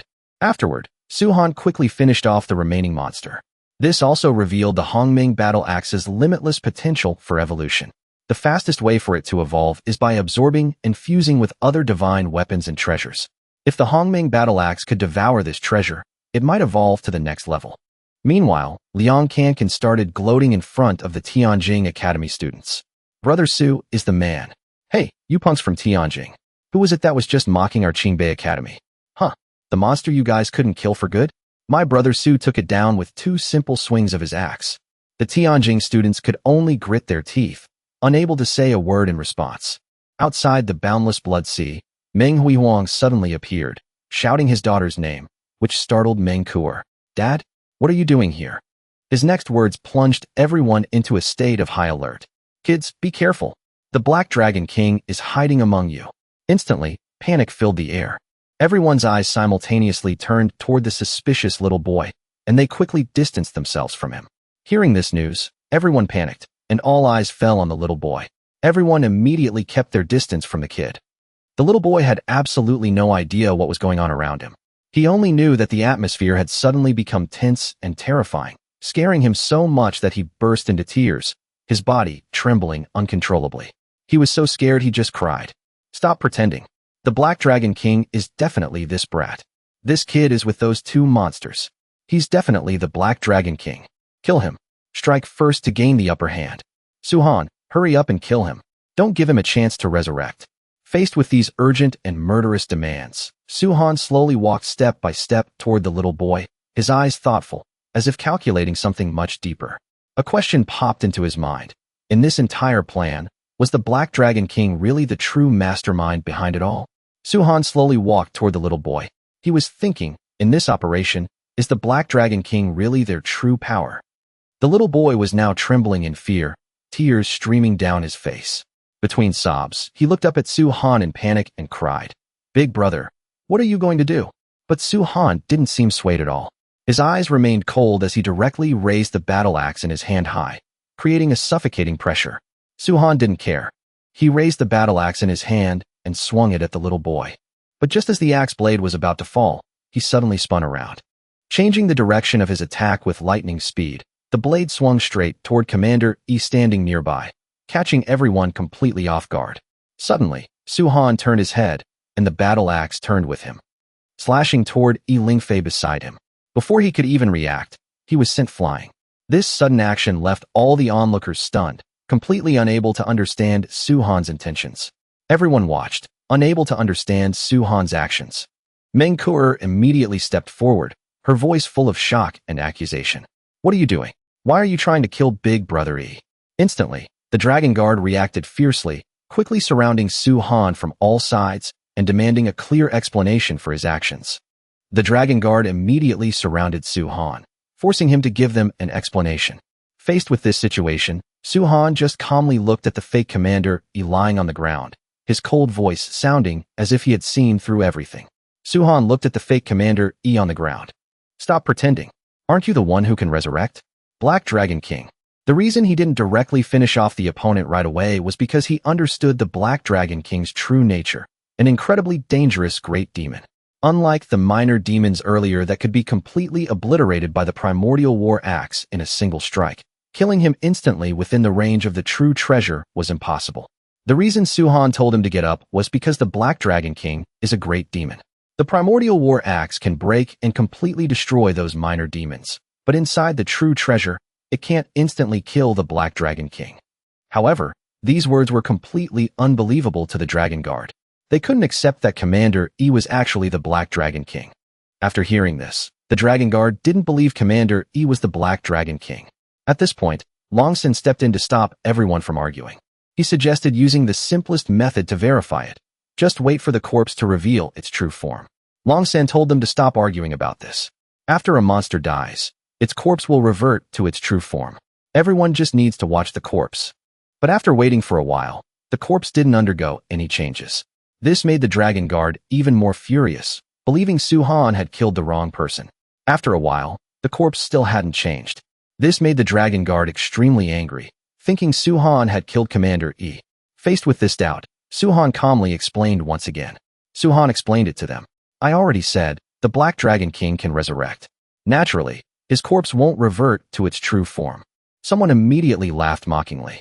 Haha, Suhan, according to what you're saying, didn't Commander E die for nothing? Either way, there's no way to prove whether he's the Black Dragon King or not. Unwilling to accept this explanation, the Dragon Guard prepared to attack Suhan. But right then, a voice from outside stopped them. Suddenly, someone outside the endless blood sea told them to stop. The real Commander E had appeared. This unexpected appearance threw everyone into chaos. No one could tell who was real and who was fake. This made it impossible for the Dragon Guard to tell who the real Commander E was. Li Kaishan immediately stepped forward to confirm. Li Kaishan stepped forward to ask him. Commander E explained that he had been intercepted by the Black Dragon King on his way, and the one inside was an imposter. Right at that moment, the imposter Suhan had knocked down suddenly sprang up, laughing eerily. The fake Commander E that Suhan knocked down suddenly came back to life, laughing loudly. A dark, gloomy smoke began to spread from his body, making everyone instantly realize the truth. A black smoke emanated from his body. Now the Dragon Guard believed Suhan's words. He really is the Black Dragon King. No longer hiding, the imposter gradually revealed his true form. The fake Commander E reverted to his original form.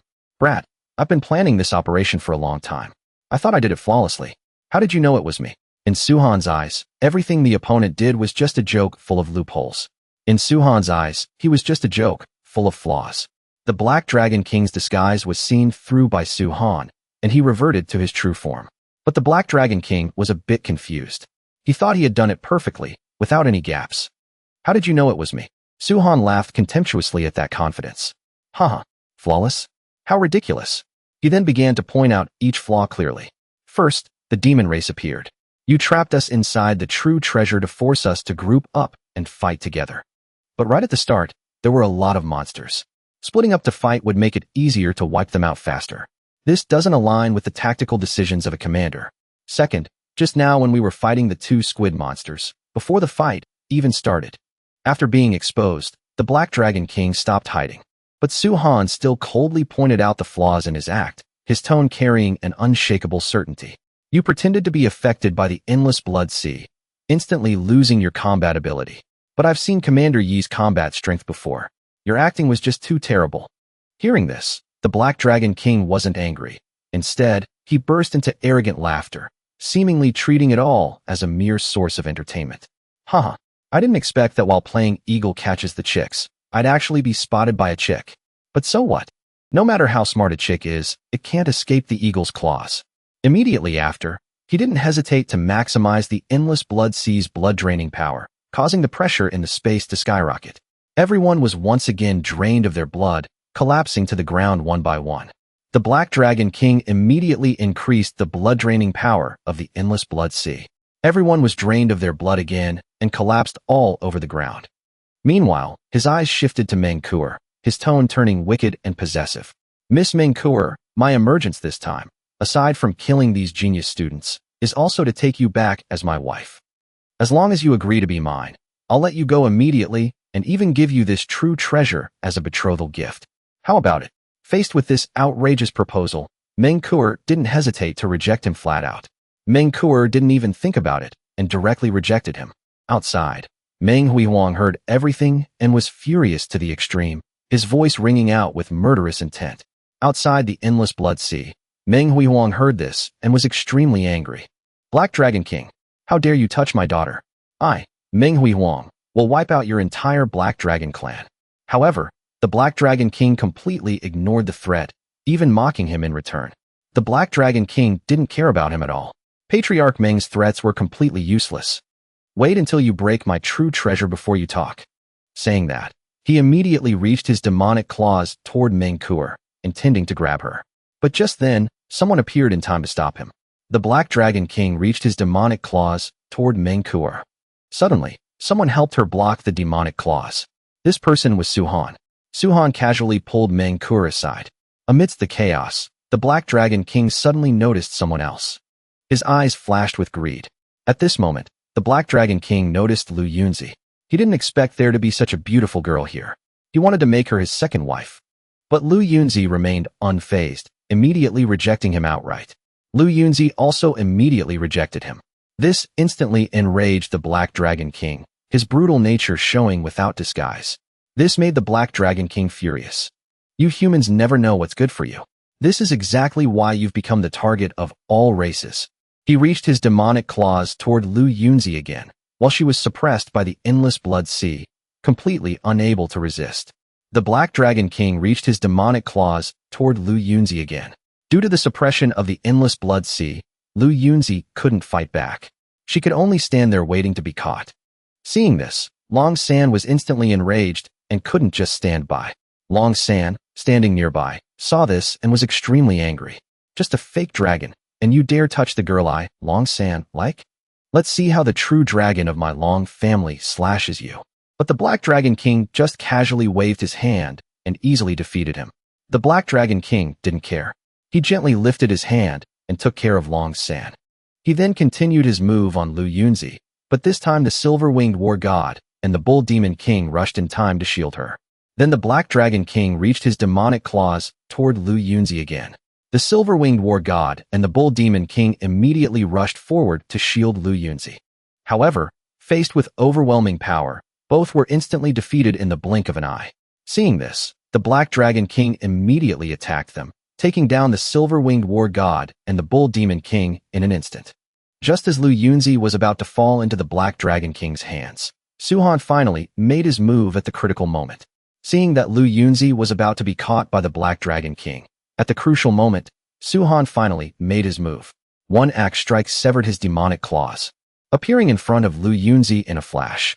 But Lu Yuni's reaction surprised everyone. Not only was she ungrateful, but she also coldly rejected him. Lu Yuni not only didn't thank him, but she also told him to get out of the way. I don't need you to save me.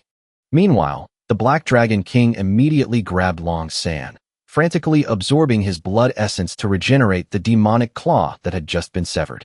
At this moment, the Black Dragon King grabbed Long San, frantically absorbing his blood essence to regenerate the demonic claw that Schwan had just chopped off. After fully recovering, he immediately counterattacked, launching a blast of black energy at Schwan. After recovering, the Black Dragon King immediately attacked Schwan. A blast of black energy shot towards Schwan. Schwan immediately used the primordial war axe to block it, stopping the dangerous attack in its tracks. Schwan immediately used the primordial war axe to block the attack. Outside, Manhwa was now extremely anxious, unable to stay calm. Outside the endless blood sea, Manhwa was extremely anxious. Instructor Lee, hurry up and think of a way.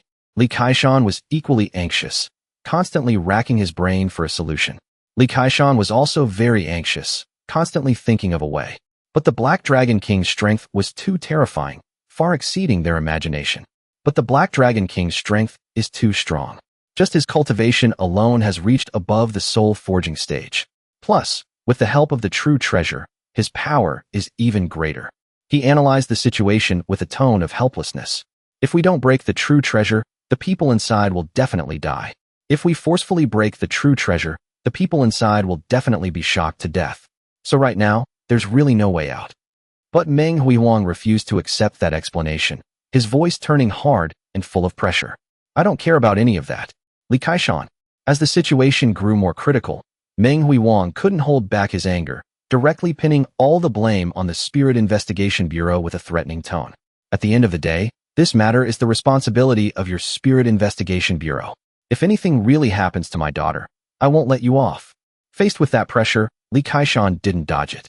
He immediately took the blame and made a life-or-death promise. Patriarch Meng, don't worry. This was my mistake. Even if it costs me my life, I will save the people inside. Meanwhile, the situation inside grew even more terrifying as the Black Dragon King displayed strength far beyond imagination.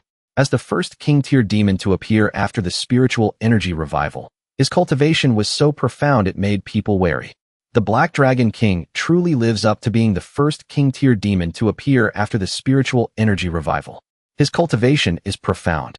If he dared to come to Huaxia's capital alone, I'm afraid things outside aren't that simple. There must be something hidden. Seeing Su Han still standing after that attack, the Black Dragon King couldn't help but show a mix of surprise and amusement. The Black Dragon King was quite surprised to see Su Han still alive. To take a hit from me and not die? I'll admit you've got some skills. But this next move, I really want to see if you can take it. In response, Su Han wasn't afraid at all. Instead, he used mocking words to intentionally provoke the opponent. Hearing this, Su Han mocked him. Black Dragon King, is this all you've got? I suggest you use your full strength. If you still can't kill a core formation cultivator like me on the second try, then you, the king of an entire demon race, are way too weak. Sure enough, these words instantly enraged the Black Dragon King, his murderous intent flaring up violently. The Black Dragon King was successfully angered by Su Han's words. You little brat, how dare you look down on me? I'm looking down on you. What are you going to do about it? If you've got the guts, kill me. Seeing this, Liang Kankan anxiously warned him, but at the same time realized Su Han seemed to have his own plan. Hearing this, Liang Kankan reminded Su Han, calm down. This Black Dragon King will really kill you. Or do you already have a plan? As expected, Su Han immediately gave him a strange task. Su Han then told Liang Kankan to complete this task. You go piss him off. Even though he didn't fully understand the intention, Liang Kankan followed along, using sarcastic remarks to provoke the Black Dragon King. Liang Kankan didn't understand what was going on, but he did it anyway. He looked at the Black Dragon King and mocked him relentlessly. Trash Dragon King, come kill your grandpa. If you can't kill us in one move, then you're the grandson, and I'm your grandpa? You're just a giant loach.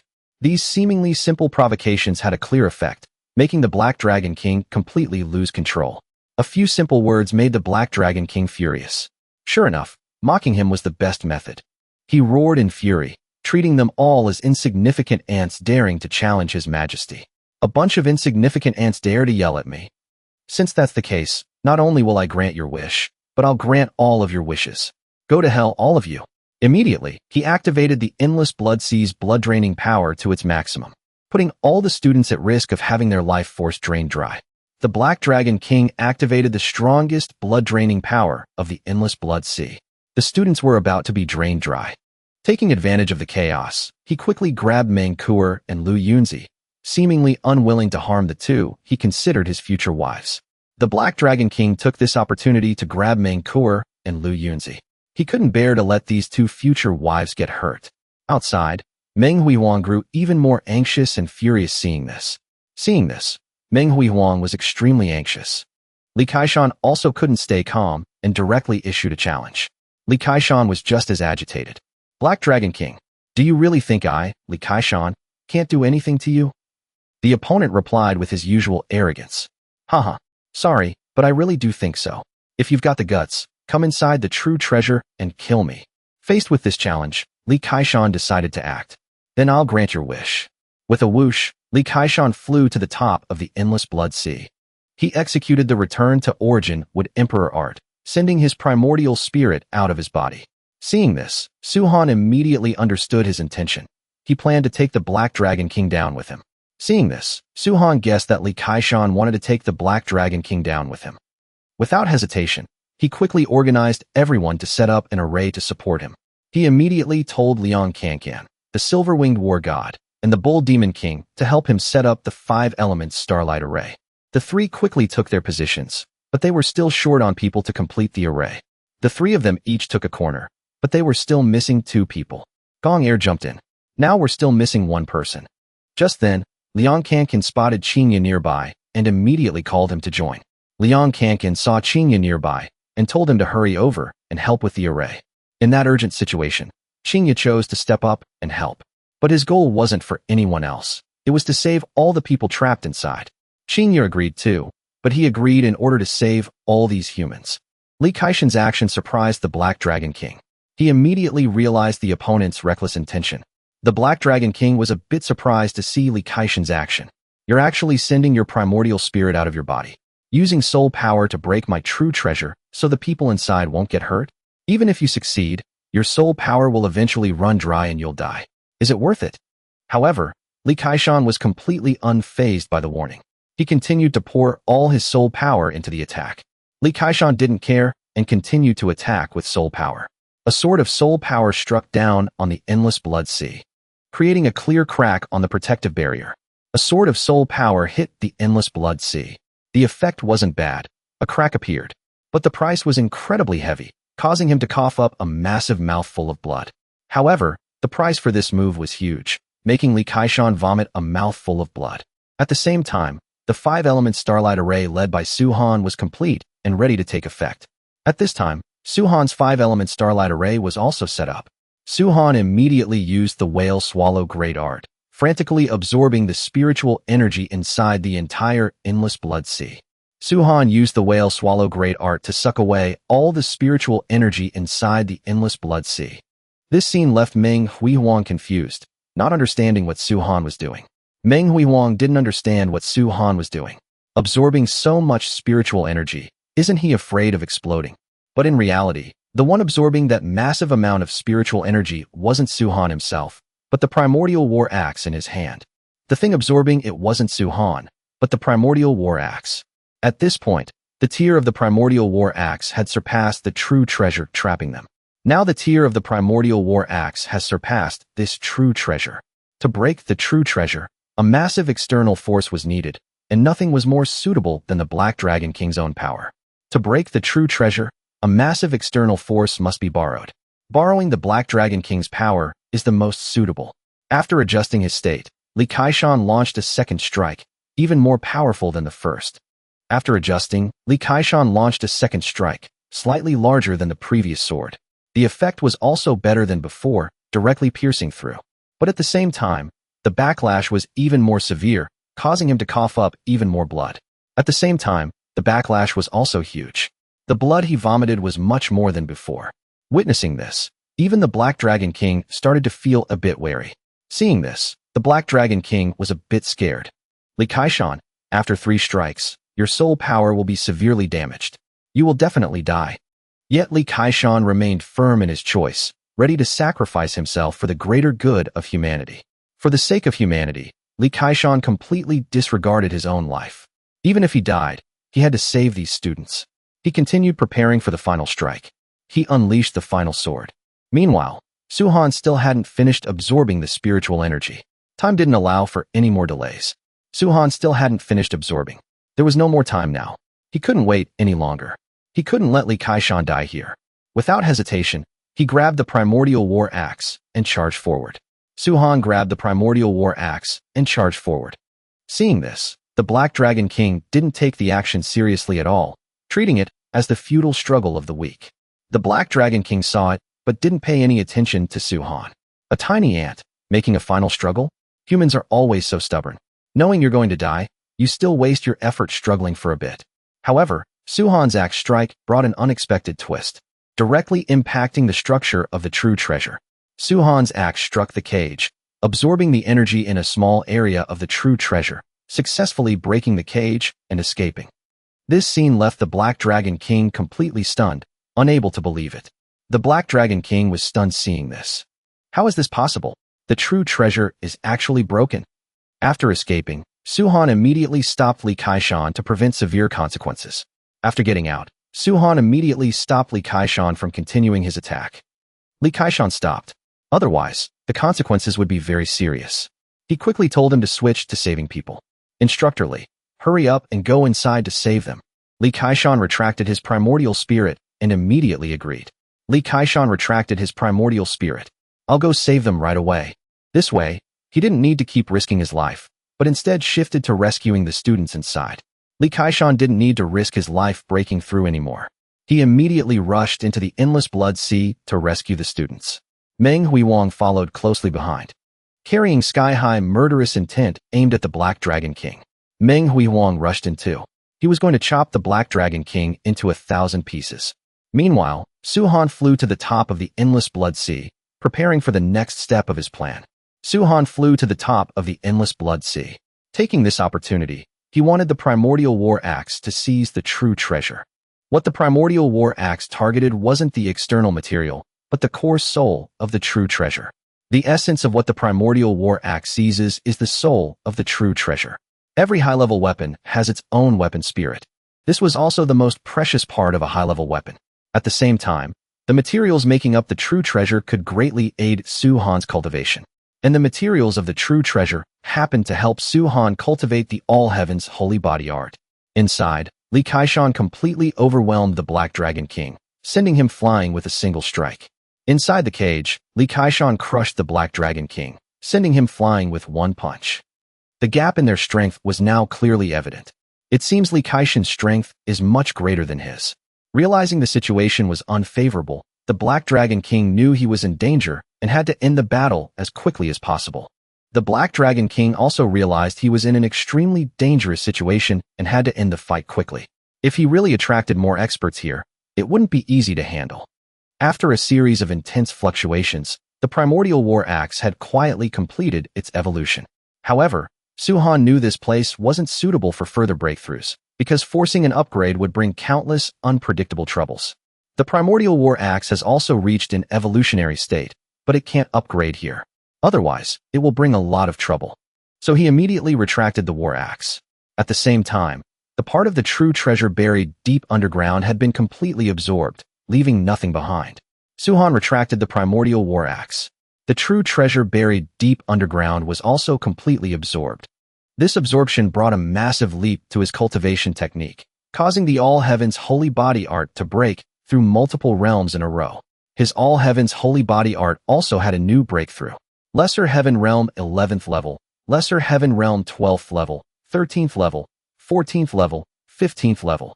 The burst of power was so immense that it completely shredded the clothes on his body. The clothes on his body were also torn apart by the power. This made Suhan incredibly happy, marveling at the power of the true treasure. This made Suhan extremely happy, as expected of a true treasure. After completing the absorption, his realm jumped 5 levels straight, creating a rare leap in progress.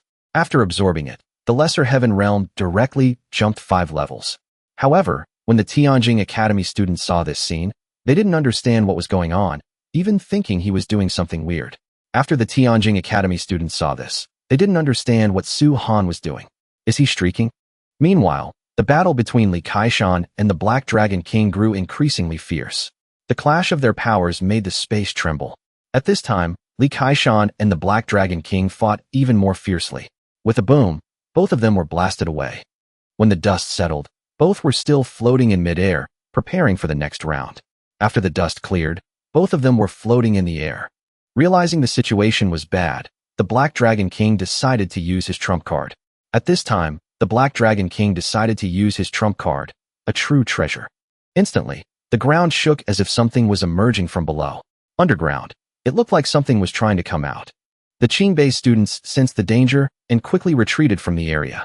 The Qingbei Academy students saw this and immediately left the area. A giant bell emerged from the ground. It was the Black Dragon King's true treasure. A bell emerged from underground. This is the Black Dragon King's true treasure.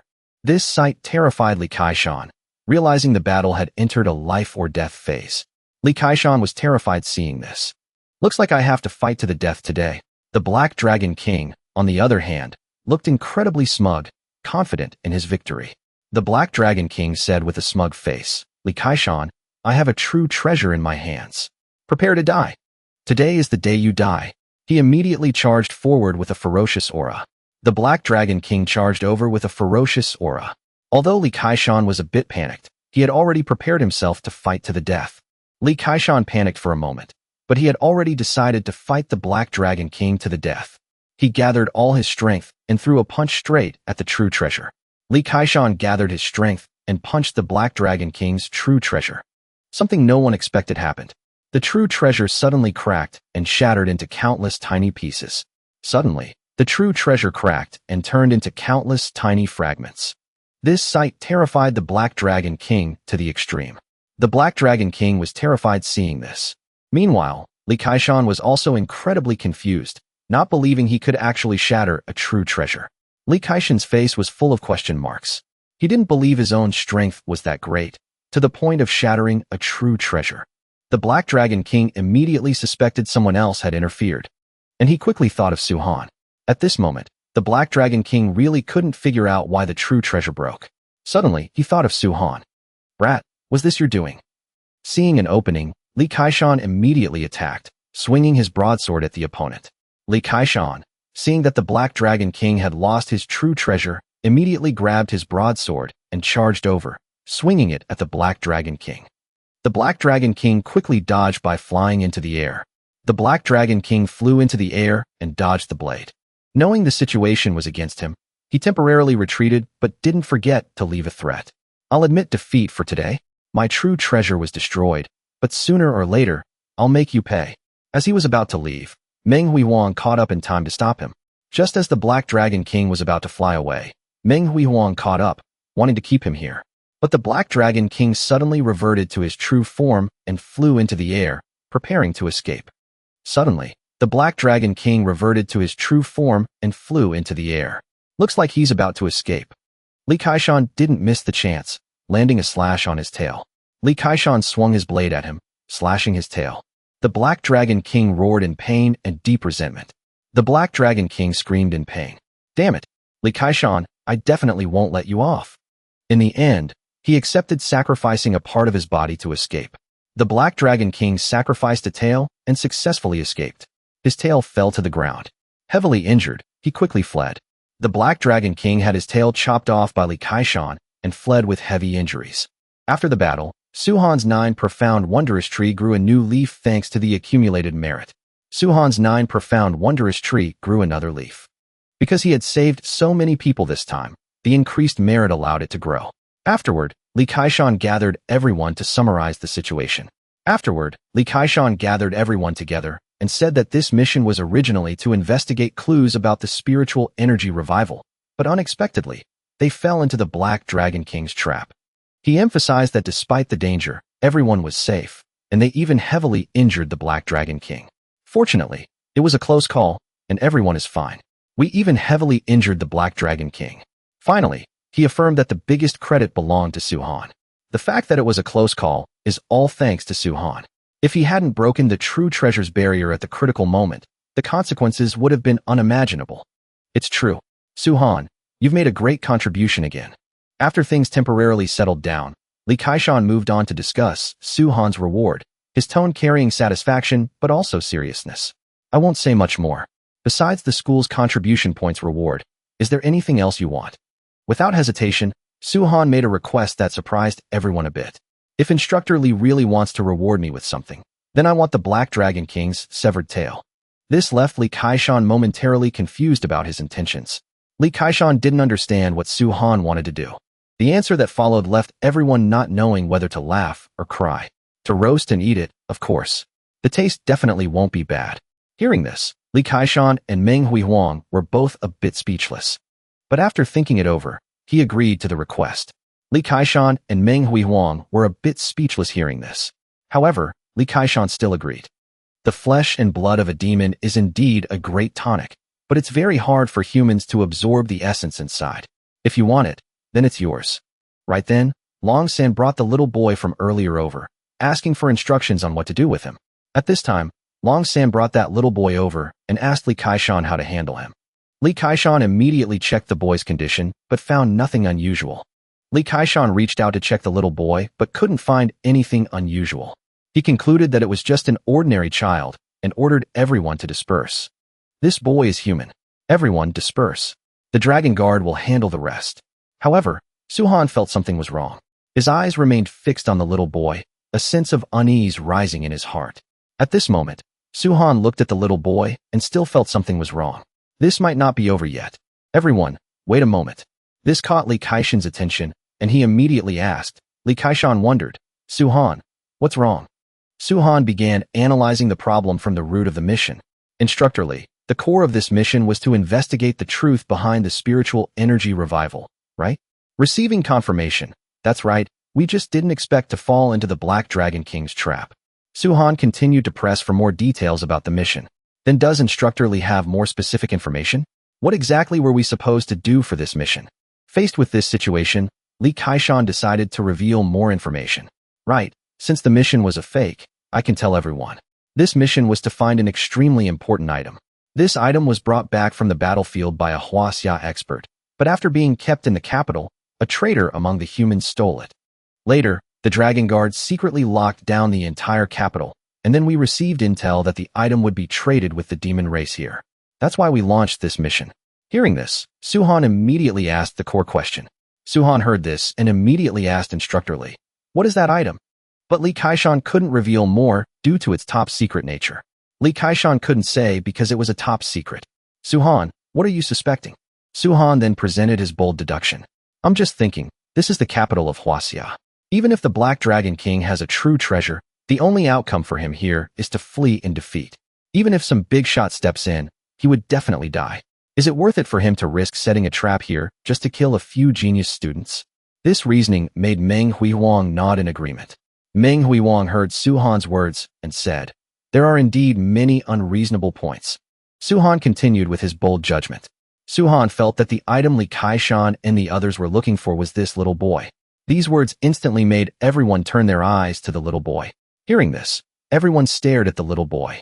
The little boy was so scared he trembled, not understanding what was happening. The little boy was trembling in fear. Aunts, uncles, why are you all looking at me? Long San observed for a long time, but still didn't find anything special. Long San watched from the side for a long time, but couldn't see anything unusual about the little boy. Suhan, what exactly are you trying to say? This kid is clearly human, not some item. Li Kaishan shared the same assessment, not seeing any signs of abnormality. Li Kaishan was the same, unable to see anything unusual. This child is absolutely not from the demon race. Seeing that everyone still didn't understand, Suhan patiently explained further. Seeing they still didn't understand, Suhan explained it to them. This child is different from those two demons disguised as humans earlier. He really is human. It's just that I feel, Instructor Li, the item you're looking for might be inside his body. Hearing this, Li Kaishan instantly understood the problem. Li Kaishan suddenly understood. He immediately asked Meng Huihuang to help check again to confirm. He asked Meng Huihuang to help check again.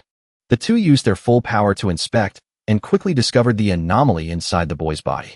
The two checked together, using their maximum power to inspect the little boy.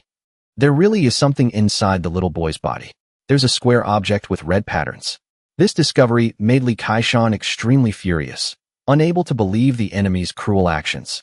At this moment, Li Kaishan was extremely angry. He didn't expect these beasts would actually dare to put the item inside a child's body. Without further delay, he took action. With a whoosh, Li Kaishan flew toward the child, picked him up, and said, "This is a matter of great importance. I'll be taking my leave first." He then quickly left the scene to handle the situation. After Li Kaishan finished speaking, he immediately left the area quickly. After things settled down, Meng Huihuang took the initiative to approach Suhan. Expressing his gratitude, he wanted to invite him to the Meng family as a guest to thank him for saving his daughter's life twice. At this time, Meng Huihuang walked towards Suhan, wanting to invite him to the Meng family as a guest to thank him for saving his daughter's life twice. Before Suhan could even reply, Qinya excitedly interrupted. Before Suhan could say anything, Qinya clamored, "I want to go too." This left both Suhan and Meng Huihuang speechless. only able to silently marvel at his thick skin. Su-han and Meng Hui Wang were speechless hearing this. What thick skin? Su-han then politely declined the immediate invitation, but left the door open for next time. Thank you, Patriarch Meng. I have a lot to do today. I'll visit another day. In his mind, he knew he would have to visit the Meng family sooner or later, because after entering the Hua realm, he would still need to borrow an important item from them. It was just that the timing wasn't right yet. I still have to go to the Meng family eventually. After all, after entering the Hua realm, I still have to go to the Meng family to borrow something. It's just that the time isn't ripe yet. Returning to the villa, Su-han began to ponder the mystery of the item hidden inside the boy's body. Later, at Su-han's villa, he was thinking about what the item inside the boy's body actually was. Even though he was an immortal venerable in his past life, he didn't know much about the spiritual energy revival. This made him even more curious. In his past life, he was an immortal venerable, but he knew very little about the spiritual energy revival. He was extremely curious. Unfortunately, this was a top secret, and Li Kaishan definitely wouldn't leak it to the outside. Just then, Liang Kankan rushed in frantically, carrying 2 cards in his hand. Suddenly, Liang Kankan rushed in hurriedly, taking out 2 cards. These were the contribution cards he had specially brought for Su-han. These are the contribution cards Liang Kankan specially brought to give to Su-han. The number of points inside was unknown. They had to check it themselves to find out. He didn't know how many contribution points were inside. They had to check it themselves. Afterward, the 2 went to the school's administration building to confirm. Afterward, they went to the school's administration building. Liang Kankan checked first and found he only had 300 points. Liang Kankan checked his contribution points. He only had 300 contribution points. But when it was Su-han's turn, the number that appeared made Liang Kankan's jaw drop in shock. When Su-han inserted his contribution card into the machine, the number directly made Liang Kankan's jaw drop. Su-han's contribution card actually had over 5,000 points. Su-han just calmly took his card and walked away. Su-han pulled out his card and slowly walked toward the door. This further proved the fairness of Qingbei Academy's reward system for his contributions. Qingbei is indeed a famous school. The contribution points rewarded to Su-han are still very fair. After all, he saved a lot of people this time, and even the 9 profound wondrous tree grew another leaf. Right after, Liang Kankan received a message that the dragon tail had been delivered. At this time, someone called Liang Kankan, informing him that the dragon tail had arrived. He immediately ran to tell Su-han. What he cared about most was eating. He immediately ran to Su-han to tell him the news. And what he cared about most was when they would eat. Su-han sighed, explaining that it wasn't that he didn't want to let him eat, but because Liang Kankan wasn't an awakened, the effect wouldn't be great. Su-han sighed. It wasn't that he didn't want to let him eat, but because Liang Kankan wasn't an awakened, eating it wouldn't have a big effect. However, he could still drink the soup to absorb some of it. But you can drink some soup. Then Su-han told him to go call the silver-winged war god and the bull demon king over, promising to give them a great opportunity. Now go call the silver-winged war god and the bull demon king here immediately. I'm giving everyone another great fortune. Liang Kankan was overjoyed and immediately went to call them. Liang Kankan was overjoyed and immediately went to call the 2 of them. Not long after, all 3 of them arrived. A while later, the 3 of them arrived besides Su-han. Su-han began to think about the best way to handle the dragon tail. Su-han was considering how to handle the dragon tail. As soon as the demon cat saw it, it couldn't help but drool, its eyes shining brightly. The demon cat's eyes lit up when it saw it, drooling all over the floor. It was incredibly excited to find dragon meat. Even though it wasn't pure, it was still very tempting. The demon cat didn't expect there to be dragon meat here. Even though it wasn't pure, it was still very delicious. It immediately lunged forward, wanting to try it fresh. The demon cat couldn't wait to pounce on the dragon tail, wanting to try it fresh. But Su-han quickly stopped it. Su-han grabbed the demon cat. He told it not to rush, adding that the majority of the tail was meant for it. Su-han told it not to rush, and also said that the majority of this tail was prepared for it. He then began to divide it clearly. Su-han began to divide the dragon tail. The silver-winged war god and the bull demon king got to eat the meat, which made them very happy. The silver-winged war god and the bull demon king, you 2 eat the meat. This made the 2 of them very happy. Meanwhile, the demon cat would mainly absorb the essence from the dragon tail. Just now Su-han said the majority of this tail was prepared for the demon cat. That's true, but it's to absorb the essence from the dragon tail. That counts as getting it. As for Liang Kankan, he was the most pitiful, only getting to drink the soup. Liang Kankan was the most pitiful, he could only drink the soup. However, Neither the demon cat nor Liang Kankin was satisfied. Both wanted to eat the meat. But the demon cat wasn't satisfied with this division. I want to eat meat. Liang Kankin also whispered that he wanted to eat meat too. Su-han directly pinned the demon cat to the ground and shouted. Su-han pinned the demon cat to the ground with one hand and said angrily, "It's useless for you two to eat the meat. It's just a waste. Let's get started." In the end, the demon cat could only obediently absorb the essence. The demon cat could only compromise, floating in the air to absorb the essence. The silver-winged war god and the bull demon king enjoyed the dragon meat and found the taste not bad. The silver-winged war god and the bull demon king ate the dragon meat, finding the taste not bad. As for Liang Kankan, after drinking the soup, he felt incredibly satisfied and no longer wanted to eat the meat. And Liang Kankan didn't want to eat the meat anymore, because the soup was also very delicious. After drinking it, he felt the spiritual energy in his body surging powerfully, as if he was about to explode, full of vitality. After drinking it, he felt the spiritual energy in his entire body was about to explode, full of energy. After absorbing all the essence from the dragon tail, the demon cat suddenly opened its eyes wide. Its body instantly swelled, transforming into a massive, imposing tiger cat. Previously, the big cat had been in its weakest stage, so the essence from this tail managed to awaken some of the true power lying dormant within its body. When Su-han entered the Hua realm and brought it along, it would definitely add another layer of security. The bull demon king swallowed the last piece of meat whole. His body immediately underwent a clear transformation, and the awakened bloodline within him became much thicker and stronger than before. The silver-winged war god also changed significantly. His wings turned a brilliant golden color, and their hardness increased drastically. He could feel that these wings had finally reached the level of a true treasure. Seeing all these transformations, Su-han was incredibly happy. In his past life, he had always cultivated in solitude, without any friends by his side. That was exactly why the emperor dared to assassinate him. But in this life, he had Luoer, the 9 profound wondrous tree, and these companions. He was destined to never fight alone again. Liang Kankan saw that everyone had made clear progress, while he was the only one with no improvement at all. He figured the reason was probably that he hadn't drunk enough soup. So he picked up the entire bucket of dragon tail soup, poured it directly into his mouth, and chugged it all in one breath. The meat and blood essence of the dragon had all been used up, leaving only the dragon bones. Su-han planned to use them to cultivate the All Heavens holy body art. He placed his hand on the dragon bone and began absorbing the energy inside. The All Heavens holy body art immediately broke through, going from the 16th level of the lesser heaven realm to the 17th level. A single section of the tail was only enough to increase his realm by 2 levels.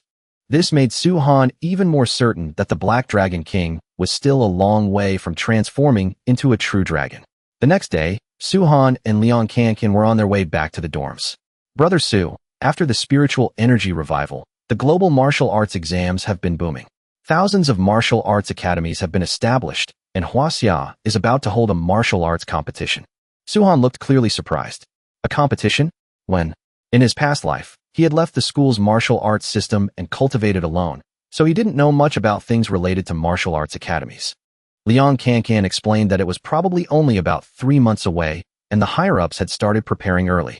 The main reason was that Huaxia currently had hundreds of martial arts academies, but Qingbei and Tianjing alone monopolized most of the resources. This made the other martial arts academies extremely dissatisfied, especially the other 7 major academies. They all wanted to drag Qingbei down and take its place. Su-han was still a bit confused. Tianjing and Qingbei are martial arts academies that existed even before the spiritual energy revival. They just weren't public. Do those other schools really have the strength to challenge them? That's hard to say. After the spiritual energy revival, geniuses and prodigies have been popping up everywhere. No one knows if there are any monsters hiding in those other schools. Besides, there's never been a competition like this before, so a lot of schools are itching to try and have started preparing early for this tournament. Returning to the villa, Su-han took out the primordial war axe with the intention of upgrading it. This was the only weapon he had ever seen and known to be capable of infinite evolution. As for what its final form would be, even he couldn't say for sure. In Su-han's memories of his past life, there was once a heavenly venerable hailed as a grandmaster of weapons who forged an axe modeled after the primordial war axe. He poured his heart and soul into nurturing its evolution, and the result was a weapon that could chop through immortal treasures as easily as chopping vegetables. Right now, Suhan was full of expectations for the true primordial war axe. Suhan gently raised 2 fingers, condensing a beam of golden light, and pointed it straight at the primordial war axe, beginning the upgrade process. Previously, the primordial war axe had fully absorbed the essence of a complete true treasure and then assimilated the Black Dragon King's true treasure, which was already an incredibly powerful existence among true treasures. Because of this, the power inside the primordial war axe was currently surging violently. As that power began to radiate outward, its form also transformed. Suddenly, from the clear sky, a bolt of lightning struck straight down at Suhan's location. That was the lightning tribulation brought about by the primordial war axe. After all, this was an item that defied the heavens. In the distance, 2 people were taking a leisurely stroll. A black-haired guy stopped in his tracks when he heard the thunder. But the blonde guy with him said, "It's so sunny out. Where would thunder come from?" "You heard wrong." Right at that moment, another bolt of lightning struck Suhan's location. This sight left the 2 of them in shock. Lightning striking on a sunny day? Just how massive of a sin did someone commit to cause this? On Suhan's side, the lightning tribulation continued to strike relentlessly until the primordial war axe completed its evolution. Its appearance had completely changed. It no longer looked old and battered, but had become dazzlingly, blindingly magnificent. Suhan held the primordial war axe in his hand, feeling extremely satisfied. Right at that moment, Long Outyin and Xiaoya pushed the door open and walked in. They had seen the lightning striking Suhan's place and came specifically to check if he was okay. Without a word, Suhan immediately swung the axe at them. The 2 couldn't react in time, their faces full of shock. "Suhan, what are you doing?" Xiaoya quickly deployed her martial soul to defend. Long Outyin also activated his dragon soul to block Suhan's attack.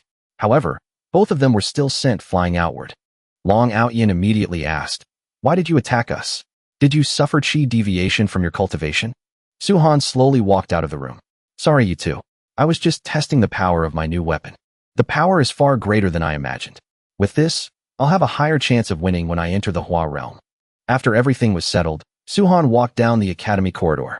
He happened to run into Liang Kankan and the other 2 on their way to class. "Brother Su, aren't you going to class today?" "No, I have other things to do." The reason Suhan didn't attend classes was that the martial arts lectures at Qingbei Academy didn't offer much value to him. He'd rather spend that time cultivating in the energy room. That place was the real treasure trove. However, those lectures were still very necessary for Liang Kankan and the others. Suhan pushed open the heavy doors and walked in. "We meet again. I want to go to the energy room to cultivate."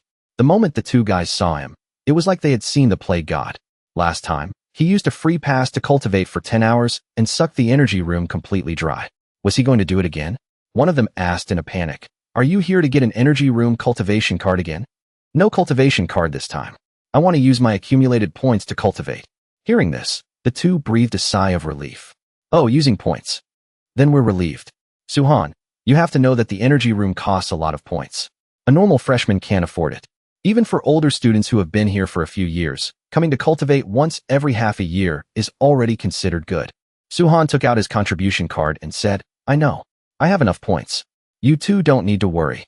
The older student sighed softly and said to Suhan, "Maybe you still don't truly understand how expensive the energy room is. You should know that the cultivation cost in there is calculated by the minute. Every minute costs 8 contribution points. Listen carefully, not an hour, but a minute. 8 contribution points." This was no small number, making him a bit agitated just talking about it. Hearing this, Suhan immediately understood and handed over his contribution card. "Open it for 10 hours first." The guy froze upon hearing this, feeling like everything he just said was completely useless. "Then I'll check the balance on your card first." "Suhan, even though you're very outstanding, you're still a new student. The energy room costs 8 points a minute. 1 hour is 480 points. 99% of freshmen or sophomores can't even save up that much. Yet you're asking for 10 hours. I don't even know where you got so many points." The moment he saw the balance on the card, he was instantly shocked. There are actually over 5,000 contribution points in here. The older student couldn't help but doubt his own eyes. He rubbed them and checked again. The result was still over 5,000 points. I've never seen a freshman with this many contribution points. No, even among older students, it's rare to see anyone reach this amount. "Suhan, why do you have so many contribution points? How did you do it?" Suhan then told them about his instructor, Li Kaishan. The 2 immediately understood. So that's how it is. Following instructor Li Kaishan has a very high mortality rate, but at the same time, the rewards are extremely generous. You're really brave. So can I go in now? Not yet. You have to wait a moment because last time you sucked the energy room dry, it affected the operation of the entire facility. The Hongya group specifically instructed us that if you come again, we have to report it first. Not long after, a chubby middle-aged man walked in with an angry expression. Who is Su-han? Let Master Ban take a look. Su-han turned his head and couldn't help but be surprised. Why did this person look so much like Fatty Hong from his past life? No, this wasn't Fatty Hong, but a slightly younger, smaller version. As soon as Red Hair saw this person, he immediately introduced him to Su-han. This is the branch leader of the Hongya group, Master Ban. He's also the great god of wealth for our Qingbei Academy. Many of the money-burning projects at Qingbei are sponsored and managed by Master Ban of the Hongya group. Master Ban walked up to Su-han and asked, "Are you the one who sucked the energy room dry last time? Do you know how much money the energy room is worth?" "Pay up," Su-han replied with a look of disdain. "Fatty Hong, you dare ask me for money?" In his memories of the past life on the battlefields of the heavens, Fatty Hong wasn't just a famous merchant who profited off all races. Unlike the Meng family, who specialized in selling intel, this Fatty Hong was so greedy he wouldn't pass up anything. As long as it didn't harm the human race, he would trade it. Moreover, he had earned the trust of all races. Whether friend or foe, everyone felt safe trading with him. There was even a saying on the battlefield, when two armies clash, do not kill Fatty Hong. Fatty Hong was a bit curious now. Su-han actually dared to call him that. Unless this little friend is a disciple of a cultivation family with a profound background. Su-han heard this and said, "Fatty Hong, save the old-fashioned talk. Even though the energy room is operated by your Hongya group, it's still Qingbei's property." Su-han spoke calmly. "As long as I don't break the rules, I can cultivate however I want." Hearing this, Fatty Hong immediately hurried over, put his arm around Su-han's shoulder, and said, "Little friend, don't be hasty. I didn't say you couldn't cultivate. It's just that after you cultivated once, the energy room was paralyzed for half a month. How about this? Next time you come to cultivate, I'll set up an elite team specifically to serve you. That way, the energy room won't get paralyzed again. So what do you want me to give up? Haha, little friend, you're truly smart and quick-witted. You saw right through it. That 5-element starlight formation you used in the last freshman tournament was quite impressive. With the demon race running rampant lately, I'd like to use it to deal with them." Without a second thought, Su-han agreed. The starlight formation was just a basic array. While effective, for Su-han, who possessed hundreds of similar formations, giving one away was nothing. Besides, even if this fatty planned to profit from it, it would ultimately be used against the demon race. Hearing his reply, Fatty Hong was ecstatic. "Young friend, you're so decisive. I truly admire people like you." In his heart, he was now even more convinced that Su-han hailed from a major ancient cultivation family. Otherwise, who would casually gift such a powerful formation to someone else? After all, in the world of cultivation, formations were considered top-tier resources that not just anyone could possess. After finishing his business with Fatty Hong, Su-han entered the energy room to cultivate. With his current core formation stage cultivation, 10 hours in here, even if he couldn't break through to the late core formation stage, would still bring significant progress. According to his past life's memories, the middle stage of the spiritual energy revival was about to begin, and with it, the true calamity for humanity. It was best to reach the spirit-severing realm as quickly as possible. Only then could he utilize more of his divine abilities. Just then, the monitor outside the energy room suddenly blared an alarm. Fatty Hong rushed to check. He couldn't believe Su-han was absorbing spiritual energy at such a terrifying rate. If a normal student absorbed energy this fast, they would have exploded and died long ago. This kid's a monster. At this rate, though, there was a high chance the energy room would be drained dry for a second time. Thinking of this, Fatty Hong couldn't help but wonder if he had made a profit or a loss on this deal. 10 hours later, Su-han emerged. While he hadn't broken through, his cultivation was now on the cusp of the late core formation stage. Unfortunately, he didn't have enough contribution points to continue. As Su-han stepped out, he was surprised to see Fatty Hong still waiting there. The man quickly approached him. Su-han turned and asked what he wanted. "Young friend, I was wondering if you might be interested in another business proposition?" Su-han seemed interested, but his main concern was whether he could earn contribution points. Fatty Hong slapped his chest and assured him, "Absolutely." Few knew that Qingbei's contribution point system was originally established by the Hongya Group. Therefore, missions issued by the Hongya Group could all be converted into contribution points. "In that case, tell me about the mission." Not so fast, young friend. This mission is still classified for now. I'll come find you in 3 days with the specific details. Don't worry, the reward this time is extremely generous. After leaving the energy room, Suhan headed back to his dorm. But behind him, 2 figures were tailing him silently. Seeing Suhan enter a deserted area, they immediately launched their attack. Suhan had sensed their presence from the start. One of the assassins threw a punch straight at him. The blow sent Suhan flying.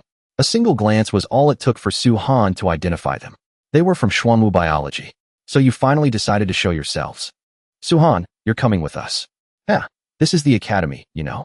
You dare to show up so brazenly? Aren't you afraid of being killed? Or are you just cannon fodder sent by Schwan Wu biology? Suhan, the power of Schwan Wu biology is beyond your imagination. Even the Hongya group can't compare. I advise you to be wise. Just tell us the whereabouts of the 9 profound divine tree and cooperate with us. Schwan Wu biology can offer you benefits beyond your wildest dreams. Hearing this, Suhan instantly knew Jiang Yuaning was pulling the strings. Go tell that old fox that we have nothing in common. Sooner or later, he'll pay for his actions. According to his memories of the timeline, Jiang Yuaning, one of Schwan Wu biology's top leaders, was conducting experiments with ancient colossal beasts. These experiments would eventually lead to the destruction of several cities. If I get the chance, I have to destroy Schwan Wu biology and prevent that catastrophe. It would also be a great service to humanity. Seeing that their persuasion had failed, the 2 masked men immediately resorted to force. They charged at Suhan, intending to capture him. Both of them pressed a button on their forearms at the same time. A net shot out instantly. Suhan dodged it with ease. The other attacker, seeing Suhan airborne and unable to evade, quickly launched his own net. This isn't an ordinary net. It's the Heaven and Earth net, specially prepared by Jiang Yuaning to capture you. It's made from blazing demon iron and can automatically lock onto your aura. You can't escape. Suhan paid the so-called Heaven and Earth net no mind. He drew his newly upgraded Hongming battle axe, and, with a single downward chop, tore their net to shreds. The 2 assassins were horrified. In an instant, Suhan was right on top of one of them. Before the man could even react, Suhan severed his arm. Seeing this, the other assassin's arm instantly transformed into a rocket launcher. He planned to kill Suhan with a nuclear warhead and bring back his corpse. This was no ordinary weapon. It was a modified, small-scale nuclear bomb. I hear your body is incredibly tough. This mini-nuke is powerful enough to flatten the entire Qingbei University campus. I hope you don't disappoint me. Don't let it blow you to smithereens. As the warhead closed in on Suhan, it was uncertain if he could possibly stop it. In that split second, Suhan pulled out the Tsongshan token and opened a portal to his grotto heaven, sucking the nuclear warhead right inside. The space within the Jingshi grotto heaven was vast and mostly uninhabited, so a nuclear explosion there would have minimal impact. The sight left the masked assassin completely stunned. Suhan swung his Hongming battle axe, and in a flash, cleaved the man in 2.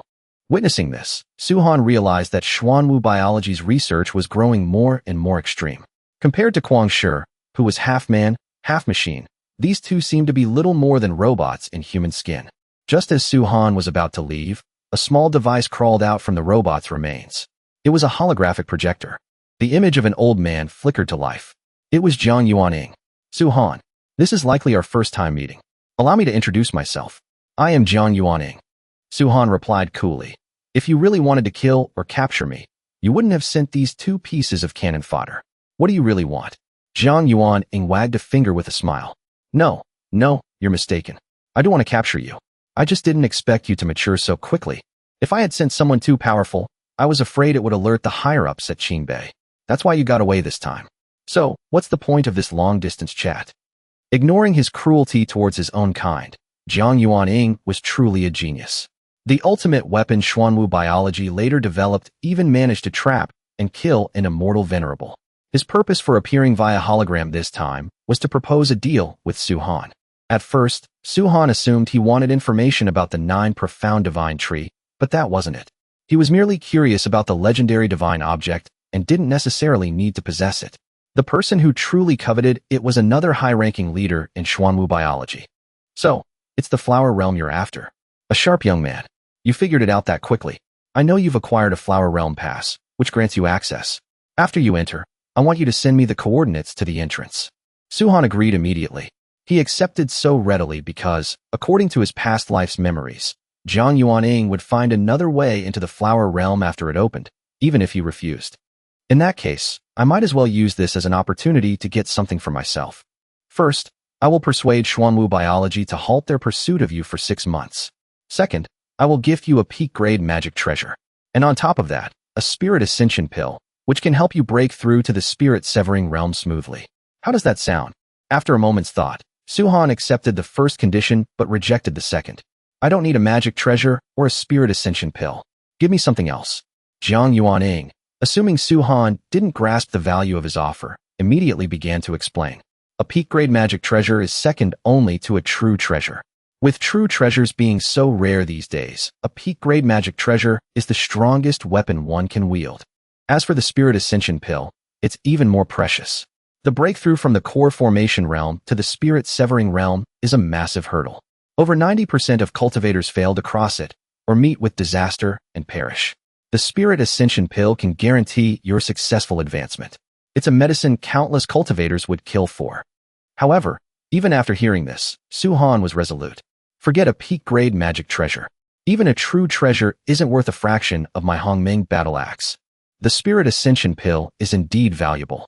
Breaking through to the spirit-severing realm involves a transformation of the primordial spirit, and a single misstep can lead to cultivation deviation. The failure rate is extremely high. But just as I pursued a perfect foundation establishment, I am now pursuing a perfect core formation. Therefore, the Spirit Ascension Pill is useless to me. Hearing this, Jiang Yuanying grew even more intrigued. You know how precious these two items are, yet you still refuse them so firmly. The only explanation is that you either don't need them, or you have something better. Tell me, what is it you want? I want gene code number 1. Jiang Yuanying's expression froze.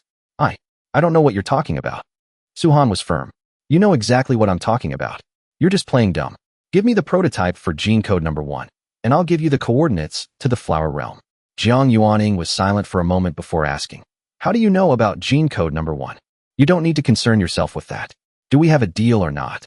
The so-called gene code number 1 was the genetic sequence injected into the most powerful biomechanical being ever created by Schwan Wu Biology. In his previous life, it was this creation that allowed them to kill an immortal venerable. When this news got out, it sent shockwaves through all the realms. Countless factions tried to seize gene code number 1, but by then, it was Schwan Wu Biology's most heavily guarded secret. Later, to prevent it from being stolen, they installed a self-destruct mechanism. And so, during one raid, the self-destruct sequence was triggered, and all the research data and materials were wiped out in an instant. Right now, gene code number 1 had just been successfully developed and was still in the testing phase, so its true value wasn't fully understood. This was the only window of opportunity to force a trade with Jiang Yuanying. Later on, he would never have traded such an ultimate weapon for anything. As far as he knew, the project was still in its infancy. What use would it be to you anyway? Su-Han cut him off, his patience wearing thin. I don't have time to waste. Is it a deal or not? Finally, Jiang Yuanying nodded. Fine. I'll have gene code number 1 delivered to you in 3 days. I trust you'll hold up your end of the bargain. With that matter settled, Su-Han planned his next move, a trip to the Jiang family in the capital. He needed to find out what connection that family, a rival to the Longs, had to his parents. Just as Su-Han finalized his deal with Jiang Yuanying and was preparing to head to the Jiang family, Qin Luo'er suddenly arrived with a group of people. Seeing the aftermath of the battle and the scattered bodies, she rushed over to Su-Han. Are you okay? Su-Han said he was fine. Luo'er was furious. She couldn't believe someone would dare to attack a student right on the Qingbei campus. I'm reporting this to the headmaster, she declared.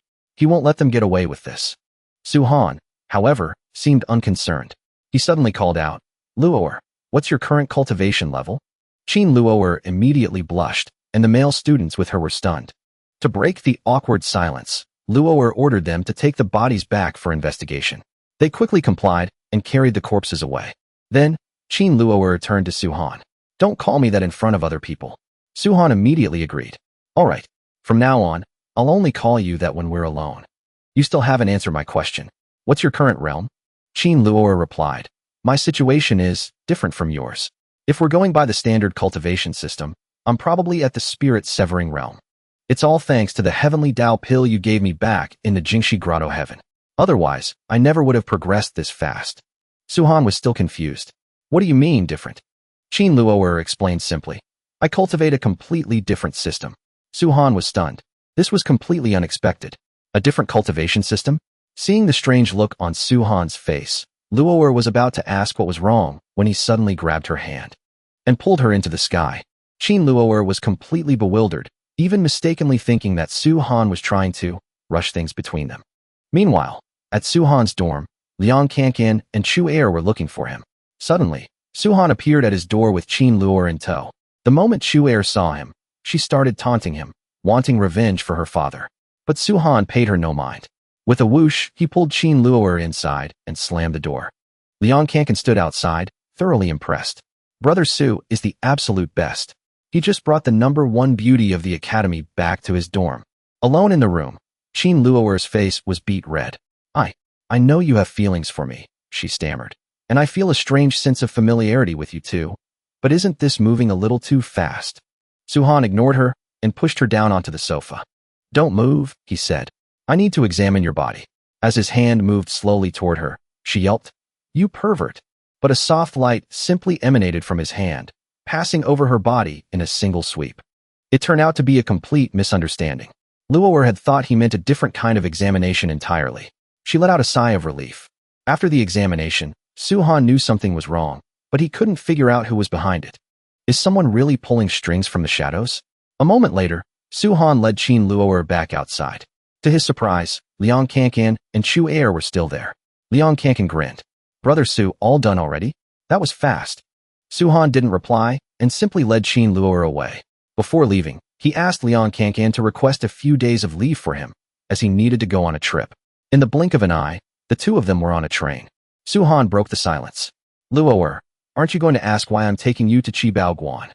She replied, I can tell you have a lot on your mind, and I feel like some of it involves me. Even though I don't know the details, I'm sure you're doing this to help me. So, I'll wait until you're ready to tell me. Just then, Su-han overheard a conversation nearby. They were talking about a recent phenomenon at Chibaoguan on Fuyu Mountain, an immortal manifestation.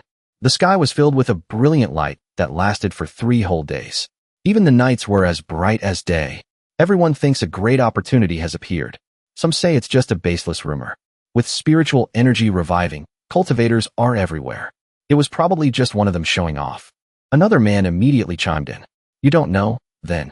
The Hongya Group, a major corporation that runs many top martial arts schools, sent people to investigate. They confirmed it wasn't caused by a cultivator. Now, tons of rogue cultivators are heading there, hoping to get a piece of the action. The major powers are on the move, too.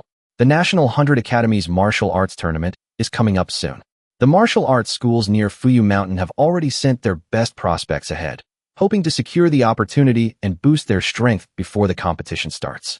One of the men praised the old gentleman's knowledge, saying he must be of no ordinary background. I am Zhuo Qinglong, master of the Four Symbols Hall. We at the Four Symbols Hall have also set our sights on this great opportunity and intend to fight for it. The other 3 men immediately bowed to Zhuo Qinglong, expressing their long-held admiration for the Four Symbols Hall's reputation. Hall Master Zhuo, your cultivation is profound. We hope you'll look after us. In this contest for the opportunity, we are willing to be your humble servants. We only ask that while you feast on the meat, you might let us have a little soup. Su-han listened, speechless. What a bunch of bootlickers. Zhuo Qinglong readily agreed. As long as you all work together with my Four Symbols Hall, this opportunity will surely be ours. Just then, his phone rang. He looked at the screen. It was an unknown number. When he answered, he realized it was Fatty Hong. He was calling to inform Su-han that the mission he mentioned had been assigned. The location, Chibaoguan on Fuyu Mountain. The reward for completion ranged from 500 to 5,000 contribution points. Su-han was taken aback. He never expected the mission Fatty Hong spoke of would also be at Chibaoguan. Furthermore, the mission was related to uncovering some truths about the spiritual energy revival, though that was just a side objective. The main goal was to seize the opportunity at Chibaoguan. Succeed, and he'd get 5,000 points. Fail, and the reward would be calculated based on his performance. Su-han was full of confidence. He assured Fatty Hong he would definitely secure the opportunity at Chibaoguan, then hung up. The reason he was so certain was that the greatest prize Chibaoguan ever had to offer had already been obtained by Qin Luoer. There couldn't be anything else too amazing left. Agreeing to Fatty Hong's mission was no risk at all. Besides, he wanted to investigate Chibaoguan for himself anyway. Hearing Su-han's side of the conversation, Zhuo Qinglong spoke up. This young friend, are you also headed to Chibaoguan? I just heard you on the phone, sounding very confident about seizing this opportunity. Let me offer you a word of advice. It's normal for the young to be ignorant of the world, but don't be too arrogant. This opportunity isn't something you can just take. Even my 4 symbols haul isn't 100% certain of success. Suhan shot back. Are you lecturing me? I'm merely teaching you some sense, Qinglong replied. It's normal for youths to be arrogant, but you must know your limits. Since we're on the same train, I'll give you a chance. Become my subordinate, and when we secure the opportunity, you'll naturally get a share. Seeing Suhan's silence, the new lackeys Qinglong had just recruited chimed in. Hey kid, get over here and thank the hall master. Suhan just found it amusing. You want me as your subordinate? You really overestimate yourself. Boy, are you refusing my offer? Instantly, Qinglong's 2 henchmen stood up, ready to teach this ignorant brat a lesson. But Qinglong stopped them. If he doesn't wish to, I won't force him. I'm magnanimous enough for that. We'll just have to wait and see then. Soon, the train arrived at the station. Suhan and Qin Luoer stepped onto the platform. Qinglong's group followed behind. One of the lackeys was about to hail a cab, but Qinglong stopped him. Do I look like someone who needs to hail a car? The other 2 immediately started sucking up. Of course. With your status, a luxury car must be on its way. They then glanced mockingly at Suhan. Not like some people who don't know their place. They can only stand around waiting for a taxi. Just then, a Porsche pulled up. Qinglong's lackey assumed it was their ride. Qinglong himself slowly walked toward the Porsche. A man in a suit got out and headed in their direction. Qinglong prepared to show Suhan what real influence looked like. The man in the suit walked right up to Qinglong and said, My apologies for the wait. Qinglong, thinking the man was addressing him, started to extend his hand for a handshake. But in the next second, the man walked right past him, stopped in front of Suhan, and said, Mr. Su, President Hong personally instructed me to come and pick you up. Please, this way. Hearing this, Qinglong was completely stunned. He couldn't believe the kid had such connections. The man in the suit personally opened the car door, respectfully inviting Suhan to get in. The lackey besides Qinglong was bewildered. Hall master? Wasn't the Hongya group supposed to pick you up? Why'd they take that kid instead? Suhan and Qin Luoer got into the Porsche, and it quickly drove away. A moment later, a beat-up Ford Transit van pulled up. The driver yelled out the window, Who's Qinglong? Qinglong quickly replied, I am. The driver gave him a disgusted look. Get in. Someone hired me to pick you up. The sight made Qinglong furious, but the driver couldn't care less and just urged him to hurry up. One of his lackeys couldn't take it anymore. With the hall master status, how can he ride in a wreck like this? There must be some mistake. The driver of the van saw them hesitating. Look, if you're not getting in, I'm leaving. I've got another fare to pick up. In the end, Qinglong had no choice but to reluctantly climb aboard. His lackeys were fuming, feeling this was a great insult to their hall master's status. Hearing their complaints, Qinglong shot them a fierce glare that instantly shut them up. Back with Suhan, the driver had originally planned to take him to a hotel to rest first. But Suhan asked to be taken directly to Chibaoguan. They arrived shortly after. The Porsche pulled to a stop, and Suhan stepped out. Inside Chibaoguan, brilliant beams of light shone down from above. Suhan was stunned. This is fallen immortal light. The so-called fallen immortal light is the celestial glow emitted after a powerful immortal perishes. All immortals possess an immortal body, but great immortals refine immortal chi, making their entire being a treasure. After death, they transform into a rainbow that never fades. This means a powerful immortal expert has likely fallen inside Chibaoguan. Suhan turned to Qin Luoer. Do you feel anything? She nodded.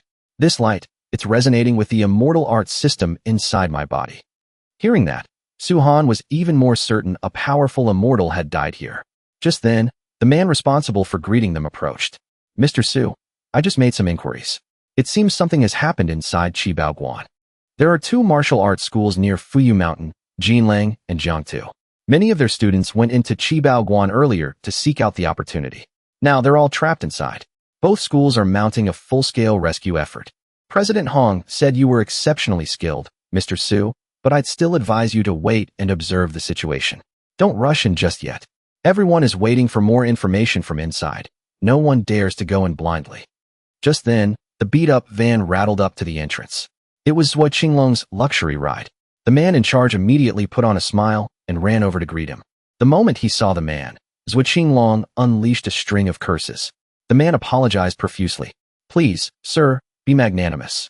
Our people are all trapped inside and desperately need rescuing. Only then did Zhuo Qinglong calm down. There's no need to panic, he said grandly. Now that I am here, you have nothing to worry about. I will go in and assess the situation. His lackeys immediately cleared a path for him. As they passed Su Han, they saw him standing still and assumed he was too scared to enter. Just you watch, one of them sneered. See how our master turns the tide, rescues everyone, and claims the opportunity.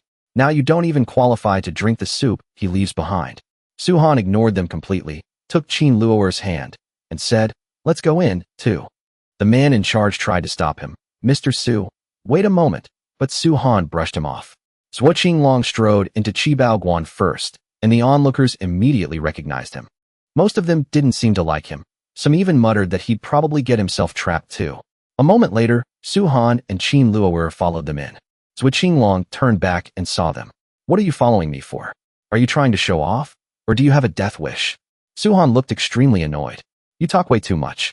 I bet you've never been punched in the mouth before. Zhuo Qinglong's lackeys were enraged. How dare you speak to the hall master like that? You got a death wish? Get on your knees and apologize right now. But before they could finish, a slap sent them flying. Both men were knocked away. Seeing this, Zhuo Qinglong gritted his teeth, ready for a fight.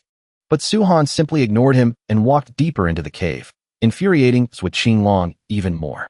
The two lackeys scrambled to their feet and ran to their master, crying and begging him to teach Su Han a lesson. Rest assured, Zhuo Qinglong said, I will get justice for you. But first we go inside.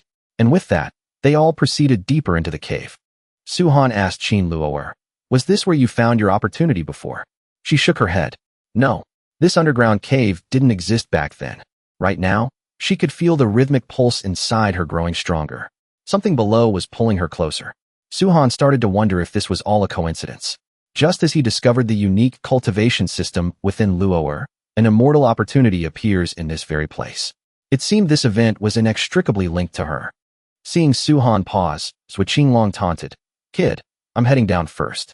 I'll wait for you. Try not to be too scared to follow. With that, he leaped down.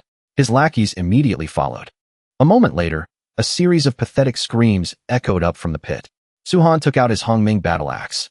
The axe expanded until it was large enough for both of them to stand on. With a whoosh, they descended on the axe, landing softly on the ground below. Su Han retracted his axe and turned to seize Zhuo Qinglong's group in a heap. Zhuo Qinglong was pinned under his clumsy subordinates, barely able to breathe. Get off me, you idiots, he roared. You're crushing me. Su Han watched for a moment before continuing deeper into the cave. The lackeys scrambled to their feet and helped their master up. Zhuo Qinglong promptly slapped one of them. You useless fools. You've completely embarrassed me. Letting that brat laugh at us. Follow me. Meanwhile, Su Han and Qin Luo'er, having landed safely, were already venturing deeper into the cavern. Suddenly, an injured girl called out to Su Han for help, but he paid her no mind, walking right past her as he continued on. The sight enraged Zhuo Qinglong. Boy, have you no heart. How can you just watch someone die and do nothing? With that, he rushed forward to help the girl up. The girl was overjoyed, thanking him profusely. But Zhuo Qinglong immediately handed her off to his two lackeys. Su Han, meanwhile, continued walking calmly. Soon, they came across another injured girl, but he walked past her just as coldly, as if she wasn't there. This infuriated Zhuo Qinglong even more, and he cursed Su Han under his breath. In the end, his group rescued this girl as well. A little further in, they entered a large cavern. Dozens of injured girls lay scattered on the ground. Su Han continued to ignore them as if they were air, but Zhuo Qinglong's group was starting to look exhausted. They couldn't possibly rescue anymore. His lackeys were panting from the effort. Zhuo Qinglong then had an idea. He decided to leave the girls here for now and pick them up on the way back. He thought it was a brilliant plan. One of the lackeys set a girl down, but the others immediately started begging them not to leave them behind. Zhuo Qinglong tried to reassure them. Just rest here for now. Once I've taken care of business, I promise I'll come back and lead you all out. Hearing this, the girls became frantic and refused, desperately clinging to their clothes and insisting on going with them. One of Zhuo Qinglong's men yelled at them to let go, but the more he shouted, the tighter they gripped, refusing to release them. The situation descended into chaos as the girls grew more and more hysterical. One of the lackeys, having had enough, shoved a girl forcefully to the ground. In that instant, the girl's face twisted into an eerie, beautiful smile, her mouth and teeth looking strangely sharp. As she slowly rose to her feet, The lackey who pushed her froze in terror and scrambled to hide behind Zhuo Qinglong. Seeing that they were determined to leave them behind, the girl lunged, trying to force them to stay. Zhuo Qinglong, of course, refused. Besides, these girls were far too beautiful. He couldn't stop himself from striking out at them. But the girl's strength was far beyond what he imagined. She not only blocked his attack, but also grabbed his hand in a vice-like grip. Just as she was about to strike back, Zhuo Qinglong pointed to the side. "Hey, look over there." The girl instinctively turned her head to look. Seizing the opportunity, Zhuo Qinglong kicked the girl, sending her flying. Problem solved. But just then, all the other injured girls lying on the ground rose to their feet in unison and swarmed Zhuo Qinglong's men. One of the lackeys panicked. "Should we run?" But the other two were calm. "Run from what? Didn't you see the hall master take care of that one with a single kick? With him here, we have nothing to worry about. These things are nothing to him." But when they turned to look for their master, he was gone. Zhuo Qinglong had already slipped away and was now behind the horde of demon women. The sight sent the two men into a true panic as countless girls charged at them. In an instant, they tackled one of the men to the ground. As the girls prepared to give him some tender loving care, his two companions tried desperately to pull him free. Hearing the commotion behind him, Suhan glanced back and unleashed the three arts cloud thunder. A bolt of lightning crashed down upon the horde of women. These creatures were born from the immortal light of this place. Their actual strength was not great, and heavenly lightning was their ultimate weakness. Interestingly, their behavior seemed to reflect the actions of their original master when she was alive. From this, one could deduce that the fallen immortal was likely a woman who had been gravely injured and cried out for help before she died. Soon, all the women were reduced to ash, the danger gone. Zhuo Qinglong then reappeared, angrily pointing at his men. "Stop, all of you. What are you running for? Have you no shame?" His men were bewildered. "But, Hall Master, weren't you the one who ran first?" Zhuo Qinglong quickly retorted. "I was creating an opportunity for you to train." The three of them tearfully recounted their near-death experience, lucky to have escaped. The group then continued deeper into the cave, this time walking ahead of Suhan. Soon, they encountered more injured people. A girl saw Zhuo Qinglong and pleaded with him for a healing pill to save her male classmate, who was lying on the ground. But Zhuo Qinglong acted as if he hadn't seen them and walked right past, leaving the girl stunned and confused. In Zhuo Qinglong's paranoid mind, these students were just more monsters in disguise, so he ignored them. Suhan, walking behind them, saw this and took out a pill to give them. The girl thanked him profusely and was about to take it when Zhuo Qinglong suddenly intervened. "Boy, what do you think you're doing? Why are you giving pills to these pretty girls? Do you have any idea what you're doing?" Suhan just sighed, feeling helpless. "These people are real," he told Zhuo Qinglong. This only made Zhuo Qinglong angrier. He pointed a finger at Suhan. "You ignorant fool. Can't you even tell the difference between humans and monsters? You're asking for trouble, boy." Hearing Zhuo Qinglong's insults, the young man on the ground flew into a rage. "Say that again, I dare you." Zhuo Qinglong arrogantly continued, calling them monsters in human skin. This was the last straw for the young man. In an instant, he appeared right in front of Zhuo Qinglong, who refused to back down. He manifested a sword of spiritual energy and struck at the two injured students, intending to kill them on the spot. The young man was pushed to his limit. Suddenly, a third eye opened on his forehead. A beam of light shot out, striking Zhuo Qinglong and obliterating him in an instant. Suhan recognized the immense power with a single glance.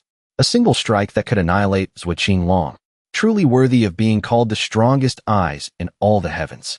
The young man looked at his two fallen friends, his heart aching with grief and self-reproach. "It's all my fault. I couldn't protect you. I'm so sorry." Afterward, the young man, whose name was Wu Gang, and the remaining girl joined Suhan's group as they ventured deeper. The further they went, the more bodies they found, all students who had entered Chibaoguan.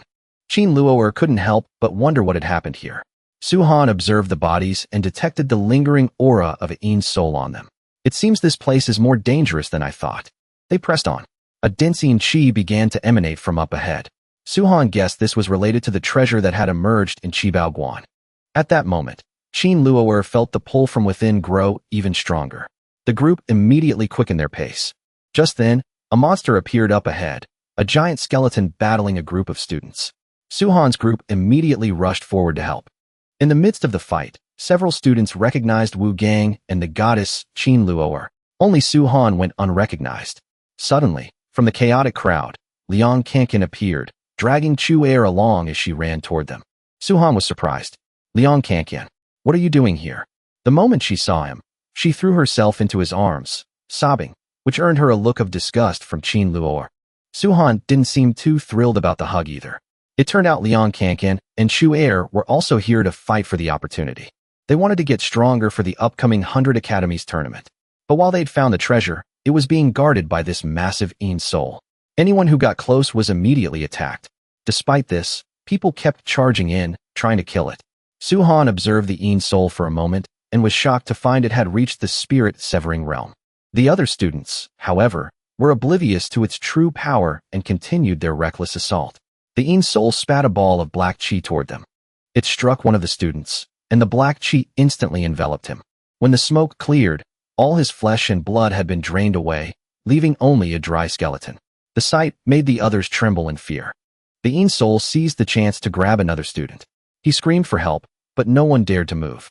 With a single squeeze, the Een soul crushed the student to pieces. It was a horrifying sight. The Een soul let out a furious roar, its aura flaring violently. It was thoroughly enraged, and none of the students dared to attack again. Liang Kankan asked frantically, Brother Su, what do we do now? This thing is too strong. It's already killed 3 peak core formation experts. Suhan's voice was grave. This Een soul's power is at least at the mid-spirit severing realm. Everyone, be careful. The others were shocked to hear this.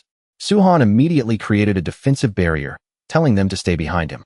Just then, an old man walked in, his voice booming. Everyone, do not panic. If we work together, we can surely destroy this Een soul.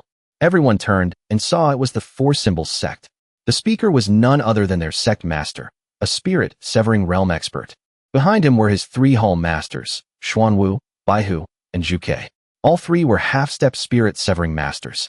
Seeing them, the remaining students felt a surge of hope, as if they'd been saved. The sect master addressed the crowd. Fellow Taoists, listen to me.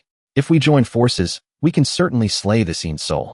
Afterward, whoever claims the treasure will do so by their own skill. What say you? Everyone agreed, and, drawing their weapons, charged toward the Een soul.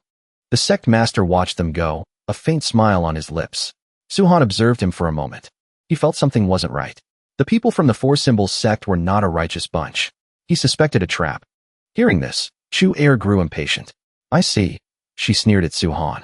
You're just waiting for both sides to wear each other out so you can swoop in and take the prize, aren't you? I didn't think you were that kind of person. Suhan didn't even bother arguing, just told her coldly to shut up. Chu Air's words angered Liang Kankan. What do you know? She shot back. If Brother Su says there's a trap, there's a trap. You can tell that old geezer is no good just by looking at him. Brother Su, I'm with you. Just then, the Een soul gathered a ball of black chi in its mouth and spat it directly at the charging cultivators. In an instant, they were all reduced to dried husks. The Een soul began to frantically devour their life essence. Seeing this, Wu Gang yelled, Everyone scatter. It's absorbing our vital energy. But it was too late. The Een soul's pull was too strong. No one could escape. Suddenly, the Four Symbols sect master burst into laughter, his malicious true nature revealed. Trying to run? It's not that easy, he sneered. All of you will become food for the Een soul. His 3 hall masters immediately moved to block the cultivators' escape routes. In an instant, they cut down anyone who tried to flee. The old sect master had finally shown his true colors. He was working with the Een soul, intentionally trapping the other cultivators. He then activated the Four Symbols heaven-locking array. Seeing this, Chu Air cried out in horror. That's the Four Symbols heaven-locking array. I heard the elders at the Shushan Sword sect talk about it before. It's the Four Symbols sect's most powerful array. It can even trap a spirit-severing expert to death. Liang Kankan turned to Suhan. Brother Su, that old geezer really is a bad guy. What do we do now? Suhan drew his Hongmeng battle axe, preparing to carve a path out. Liang Kankan charged forward with him. Just then, a ferocious tiger materialized, blocking Suhan's path. It was the Baihu Hall master. Trying to run, he said coldly. Not so easy. Today, you will all be a blood sacrifice for the Een soul. Ha ha ha. You should be honored to become part of an immortal. Suhan paid him no mind and swung his Hongmeng battle axe straight at him. But to his surprise, the axe was repelled. He had clearly underestimated him. The power behind Baihu's blow had reached the early spirit-severing realm. Baihu himself was also surprised that the kid had managed to block his attack. Suhan quickly scanned his surroundings and realized the source of the Hall Master's power was the array itself. It was amplifying his strength. On the other side, Liang Kankan was also sent flying back towards Su-Han by another Hall Master. A moment later, the Schwan Wu and Zhuke Hall Masters closed in, completely surrounding Su-Han's group. The Baihu Hall Master sneered. It doesn't matter how talented you are out there. Inside this array, we are invincible. Now that the array is fully active, surrender obediently, and we might grant you a quick death. The situation looked grim, and even Su-Han was finding it difficult to see a way out. Just then, Qin Luo'er placed a hand on his shoulder. Don't give up. If we face them together, we can definitely win. But Su-Han was still worried. The three Hall Masters aren't the problem. The real threat is their sect master. Just then, Chu Er stood up. Su-Han, leave these three to us. I was wrong about you before. Now I see how strong you really are. You're the only one who can defeat the Four Symbols sect master. With that, Su-Han could focus on the main threat. Liang Kankan, you and Wu Gang help Chu Er handle those three. Qin Luo'er and I will take care of the sect master and the Yin Soul. Hearing the plan, the others drew their weapons. Ready for a fierce battle, the two sides clashed. One of the Hall Masters tried to intercept Su-Han, but was blocked by Liang Kankan. The Zhuke Hall Master was held up by Chu Er, while the Schwan Wu Hall Master was stopped by Wu Gang. Su-Han and Qin Luo'er successfully reached the sect master. He looked at them with some surprise. Well, I didn't expect two little gnats with a death wish to deliver themselves to me. Then, he noticed the aura of immortal arts radiating from Qin Luo'er. An idea formed in his mind. He could use her to forge a new physical body for the Yin Soul. The sect master flung a soul-sealing chain at Qin Luo'er, but Su-Han sliced it in two with his axe. The sight shocked him. He couldn't believe Su-Han's weapon could sever his soul-sealing chain. At the same time, a greedy urge to possess the axe welled up inside him. Su-Han continued his assault, shattering the sect master's next attack. A beam of sword light shot toward the sect master, but he blocked it. You're too arrogant, boy. Let me show you the true power of the Four Symbols heaven-locking array. The sect master immediately accelerated the array's operation. In an instant, it drained every last cultivator trapped within. All of that power surged into his body. Feeling an unprecedented surge of strength, he launched a frenzied attack at Su-Han. With a whoosh, a crimson beam of light shot toward him. At the critical moment, Su-Han blocked it with his Hongming battle axe. But the force was immense, sending him flying backward. Luo'er watched, her heart filled with worry. The sect master, thinking Su-Han was dead, laughed triumphantly. But as the dust settled, a figure emerged. Su-Han was still standing, his clothes torn, but his body completely unharmed. The sect master was dumbfounded. How is that possible? How could a mere core formation cultivator like you withstand that attack?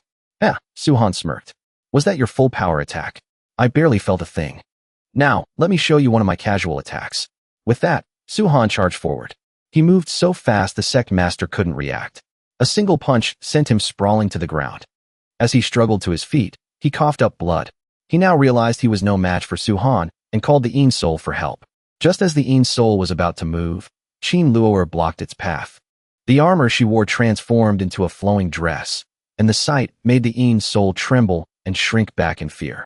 This was because she was wearing the Schwan Wu armor, a relic that could suppress all things Yin and evil. Even she hadn't expected it to work on the Yin Soul. Seeing this, the sect master cursed. Useless trash.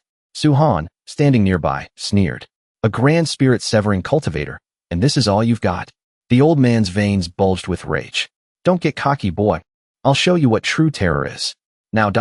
Su-Han didn't hesitate either, raising his axe as the two clashed violently. For a moment, they were evenly matched. Then, a strange transformation began on the old man's blood-red hand. It had been shattered by Su-Han's Hongming battle axe. The old man's face was a mask of disbelief, as if he couldn't process what had just happened. Su-Han raised his axe again, and with a sickening crunch, severed the old man's arm. Su-Han then pressed him for answers. Who's behind this? Who ordered you to do it? The old man, still not grasping his situation, tried to threaten Su-Han with his powerful backer. But in the next instant, his other arm was severed. This is your last chance, Su-Han said coldly. If you don't tell me who the mastermind is, the next thing to fall will be your head. Terrified, the old man immediately surrendered. The one behind this is the Baiyun Divine Lord of Baidi City. He's the one who sent us. Su-Han was shocked. He never expected it to be the Baiyun Divine Lord. What's his goal? The old man explained, trembling. The Divine Lord wants to obtain the power of the ancient immortal. That's why he sent us to make a sacrifice to the Yin Soul. Hearing this, Su-han guessed that the Yin soul was likely a remnant consciousness left behind by that ancient immortal. The old man began kowtowing, begging for his life.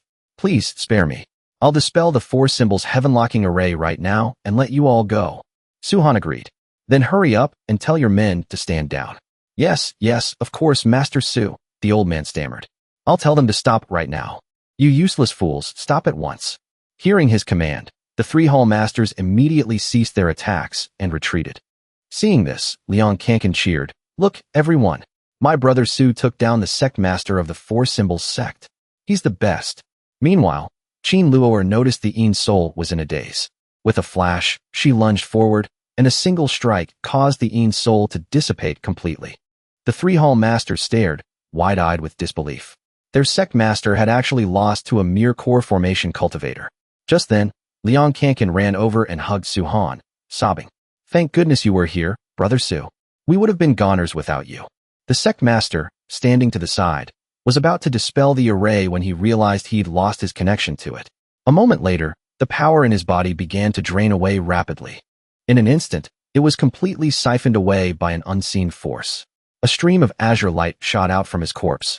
It was the Divine Lord's power. When the 3 hall masters saw him, they trembled with fear and immediately fell to their knees, begging for their lives. But the Divine Lord paid them no mind, simply draining them dry and absorbing their essence as nourishment. Then, his true form was revealed. Su-han could feel his immense power. Wu Gang activated his spirit eye to observe him, but couldn't see through his cultivation at all. Brother Su, he warned, you have to be careful. The Divine Lord noticed Wu Gang's spirit eye and immediately cast a spell to seize it. A terrifying pressure slammed down, forcing Wu Gang and Qin Luoer to their knees. Su-han quickly drew his Hongmeng battle axe and severed the force, warning the others, this enemy is not someone you can handle. Just in time, Wu Gang managed to get a message to his junior sister outside, telling her to notify the higher-ups of the Martial Arts Association. Help would be on the way soon. But Su-han held no such hope. He knew the true strength of this Divine Lord. Even if the association's experts arrived, they likely wouldn't be a match for him. The Divine Lord glanced over and recognized Su-han. Well, if it isn't the brat from last time. You dare to ruin my plans again and again. Prepare to die. With that, he fired a beam of light at Su-han. Fortunately, Su-han reacted quickly enough to dodge. Although it missed, the shockwave from the blast still hit him. Su-han immediately realized the Divine Lord was much stronger than before. A casual attack from him now had the power of a late-stage core formation expert. However, Su-han wasn't afraid. Ever since he reached the 36th level of the saintly body heaven-piercing art, no one had been able to force him to use his full strength. In fact, he felt a thrill of excitement. He wanted to use the Divine Lord to push himself to a perfect core formation breakthrough. The Divine Lord was surprised that Su-han had withstood his attack. You've gotten stronger, boy. Su-han scoffed. Unlike you, you haven't improved at all. His words enraged the Divine Lord. A tiny core formation ant dares to run his mouth like that. The Divine Lord summoned his weapon, clearly taking Su-han seriously now. With a flash, he charged forward, launching a ferocious assault. But Su-han blocked it. Still, due to the gap in their power levels, Su-han struggled to hold his ground. He was almost hit. Su-han immediately counterattacked, swinging his axe toward the Divine Lord. The Divine Lord spun his halberd to block the blow. Su-han pressed the attack, but was blocked again. The two clashed repeatedly, separating and re-engaging, until the Divine Lord's halberd struck Su-han's Hongmeng battle axe, knocking it from his grasp. Seizing the opening, the Divine Lord thrust his halberd straight at Su-han's chest. In that critical moment, Su-han activated the saintly body heaven-piercing art. The halberd struck his body but not only failed to injure him, it was sent vibrating violently. Su-han sneered. Is that all the strength you have? He was deliberately provoking the Divine Lord. His current level of power wasn't enough to trigger his breakthrough. The Divine Lord was stunned by what he'd just seen, his mind filled with doubt. How can a core formation cultivator's body be this tough? It's impossible. Even a heaven-tier core formation cultivator couldn't have blocked that strike. Just then, Su-han recalled his Hongmeng battle axe to his hand, raised it high, and brought it down directly on the Divine Lord's halberd. With a loud crack, a fissure appeared on the weapon. The Divine Lord was horrified. Impossible. My halberd is harder than a true treasure. But then Su-han put more force into his swing, and with another blow, shattered the halberd in two. Seeing the axe about to strike him, The Divine Lord instantly activated a defensive barrier to block the attack. He managed to stop it just in time. But looking at him now, it was clear he had expended a great deal of energy. His aura was much weaker than before. At that moment, Su-Han brought out his most familiar weapon, his mouth. Baiyun Divine Lord, he taunted. Use your full strength. Otherwise, today, you're going to be crushed under the foot of the very ant you look down on. The Divine Lord's last attack hadn't fazed Su-Han at all. In fact, it had helped his saintly body heaven-piercing art advance several more levels, solidifying his power. Watching from the side, Qin Luo'er was amazed. Su-Han's strength had now far surpassed that of many instructors at Qingbei Academy. She began to relax, confident he wasn't in any mortal danger. Liang Kankan, on the other hand, was cheering wildly. Brother Su, take that jerk down. Make him kneel and beg for mercy. The constant taunts finally made the Divine Lord snap. Boy, that body cultivation technique of yours is quite interesting. You've earned the right for me to get serious. Next, I will show you a fraction of the power of an Earth Immortal. Provoked by Su-Han, the Divine Lord decided to show him the true might of an Earth Immortal. But Su-Han paid him no mind and simply charged forward, throwing a powerful punch. Strangely, the Divine Lord seemed completely unharmed. He just grinned a sinister, eerie smile. Su-Han instantly realized he'd fallen into a trap. A terrifying force erupted from the Divine Lord, sending him flying. He crashed to the ground, unable to get up. At that same moment, outside the barrier, 2 helicopters were approaching. Li Kaishan had arrived. With him was a beautiful young woman. She was the barrier-breaking expert Li Kaishan had brought along. However, dispelling this barrier would take time. Li Kaishan was burning with anxiety and kept rushing her. Hundreds of students were trapped inside, including his own. The young woman, annoyed by his nagging, snapped back. Be quiet. Don't distract me. Do you think this is defusing a bomb, where you just cut one wire and you're done? Breaking this barrier will take at least an hour. Still, since she owed Li Kaishan a favor, she did her best to speed up the process. This reassured Li Kaishan somewhat.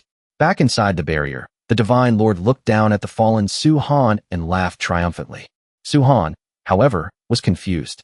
His punch had clearly landed, but it felt as if he had punched himself. It was all due to the Divine Lord's innate ability, star shifting. Any attack launched within his domain would be reflected back at the attacker, making it impossible to harm him, especially with purely physical attacks. You cannot defeat me.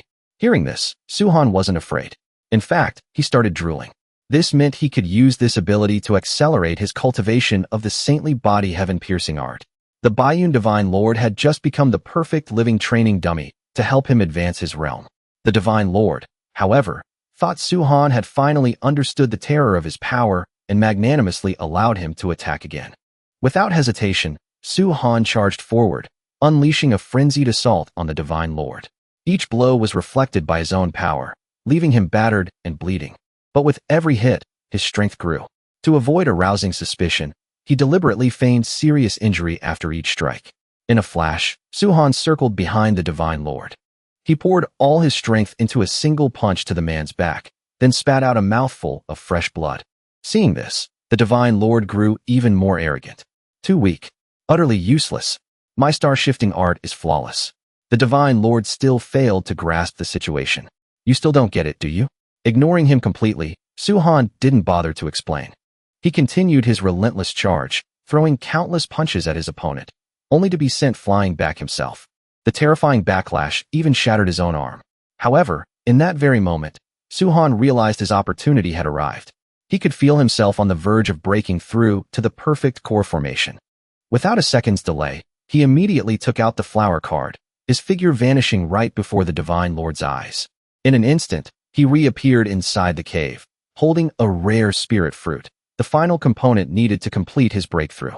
After eating it, Su-Han successfully broke through to the perfect core formation. The sight left the Divine Lord stunned, a flicker of disbelief in his eyes. But he quickly regained his composure, still looking down on Su-Han. He assumed Su-Han was gravely injured and that a single casual blow would be enough to finish him. But he had greatly miscalculated. When the Divine Lord's attack came, Su-Han showed no sign of panic, blocking it directly with both hands. He even grabbed his opponent's hand, intending to drag him into the joy of his heavenly tribulation. Instantly, countless bolts of lightning began to fill the cave as the atmosphere turned violent. Witnessing this, the Divine Lord was struck speechless. How is this possible? This is the 99 lightning tribulations of the nascent soul realm. Could you be the legendary god-tier core formation cultivator? Just then, a bolt of lightning struck them both. The Divine Lord let out a blood-curdling scream, nearly killed on the spot. But the nightmare wasn't over. An endless barrage of lightning followed, striking the Divine Lord until he collapsed, unable to stand. Meanwhile, the more Su-han was struck, the more invigorated he felt. Tempered by the harsh tribulation, his all-reaching sacred body art broke through to the 54th level.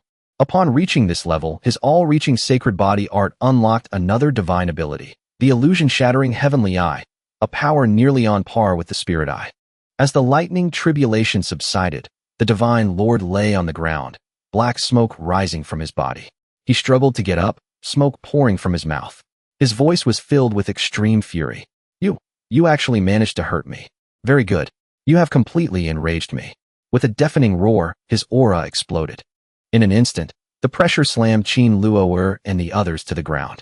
Then, his body began to transform. He became a bald man, his true form.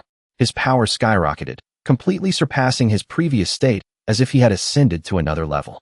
To unleash his full strength, he had to assume this form, and his power increased dramatically with it. With a slight lift of his hand, countless weapons materialized, hovering before him. The pressure now radiating from the white cloud Divine Lord was so intense that Liang Kankan could barely breathe, feeling as if his body was about to be crushed to pieces. Even Qin Luo'er began to struggle.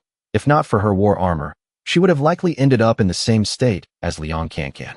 The white cloud Divine Lord was no longer at the late-stage spirit-tempering realm, but had directly entered the peak nascent soul realm.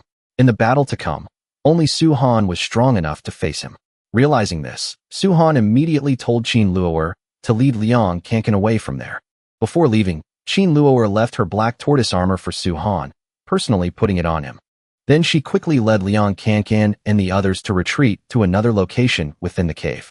With them safe, Su-han could now fully concentrate on dealing with the white cloud Divine Lord. Suddenly, a colossal broadsword descended from the sky, aiming straight for him. Su-han didn't dodge. He immediately swung his primordial battle axe, shattering the massive blade. Seeing this, the Divine Lord commanded countless weapons to attack Su-han all at once. Faced with the relentless storm of weapons, Su-han transformed himself into a giant spirit elephant. He easily shattered the entire assault, then casually waved a hand in provocation. Was that supposed to be a scratch? You'll have to put a little more muscle into it. Su-han already had a hunch. He predicted that the White Cloud Divine Lord's next move would surely be the Golden Sandwind Seal, a technique that could pull him into the opponent's domain. Sure enough, the Divine Lord slowly raised his hands. Instantly, the fragments of the weapons surrounding Su-han began to move, closing in piece by piece, forming a tight encirclement around him. As expected, the Divine Lord had indeed unleashed the Golden Sandwind Seal. Countless sharp fragments shot towards Su-han. They pierced through every part of his body and his joints. However, to everyone's astonishment, Su-han's injuries healed in an instant. It was as if he had never been harmed. Although his strength had clearly increased, it still hadn't reached the level he desired.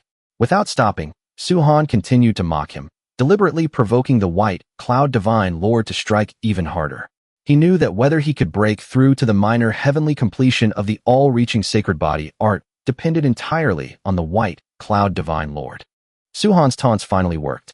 The White Cloud Divine Lord couldn't take it anymore and immediately unleashed a new ultimate technique, the White Tiger 7 Kills Needle. In that moment, a terrifying power surged forth, enveloping Su-han from all sides. Su-han tried to break free, but as soon as he extended his hand, his arm instantly turned to dry bone. The pain was excruciating, but he gritted his teeth and endured it. Thanks to that, he successfully broke through, and his hand quickly regenerated to its original state. The all-reaching sacred body art advanced to the 61st level. Yet, Su-han was still not satisfied. He continued his taunts. Is that all you've got? Can't you hold out a little longer? The White Cloud Divine Lord was so enraged he ground his teeth. He immediately unleashed another ultimate technique, the 7 Kills Sweep. In an instant, a dense wall of countless sword auras appeared before Su-han. The waves of swords surged forward like a tsunami, attacking relentlessly. With a series of cracks and snaps, every bone in Su-han's body was crushed, yet the sea of swords showed no sign of stopping.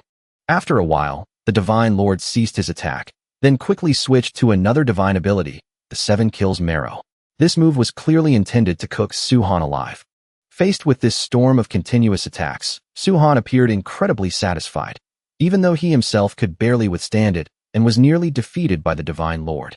However, this brutal torture brought immense benefits, helping his all-reaching sacred body art break through directly to the minor heavenly completion. He had reached the 72nd level. With his goal achieved, Su-han had no reason to continue taking hits. He immediately summoned his war armor. He prepared to end the battle with the White Cloud Divine Lord. At this moment, the White Cloud Divine Lord, believing Su-han was dead, couldn't help but laugh triumphantly. But in the next moment, his cauldron suddenly exploded, shattering into small pieces that turned back to attack their own master. The Divine Lord panicked and hastily activated his defensive barrier. This scene took even Su-han by surprise. He unleashed Samsara myriad manifestations, one dance of 1,000 heavens. With this, the power of the small cauldron fragments suddenly skyrocketed. The Divine Lord's defensive barrier gradually began to fail. At that very moment, Su-han appeared behind him. He raised the primordial battle axe high and brought it down in a fatal strike. By then, the Divine Lord had exhausted nearly all his strength and had no ability to resist. Su-han's blow directly scattered his soul. After the battle, Su-han took out the 9 Mystics Divine Tree. He absorbed a massive amount of residual energy, causing it to sprout several new leaves. It was all thanks to the White Cloud Divine Lord. For Su-han, this battle was perilous but ultimately rewarding. But the price was not small. He was now extremely weakened, having exhausted all his strength to defeat his opponent. Just then, the sound of hurried footsteps echoed from a distance. A group of people was rapidly approaching. Su-han immediately turned, observing cautiously, on guard for any enemies. But luckily, it wasn't a foe. Qin Luo'er and Liang Kankin's group, seeing the battle had ended, rushed over. Qin Luo'er didn't hesitate, quickly moving to support Su-han and anxiously asking about his condition. Su-han gently stroked Qin Luo'er's face and reassured her, saying he was fine. It's all thanks to your war armor that I was able to defeat the White Cloud Divine Lord. He then returned the war armor to Qin Luo'er. Just as things seemed to have settled down, several more brilliantly glowing treasures suddenly appeared in the cave, filling everyone present with joy. But for some unknown reason, their eyes quickly turned crazed, their minds thrown into chaos. Then, as if possessed, they all charged straight for Su-han. Realizing the situation was abnormal, Qin Luo'er immediately activated her war armor, positioning herself in front of Su-han to block the crowd and prevent them from harming him. Seeing this, Liang Kankin didn't hesitate either, immediately rushing forward to help hold them back.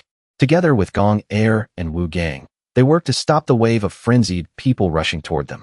The crowd, with ferocious expressions, continued to surge towards Su-han. Qin Luo'er didn't hesitate.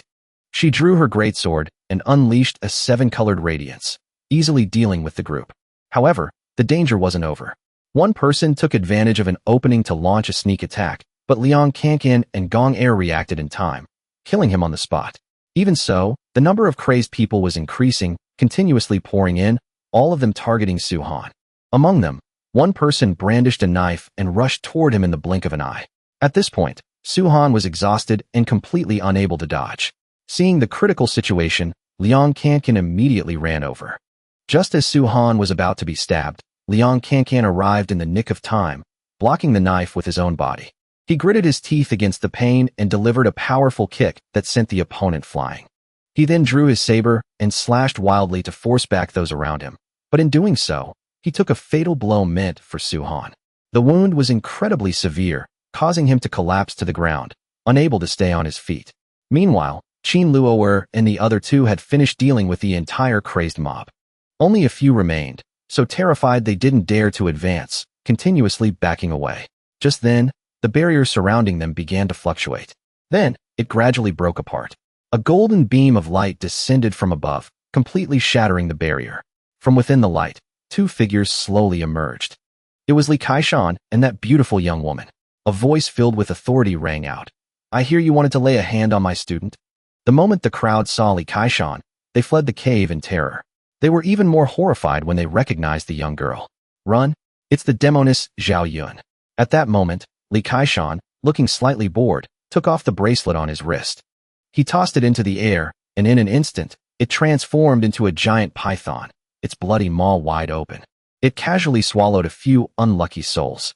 Then, Zhao Yun leaped onto the python's back. She left the rest for Li Kaishan to handle. With that, she flew off. Li Kaishan, somewhat reluctantly, turned to Su Han and told him to finish up here, reminding him to return to the academy soon. After handing things over, he quickly flew off after Zhao Yun. Su Han could only watch, speechless.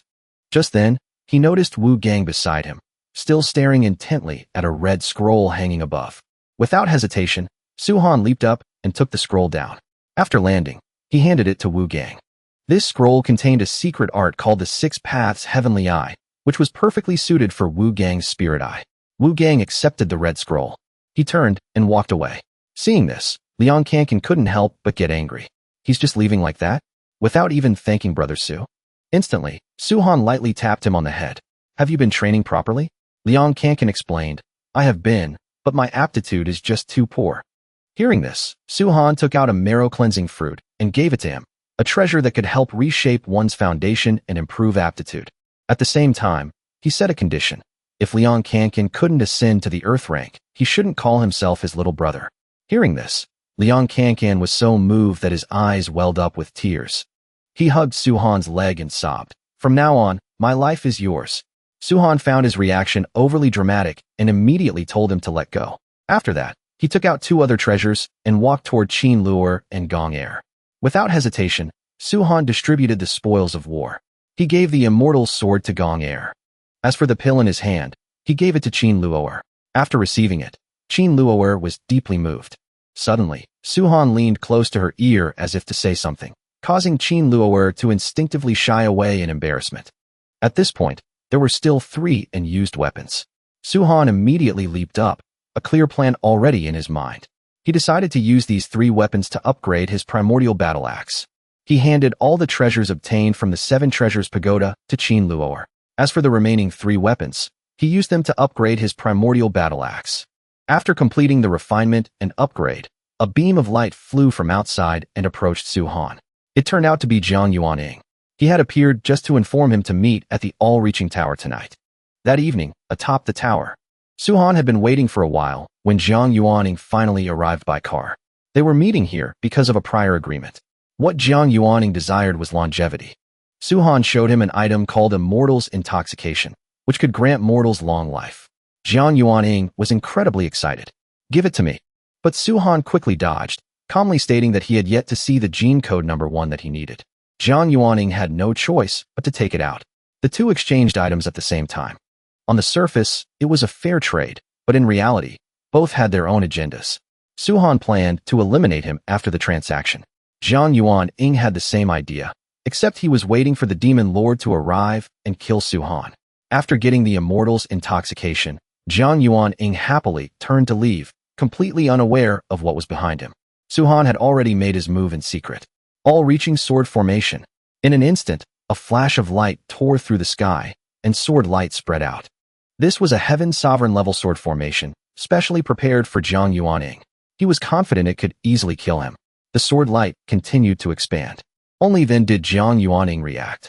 He immediately channeled his spiritual power, shattering the sword light's attack and flying away to dodge, but he was a step too slow. Su Han controlled the sword light to continue its pursuit, knocking him far away. Not missing the opportunity, Su Han pressed his advantage, intensifying his assault. He controlled countless flying swords to stab straight at Jiang Yuaning. He struggled to his feet and opened a defensive barrier to resist the relentless sword light. However, Jiang Yuaning was surprised by how weak Su Han's sword formation seemed. Kid, is this all you've got? The moment he finished speaking, a beam of sword light unexpectedly pierced through his shield, stabbing straight into his body. Jiang Yuaning coughed up blood in shock. In that moment, Su Han remembered his past life. The images of innocent children murdered by Jiang Yuaning appeared clearly in his mind, and tears unknowingly streamed down his face. I didn't break my promise. I've avenged you all. Without hesitation, Su Han directed the sword light to deliver the final blow. A massive wave of sword light surged forward. Every single one pierced Jiang Yuaning's body. Yet, he still wasn't dead. He even let out a bizarre laugh. Then he chanted an incantation. The filth god's blood soars. Immediately, a colossal energy enveloped his body. In a flash, a giant, eagle-shaped flame appeared behind Jiang Yuaning, with countless flies buzzing around him, creating an incredibly eerie scene. Then, He threw the immortal's intoxication onto the body of the giant eagle. Seeing this, Su-han immediately guessed his opponent's intention, believing he was summoning the true body of the demon lord. As he suspected, Jiang Yuanying was indeed performing the summoning ritual for the demon lord. He and his subordinate flew into the air, allowing the giant eagle to absorb all their energy, gradually transforming into a complete entity. From within, a woman was formed. The great filth god has descended. The moment she appeared, the demon lord immediately noticed Su-han, directly releasing her oppressive aura upon him. Faced with such terrifying pressure, Su-han couldn't help but feel overwhelmed. The demon lord's true body was an earth immortal, their strengths completely equal. Realizing the situation was beyond his control, Su-han's mind instantly made a judgment. Retreating now was the wisest choice. He used all his strength to execute a movement technique, quickly leaving the battlefield. However, the demon lord clearly had no intention of letting him go. She gently raised her hand. She controlled a swarm of grotesque flies and, with a single command, ordered them to immediately hunt down Su-han. Their speed was astonishing. In the blink of an eye, they caught up, tightly coiling around him. Their numbers continued to grow. They were so dense it made one's skin crawl. In the distance, Jiang Yuanying witnessed this scene with immense excitement. He immediately knelt on the ground, kowtowing reverently. Great filth god, I vow to dedicate myself to you forever. In the future, I will follow you. May the heavens bear witness. But at that moment, countless flower petals suddenly fell from the sky, each one as sharp as a sword. They continuously pierced Jiang Yuanying's body, causing him to scream in pain. The one who had attacked was none other than Su-han. He quickly took out his primordial battle axe, shattering the swarm of flies surrounding him with a single strike. At the same time, he unleashed a beam of light straight toward the demon lord, but she easily blocked it. By now, the demon lord had absorbed all of Jiang Yuanying's power, while Su-han had taken the opportunity to successfully break free from the swarm of flies. At the same time, he clearly recognized that this was the magic of a mid-stage earth immortal. Absorbing Jiang Yuanying's energy was merely to complete the descent of her true body. Immediately after, the demon lord summoned countless streams of dark energy. They gathered into masses, from which human-like monsters crawled out, a truly horrifying sight. Su-han looked on with disgust, thinking to himself, why can't it just be a normal demon lord? This woman is beautiful, but she's a villainous demon lord. Before he could think further, the demon lord launched her attack. An area of dark energy spread relentlessly, covering the entire tower in an instant. Those hideous creatures still clung tightly to Su-han. While dealing with them, his ankle was grabbed. Only then did the demon lord speak coldly. Child, repent sincerely to the gods, and the divine general will grant you forgiveness. Hearing this, Su-han just snorted in contempt. You think a mere fly like you is worthy of telling me to repent? He stomped his foot lightly, directly knocking the monsters away. Then he soared into the air, raising his primordial battle axe, preparing to annihilate all of them. At the same time, he activated the power of his second-level sacred body, the illusion-shattering heavenly eye. This made it impossible for the surrounding monsters to touch him. Immediately after, Su-han charged straight toward the demon lord. He leaped high into the air, unleashing an extremely powerful attack. But the demon lord easily blocked it with a single finger. Initially, the demon lord had intended to spare Su-han's life, but now she had completely changed her mind, determined to kill him. As for Su-han, he also clearly realized that the opponent before him was no simple foe. Just then, a blood-red barrier suddenly appeared in the sky, spreading to envelop the entire tower. Inside, a palace-like world appeared. But in the blink of an eye, the barrier opened, and a red liquid flowed down from above. It transformed into giant red hands that pulled those angels inside, turning everything into a grotesque model. The heavenly scene from a moment ago instantly transformed into a terrifying hell. In the distance, Qin Luo'er was watching the entire event unfold. Her heart was filled with worry for Su-han, not knowing what kind of trouble he was in. Finally, unable to sit still, she immediately donned her war armor. She flew straight toward him to provide aid. Not long before, after leaving the Seven Treasures Pagoda, Su-han and Qin Luo'er had gone together to meet Jiang Yuanying. When Qin Luo'er found out the purpose of the trip, she wanted to go with Su-han. But he didn't agree, only telling her to trust him. What can a mere Jiang Yuanying do to me? As the two stood very close, Liang Kankan, who was nearby, revealed a mischievous grin. This prompted Su-han to immediately go over and flick him. What are you looking at, kid? This left both of them speechless. In the end, Su-han still went alone to complete the transaction with Jiang Yuaning. But unexpectedly, an unforeseen event occurred, leaving Qin Luo'er unable to rest easy, so she immediately rushed to his rescue. Now, the entire tower had been completely transformed, becoming a filthy paradise enveloped in an evil aura. This was the domain created by the Demon Lord.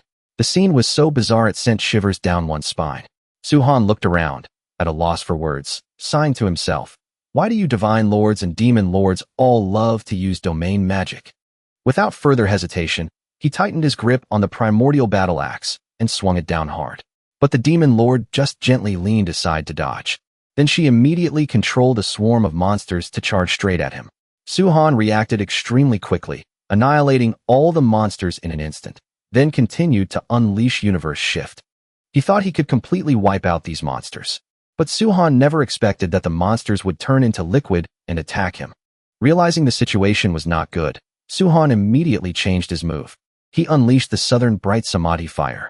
A majestic fire dragon appeared, opening its mouth to spew flames that incinerated all the monsters. Only then was he able to completely destroy them. Not missing the opportunity, Su-han leaped onto the dragon's head. He charged straight for the Demon Lord, intending to deal with her first. Otherwise, he would be killed by her minions. Facing the oncoming attack, the Demon Lord completely disregarded Su-han. She just coldly chanted an incantation, and immediately, a terrifying blast of energy shot straight toward him. It knocked Su-han far away. Only then did Su-han realize he had somewhat underestimated his opponent. The Demon Lord didn't stop, continuing to control countless weapons to attack all at once. As all the weapons headed for Su-han, the Demon Lord thought he was surely dead this time. But amidst the thick smoke from the attack, a figure still stood tall. This left the Demon Lord astonished. Such a powerful attack, and it didn't kill Su-han? How is that possible? As the dust settled, Su-han stood there, completely unharmed, a confident smile on his lips. That was a pretty good hit, wasn't it? Now it's my turn. Immortal Extermination Sword Formation, activate. Instantly, a giant lotus flower appeared before him. Su-han couldn't help but exclaim, it wasn't a waste preparing for so long. The Immortal Extermination Formation is truly the best.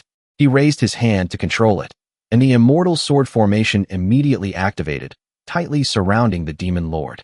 4 great swords and countless smaller swords simultaneously pierced through her body, each strike incredibly sharp, causing the Demon Lord to scream in agony. At this moment, Su-han spoke with a triumphant tone. So what if you're the true body of the Demon Lord? It's over, filth god. He quickly condensed a giant golden sword of light and gently waved his hand. The sword immediately descended, piercing through the Demon Lord's body. Her body was sliced in two. This was followed by a deafening explosion. The demon turned to ash. Just when it seemed everything was over, Su-han even struck a relaxed pose. But at that moment, the Demon Lord's voice echoed coldly. Human, you are testing my limits. This made Su-han jump. The remains of the Demon Lord quickly deformed, gathering into a giant mass of flesh. It continuously swelled, sprouting countless terrifying eyes. Immediately after, a grotesque hand emerged from the ground. It crawled towards Su-han, while the monsters in the sky continued their assault. The situation became extremely perilous. Su-han's expression gradually changed. He had clearly delivered a fatal blow earlier and thought the battle was over. He never expected the Demon Lord to still be alive and pull off such a disgustingly powerful move. With no other choice, Su-han was forced to use a stronger technique. 9 Mystics Divine Art, 9 Mystics. Immortal Extermination Formation, activate. This time, the scale of the sword formation was much larger than before. Countless golden swords rained down from the sky, wiping out all the monsters in an instant. Witnessing this, the Demon Lord was utterly enraged, emitting an incredibly terrifying aura. Immediately, Su-han charged straight in front of the Demon Lord and unleashed the Crimson Sun God. The blinding light made it impossible for his opponent to open her eyes. Taking advantage of that opportunity, he bound the Demon Lord tightly and then drew his sword of light. He leaped behind her and pierced through her body. This time, the Demon Lord was completely annihilated. As the Demon Lord's body disintegrated, a golden object appeared. Su-han immediately took out the chaotic heavenly scroll. He absorbed that source of energy. This was the fundamental law of the filth god. However, immediately after, Su-han felt his head spin. Perhaps due to exhausting too much energy just now, his body could no longer hold up. He weakly fell from the sky. Fortunately, at that critical moment, Qin Luoer rushed over in time to catch Su Han, preventing him from hitting the ground in his weakened state. Seeing that he was safe, Su Han no longer had any worries. He softly told Qin Luoer that he needed to go into seclusion for a while. As soon as he finished speaking, he could no longer hold on and fainted from exhaustion. Qin Luoer carried Su Han away from that place, quickly taking him back to rest. The next day, Su Han had fully recovered, but he still decided to go into seclusion to cultivate. At this time, Liang Kankan entered, asking about Su Han's condition. Qin Luoer calmly replied that he was fine, but she didn't know how long this seclusion would last. Hearing this, Liang Kankan couldn't help but worry, afraid that Brother Su might not make it to the 100 Academies tournament. However, Qin Luoer remained steadfast in her belief, asserting that Su Han would definitely be there. Unexpectedly, Qin Luoer leaned in and gently gave Su Han a kiss, as if a blessing for him to enter seclusion with peace of mind. This scene made Liang Kankan, who was standing nearby, feel extremely awkward. Sister-in-law, this isn't suitable for children. I'm still here. I want to find a wife just like you someday, gentle, and also knows how to fight. Hearing this, Qin Luoer's face immediately turned bright red. She hurriedly told him to follow her out of there. Liang Kankan quickly followed, not forgetting to ask if she had a sister to introduce him to. 7 days passed quietly. Su Han was still deep in seclusion, until one moment, he suddenly opened his eyes, signaling the end of his cultivation. During these 7 days, he had completely comprehended the fundamental law of the filth god. Immediately after, he began refining pills to stabilize his realm. He summoned the southern bright samadhi fire, took out some spirit herbs, and executed the supreme pill art. In an instant, he refined the spirit herbs into a spiritual liquid.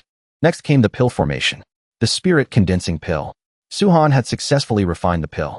When the pill was completed, it immediately attracted a few dark clouds. But Su Han just waved his hand lightly, causing them to dissipate. He then took the pill and swallowed it. With this spirit-condensing pill, plus the fundamental law the filth god gifted me, it's enough for me to break through. A golden light flashed in Su Han's eyes as he began to prepare for his breakthrough to the earthly fiend god body. Strange phenomena immediately appeared around him, his aura continuously rising. Then he shot to his feet and shouted, "Break!" A beam of golden light instantly tore through the sky. After completing the breakthrough, Su Han quickly retracted all his power, successfully stepping into a new realm. With his current strength, if he were to encounter the White Cloud Divine Lord's clone again, he could kill it completely with a single strike. Just then, Su Han noticed a letter on the table. He picked it up and opened it. After reading it, he couldn't help but be shocked. He immediately rushed out of the room. He flew straight into the sky. At the same time, a floating mansion appeared in the sky above the capital. This was the venue for this year's martial arts tournament. A gathering of all the elites from the various academies, along with the presence of their headmasters. In the arena, the competition was incredibly fierce, with both sides exchanging blows relentlessly.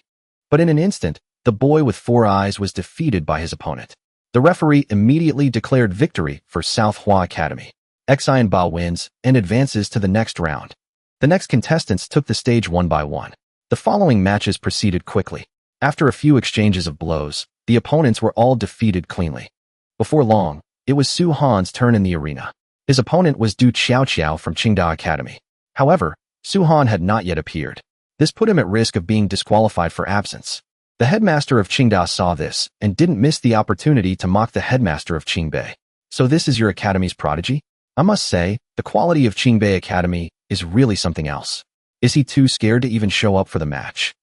Headmaster Hua heard this but remained calm, replying, "Headmaster, you need not worry. It's enough that my student understands the great Tao of Yin and Yang." This response angered Headmaster Yu. "That old ghost Hua, your student won't be leaving in one piece today." But Headmaster Hua didn't get angry. Instead, she continued to taunt her opponent.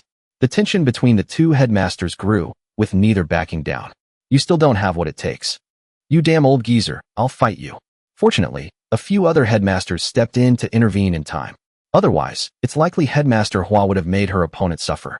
On the other side, the person about to face Su Han was Du Xiao, a beautiful woman who captured the attention of the entire audience. She blew a kiss, and immediately caused the surrounding crowd to fight over it, even leading to scuffles. The scene was utter chaos. This made the beauty feel incredibly touched. "Stop. Everyone, please don't fight. Don't fight over me." That soft voice, however, annoyed the referee. But what concerned him more was that only 5 seconds remained. If Su-han still didn't appear, he would be eliminated. Unfortunately, when the clock ran out, Su-han was still nowhere to be seen.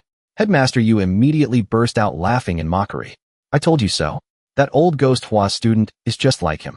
Gutless and useless. Haha, not much skill, but a quick mouth, I'll give him that. Just then, a confident voice rang out. Enough with the yapping. I'm here, aren't I?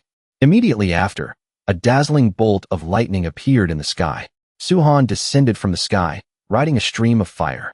The lightning enveloped the entire arena, his presence overwhelmingly powerful. Seeing this, Qin Luo'er couldn't help but smile. He's finally here. Su-han's figure gradually emerged from the smoke. But this flashy entrance gave the referee a headache. He angrily declared, Su-han, you're disqualified. Instantly, Qin Luo'er loudly protested. Time wasn't up yet. Why is Su-han disqualified? The referee was about to argue back, but when he saw Qin Luo'er's icy glare, a cold sweat broke out on his back. He swallowed the words he was about to say, thinking to himself, forget it. I can't afford to offend this woman. In the end, he quickly announced the start of the match. Su-han of Qingbei Academy versus Du Qiao of Qingda Academy. Begin.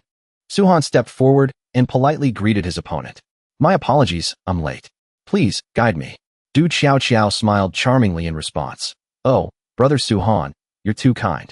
You have to go easy on me. Then she immediately executed her technique. Du Qiao's orchid finger, water style. In an instant, the sky began to rain. Her body merged with the water and vanished from the arena. Su-han watched the scene, finding it somewhat interesting. Immediately after, the water gathered into a giant water dragon and charged straight at him. Su-han still paid it no mind, casually throwing a punch. Du Qiao had thought she could injure him, but she was unexpectedly hit by the counterforce. Her body reappeared, and she spat out a mouthful of blood. Su-han slowly walked up to her, calmly telling her she should surrender to avoid unnecessary injuries. However, Du Qiao was still not convinced. She immediately leaped into the air, performed a beautiful somersault, and vanished again. Even when Su-han used his divine eye, he couldn't immediately locate her. Just then, a pillar of water appeared behind him. Du Qiao had transformed into a small water dragon, silently crawling onto Su-han's body, trying to get close without being detected. But everything was already within Su-han's control. He immediately unleashed the southern bright samadhi fire, forming a giant hand that grabbed Du Qiao. Before she could react, she was restrained. Even so, she still struggled. This forced Su-han to increase the power of the flame, causing her to cry out in pain and forcing him to let go. Yet, Du Qiao still refused to admit defeat. She continued to execute her techniques, turning into water with a wave of her hand. Then she transformed back into a giant water dragon, which then split into many smaller streams of water. This was her strongest move, Heavenly Tomb, Watery Grave. The surrounding audience was terrified, endlessly debating whether Su-han could withstand it. From a higher vantage point, Zhuolingchen also showed surprise. The monk Zhike watched intently, wondering to himself if Su-han could handle such a terrifying technique. Even Rue Iloa became interested. What skill does he have to be on par with us? Faced with such a ferocious attack, Su-han just gently channeled his spiritual energy, forming a giant hand that instantly weakened the surging tsunami. Then, with just a loud smack, he directly slammed Du Qiao into the ground. The most beautiful woman instantly fainted.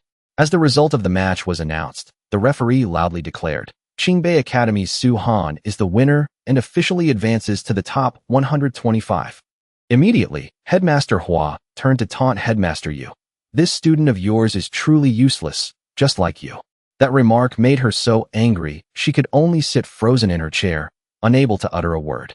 Just then, a monk stood up, put his palms together, and said, Umitba, this Su-han is more monstrous than a demon. Headmaster Hua immediately glanced at him and replied, He is my student. This statement made the monk a bit flustered. He quickly waved his hands to explain, My apologies, my apologies. Your disciple is too outstanding. I lost my composure for a moment. After watching the entire match, Zhike still couldn't see through Su-han's true strength. He wasn't even sure if he could defeat him. Zhuolingchen admitted that Su-han was very strong, but what she wanted wasn't to defeat him, but to steal him from Qin Luo'er. None of the three were confident they could defeat Su-han. At that moment, Long Haoyan approached Su-han and took the initiative to greet him. Long time no see.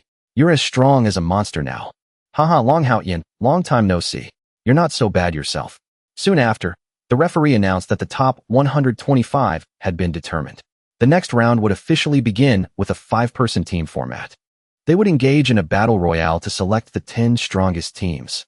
Liang Kankan immediately rushed to Suhan's side.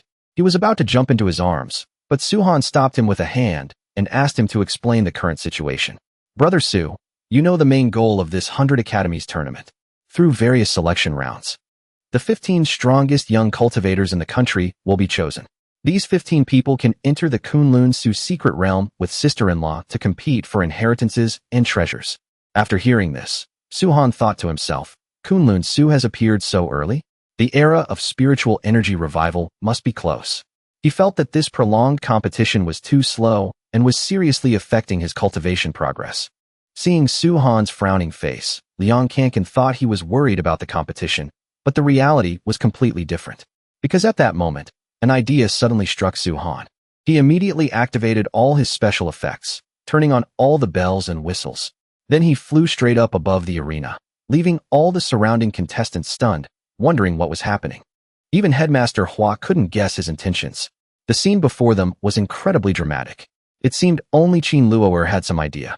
At this moment, an extremely powerful force radiated from Suhan's entire body. Images of coiling dragons swirled around him.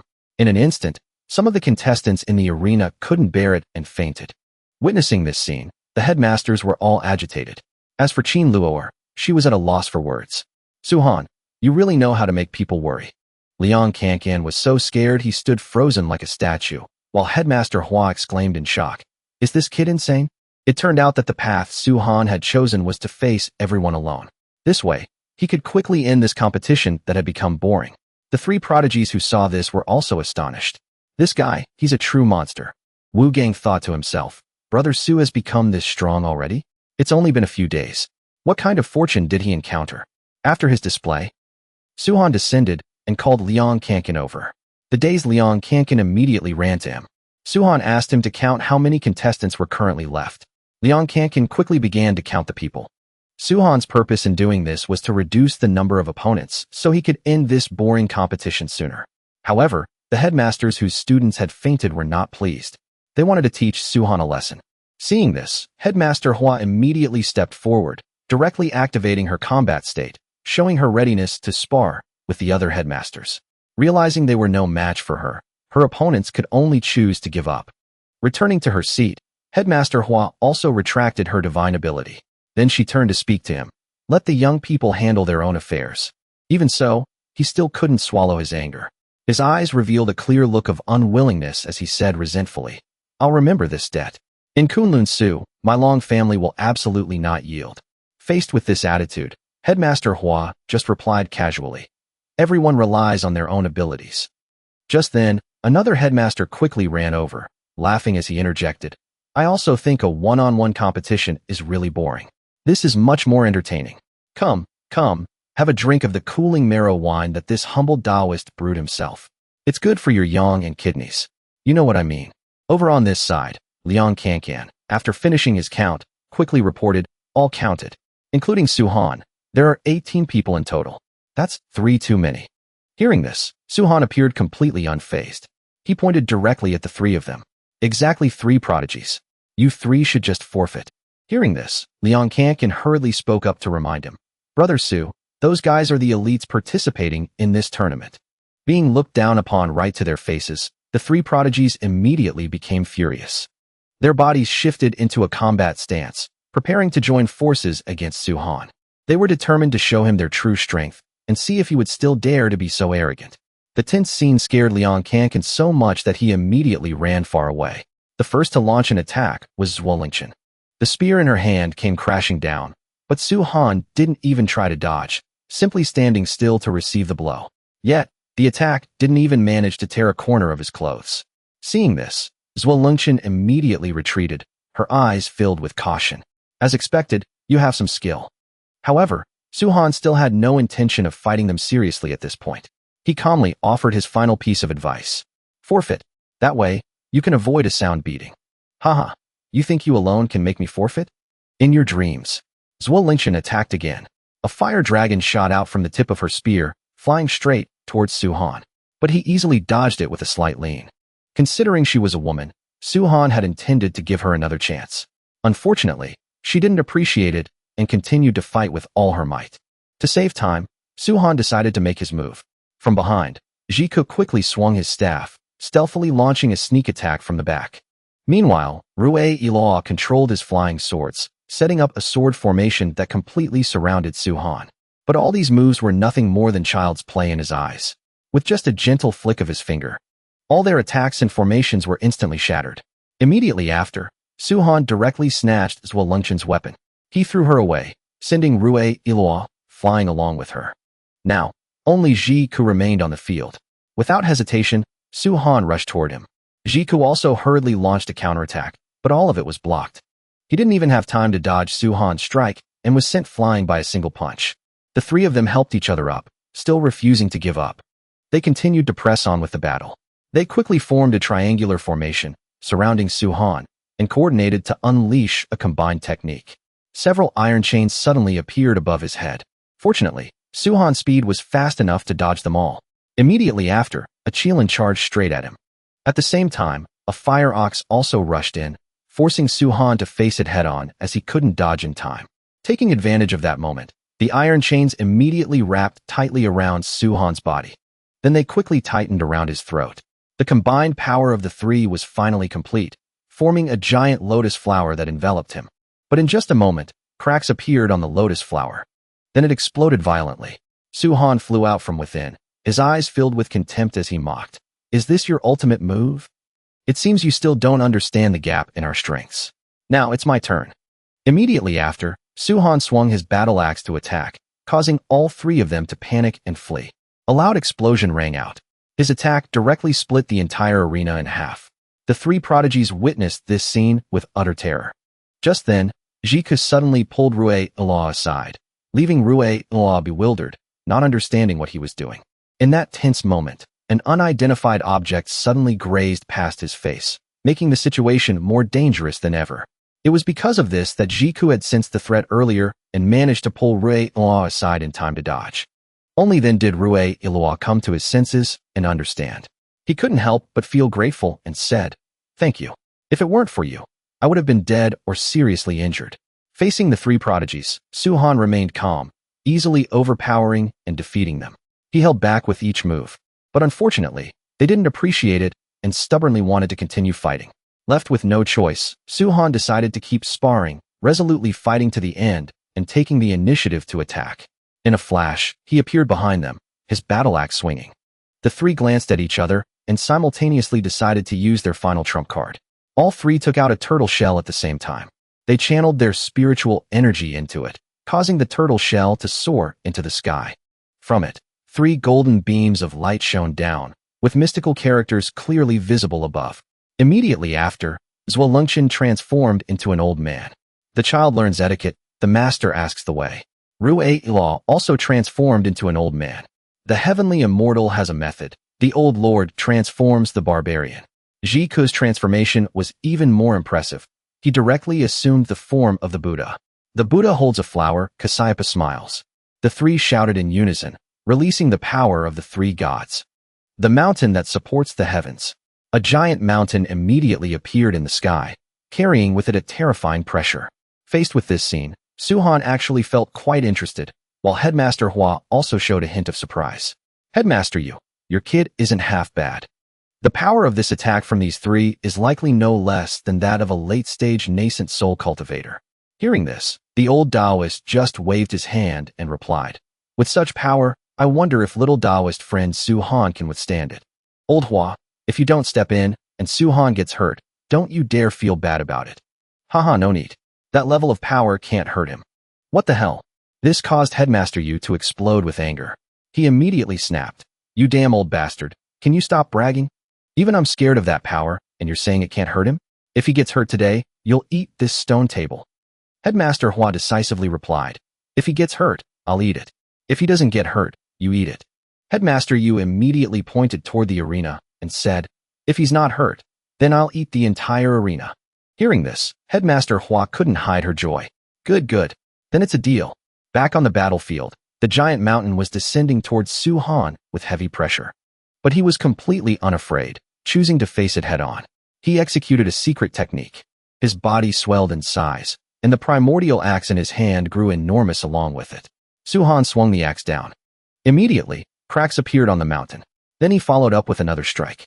In an instant, the entire mountain was split in two.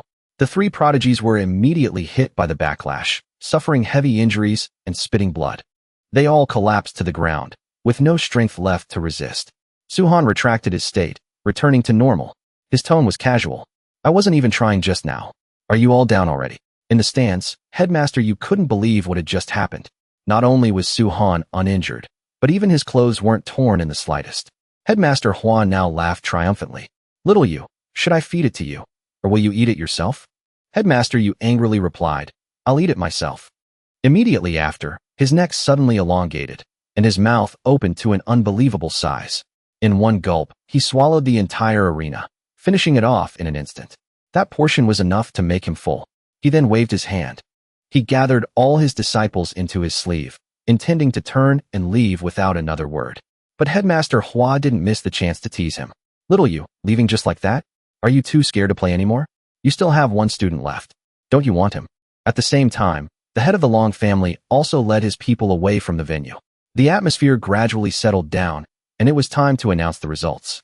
Amidst the formal atmosphere of the closing ceremony, the referee, who was also the headmaster of Qingbei Academy, stepped forward. He spoke in a serious tone. Hello, students. I am the referee of the 100 Academies tournament and the headmaster of Qingbei Academy, Hua Yunshen. Allow me to say a few simple words. However, what was supposed to be a brief opening dragged on and on. The rambling content caused all the students below to gradually drift into a daze, as if they had just endured a speech so long it was impossible to absorb. Skipping over the 10,000 rambling words in the middle of the headmaster's speech that made the students drowsy. Even so, Headmaster Hua was still full of enthusiasm, seemingly with no intention of stopping and wanting to say more. This was more than the organizer could bear. He immediately rushed over, snatched the microphone, and declared decisively, I declare that the first 100 Academies martial arts tournament has concluded perfectly. As soon as the words were spoken, all the students below felt a sense of relief and immediately erupted in cheers. It's finally over. I would have gone crazy if I had to listen to that old man for one more second. But before they could celebrate for long, Headmaster Hua quickly snatched the microphone back, wanting to add a few concluding remarks. This nearly brought the students below to tears. Realizing the situation was not ideal, Headmaster Hua had to stop. He then quickly moved on to announcing the results. It seems I can't continue speaking. I will now announce the final 15 champions of the 100 Academies, who are Liang Kankan of Qingbei Academy, Long Haoyan of Qingbei Academy. Most of them are from Qingbei Academy, and also Wu Gang of South Hua Academy. Hearing his name, Wu Gang couldn't hide his excitement and immediately jumped next to Su-han. Brother Su, you and I must have a match someday. Su-han happily replied. When the time comes, we'll have a great fight. And so, the tournament finally came to an official close, with the championship title belonging to Su-han. The 15 winners of this competition would have the opportunity to enter the legendary Kunlun Su secret realm with Qin Luo'er and others to compete for secret treasures and inheritances. Headmaster Hua used these 15 individuals as role models to encourage the new students, hoping to see them again at the next 100 Academies tournament. In another corner, Qin Luo'er was surprised to realize just how powerful Su-han had become. It was as if someone was secretly pushing him to grow faster. But even that wasn't enough. After all the announcements were made, the other headmasters also said their goodbyes and left one by one. Headmaster Hua casually tossed the champion's medal towards Su-han. He looked at the medal in his hand, unable to hide his pride as he said, as expected of me. Just then, Qin Luo'er quickly ran to his side, her eyes filled with admiration. You defeated all the prodigies by yourself. I'm afraid that starting today, your name will be famous throughout the land. Hearing these words of praise, Su-han replied half-jokingly, will the name famous throughout the land be Su-han, or Qin Luo'er's man? His words immediately made Qin Luo'er blush. Both embarrassed and reproachful, she said, you're so improper. While the two were teasing each other, Headmaster Hua flew over with a smile to congratulate them. Congratulations, Su-han, on becoming the champion of this 100 Academies tournament. Seeing him, an idea sparked in Qin Luo'er's mind. She spoke up and suggested, Headmaster, Su-han's performance this time was too outstanding. I think for the trip to Kunlun Su, the The role of team captain should be given to Su-han. But, if you want to be the captain, you have to defeat me first. Her goal was to test just how large the gap in strength between them really was. Su-han understood Qin Luo'er's thoughts. He could tell with just a glance. Meanwhile, seeing that he didn't object, Headmaster Hua immediately agreed. He unleashed his spiritual power, enveloping them both. He carried them soaring high up, through the clouds. They nearly reached the edge of space. Then he said, "This is the immortal sky gorge. It's perfect for you two lovebirds to go all out." Hearing this, Qin Luo'er immediately reacted with embarrassment. "Master, don't talk nonsense." Headmaster Hua laughed heartily in reply. "Haha, am I wrong? In just a short time?" Su-han was ready. His eyes turned serious. "Luo'er, let's begin. Please, guide me." Immediately, Qin Luo'er entered her combat state, donning her war armor. "Su-han, please, guide me." With no intention of holding back, Su-han directly launched an attack on his girlfriend. As soon as they clashed, Qin Luo'er immediately activated her defensive skill to block the attack. However, the force was so strong that it still pushed her back continuously. As expected of Su-han, with such incredible strength, so powerful in just one strike.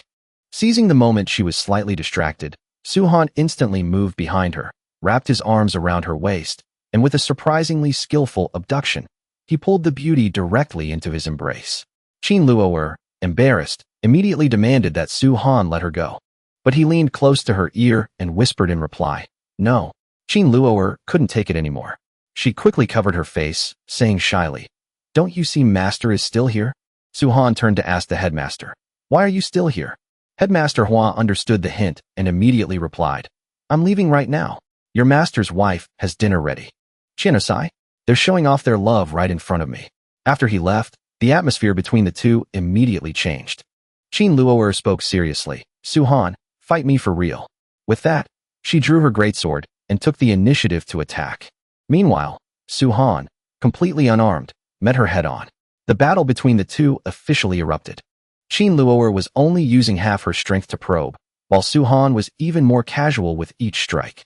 She quickly carved a rune onto the body of her sword. Several beams of light flashed and shot straight towards Su-han, but he easily blocked them all. Suddenly, a beam of sword light appeared behind him. Su-han immediately turned and shattered it. Unexpectedly, it was just an illusion. The real attack came from the front. This allowed Qin Luo'er to successfully land a hit on Su-han. Not missing the opportunity, she immediately pressed her advantage, unleashing a continuous barrage of attacks. But during her next attack, Su-han suddenly appeared in front of her. He launched an attack that forced her to immediately use her protective barrier to defend. Even though she knew this move of his still wasn't his full strength, she still wanted him to be more serious. Faced with her determination, Su-han decided to indulge her, executing a clone technique. Qin Luo'er also immediately unleashed her ultimate move. The image of a fire phoenix appeared behind her. A phoenix fire meteor shot straight forward. It directly pierced through Su-han's clone. Immediately after, Su-han transformed into a water dragon and charged straight at her. Qin Luo'er quickly summoned a fire arrow and shot it toward the water dragon. The water dragon spewed water to counter. Just then, Qin Luo'er clenched her fist. Iron chains appeared and bound the water dragon tightly. She immediately leaped onto its head. Her weapon was ready to strike, but the water dragon instantly vanished. At the same time, Su-han used traceless sound to appear behind her. Before striking, he even gave a reminder, "Luo'er, take this axe." Qin Luo'er immediately switched her armor to a defensive state, black tortoise shield. She successfully blocked the strike, but the sheer power behind the move was still terrifying. The moment she finished parrying, she immediately launched a counterattack, but her weapon shattered. She couldn't leave a single scratch on Su-han. In fact, he stood perfectly still and let her attack him until he actually started feeling bored and sleepy. Even so, Qin Luo'er refused to give up. She continued her assault, but none of her strikes could hurt Su-han. On the contrary, Su-han, who was planning to end the match with his axe, suddenly vanished. He reappeared right beside her, his blade pressed against her neck. Luo'er had lost, but she still wasn't ready to accept it. She immediately knocked Su-han's weapon away, determined to keep fighting. Su-han grabbed her weapon, urging her to stop making a scene. But it was useless. Luo'er was dead set on fighting to the end and suddenly soared into the sky. Seeing this, Su-han didn't hesitate. He gave chase, deciding it was time to show her what a real fight looked like. Luo'er didn't hold back at all, unleashing a direct, powerful attack. But Su-han dodged it effortlessly. He swung his axe in response, sending a space-cleaving strike straight at her. Linear couldn't dodge it. She had no choice but to face it head-on, deploying her strongest defense, the black tortoise shield. While she was fully focused on her defense, Suhan suddenly appeared behind her. He wrapped his arms around her waist and whispered teasingly, "This match is getting us nowhere. Why don't we try a different way to play?" Flustered by his sudden move, Linear quickly pulled away to regain her composure. Suhan then made a new proposal. If she could land just one punch on him, she would win. Hearing such a simple condition felt like an insult to Qin Linear, and frustration welled up inside her. How could he dare to bully his own girlfriend like this? But in reality, Suhan only said that because her current strength was still miles behind his. Even Linear hadn't expected Suhan to have grown this much. She even began to doubt if she could ever catch up to him in the future. With that heavy heart, she poured everything into her ultimate move, her battle armor shifting into its strongest form. Seeing this, Suhan looked intrigued. Not bad. A normal cultivator would have been crushed to pieces by this strike. But he was different. With a single swing of his axe, he cut through her entire attack. Linear thought that by going all out, she could defeat him, but that was clearly wishful thinking. Even against her strongest move, Suhan neutralized everything with ease. Finally, unable to withstand the pressure and exhaustion, Qin Linear's martial beast form collapsed. She slumped down, weakened. Suhan immediately rushed over and took her into his arms. "Focus your mind and calm your spirit, Linear," he said softly. "You've been carrying too much of a burden in this life." But she didn't seem to care about his advice. She only wanted to know one thing. If he used his full power, just how massive would the gap between them be? Faced with her persistence, Suhan swung his battle axe, tearing a rift through the void itself to let her see the difference with her own eyes. At that moment, Linear finally understood the true gap in their power. "Suhan, you really are incredibly strong." Looking at her, Suhan didn't know what to say. He could only sigh. "Why do you push yourself so hard?" Luckily, she wasn't in any serious danger, or he would have blamed himself forever. Just then, Principal Hua flew over. He looked at Qin Linear and told Suhan that while she seemed strong on the outside, she was actually fragile and possessed a great deal of pride. Suhan understood. She wanted to prove she could help him, not be a burden. He had actually guessed this long before the duel started. But to Suhan, whether she was a burden or not didn't matter at all. He had already decided that in this life, he would protect her no matter what. Suddenly, a man's voice boomed from the sky. "You rotten monkey, I've calculated it. There's a terrifying fate following her. You can't let Linear go." From a distance, a figure reached out and swept away the clouds. It was the old beggar. Suhan was stunned to see him. The 8 trigrams heaven-defying diviner? It's him again? This man was famous for his imperfect, innate divinations. His postnatal methods were even more exquisite, even surpassing the son of the all-knowing emperor. It turned out this old beggar was an acquaintance of Principal Hua. Principal Hua introduced them. "This is Suhan, our academy's most outstanding disciple and Linear's captain." Then he turned to Suhan. "And this is the old beggar. He's a total rascal. He's good for nothing except being a first-class beggar." Hearing that, the old beggar immediately flew into a rage. "You rotten monkey, who are you calling a beggar? I'll divine your death right now. And this little brat too." But as he went to continue, he caught a clear look at Suhan's face. He froze instantly, his fingers moving rapidly as he calculated. He seemed to discover something absolutely terrifying about Suhan's fate. He immediately turned and bolted, shouting as he ran, "You rotten monkey, you actually dared to plot against me." Before Principal Hua could ask anything else, the man had vanished. He could only shout after him, "What the hell are you running for?" Just then, Linear slowly woke up and realized she was in Suhan's arms. Her face turned bright red instantly, but she quickly closed her eyes, pretending to still be unconscious. At that moment, Suhan noticed her little act. He turned to Principal Hua and said, "Principal, I'll take Linear back first." With that, he left the area, leaving Principal Hua to watch their retreating figures. The principal sighed softly, secretly hoping that old rascal's calculations were right. He hoped Suhan truly was Linear's true dragon, who could change her fate. Suddenly, the old beggar popped back in. He happened to overhear everything Principal Hua said and snapped back angrily. "When has my divination ever been wrong?" After getting Qin Linear to safety, Suhan returned to his room, his mind racing with the coming changes. He realized the Kunlun ruins were about to open. The spiritual qi recovery had entered its middle stage. At the same time, the demons and monsters in White Emperor City and Night City were likely about to make their move. Just then, a golden light flashed from his chest. It was the cat demon that had run off earlier to find spirit fruits. The beast suddenly grew in size, its fierce eyes glaring at Su-han as if it were about to attack. Actually, it had been quietly slipping out of his body the moment he returned to the room. Su-han quickly grabbed it and called it by name. Lu Wu, the Kunlun ruins are about to open. Aren't you planning to go back? Hearing this, Lu Wu was stunned. It shrank back down to its original form. It asked with suspicion how he had recognized it. Su-han didn't look worried at all. He just casually stepped aside. He picked up a piece of fruit, took a bite, and said, "I'm your heavenly emperor, little kitty. Don't you recognize me?" Those words enraged Lu Wu. It couldn't believe he dared to insult the heavenly emperor. "You're dead." Its tail immediately split into several heads, all attacking Su-han at once. But he just lightly raised his hand, manifesting the heavenly emperor's form and unleashing the earthly fiend Tathagata. He caught the giant cat with one hand, though Lu Wu still managed to struggle free. It refused to give up and launched another attack, each tail condensing power from different elements. But before it could strike, Su-han was a step ahead, directly deploying the Tathagata divine palm. He suppressed all the cat demon's tails, causing the attack to dissipate. He then set it on the ground, not forgetting to mock it. "You've got quite a temper, don't you?" With no other choice, Lu Wu shrank back into a kitten. Su-han also returned to his normal state. Lu Wu finally asked, "Who exactly are you?" Su-han replied, "Before I answer that, shouldn't you reintroduce yourself first?" Lu Wu found it interesting and said, "My name is Lu Wu. I was the former mountain god of Kunlun. I look forward to your guidance." Su-han introduced himself as well. "Hello, I'm Su-han, the man who will become the emperor of the heavens." Hearing that, Lu Wu couldn't believe its ears. "What did you just say?" "Haha, the great emperor's man.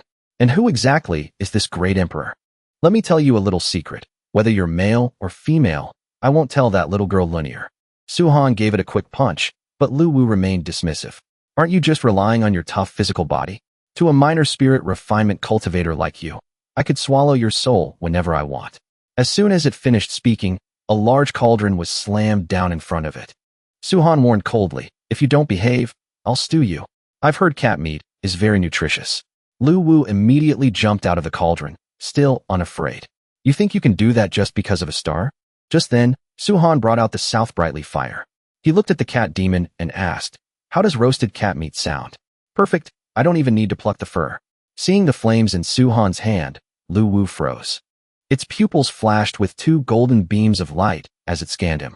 It gasped in shock. He actually managed to cultivate the earthly fiend god body? How is that possible? However, it still wouldn't submit. "So what if you have an invincible earth immortal body? Isn't your soul still weak? Once my great technique is complete, I'll destroy you easily. That's what you get for messing with me." But deep down, the cat demon couldn't help but feel envious. Su-han's talent was truly terrifying. It thought to itself in shock, "What kind of monster's reincarnation is this kid? It hasn't been long, and I already can't handle him." But before it could think further, Su-han snatched it up. He looked like he was about to turn it into a meal. As they reached the door, Su-han caught a faint scent. The cat was so scared it let out a shrill cry, terrified by his menacing expression. The cat demon finally gave in and begged, "I was wrong, master. Please, calm down. I'm all skin and bones, I won't taste good." Hearing this, Su-han didn't do anything else, but asked if it wanted to go to the Kunlun ruins with him. The cat demon thought for a moment, realizing the ancient divine sites were starting to wake up, so it agreed to go. But before they left, it wanted to show Su-han something. Its pupils flashed with golden light once more. It projected its memories directly into Su-han. Lu Wu, the divine beast guarding the Kunlun ruins, agreed to take a trip there with him. But first, Lu Wu showed Su-han a memory of the Kunlun Heavenly Palace. In that memory, Lu Wu was responsible for guarding the mountain gate until the day Kunlun was overrun by demons. The place that was once a sacred land turned into ruins, and Lu Wu was forced to flee. Now that the Kunlun ruins have opened, countless demons and spirits are roaming again. The strongest among them are no weaker than the Earth Immortal stage. Through these images, Lu Wu wanted to warn Su-han about the dangers inside. Seeing all this, Su-han couldn't help but remember the tragedy of his past life. When Kunlun erupted, countless demons poured out. They slaughtered humanity. Cultivators fought with everything they had, but couldn't stop them because the demons were endless. Even Principal Hua couldn't resist. He was caught by a werewolf and eaten alive like a snack. His friend, the fortune-telling beggar, didn't escape his fate either. He was torn to pieces by the monsters. As for Qin Lunier in the past life, she used all her strength just to push back a bull monster. but it had only been using 30% of its power. When it counterattacked with full force, she rushed forward to block it. But she couldn't hold on. Her weapon and both her arms were shattered. The bull monster took the opportunity to grab her. It didn't eat her. It just snapped her neck with its thumb, ending her life. Then it tossed her to the ground and walked away. Su-han had witnessed the entire scene with his own eyes. Back then, he was too weak to protect her, and it became his deepest obsession. That's why in this life, Su-han is determined to cultivate to the limit and become the strongest, so no one can ever hurt Qin Linear again. Even knowing Kunlun is full of danger, he must go because his goal is to become the emperor and the strongest in the world. Just then, Liang Kiki and Long Outyin arrived to bring Su-han his reward for the 100-match challenge. As soon as she walked in, Liang Kiki saw the cat demon and tossed it a spirit fruit. Lu Wu was overjoyed. At least you've got a conscience, kid. The two placed the rewards in front of Su-han for him to check. Su-han confirmed everything was there, then used his spiritual power to make the fruits hover in the air, refining them into pills. The God-slaying pill. It would help Liang Kiki and Long Outyin break through to the spirit refinement stage. He told them to cultivate hard when they got back and not to wander into the Kunlun ruins recklessly, or they'd lose their lives. Both were thrilled to receive the pills. Long Outyin thanked him and quickly left to begin his secluded cultivation. Seeing that, Liang Kiki also prepared to leave, but not before reminding him. Teacher Li Kaishan said there's a meeting in 3 days. Don't forget to go. After they left, the room fell silent. Su-han immediately entered a meditative state to prepare for what was coming. Hearing Su-han's words, Lu Wu was confused and full of doubt. It didn't understand what he was planning. Why let Liang Kiki and the others go to their deaths? Even if they were about to break through, it would be useless against the Kunlun ruins. Faced with the questioning, Su-han simply replied calmly, "They are under my protection. Who could possibly hurt them?" Then he went back to his meditation as if nothing had happened. Lu Wu didn't know what to say and could only shake its head, thinking, keep pretending. The reason it couldn't fully trust Su-han's strength was because it knew exactly how dangerous Kunlun was. It could only silently hope they would all make it out alive. Not long after, a grand send-off ceremony was held at Qingbei Academy. A voice echoed across the square. "Hello, students of Qingbei Academy. Today is the most memorable day in our history. Today, our most outstanding students will set out for the Kunlun ruins for training. Let's give a big cheer for Su-han and the others." Then, Su-han was invited up to speak. He wasn't used to this kind of thing, so he just said a few brief words and quickly stepped down. Immediately after, the official in charge gave a serious warning. The Kunlun ruins are filled with deadly dangers, but they also hold great opportunities. The ruins are divided into 9 levels. You are only allowed to train on the first level. Do not, under any circumstances, enter the second level. Is that clear? He then turned to Su-han and told him to protect everyone well and bring back as many people as possible. Su-han replied seriously, "As long as I'm alive, I will ensure everyone's safety and bring them back home." Hearing this, Long Outyin, Liang Kiki, and Qin Linear all had the same thought. If they encountered an unstoppable danger, they would rather sacrifice themselves than let Su-han be dragged down. Next, Principal Hua stepped forward and announced, "On behalf of the academy, I'm gifting everyone a weapon. Go to the treasury and pick one that suits you." When they entered the treasury, everyone was stunned by the treasures inside. Principal Hua reminded them to take their time and choose wisely. He noticed Su-han didn't go in and asked curiously why. "Do you look down on our academy's treasury?" Su-han replied casually that it wasn't that he didn't like them, but that the weapons inside weren't necessary for him. For defense, he had the primal chaos axe, plus his own powerful body. Those were his 2 greatest treasures. He didn't need anything else. Principal Hua didn't know what to say, only remarking that the kid was quite arrogant. But Su-han disagreed. "This isn't arrogance, it's confidence." Principal Hua took the chance to test his strength. "Let me see where this confidence of yours comes from." Su-han didn't refuse. The two immediately took to the air. Principal Hua said, "If you can take my attack, I'll believe you're not just being arrogant." He launched an attack. Faced with that power, Su-han was secretly impressed by the principal's strength, but he quickly unleashed his own strongest move. He shattered the attack, leaving Principal Hua stunned. Without stopping, Su-han seized the opening, closed the distance, and swung his battle axe down. Accompanied by thunder, Principal Hua couldn't defend in time and took the hit directly. Black smoke immediately rose from his head. Su-han stepped closer and asked what happened. Principal Hua quickly waved his hand, explaining it was nothing, just a bit of bad luck. He claimed he was struck by a stray bolt of lightning while walking. Hearing this, Su-han looked up at the sky. Seeing no sign of thunder, he understood and laughed, teasing the principal. In truth, Suhan's attack landed mostly because Principal Hua had held back. Now, the old man felt a bit of regret. If he'd known, he wouldn't have gone so easy on the kid. Just then, Lunier walked out of the treasury. She had chosen her weapon, an energy stone containing massive power. It was so volatile that if it exploded, it could level the entire Qingbei Academy, which was exactly why she chose it.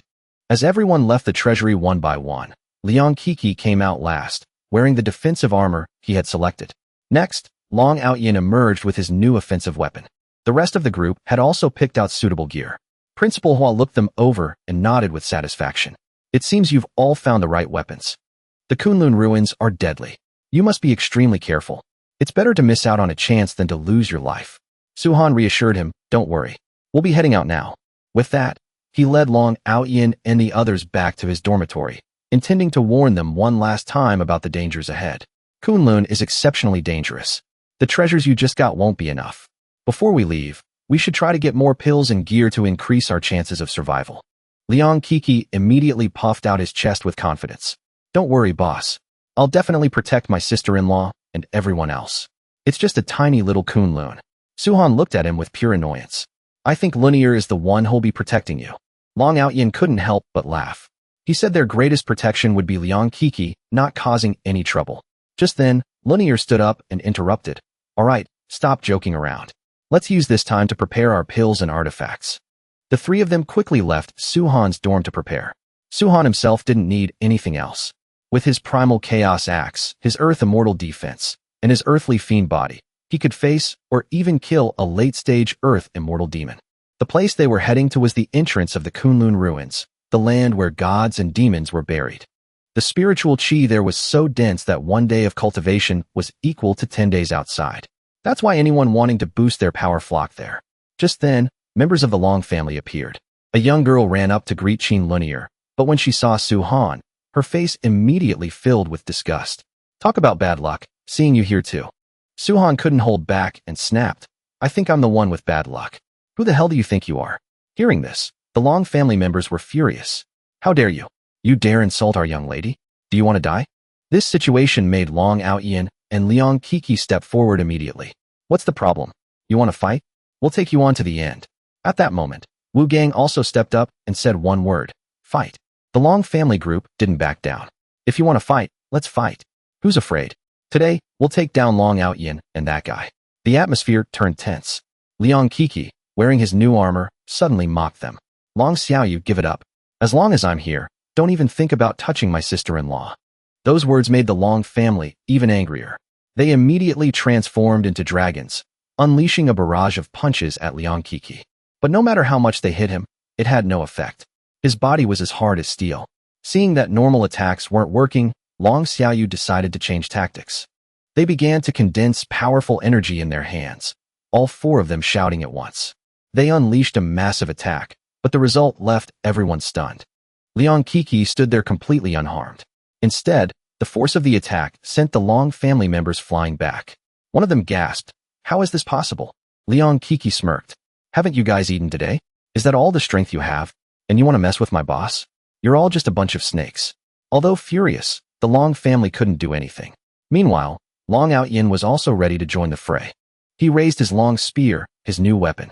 His aura exploded, and a domineering pressure spread around him. Without waiting, Long Outyin charged forward with overwhelming momentum. The Long family members turned pale when they saw his weapon. They were terrified. A true treasure. That spear's bloodlust is affecting our circulation. It's definitely a true treasure-grade artifact. Even Suhan was a bit surprised. He wondered where Long Outyin had gotten such a treasure. Under the fierce assault, the Long family had no way to resist and were pushed back repeatedly. After pulling back his strike, Long Outyin looked over at Liang Qixi, only to see him still huddled in his turtle shell, letting the enemies hit him. Qin Lunier couldn't take it anymore and shouted for everyone to stop. We're about to enter Kunlun. Stop wasting time here. Hearing this, Liang Qixi didn't want to drag it out either. He stopped and returned to Suhan's side with Long Outyin.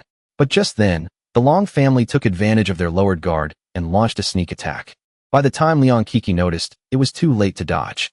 In that critical moment, Suhan stepped in and blocked it. His eyes turned cold at their cowardly move. In a flash, he appeared in front of them. You people, He kicked one of them. Then he lunged at the other three. Before they could react, he knocked them all down with a series of punches. In just a few seconds, he had taken out all five. Even so, Liang Kiki and Long Outyin weren't satisfied and went back to give them another beating. Unable to take it anymore, the Long family's young lady exploded with power. A terrifying aura radiated from her, and a dragon's soul appeared behind her as she stepped towards Su-han. Seeing this, Su-han didn't back down. His own pressure flared up as he prepared to strike. I can play with you. But when she faced his aura directly, she was overcome with fear and quickly retracted her dragon's soul. The other Long family members were even more enraged to see their lady suppressed and wanted to retaliate. As the conflict was about to boil over again, Linear stepped in. Su-han knew what she was going to say, but he also knew his words wouldn't matter. Qin Linear realized this too and turned directly to Liang Kiki and Long Outyin, telling them to stop and let the Long family go. Liang Kiki reluctantly agreed. For my sister-in-law's sake. If you do this again, I'll make sure you brats die here. Long Outyin didn't object either, and both of them stopped immediately. The Long family lady rushed over to give her people healing pills. Just then, the entrance to the Kunlun ruins officially opened. A mountain appeared floating in the sky, and an ancient aura spread everywhere. Without hesitation, Su-han led his team inside. As soon as they entered, they felt the heavy pressure of the first level. He couldn't help but wonder what the deeper levels held. Even though this was just the outer area, danger could appear at any moment. Su-han immediately told everyone to stay alert. Sure enough, danger arrived quickly. Thousands of skeleton soldiers appeared in the distance, charging toward them. Their individual power wasn't great, but their numbers were overwhelming. However, for this group, it wasn't a major problem. Su-han even suggested a small contest to see who could kill the most. Linear charged in first, shattering wave after wave of skeletons. Su-han waited until the end, then casually pulled out his primal chaos axe and wiped out the rest with a single swing. Though that battle was easy, another danger approached immediately. It felt like something massive was coming. Suddenly, the ground shook, and a giant ape burst out from the earth. This was part of the spiritual chi recovery, a beast from the classic of mountains and seas, the Arahoi. Even Su-han didn't expect to encounter it here. The Arahoi charged straight at them. Su-han pulled out his primal chaos axe and swung it down, landing a perfect hit. But to his surprise, the Arahoi wasn't hurt at all. It let out a roar and launched a sonic wave attack. Su-han dodged the attack effortlessly. He couldn't help but marvel at the beast. As expected of a legendary beast, even a strike from the primal chaos axe couldn't land a fatal blow. Despite being hit, the Arahoi didn't weaken. It roared in anger and slammed its foot down, cracking the earth. Long Outyin and the others quickly took to the air to avoid the tremors. Su-han didn't hesitate. He immediately activated his Vajra wish-fulfilling divine technique. His body grew until he was as large as the beast. He raised his primal chaos axe and charged forward. He channeled all his power into the blade. You're finished, Arahoi. Su-han swung his axe repeatedly, unleashing a barrage of strikes that made the beast howl in pain. Su-han had successfully dealt with it, but just as Qin Linear and the others were about to land the finishing blow, the Arahoi chose to self-destruct, making the situation suddenly critical. Su-han immediately grew even larger to shield them from the explosion. The Long family also opened a defensive barrier to hold on. However, after the dust settled, Long Xiaoyu and Zhang Tianyi were nowhere to be found. Only the Qingbei students remained at the scene.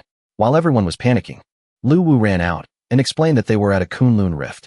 After Kunlun was destroyed, the spiritual qi that once gathered there dispersed, forming countless rifts in space. Those guys were probably sucked into a different rift. Hearing this, Linear couldn't help but worry about Long Xiaoyu. But Su-han reassured her, there's no need to worry. Zhang Tianyi is the Zhang family's top genius. He'll be fine. Long Xiaoyu has the Long family's protective treasure, so she's likely safe too. His words put Linear at ease. Then, through a mental transmission from Lu Wu, Su-han learned that these Kunlun rifts held many great opportunities and great fortunes. This made him very excited. Su-han shared the news with Qin Linear and the others, and everyone became thrilled. They were full of anticipation, but 3 people chose to withdraw. They didn't want to keep risking their lives in the Kunlun ruins because it was too dangerous and they weren't strong enough. Su-han arranged for them to stay behind, telling them not to wander off, and then led Qin Linear and the rest into the Kunlun rift. Inside, they found a completely different landscape. It was so beautiful it was hard to believe, like a world entirely separate from the outside. Just as they were about to go deeper, the ground suddenly split open, nearly pulling them down. Before they could stabilize, sharp thorns suddenly shot out from the surrounding grass to attack Su-han. Qin Linear was also targeted by these strange plants. Over by Long Outyin, floating rocks suddenly flew at them, forcing him and Wu Gang to retreat and dodge constantly. Su-han realized that everything here was hostile. Every tree, every blade of grass, and every flower was their enemy. The only way was to speed up. Without hesitation, Su-han led the group forward, trying to escape the attack range. But it wasn't that simple. At the back of the line, Liang Keek's leg was suddenly grabbed by a vine. In an instant, he was dragged away, his body squeezed so hard it felt like he'd be crushed. He didn't even have time to call for help. In the desperate moment, Liang Kiki exploded with power and broke free from the vines. Only then did Su-han and the others realize what was happening. The vine stopped hiding and directly surrounded the entire group. Liang Kiki pulled out his blade and started hacking wildly, while Su-han burned everything down with his firepower. However, the danger wasn't over. Another malicious aura was approaching. A massive object appeared before them, swelling and radiating terrifying energy before it suddenly burst open, releasing a swarm of demons.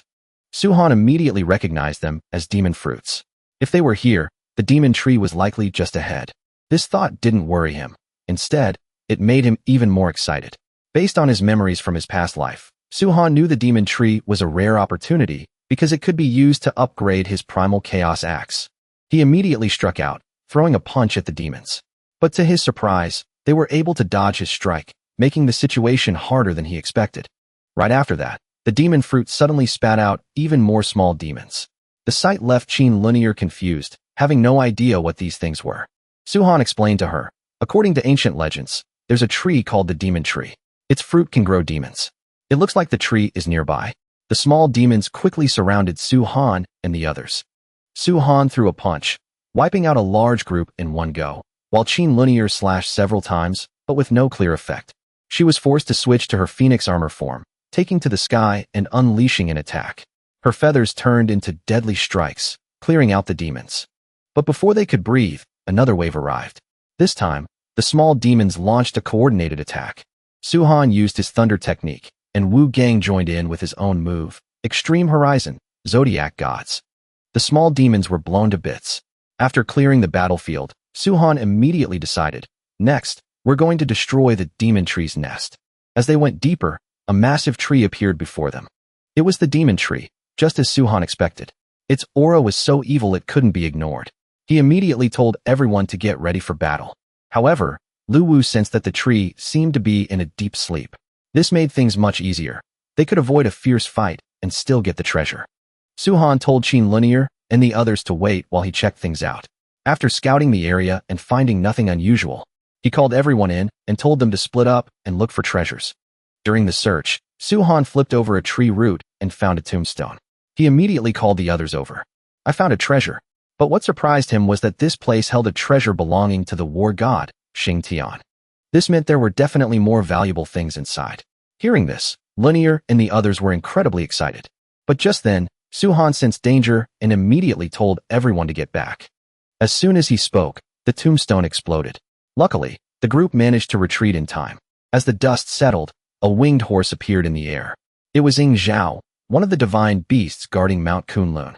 It flapped its wings, gathered power, and attacked Su-han directly. He immediately clasped his hands and unleashed a firebird strike to block it. But it didn't stop there. Ying Zhao roared, summoning even more beasts to appear. They all charged at once.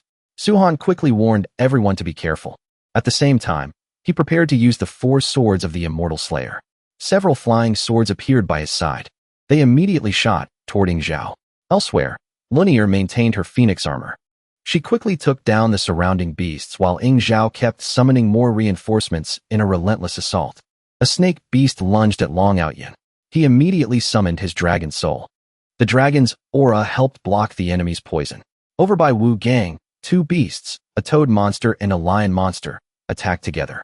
His eyes flashed, and he immediately used dark arts to deal with them. Meanwhile, Liang Kiki was struggling with a scoundrel-looking beast that seemed to match his fighting style quite well. Su-han himself was facing 4 or 5 beasts at once, but he wiped them all out with a single strike before turning his attention to Ying Zhao. He deployed the 9 mysterious immortal slaying array, and hundreds of spirit swords flew toward the enemy.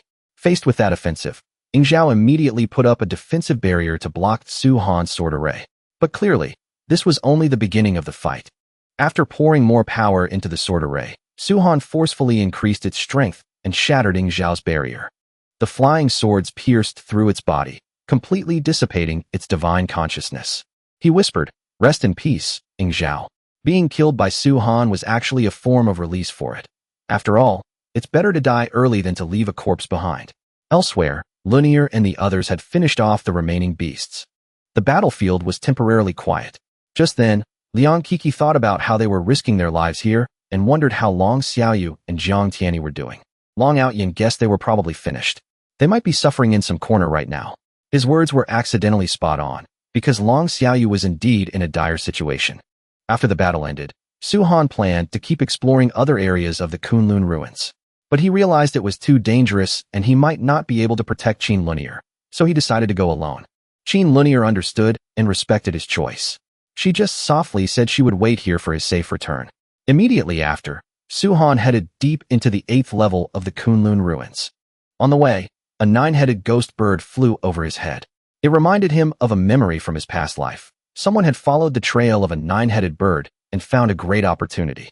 Thinking of this, Su Han followed it to an area overflowing with spiritual qi.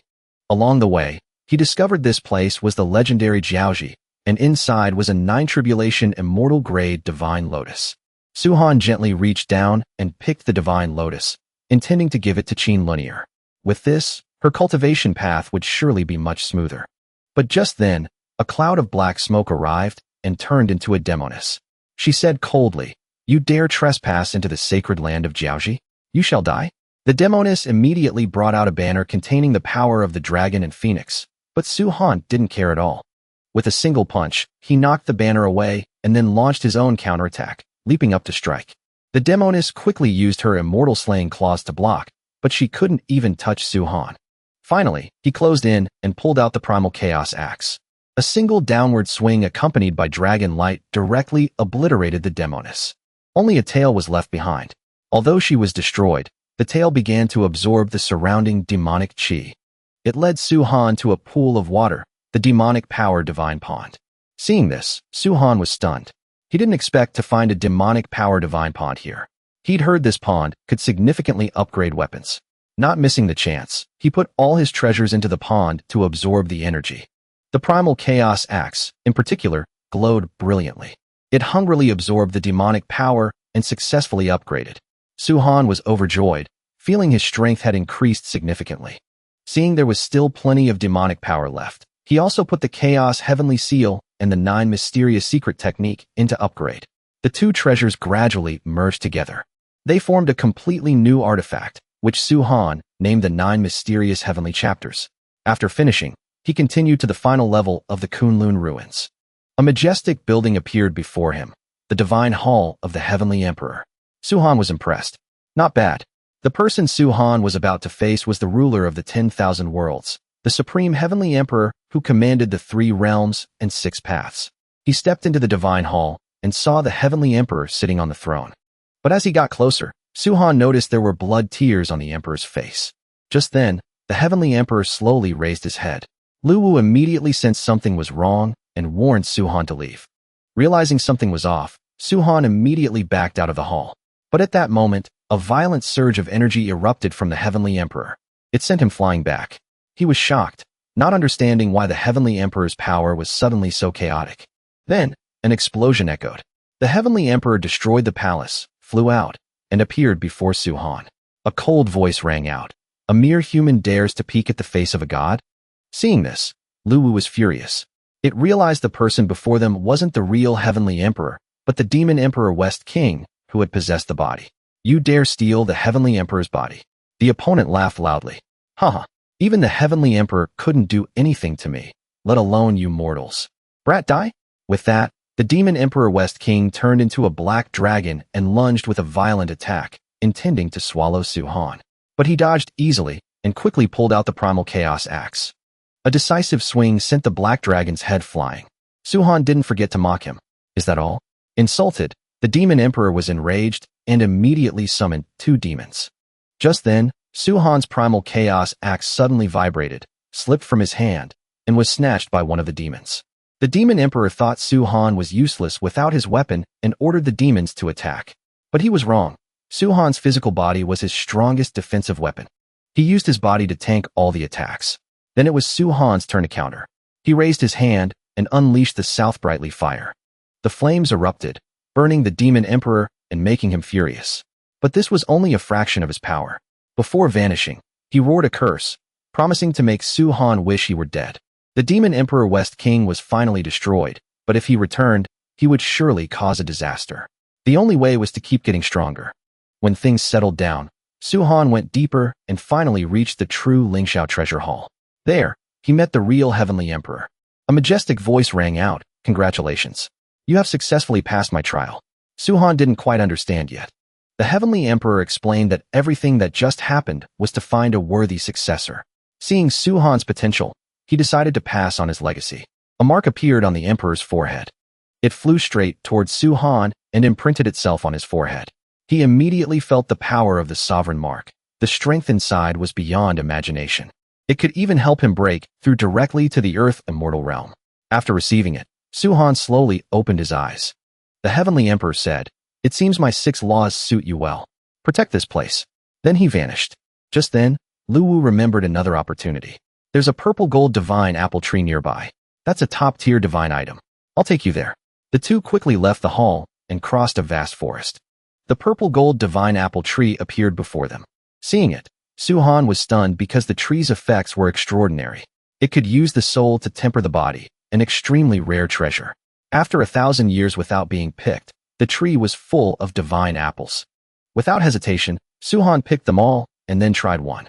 He felt a surge of spiritual energy, and his spirit and strength increased noticeably. After absorbing the energy, Su Han immediately went back to the meeting spot with Qin Lunier and the others. But when he arrived, no one was there. Only the traces of a fierce battle remained, which immediately made him worried. Without waiting, he released his divine sense to search for their whereabouts. After a while, Su Han finally located them. When he appeared, the scene was chaotic. They were being overwhelmed by a swarm of demons.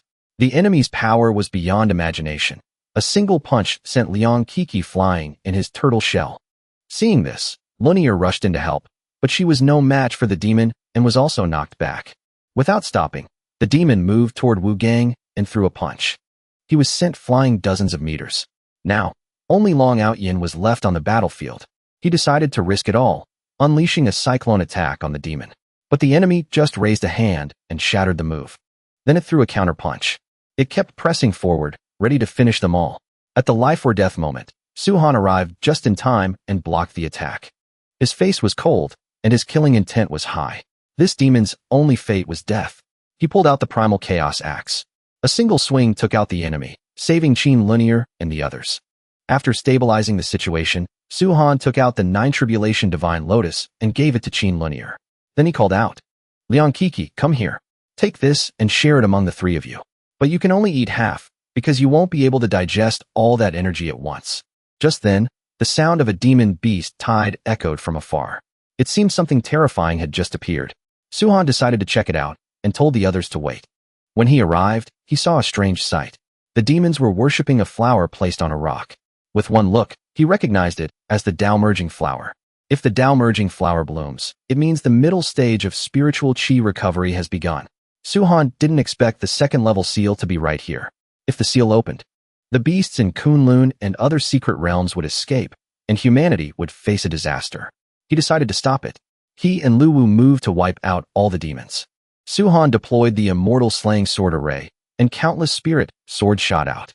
After a long battle, he finally cleared out all the demons, leaving him exhausted and panting.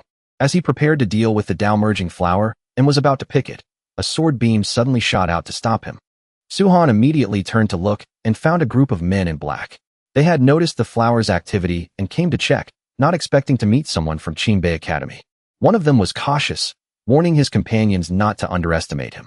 He could reach the second level, bypass the beasts, and get close to the flower. He must have some skill.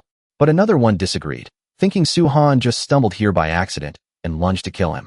Su Han pulled out his sword to block the attack and realized these people were connected to the group from the West Grotto Heaven.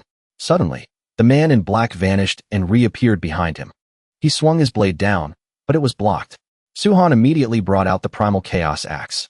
A single swing cut off the opponent's arm, forcing him to retreat in a hurry.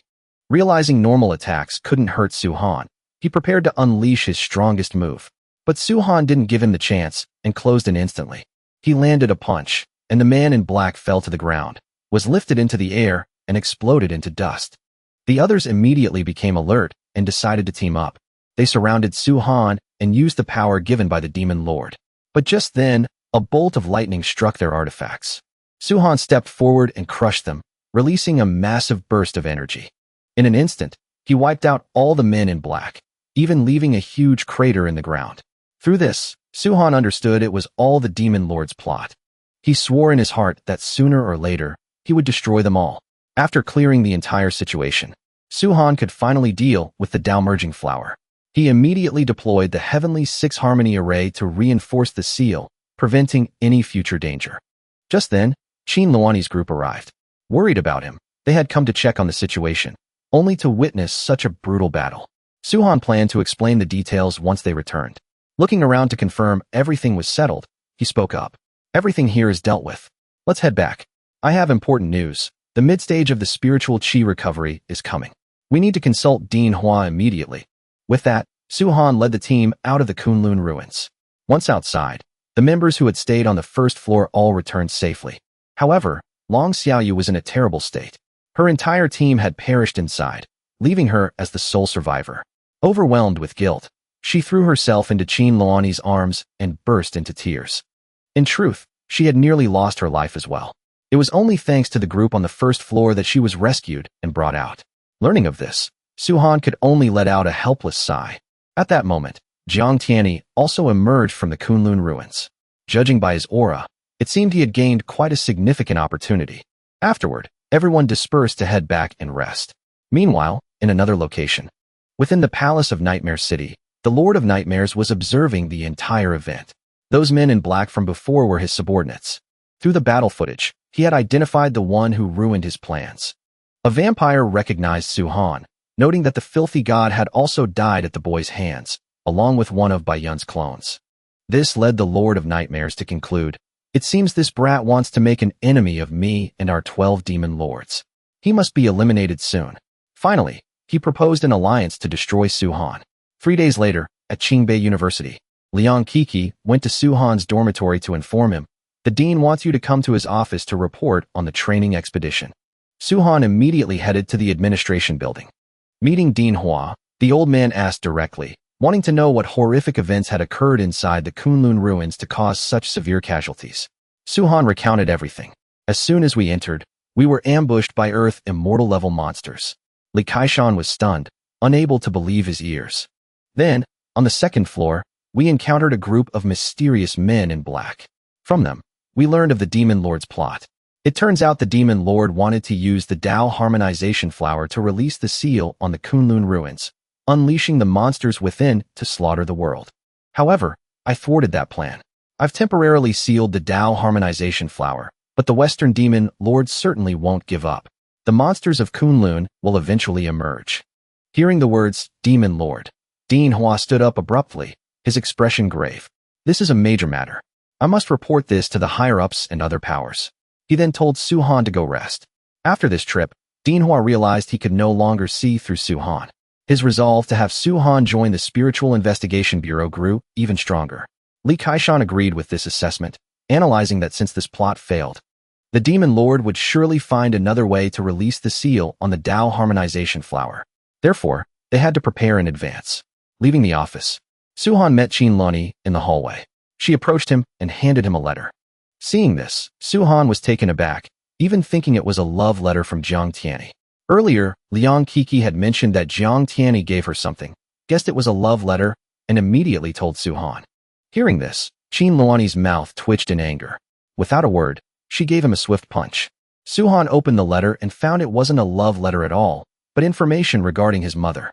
With a mix of doubt and determination, Su-han finished reading and learned that Jiang Tianyi wanted him to come to the Jiang estate in 7 days. His gaze sharpened as a thought rose in his mind. In his past life, he could never uncover his origins. In this life, he would definitely find the truth. As promised, 7 days later, Su-han arrived at the Jiang estate. Upon arrival, he saw 2 cultivators guarding the gate with an incredibly arrogant air, making him sigh. After a long night of traveling, he intended to rest in the guest room for a bit. But as he stepped forward, the 2 guards blocked him. "Hey kid, this isn't a place just anyone can waltz into." Su-han calmly replied, "Jiang Tianyi invited me." The 2 guards burst into laughter, their voices full of contempt. "Take a look at your pathetic, penniless self. How could young Master Tianyi possibly know someone like you, and specifically invite you here? Look at yourself." The young master's friends all arrive in VIP carriages. "Kid, if you're trying to suck up to the Jiang family, keep dreaming. Look over there. That guy had the same idea as you. We just gave him a brutal beating. If you don't want the same, get lost." Hearing this, Su-han wasn't angry but rather amused. Raising his fist, he said, "How about this? I'll give you 2 a great treasure, and then you let me in so I can see just how luxurious the Jiang family is. That way, I can brag to my friends later." The 2 guards' eyes lit up at the mention of a treasure. They stared intently at his fist, curious to see what it was. Su-han let out a smirk.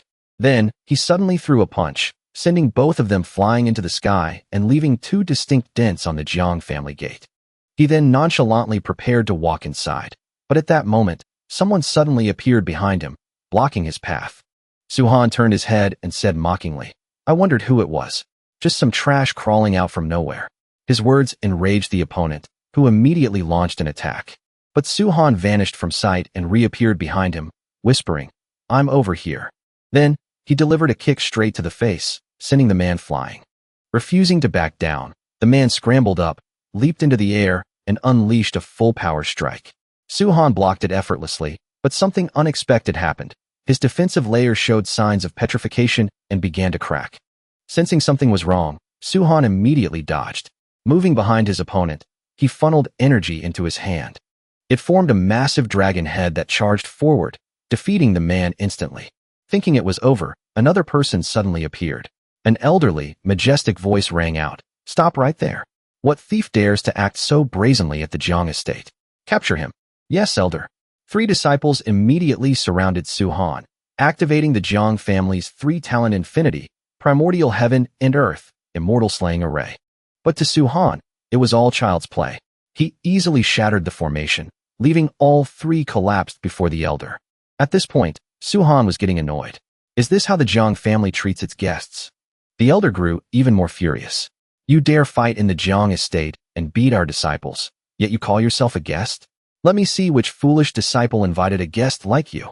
Just as the tension reached a breaking point, Jiang Tianyi rushed over. The elder asked, "Tianyi, what are you doing here?" He explained awkwardly, "Fifth uncle, I'm the one who invited him." If Jiang Tianyi hadn't appeared in time, Su-han might have actually made a move against this 5th uncle. Jiang Tianyi then quickly led Su-han inside the Jiang estate. As they walked, Su-han asked about the contents of the letter. Jiang Tianyi simply replied, "It means exactly what it says." Hearing that, Su-han understood that the other man truly knew his mother's whereabouts. A suspicion rose in his heart that his mother was right here in the Jiang estate. Vague childhood memories began to resurface. "I remember having parents by my side when I was little." Memories he thought had faded were being reconnected. He remembered that later, for some reason, his parents left him with a neighbor who eventually had no choice but to send him to an orphanage. The mystery was finally solved. Su-han's mother was indeed at the Jiang estate. She was Jiang Tianyi's aunt, but her current condition was dire. Initially, Su-han thought his father might be here too, but unfortunately, he wasn't. Even Jiang Tianyi didn't know his whereabouts, only that his mother's tragic situation was directly linked to his father. Without hesitation, Jiang Tianyi led Su-han to see his mother. The 2 stopped before a large rock.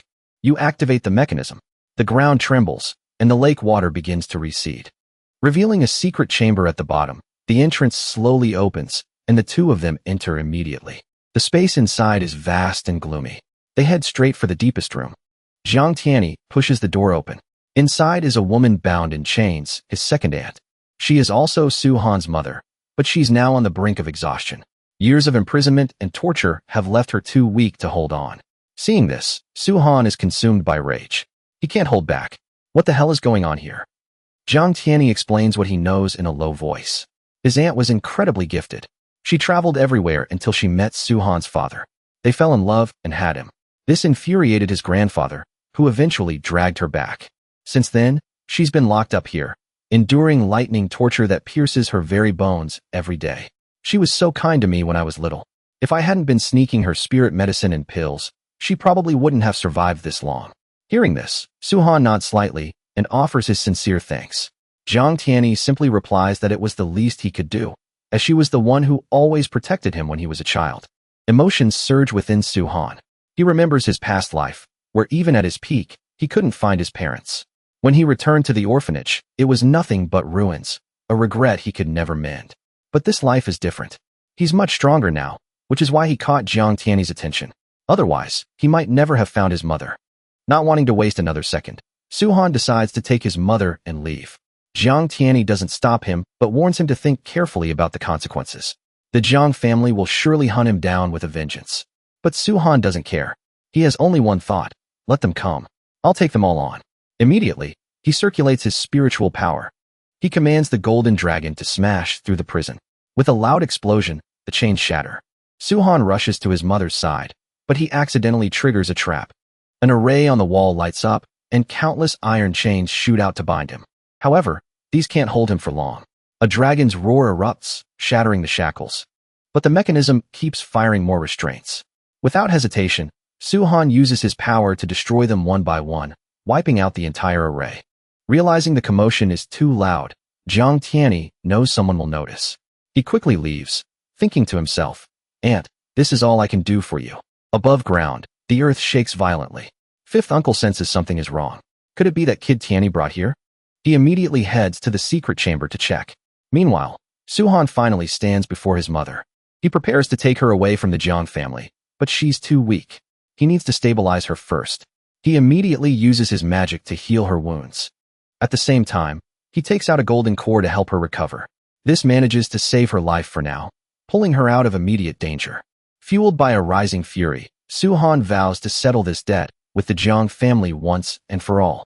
He carries his mother on his back and steps out of the secret chamber. But fifth uncle is already waiting for him, clearly intending to stop him.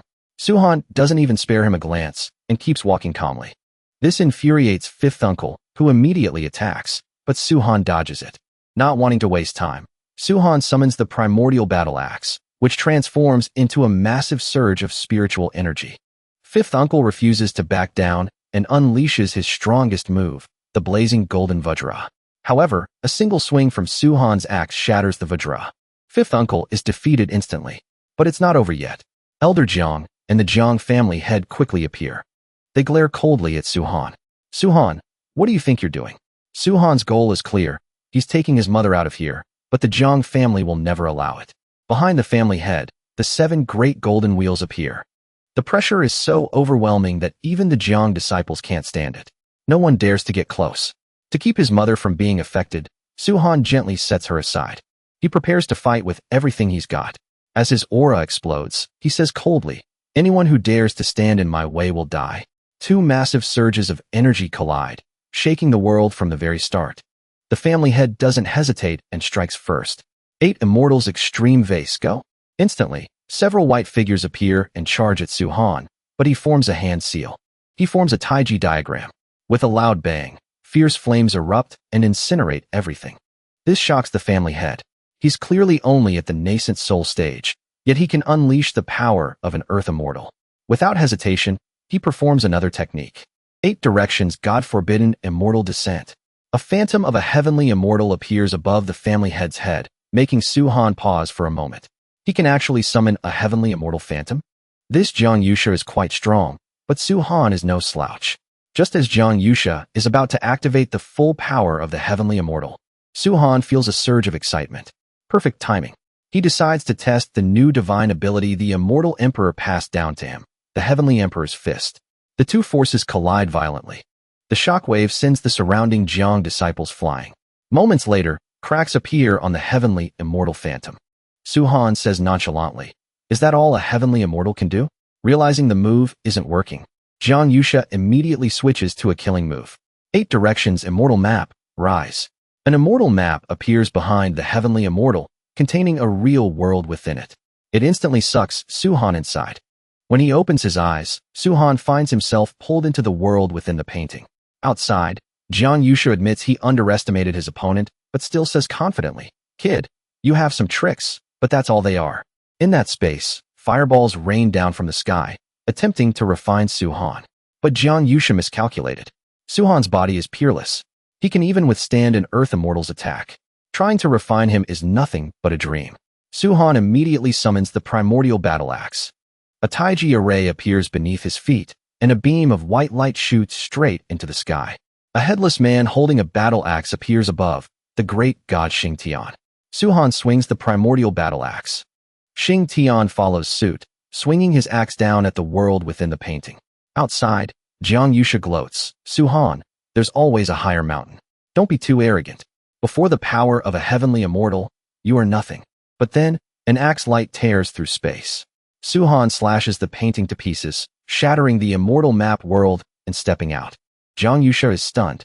Su-han gives him no chance and immediately swings his axe, forcing him to frantically open a defensive barrier. In an instant, Jiang Yusha's defensive barrier is completely shattered by Su-han. The heavenly immortal behind him vanishes as well. Su-han has clearly won this battle. Jiang Yusha can't believe it. He, a heavenly immortal, was defeated by someone at the nascent soul stage. Doubt fills his mind. Just what kind of monster is this? But to Su-han, let alone a heavenly immortal, even if a true god descended, he wouldn't care. He raises his axe to deliver the final blow but stops at the last second. Because Jiang Yusha has a connection with Director Hua. Out of respect for him, Su-han only throws a punch, knocking him to the ground. A nascent soul cultivator overwhelming a heavenly immortal. This sight shocks the entire Jiang family. Su-han doesn't want to linger. He carries his mother and prepares to leave. As he passes the Jiang disciples, no one dares to stop him. But just then, a man stepped out and roared in anger, "Su-han, where are you taking my second sister?" Those words made Su-han's face turn cold. "You think you're worthy of calling her your sister?" With that, he swung his axe down. No one dared to interfere. In the distance, Jiang Tianyi stood on a cliff, watching the battle between Su-han and Jiang Yus. He had confirmed his suspicion. Su-han had indeed received the Heavenly Emperor's legacy. But he wasn't empty-handed either. He had obtained the Heavenly Emperor's sword spirit. Too bad that was all he had. Compared to Su-han, who had the legacy and the essence of Xing Tian, the gap was clear. Jiang Tianyi could only sigh, but he hoped Su-han would get even stronger. Only then could he protect his aunt from the Jiang family's revenge. On the other side, at the Jiang family's cultivation peak, the previous generation's head was meditating. Jiang Yus immediately went to report. "Father, second sister has been taken away." "Who is it?" He replied, "It was the boy from the orphanage." Meanwhile, Su-han had left the Jiang family, but he suddenly felt something was wrong. It seemed someone was following him. Sure enough, once discovered, the person stopped hiding and appeared. Su-han asked coldly how long he'd been following and what he wanted. The man pointed to his mother and said, "I want the person on your back." Hearing this, Su-han immediately attacked, but his strike passed through the man's body and vanished. He couldn't pin down his location. Then, the man suddenly appeared behind him and said, "I'm behind you." By the time Su-han reacted, it was too late. His mother had been snatched away. In a rage, Su-han pulled out the primal chaos axe and swung it, summoning Xing Tian. "Give her back." But the man wasn't afraid. He taunted, "If you're so capable, come and take her." Su-han suppressed his anger and gave him one last chance, but the answer was the same. "If you've got the skills, come get her yourself." Losing patience, Su-han swung his axe, but the man blocked it easily with one hand. Then he sneered, "My turn." He vanished instantly. He was so fast Su-han couldn't keep up. He appeared right in front of him. He gathered power and threw a punch. Luckily, Su-han dodged it. But the man vanished again. This time, Su-han couldn't react. He was knocked back several meters, and then countless clones of the man lunged at him. But Su-han quickly stabilized himself. He channeled his power and created a giant hand, catching all the clones. He wiped them all out with one move. Facing the enemy, Su-han was terrified to realize this mysterious man's strength was beyond imagination. He could snatch someone right from a god king's hands. With one punch, Su-han was knocked down, and the man looked disappointed. Is this all this star can do? Su-han was both furious and shocked by the mockery. He couldn't guess who this guy was. He thought, how can someone be this strong at this stage? There was no news of him in my past life. Damn it. He immediately used his Aurora eyes to attack. But the man neutralized it easily. Su-han charged again, summoning Xing Tian. He used the Xing Tian axe technique, and the primal chaos axe gathered massive power before swinging down. But the mysterious man just glanced at it, Feeling the move was flashy but not threatening. He raised his hand and opened a space rift. Suhan's entire attack was swallowed. Before he could react, he was pulled into an endless starry void. The man's terrifying pressure forced him to his knees. Even using all his strength, it was incredibly hard to resist. The man said coldly, "If this is all you've got, you'll never take her back from me." Hearing this, Suhan slammed his hand on the ground in frustration. Memories of his past life flashed through his mind, how he had risked everything to find his mother but failed. Now that he had a chance in this life, he still couldn't protect her. Just as he fell into despair, the mysterious man changed his tone. He said he could return his mother, but on one condition: Suhan had to do something for him. He projected an image and told Suhan to find an object and bring it to him. If he did, he'd return his mother. With one look, Suhan recognized it as the extreme fire divine jade, a legendary treasure for fire cultivation that he had seen in a heavenly venerate's hands in his past life. He wondered what this man's true goal was. The man seemed to read his mind and said that even if Suhan had a trump card, he might not be able to kill him, but he could definitely take his mother away. The only way was to agree. With no choice, Suhan had to accept. But he made a demand. The man had to take good care of his mother. He made him swear a heavenly oath. "If you break it, I'll take you down with me no matter the cost." The man laughed and agreed. "I take a heavenly oath that I won't harm her in the slightest." With that, he vanished, and the space dissolved. Suhan slowly stood up, his eyes determined. He swore he would see his mother again. Knowing he just needed the extreme fire divine jade to get her back, he immediately returned to Qingbei Academy. As soon as he arrived, he dragged the sleeping Lu Wu up to question it. "Do you know about the extreme fire divine jade?" Woken up, Lu Wu roared angrily, "You brat. I just ate a spirit fruit and was sleeping. What do you want?" But Suhan ignored it and said this was very important. "Do you know the extreme fire divine jade or not?" Lu Wu thought for a bit and shook its head. "Never heard of it." Suhan thought it was lying. He gave it a punch in anger. Lu Wu looked wronged. "If I haven't heard of it, I don't know. Why are you hitting me?" Just then, Linear arrived. "Suhan, you're back from the Jiang family?" Suhan nodded. "I was about to take my mother out, but a mysterious guy snatched her." Lu Wu was shocked. This Suhan is already a monster, and there's someone even more monstrous? Suhan said he still couldn't figure out the guy's identity. "He's forcing me to trade the extreme fire divine jade for her." Lu Wu finally understood why he was asking. Just then, Linear seemed to remember something. She said she might have heard of it before. She remembered her teacher mentioning that the extreme fire divine jade was in the Molten Fire Valley. Suhan immediately connected this to his past life. It was a secret realm controlled by the government. Qin Linear said that to enter the valley, they'd need a recommendation letter from the principal. So, they both went to find him immediately. After hearing the story, the principal wrote the letter but warned them. "Brat, I don't know why you need this jade, but the Molten Fire Valley is full of danger, especially the center where the jade is. Be careful." Then he told Linear, "You know the exact location. Take him there." With permission, they headed to the Molten Fire Valley. When they arrived, the entrance was right below them. They landed at the entrance, but a phantom appeared to stop them, warning that this was a forbidden area and they should leave. But Suhan showed the principal's letter, and the phantom opened the way. They flew deep inside under Linear's guidance. They headed straight for the jade's location. Along the way, countless monsters attacked them. From fire snakes to giant scorpions, Suhan easily wiped them all out. Even though there were many and it took some effort, it lived up to its reputation as a government-controlled realm. Suhan's goal was clear: find the jade to save his mother. Linear led him near the source of the lava flow. Suhan sensed the jade's location. It was likely above them. They both flew up. A massive peach tree appeared, and on it was the extreme fire divine jade, radiating pure fire essence. As Suhan went to take it, the jade erupted with fierce flames, and a monster appeared, roaring, "Mortal, you dare disturb my cultivation? Do you want to die?" Suhan didn't want to fight, and just said he was there for the jade. But the monster was enraged.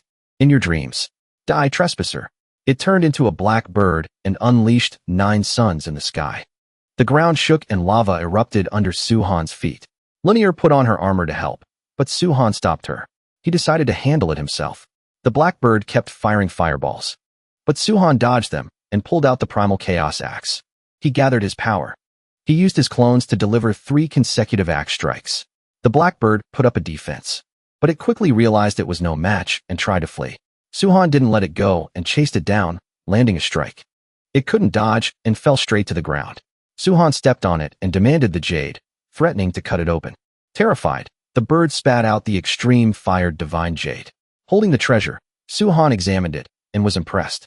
As expected, this is good stuff. It looks like it's covered in fire, but it's not hot at all. Interesting. Qin Lunier reminded him not to delay. Let's go back and save your mother. Before leaving, Su-han gave the bird something as compensation. I believe this is just as good as the jade. The bird looked closely and gasped. Is this the legendary purple gold divine apple? Leaving the valley, Su-han quickly headed to Mount Kangwoo, the designated spot to trade with the mysterious man.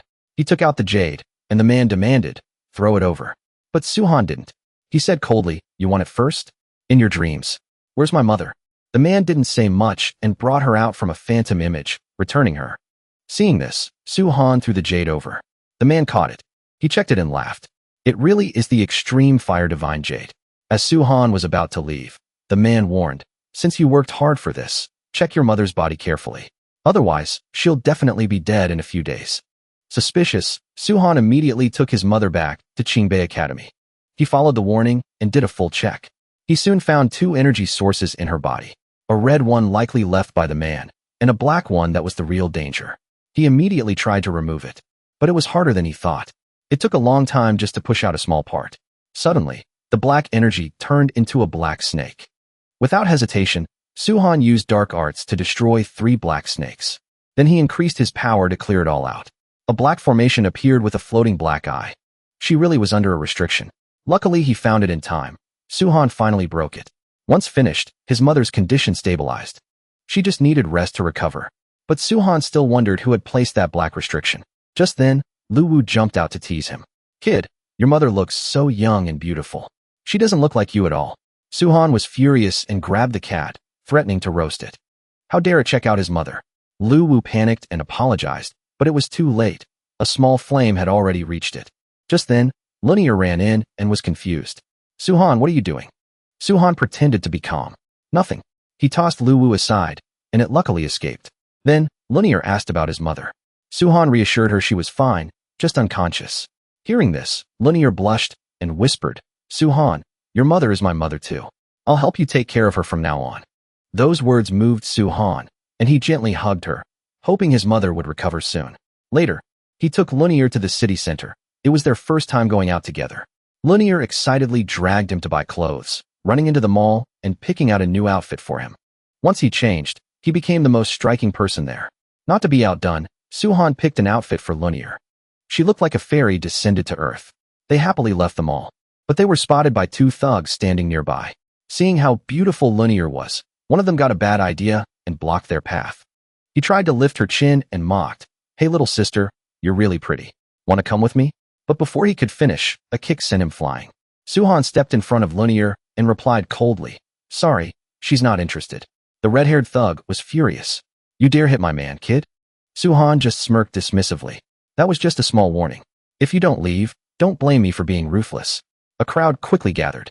Someone recognized the red-haired guy. Isn't that Li Wu? He's bullying people again, relying on his father's power. But it looks like he hit a wall this time. Enraged, Li Wu lunged with a punch. But before he could touch Su-han, he was sent flying by a defensive barrier. Seeing he wouldn't listen, Su-han decided to teach him a lesson. Just then, the jade on Li Wu's body glowed and quickly healed him. He got up and lunged again, this time successfully hitting Su-han. Thinking he had the upper hand, he laughed crazily. Weren't you so arrogant, kid? Then he threatened Lunier to come with him or he'd kill Su-han. The bystanders couldn't take it and spoke up. Li Wu, you're too much, just because your dad is a high official. But he just sneered. Haha, what? You want justice? You dare mess with me? I'll have you killed. Just then, the barrier holding Su-han shattered. He appeared instantly and grabbed Li Wu by the neck, his voice like ice. He might not dare offend you, but I do. You're so used to being arrogant. Today, I'll teach you a lesson for your father. Just then, Qin Lunier rushed to stop him.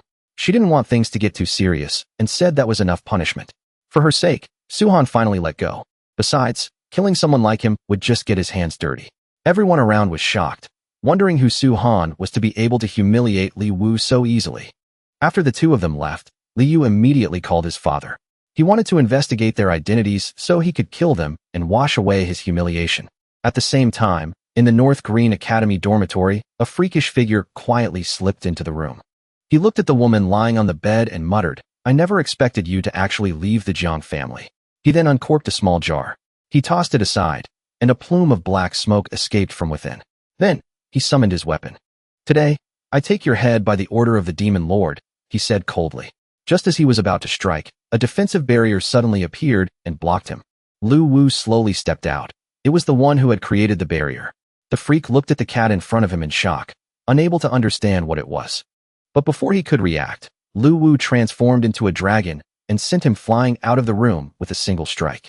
Afterward, it turned toward the jar on the floor, opened its mouth, and sucked all the black smoke into its body. It even remarked that it tasted quite good. Seeing his plan fail, the freak decided to flee, intending to return later to take the life of Zihan's mother. But this time, he wouldn't get another chance because Zihan had already returned. Seeing him appear, the freak immediately panicked. He didn't expect Zihan to return so quickly. With no way out, he gripped his weapon, intending to risk it all by attacking first. But Zihan dodged with ease. Those attacks were completely insignificant to him.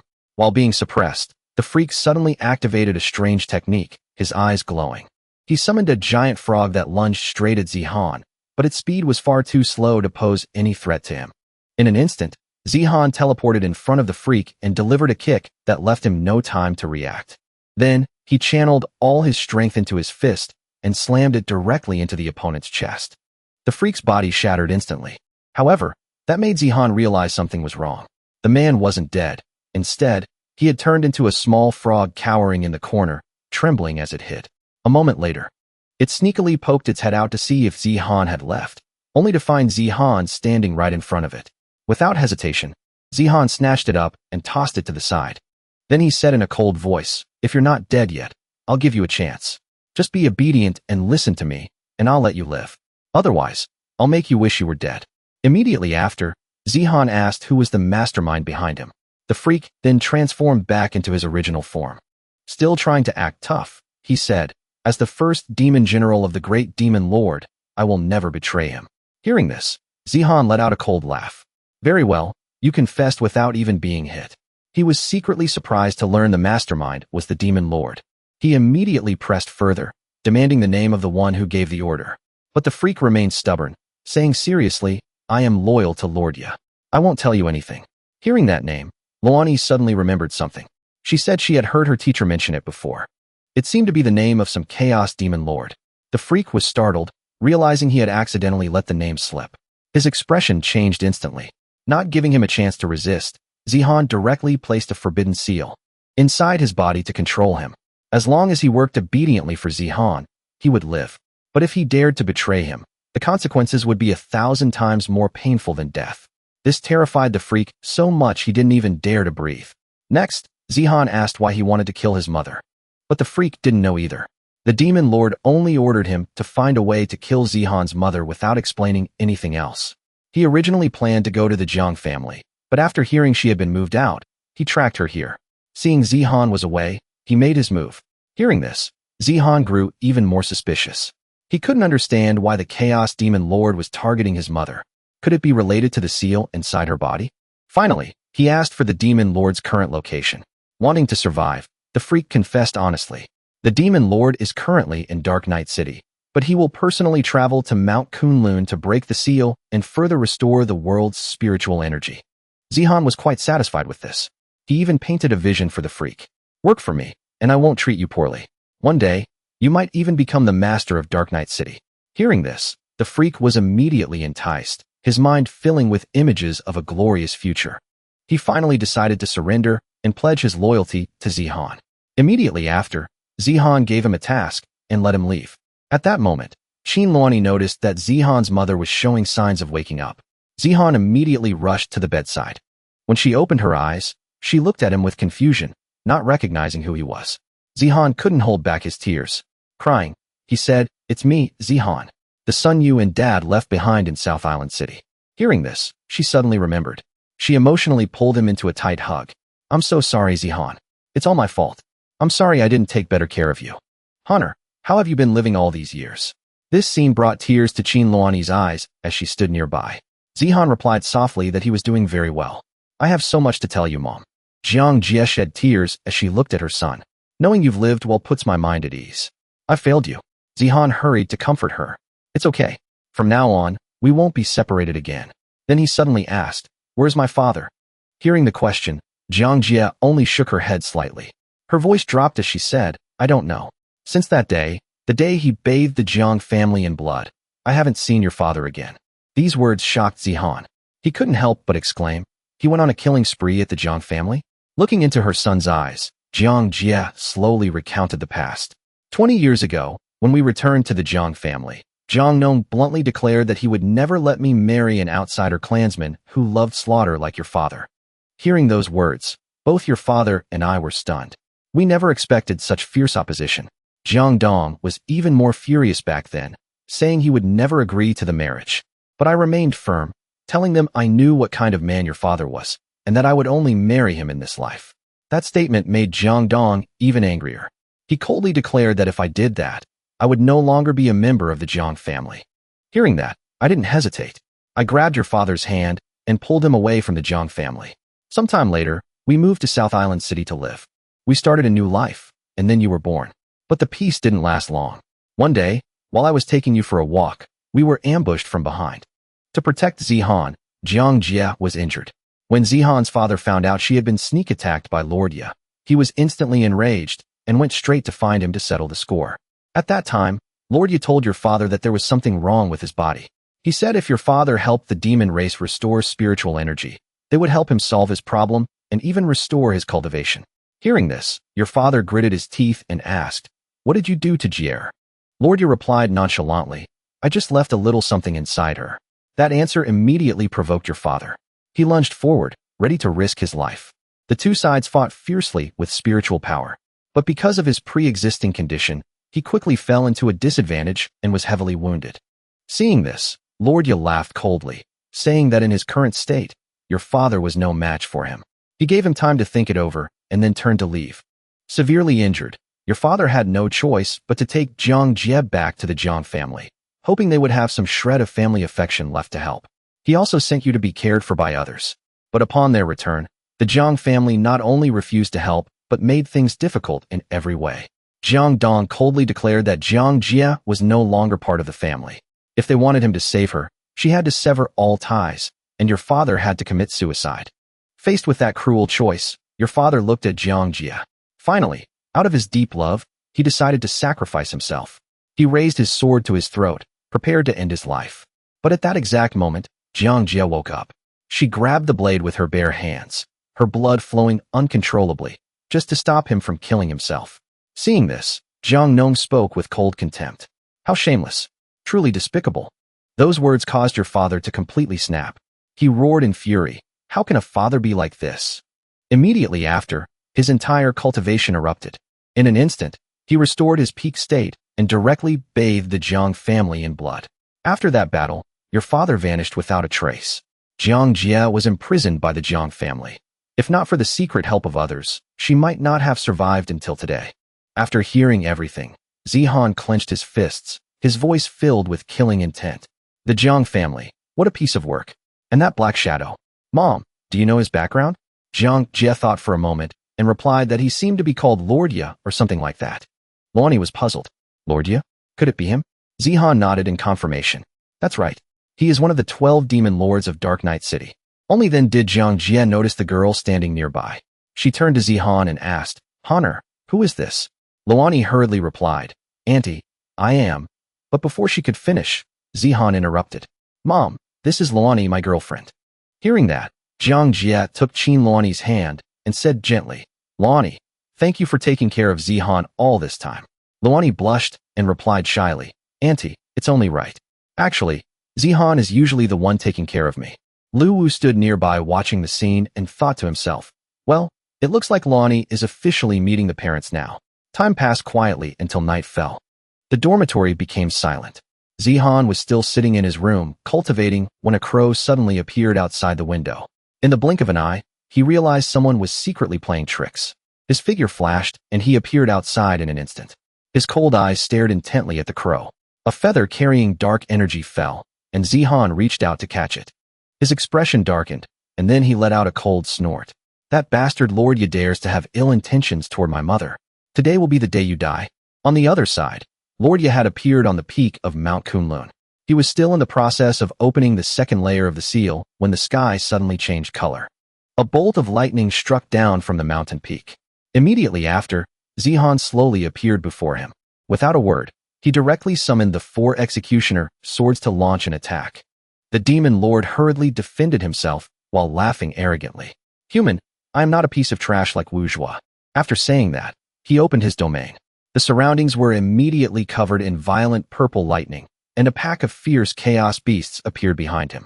In an instant, the chaos demon lord vanished, and the pack of chaos beasts charged toward Zihan. Facing this situation, Zihan immediately cast a spell, and a taiji diagram appeared behind him. While blocking the chaos beasts, he quickly pinpointed the demon lord's location.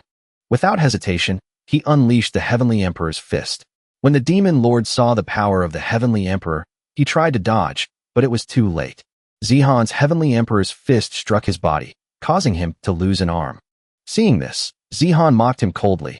You're no different from that trash Wuzhua. The demon lord couldn't believe it.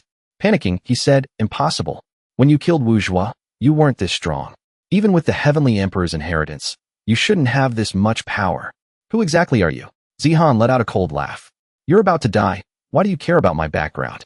Haha, you foolish ant. Let me show you the difference between me and Wuzhua. At that moment, the demon lord's severed arm quickly grew back. He began to chant. Space severed. Dimensions turned to void. Chaos destroyed. When the incantation was complete, a strange seal appeared on his hand. Zihan saw through it with a single glance. It was an activation of non-destruction, restoring the primordial chaos. He said nonchalantly, so this is your trump card? The demon lord laughed loudly. Haha, as a demon god, even if space is destroyed, I remain immortal. But your lowly human body will surely perish. But Zihan didn't care at all and charged straight ahead, determined to show him who the real ant was. He swung his sword, tearing through space, but it immediately restored itself. In a moment of carelessness, Zihan was sucked inside. As one of the demon lords of Dark Knight City, Lord Ye was indeed extraordinary. But in Zihan's eyes, he was still insignificant. It was just that his own overconfidence had led him to be pulled into the primordial chaos space. In this place, the chaos demon lord was a god. He laughed coldly. Human, even if your soul has great power, you must die. The space began to shrink, and the pressure became increasingly terrifying. If this continued, Zihan would be crushed into pieces. Meanwhile, the demon lord looked toward the Kunlun ruins and said, finally, I've gotten rid of this stumbling block. Next is to release the seal. Just as he was about to leave, he was drawn to a beam of sword light behind him. A sharp ray of light shot straight at him with extreme speed. The demon lord immediately backed away to dodge. Zihan slowly stepped out from the light, his voice full of mockery. A tiny space like this thinks it can stop me? You're quite delusional. The demon lord was completely stunned by the sight. Impossible. How could you escape my primordial space? Zihan only gave a faint smile. Haha, nothing is impossible. Then he raised the primordial chaos battle axe, concentrated his power, and swung it down.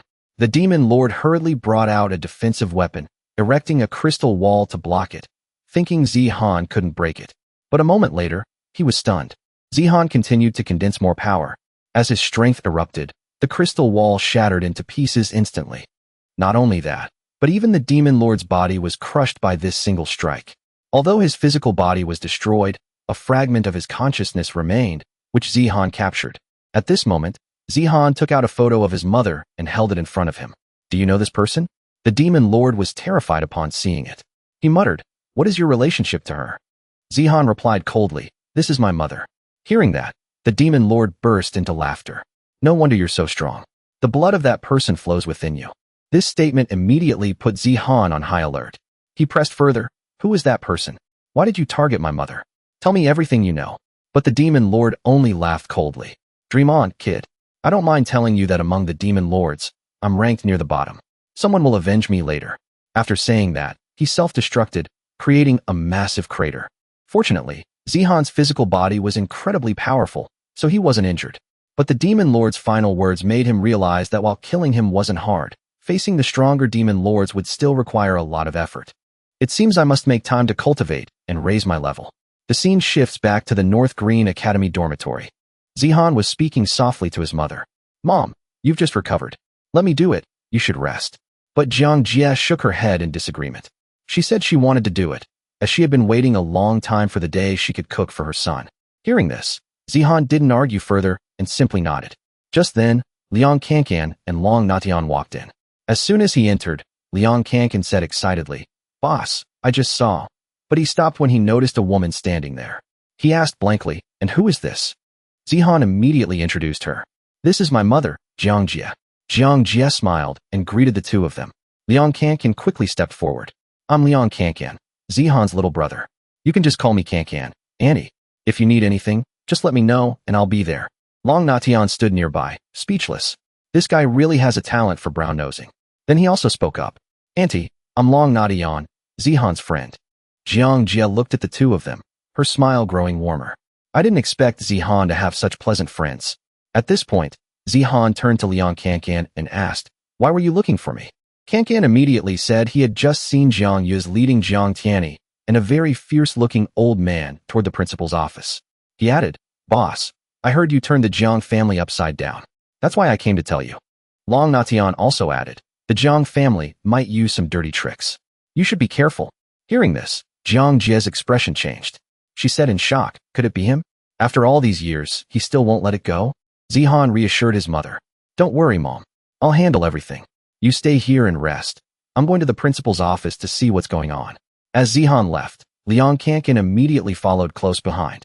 When Zihan arrived at the principal's office door, he found Qin Luani already waiting there. Hearing that the Jiang family head had arrived at the academy, Qin Luani asked about the situation. Zihan reassured her, saying, "Don't worry, we'll go deal with him." Around them, many students were gathered and gossiping. Someone said, "It looks like the rumors are true. Senior Zihan really humiliated the Jiang family. There's going to be a good show to watch." Another worriedly added, "That old man looks terrifying. Will Senior Zihan be okay?" Just as Zihan was about to enter, Liang Kankan hurriedly said, "You and sister-in-law go inside. Long Nation and I will wait out here. If anything happens, just call us." Zihan nodded and pushed the door open. The moment he stepped into the room, a terrifying aura surged toward him, making the atmosphere incredibly tense. Zihan narrowed his eyes and looked ahead. He saw the principal and Jiang Nong standing opposite each other, their eyes locked in a high-pressure stare. Zihan spoke up, "Principal, I'm here." As soon as he finished, both of them snorted coldly. Jiang Nong turned his head, his eyes icy. He asked, "So you're Zihan? You dared to cause a scene at the Jiang family and even took Jiang Jie away?" Zihan nodded calmly. "That would be me." Hearing that, Jiang Nong's eyes widened. His voice was filled with killing intent. "Kid, I was just about to look for you, and here you are delivering yourself to me." Principal Hua immediately spoke up in warning. "This is North Green Academy, not the Jiang family. If you dare cause trouble here, don't blame me for being impolite." But Zihan took the initiative and said, "Principal Hua, this is a grudge between me and the Jiang family.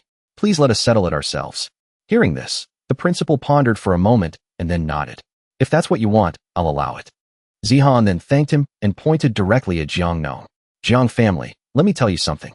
In this world, there is no right or wrong, only the strong and the weak. Strength decides everything." Jiang Yu's was immediately annoyed and demanded Zihan take back his words. Jiang Nong's face darkened as he growled, "Very well, brat. You're quite arrogant, aren't you? I'll skin you alive and pull out your bones right here. Then I'll take that traitorous wretch, Jiang Jie, back to the family." After saying that, he unleashed a terrifying pressure. Hearing him call his mother a traitorous wretch, Zihan was instantly enraged.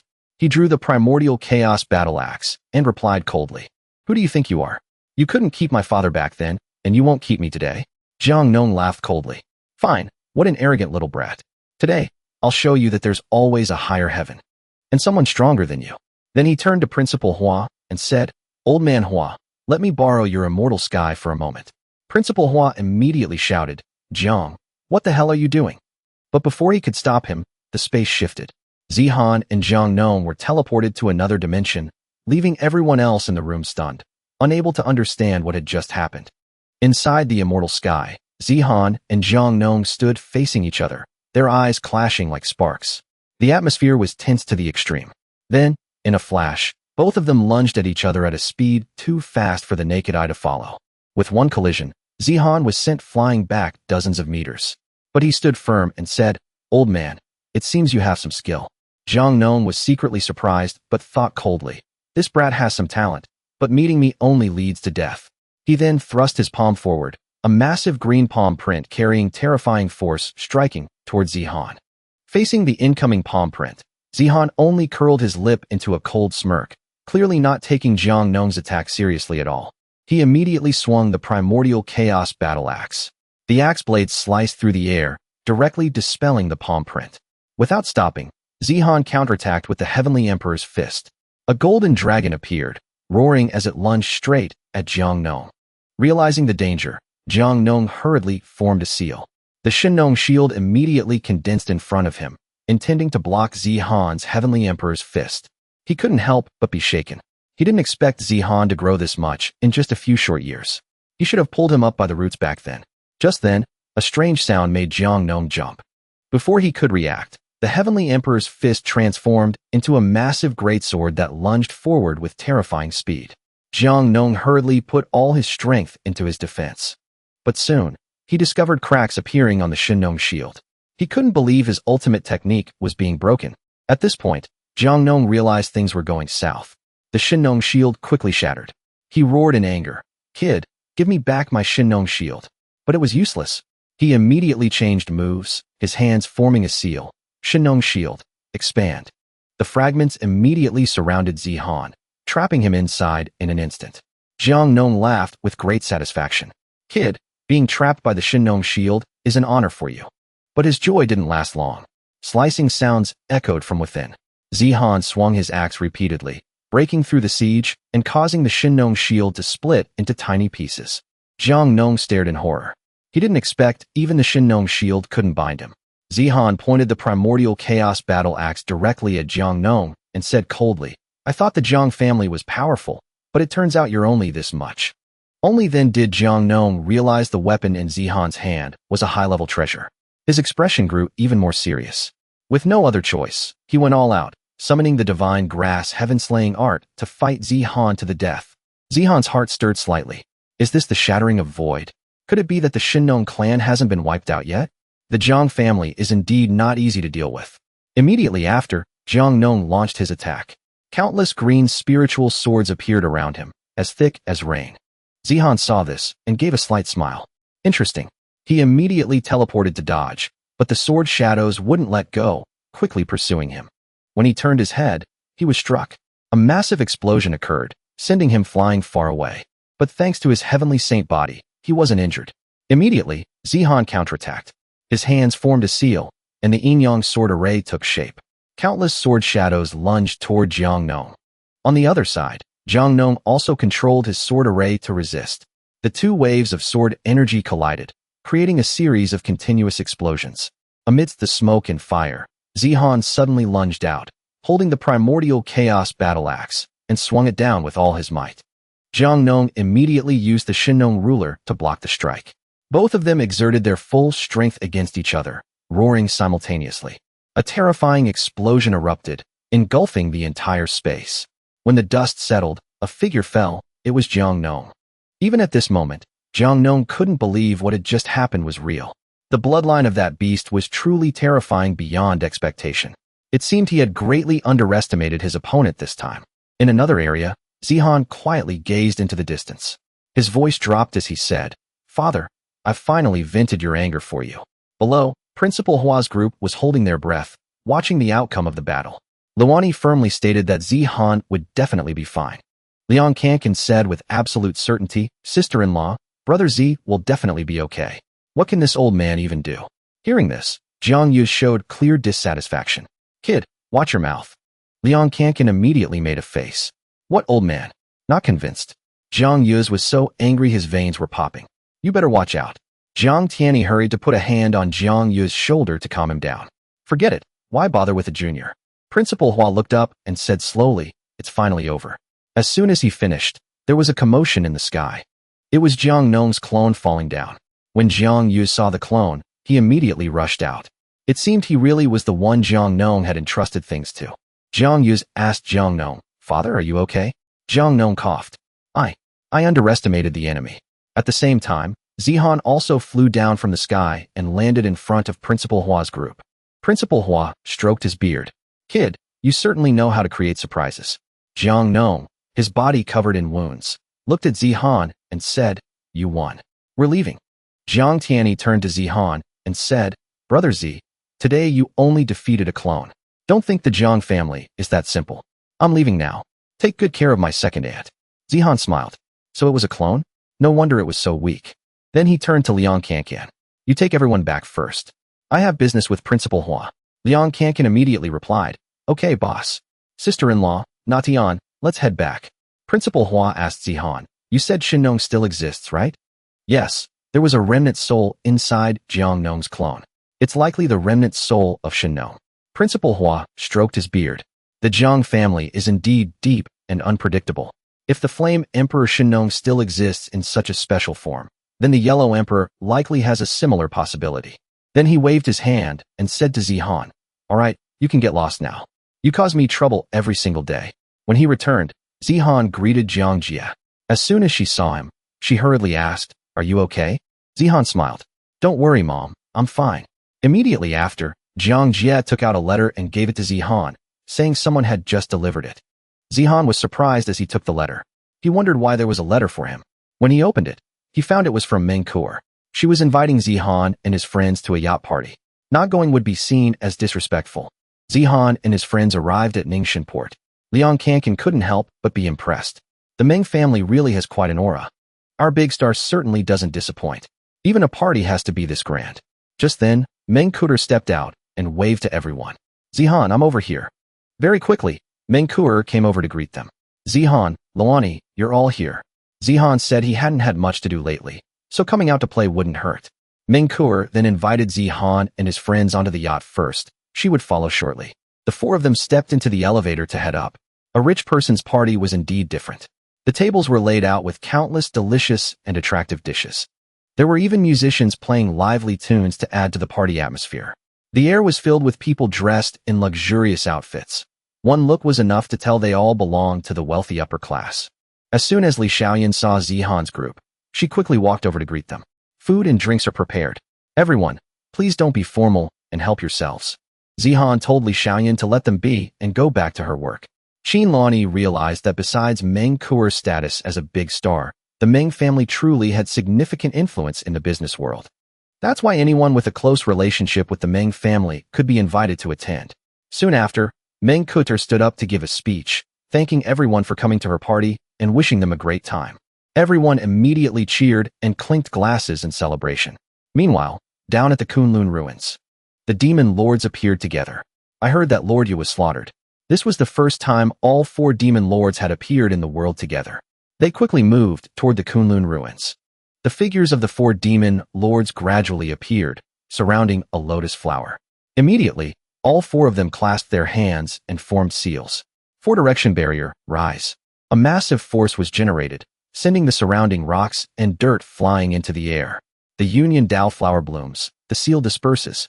Spiritual energy was restored. Instantly, the spiritual energy within the Kunlun ruins was released. Countless monsters, after absorbing the energy, began to come back to life. One demon lord laughed loudly. Haha, recover.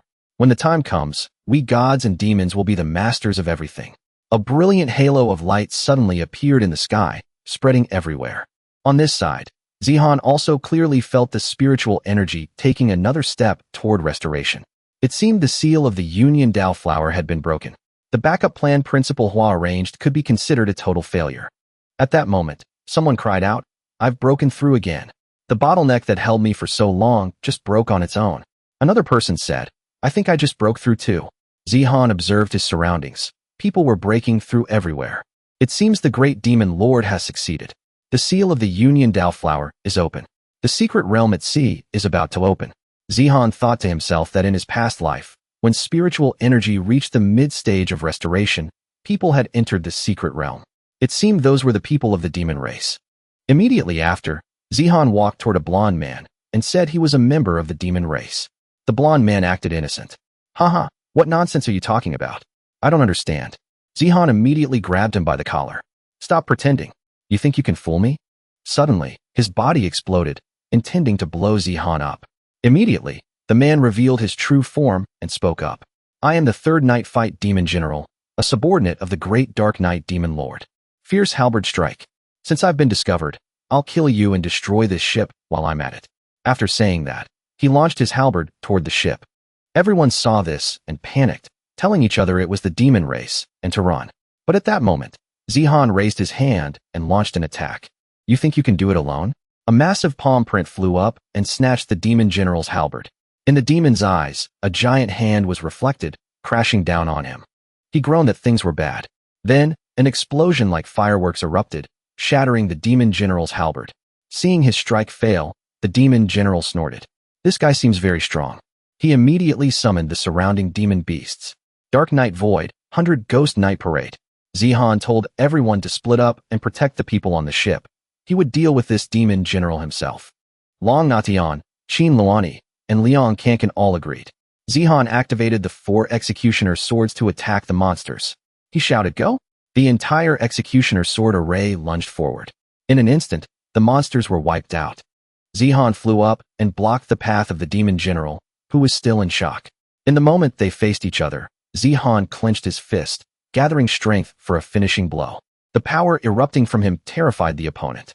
In a flash, with no time to defend, the demon general was blown to pieces by a single punch from Zihan. Zihan snorted. "Just a mid-stage nascent soul, and you dare to be so arrogant? Trying to kill people in front of me. How foolish."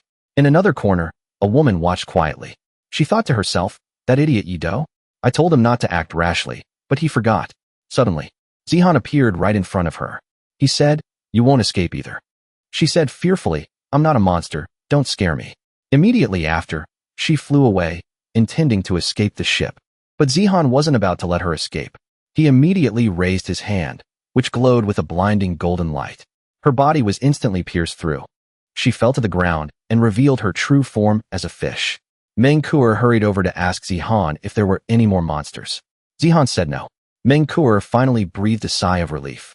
The people around them began to buzz, wondering who this person was who could defeat monsters so easily. Someone said they heard he was Meng Kuer's friend from North Green Academy. Just look at him being with Qin Luani and you'll know. Zihan told Meng Kuer to keep the ship moving forward. Luani was puzzled. Zihan, where are we going? Zihan looked cheerful and said there was a secret realm in this sea area with many good things inside. Time passed quickly. Suddenly, someone spoke up. Everyone, look. What is that? A halo of light appeared in the sky, immediately drawing everyone's attention. Qin Luani asked if that was the secret realm. Zihan explained, "That's right, this is the secret realm. The demons hiding on the ship earlier were waiting for this to appear. Now it seems the secret realm belongs to us. Let's go?" As soon as he finished, the 4 of them flew up together and headed straight into the secret realm. Inside the secret realm at sea, Qin Luani saw the flowers and grass around her and cried out in delight. "It's so beautiful here." Zihan used his divine sense to scan the entire area. This secret realm looked vast, but it actually wasn't that large, so it didn't take long to grasp the situation. After scanning, Zihan told Qin Luani, Liang Kankan, and Long Nadian to follow him. Just then, some spirit beasts suddenly appeared to block their path. However, with their current strength, these small fry couldn't withstand many hits. In a short while, they were all defeated. The 4 of them continued flying, leaving the carcasses of the spirit beasts scattered on the ground. Then, the group stopped in front of a giant tree. Liang Kankan marveled. "This wudong tree is huge." Zihan said this wasn't an ordinary wudong tree. It was a phoenix tree. Liang Kankan's eyes widened in surprise. "Boss, if you say that, does it mean a phoenix actually exists here?" Hearing that, Zihan couldn't help but break a sweat. Then he signaled the team to move closer to investigate. Based on his memories of his past life, there probably weren't any living phoenixes left. Qin Luani wondered if there were any baby phoenixes. Zihan said that for a nest to create such treasures and immortal pills, it was already quite a luxury. Zihan scanned the area. Phoenix grass, blazing golden lotus, purple jade immortal orchid, 1,000-year Shou Wu. There were indeed many good things. Qin Luani saw an egg and asked Zihan if it was a phoenix egg. Seeing Zihan remain silent, Luani asked again, "Or is it dead?" Zihan reached out to check it and said the life force was very weak. He feared it couldn't be saved. At that moment, the egg suddenly resonated with Qin Luani. Zihan thought to himself, "This is a phoenix egg, yet it's reacting to Luani's bloodline. Could it be that phoenix blood flows within Luani?" Suddenly, a phoenix appeared and began to brood over the egg. Seeing a phoenix appear with her own eyes, Luani's mouth hung open in shock, her eyes filled with disbelief. Immediately after, the egg cracked, and a tiny phoenix emerged. Streams of light turned into arrows and shot straight into Qin Luani. As the phoenix essence entered her body, she screamed in pain.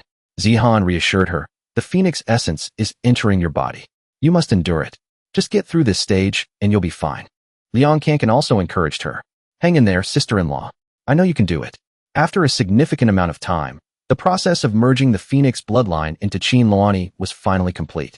Lines of blood energy began to spread across her face. Then, Qin Luani slowly opened her eyes. Damn, the author drew Qin Luani looking like a 40-year-old woman.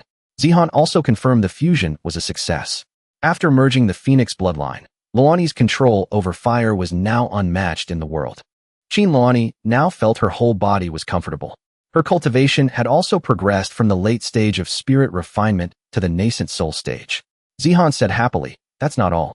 With your talent and the phoenix bloodline, you'll only get stronger from now on."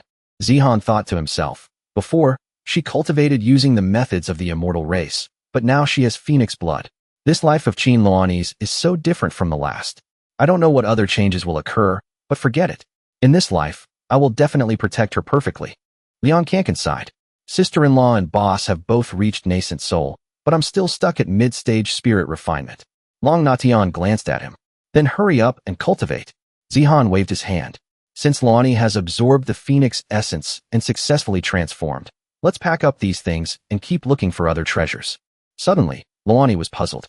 It was clearly daytime outside, so why has it turned into night in here? Zihan relied on his past life memories. It seems we're almost at our destination. Luani asked, could it be that the starry universe is right ahead?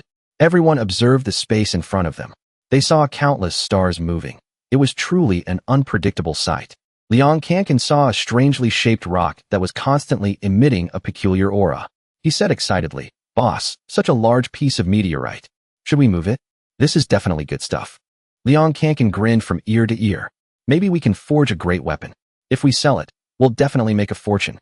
Long Natian also thought, "Such a huge piece of meteorite. Can you even take it?" Liang Kankan lifted it up, but then couldn't put it down. He started to feel something was wrong. Zihan shouted from his side, "Kankan, get back." Suddenly, the meteorite shifted. It let out a series of thunderous rumbles. Qin Luani and Long Natian also looked panicked and shouted, "Careful." Liang Kankan seemed terrified, his mouth hanging open and eyes wide. Immediately after, an explosion occurred, accompanied by a burst of blinding light. First, a set of claws was revealed, followed by a tail with several pieces of meteorite still stuck to it. It turned out to be a Chinese version of Godzilla, called a Hunyuan beast. Liang Kankan fearfully grabbed Zihan's arm and asked, "Boss, how do you know what it is?" Zihan explained, "Legend says the Hunyuan beast appears where there is Hunyuan Qi. I didn't expect one to be here. Everyone get back. This Hunyuan beast is at the early stage of Earth Immortal." The Hunyuan beast roared in fury. "You humans dare to disturb my slumber." In the blink of an eye, its massive body appeared right behind Zihan. Die. However, Zihan's reaction was incredibly calm, as if he didn't care about it at all. The Hunyuan beast raised its arm, tipped with sharp claws, preparing to deliver a fatal blow. Zihan immediately turned around and clenched his fist. He punched directly against the Hunyuan beast's claws. An explosion rang out, and the Hunyuan beast's arm was actually shattered. But in an instant, its meteorite arm restored itself, leaving no trace. Then it shifted its attention toward Qin Luani, who was standing nearby. Seeing this, Zihan shouted, "Luani, watch out." However, the phoenix power inside Qin Luani's body automatically erupted, forming a protective layer that helped her avoid the Hunyuan beast's attack. The Hunyuan beast immediately froze, unable to take another step. It roared, "This is phoenix power? Impossible. That being is already dead." Zihan told Qin Luani, "This Hunyuan beast is afraid of the phoenix fire on you. While it's scared, use a full power strike to take its life." Hearing this, Luani took out her twin blades and activated her phoenix power. She immediately flew up and unleashed a twin blade downward strike. The strike clearly landed. The Hunyuan beast was hit, its massive body crashing heavily onto the ground. It roared, "I'm not willing. I'm not willing." Before it could finish, the Hunyuan beast rolled over and died. Zihan said the Hunyuan beast was responsible for guarding treasures, so the treasure must be very close. We should go look for it. It didn't take long for the four of them to discover a strange tree. On the tree were Hunyuan fruits, and surrounding it was a field of Hunyuan stones. The Hunyuan fruit contains a massive amount of heaven and earth spiritual energy, which can help a martial artist break through their cultivation in a short time. The Hunyuan Divine Stones are materials used to forge supreme treasures. No wonder the Demon Lord sent people to fight for it. Zihan tossed a few Hunyuan fruits to the other three, saying, "These fruits can help you break through to the nascent soul stage quickly. But for now, you can only eat one. Eating more could be fatal." After hearing this, Qin Luani and Long Natian devoured the Hunyuan fruits. After eating, both of them immediately broke through, their faces filled with joy. Liang Kankan had also just finished eating, but he didn't break through. He sat down dejectedly and said sadly, "Why am I the only one still stuck at spirit refinement? I'm only missing a little bit." Zihan patted his shoulder. "Kankan, with the mid-stage restoration of spiritual energy, reaching nascent soul is only a matter of time for you." Zihan continued, "I see everyone's weapons no longer match your current strength, so I'll use the Hunyuan stones to forge new weapons for you." A moment later, twin swords, twin blades, and a long spear gradually appeared in midair. Zihan said happily, "This will also increase everyone's combat power by another level." Everyone was incredibly excited to receive their new weapons and thanked Zihan repeatedly. Once everything was settled, Zihan told everyone it was time to head back. 3 days later, inside the North Green Academy dormitory, Lu Wu was lying on the bed munching on a Hunyuan fruit. Zihan was sitting and cultivating. He thought to himself that the mid-stage restoration of spiritual energy was indeed impressive. With such abundant energy and the power of the Hunyuan fruit, he had broken through to the early stage of Earth Immortal. Suddenly, 2 people pushed the door open. It was Long Natian and Liang Kankan. As soon as he entered, Liang Kankan excitedly bragged to Zihan that he had broken through to the nascent soul stage. This made Long Natian very annoyed because Liang Kankan had been babbling nonstop the whole way. Not seeing Jiang Jia, Liang Kankan turned to ask, "Boss, where's Auntie?" Zihan just shrugged and replied, "She went out early this morning. Probably wanted to get some exercise." Outside the gates of North Green Academy, several figures were standing. One person couldn't help but remark, "So this is one of the strongest academies in the Hua Kingdom?" A very punkish-looking guy raised his fist and said, "Strongest? Soon, they'll all be kneeling at our feet." Just then, 2 female students walked by. They whispered to each other, "Those people are dressed like they're from the island nation. What are they doing at North Green?" The other shook her head. "No idea. But things haven't been good between Hua and the island nation lately. It's probably nothing good." Outside a room, a student knocked. Seeing Qin Luani open the door, he said, "Senior Qin, Teacher Li Kaishan told me to find Senior Zihan. He said the senior should go to the principal's office. It seems the principal is looking for you too, Senior. Some people from the island nation just arrived at the academy. That might be why he's looking for you both." Luani thanked him for the information. Then she turned to the others and said, "If they've come with ill intent and the principal is looking for us, we obviously have to go." Liang Kankan also looked excited. "Boss, Long Natian, and I will go too." Outside the dormitory, Jiang Jia was on her way back.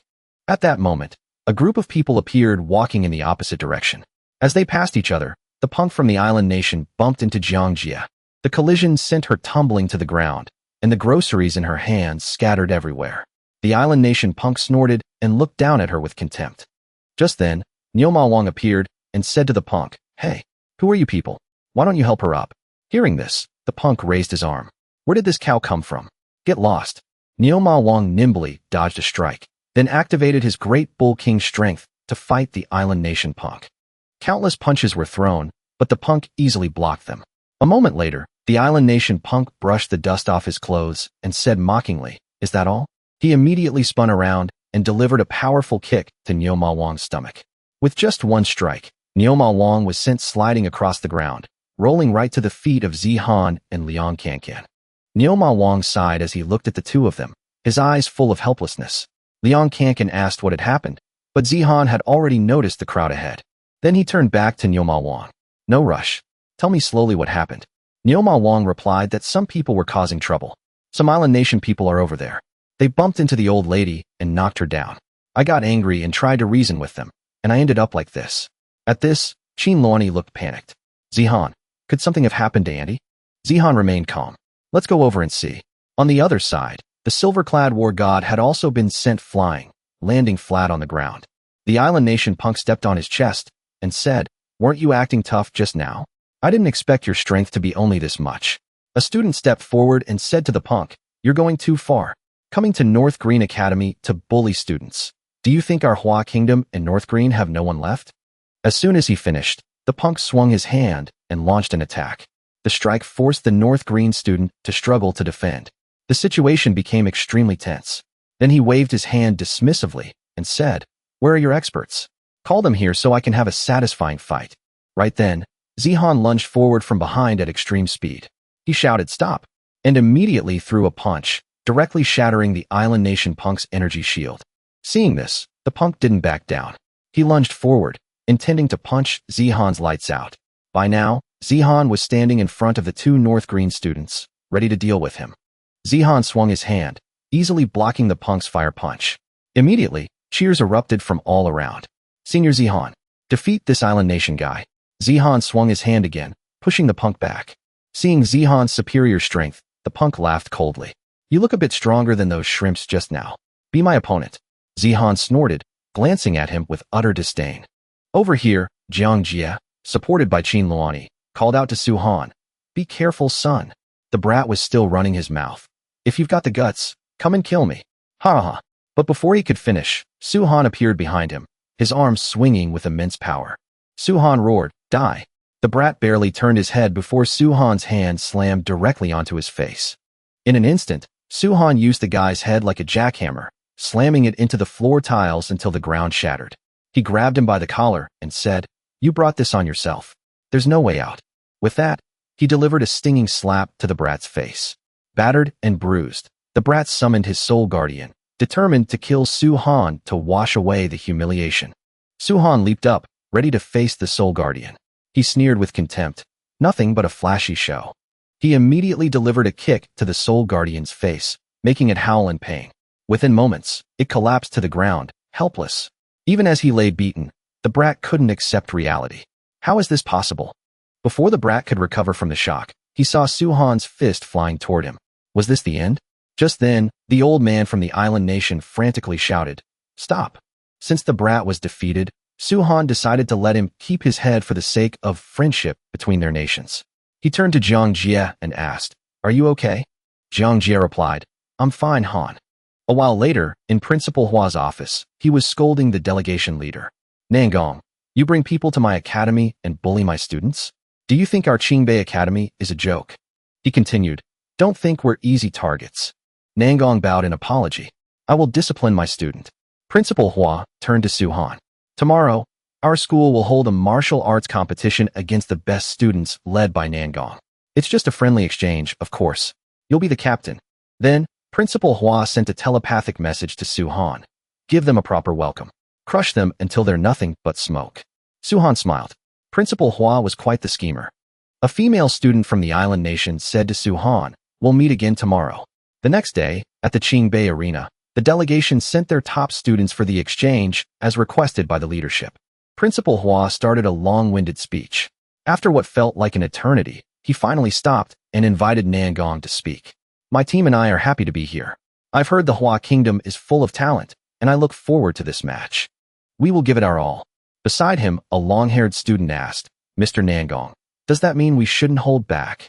A green-haired student added, "Furik, let's show them the true power of our nation." Principal Hua reminded them, "This is for friendship.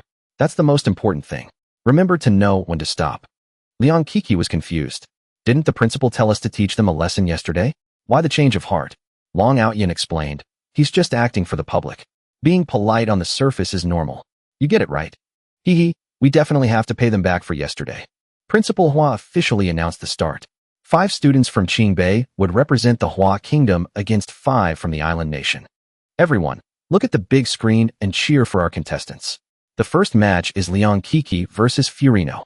The green-haired guy told Furino, "Show them our power."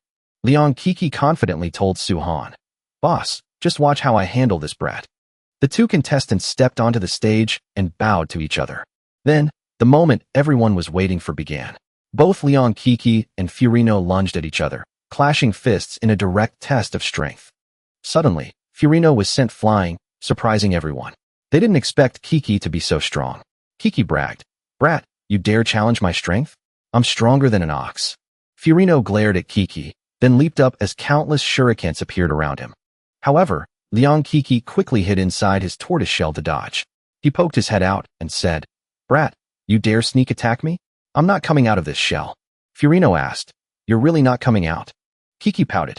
Why would I? Hearing this, Furino formed a hand sign, and black smoke appeared behind him. The smoke went straight into Kiki's shell. Choking on the smoke, Kiki had to poke his head out, gasping for air and looking quite pathetic. By the time he recovered, he had fallen off the stage. He stared in shock, then tried to slide back in with all his might, but he was already out of bounds. Long Outyin was speechless at Kiki's clown show. Kiki crawled back up and pointed at Furino. You're a coward for sneak attacking me. I'm a man of integrity. Furino was at a loss for words. Hiding in a shell is integrity? Is that how you do things here? Principal Hua waved his hand and announced, we concede this match. Long Outyin immediately grabbed Kiki by the neck and dragged him away. Kiki, that was embarrassing. The second match began. Suhan versus Sakurami Yamamoto. Suhan's opponent was a beautiful girl. In the stands, Liang Kiki cheered. Boss, crush her. Sakura told Suhan, I've heard you're strong. Let's see if the rumors are true. Then, she began to transform into a hideous monster, a complete contrast to her initial beauty. The male students felt nauseous, some even vomited. From a beauty to a demon, it was an insult to the eyes. Sakura lunged at Suhan with claws and a gaping mouth. Suhan was repulsed. If she kisses me, the smell won't go away for days. He immediately summoned lightning, shattering the space around her. Suhan unleashed the immortal slaying sword formation. When he looked back, Sakura had turned into black mist. Then, multiple heads appeared before him. One mouth wasn't enough, so she's using many? Suhan smiled. Just illusions? Sakura used ninjutsu to create countless clones. Suhan stood still, forming a hand sign for his sword formation. The sword struck the clones. Sakura was hit and gritted her teeth in pain. Suhan taunted her. You can't even touch my clothes. Just give up. Sakura released purple gas. Don't be so arrogant. It's not over. Suhan leaped up to dodge the gas. He showed no mercy, delivering a punch that made her howl. That's what you get for being an eyesore. He then slammed her into the ground. Sakura spat out black blood. Even the second strongest was being fed humble pie. She returned to her normal appearance. Before she could react, Suhan pinned her down with 4 rings. He raised his fist and shouted, This one's for you. With a massive boom, a huge force hit Sakura. Liang Kiki cheered, as expected of the boss. Easy win. The students praised him. Suhan is so cool. He never loses. Principal Hua sighed. He was too rough on a girl. I'll have to have a talk with him later. Nangong said, He's a strong young man. Let's move on. Matches 3 and 4 followed. Qin Luani and Long Outyin faced similar opponents. Luani used her war armor to blow her opponent away. Long Outyin used his spear to end his match in one move. Principal Hua scolded them. Your opponents were weak, yet you showed no mercy. Where's the friendship? Nangong wondered why they were so strong now. His investigation didn't show this. Principal Hua told Jiang Tianyi, last match. Behave yourself. Don't be like those two. Tianyi smiled. Don't worry, Principal. I won't disappoint you. Tianyi faced the brat from before, Techo Morita. Morita saw Tianyi's older appearance and smiled. I'll show you this time. In an instant, Tianyi appeared right in front of him and punched him in the gut before he could react. The brat gasped in pain, but before he could recover, Tianyi kicked him, flipping him over completely. After taking the kick, the punk crashed onto the competition floor. Immediately, Jiang Tianyi appeared in a flash and stepped on him, making him howl in pain. Then the guy screamed, You cheated. You sneak attacked me. Jiang Tianyi said contemptuously, I just wanted to end the match quickly. I didn't expect you couldn't even handle that much. Tech was pinned down by Jiang Tianyi's foot and was fuming, but he couldn't do anything. Jiang Tianyi thought to himself, if you move now, I'll definitely break your bones. At this point, Principal Hua announced, in this competition, North Green Academy has won 4 matches. Old man Nam Kung saw this and thought to himself, damn it, the mission failed. Principal Hua turned to Nam Kung and said, you'd better prepare for the second round. Take your students to get treated soon. Then Principal Hua sighed. These kids, none of them listened to me. Nam Kung said, fine, I'll do it right away. Liang Kankin was very happy and said to Zihan, boss, we won. On another side, the blonde guy's expression became extremely ugly when he saw his sister was seriously injured. He shouted, who beat my sister like this? Step forward. Then he glared at Zihan's group. Old man Nam Kung heard this and hurriedly shouted, Iota. Liang Kankin didn't back down and mocked, who do you think you are? You already lost, so shut up. Iota flicked his hand, sending a wave of spiritual power through the air. Immediately, Liang Kankin was slapped across the face. Zihan said firmly to Iota, if you want revenge for your sister, come find me. I'll be waiting. Iota gritted his teeth and said to Zihan, fine. Just you wait. Nam Kung and Principal Hua saw the situation was about to turn into chaos and shouted together, stop. Iota said to Zihan, if you like fighting, I'll satisfy you. But today there's no audience, and the important people haven't appeared yet. Fighting now is meaningless. Zihan said, then we'll fight in 3 days. Iota immediately agreed to Zihan's challenge. In 3 days, he would beat Zihan to a pulp in front of everyone. Then he pointed directly at Zihan and shouted, I'll show everyone that North Green and the Hua Kingdom are nothing but trash. Zihan remained calm and replied coldly, I only hope you can last a few moves against me when the time comes. 3 days later, at North Green Academy, Principal Hua said happily, what are you two old men doing here?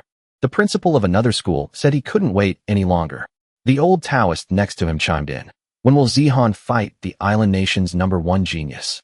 Then he whispered to Principal Hua, you don't know how arrogant that kid is. The other principal shouted, just seeing that guy's face makes me crazy. The students from Qingdao and Manhwa are useless. It's truly hateful. Principal Hua stroked his beard and replied slowly, don't worry. That kid Zihan can be trusted. Inside the North Green Academy dormitory, Jiang Jia was sitting and reading while Lu Wu lay comfortably eating fruit. Liang Kankan and Long Natian walked in. Liang Kankan greeted the auntie. Then he turned to Zihan and Qin Luani. Boss, sister-in-law, it's time. Let's go. Jiang Jia advised, Honor, Luani, you two be careful. Zihan smiled and replied, don't worry, we'll finish up soon. Lu Wu winked. This kid losing? Who would believe that? The stands of the arena were now packed, and the atmosphere was incredibly lively.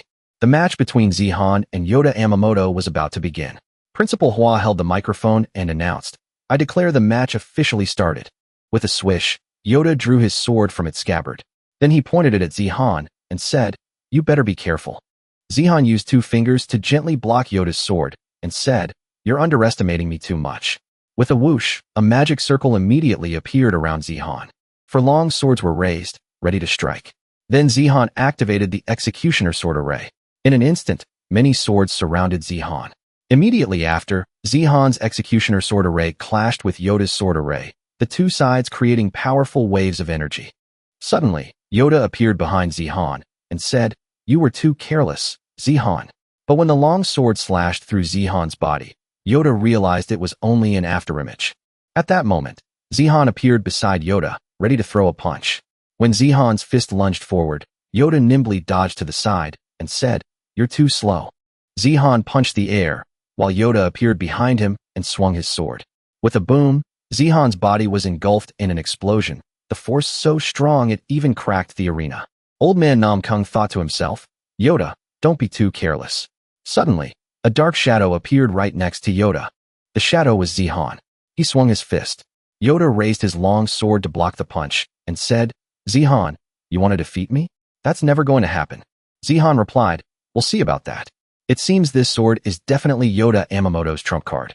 Yoda bragged to Zihan, Zihan, you're very strong, but you're still not on my level.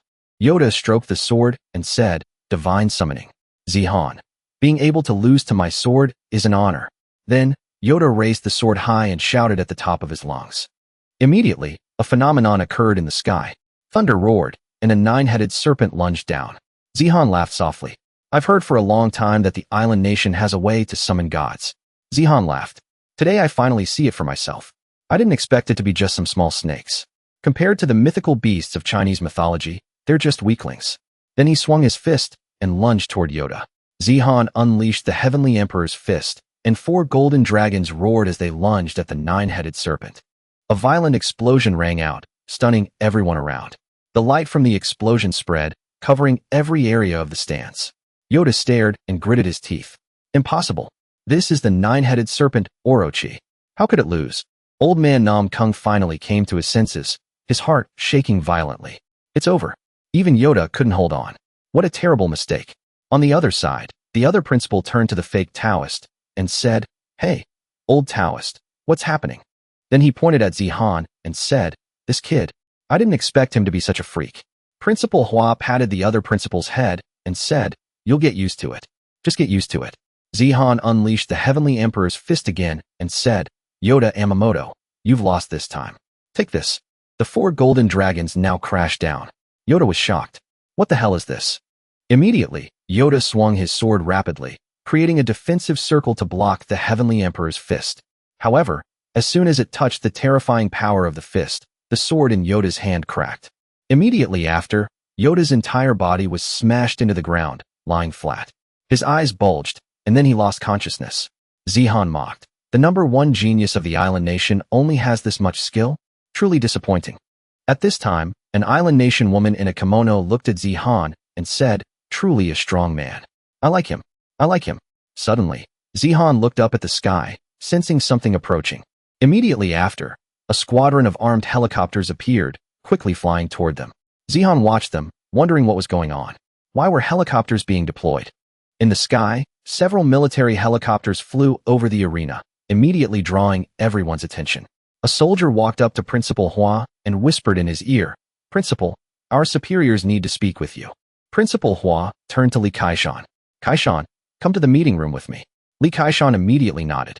On this side, Liang Kankan turned to the others. Principal Hua left in such a hurry. I wonder what's wrong. Zihan's expression became serious. Could it be related to the secret realm at sea from last time? If I remember correctly, Teacher Li's dismissal last time definitely had something to do with this. Luani hurriedly asked, "Zihan, you mean?" Zihan said, "That's right. With the start of the mid-stage spiritual energy restoration, I'm afraid that secret realms full of monsters have appeared all over the Hua Kingdom. This terrified Long Natian, Liang Kankan, and Qin Luani." Afterward, Zihan and Zhao Yun were called to the principal's office. Principal Hua said, "Zihan, Zhao Yun, in recent days, with the mid-stage restoration of spiritual energy, large secret realms have appeared everywhere in the human world. Some even have monsters escaping from them. I've asked Li Kaishan to take some students to eliminate them. As for Yingning Island, I plan to have you two lead a small team there. Recently, the island nation people have started taking action there. While you're at it, go there and teach them a lesson." Zihan and Zhao Yun immediately agreed.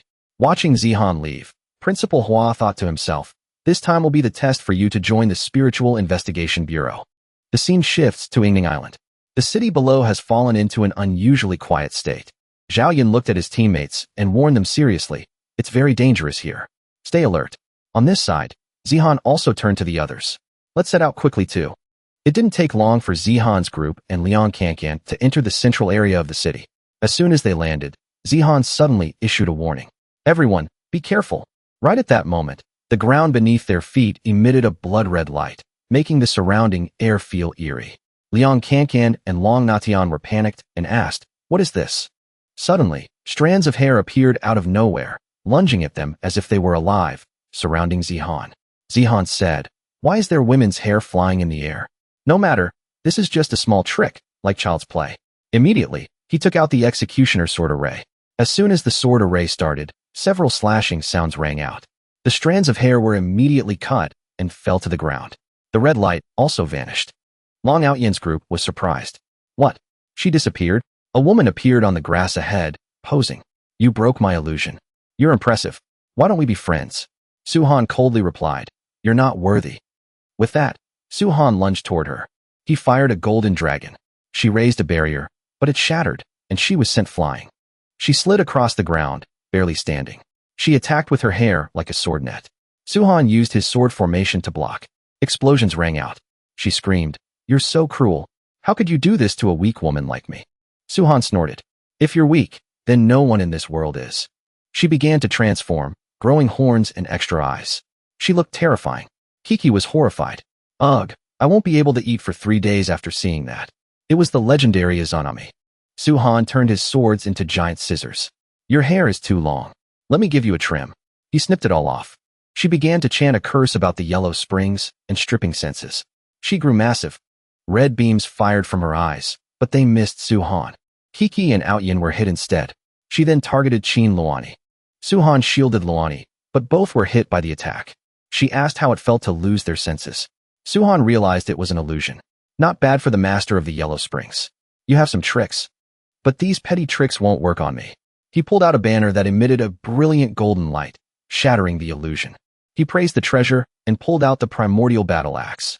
I can neutralize any mental power. He appeared behind her. Izanami, even a primordial being must die. He swung the axe down without mercy. A massive explosion followed, and Izanami was blown to bits. Suhan looked at the other battle. That guy over there isn't done yet. Let's go help. The four moved out. Elsewhere, a giant snake called the Calamity God appeared. Zhao Yun trapped the snake in energy. A bit of a nuisance, but easily handled. In an instant, the snake was turned into a black ring. She caught the ring. Suhan arrived and asked, "Is it over?" Zhao Yun, eating a lollipop, said, "The principal and Li Kaishan were right about you. Let's go." Kiki asked, "Where to?" Zhao Yun waved her hand. "Since we're here, we're going to loot all their best stuff." Kiki was thrilled. In a high-rise, two men from the island nation talked. "We spent years and resources on Izanami, so she could destroy the Hua kingdom for us. All that effort, wasted. It's infuriating." A knock came at the door. A girl entered. The old man told her to call Matsumoto.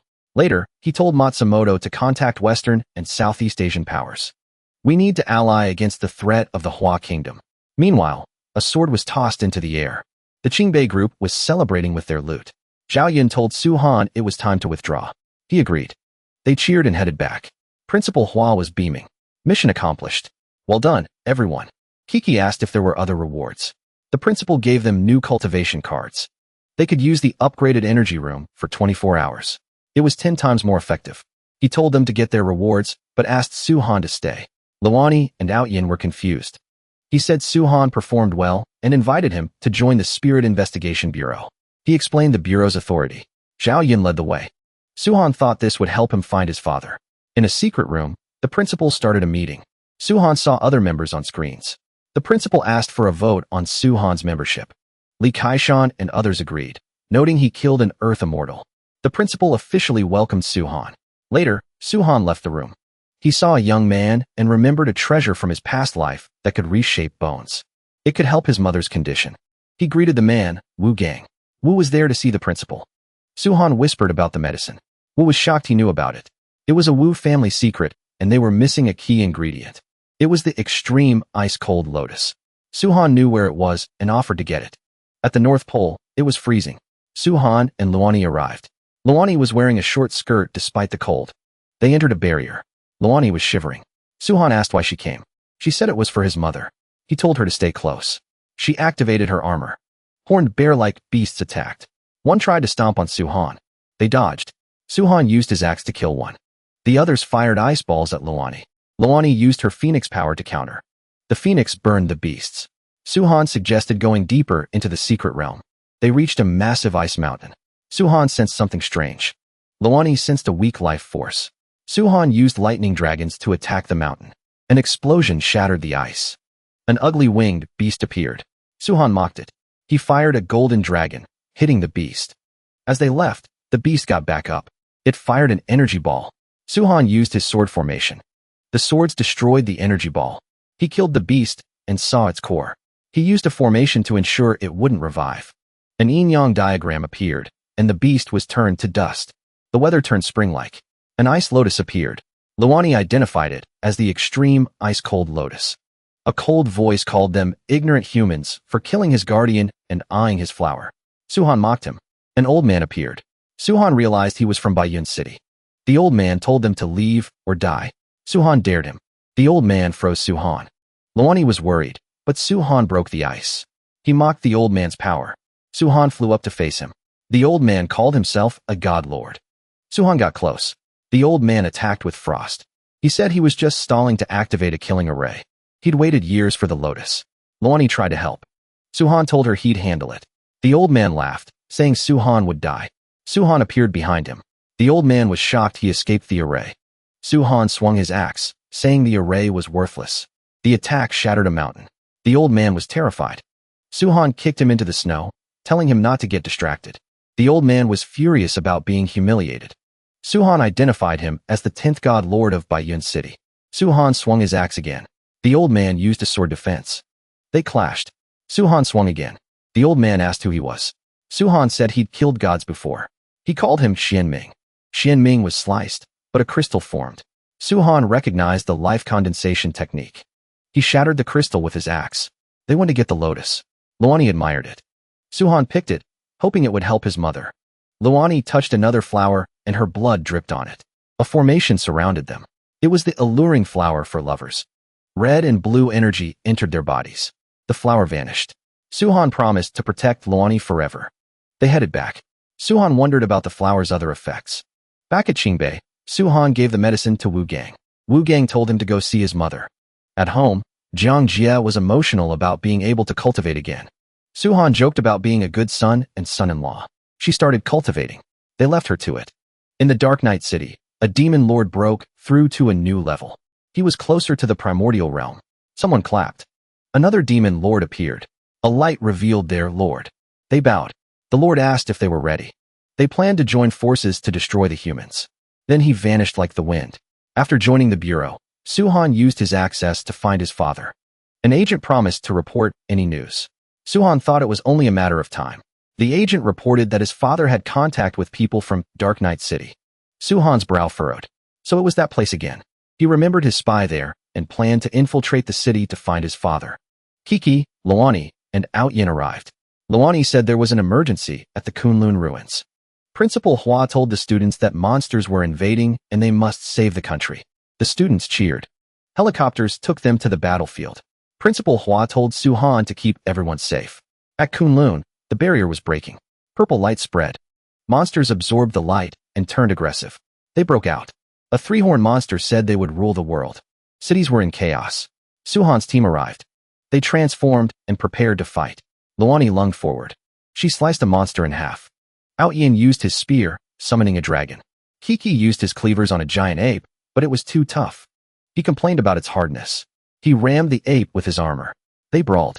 Suhan destroyed a group of monsters with golden light. He noticed they'd lost their divinity and only had bloodlust. He suspected someone was controlling them. Monsters coordinated an attack on him. He killed 3 with light and looked for the controller. He found a man on a roof emitting purple energy. The man was confused. Suhan appeared behind him. The man was scared.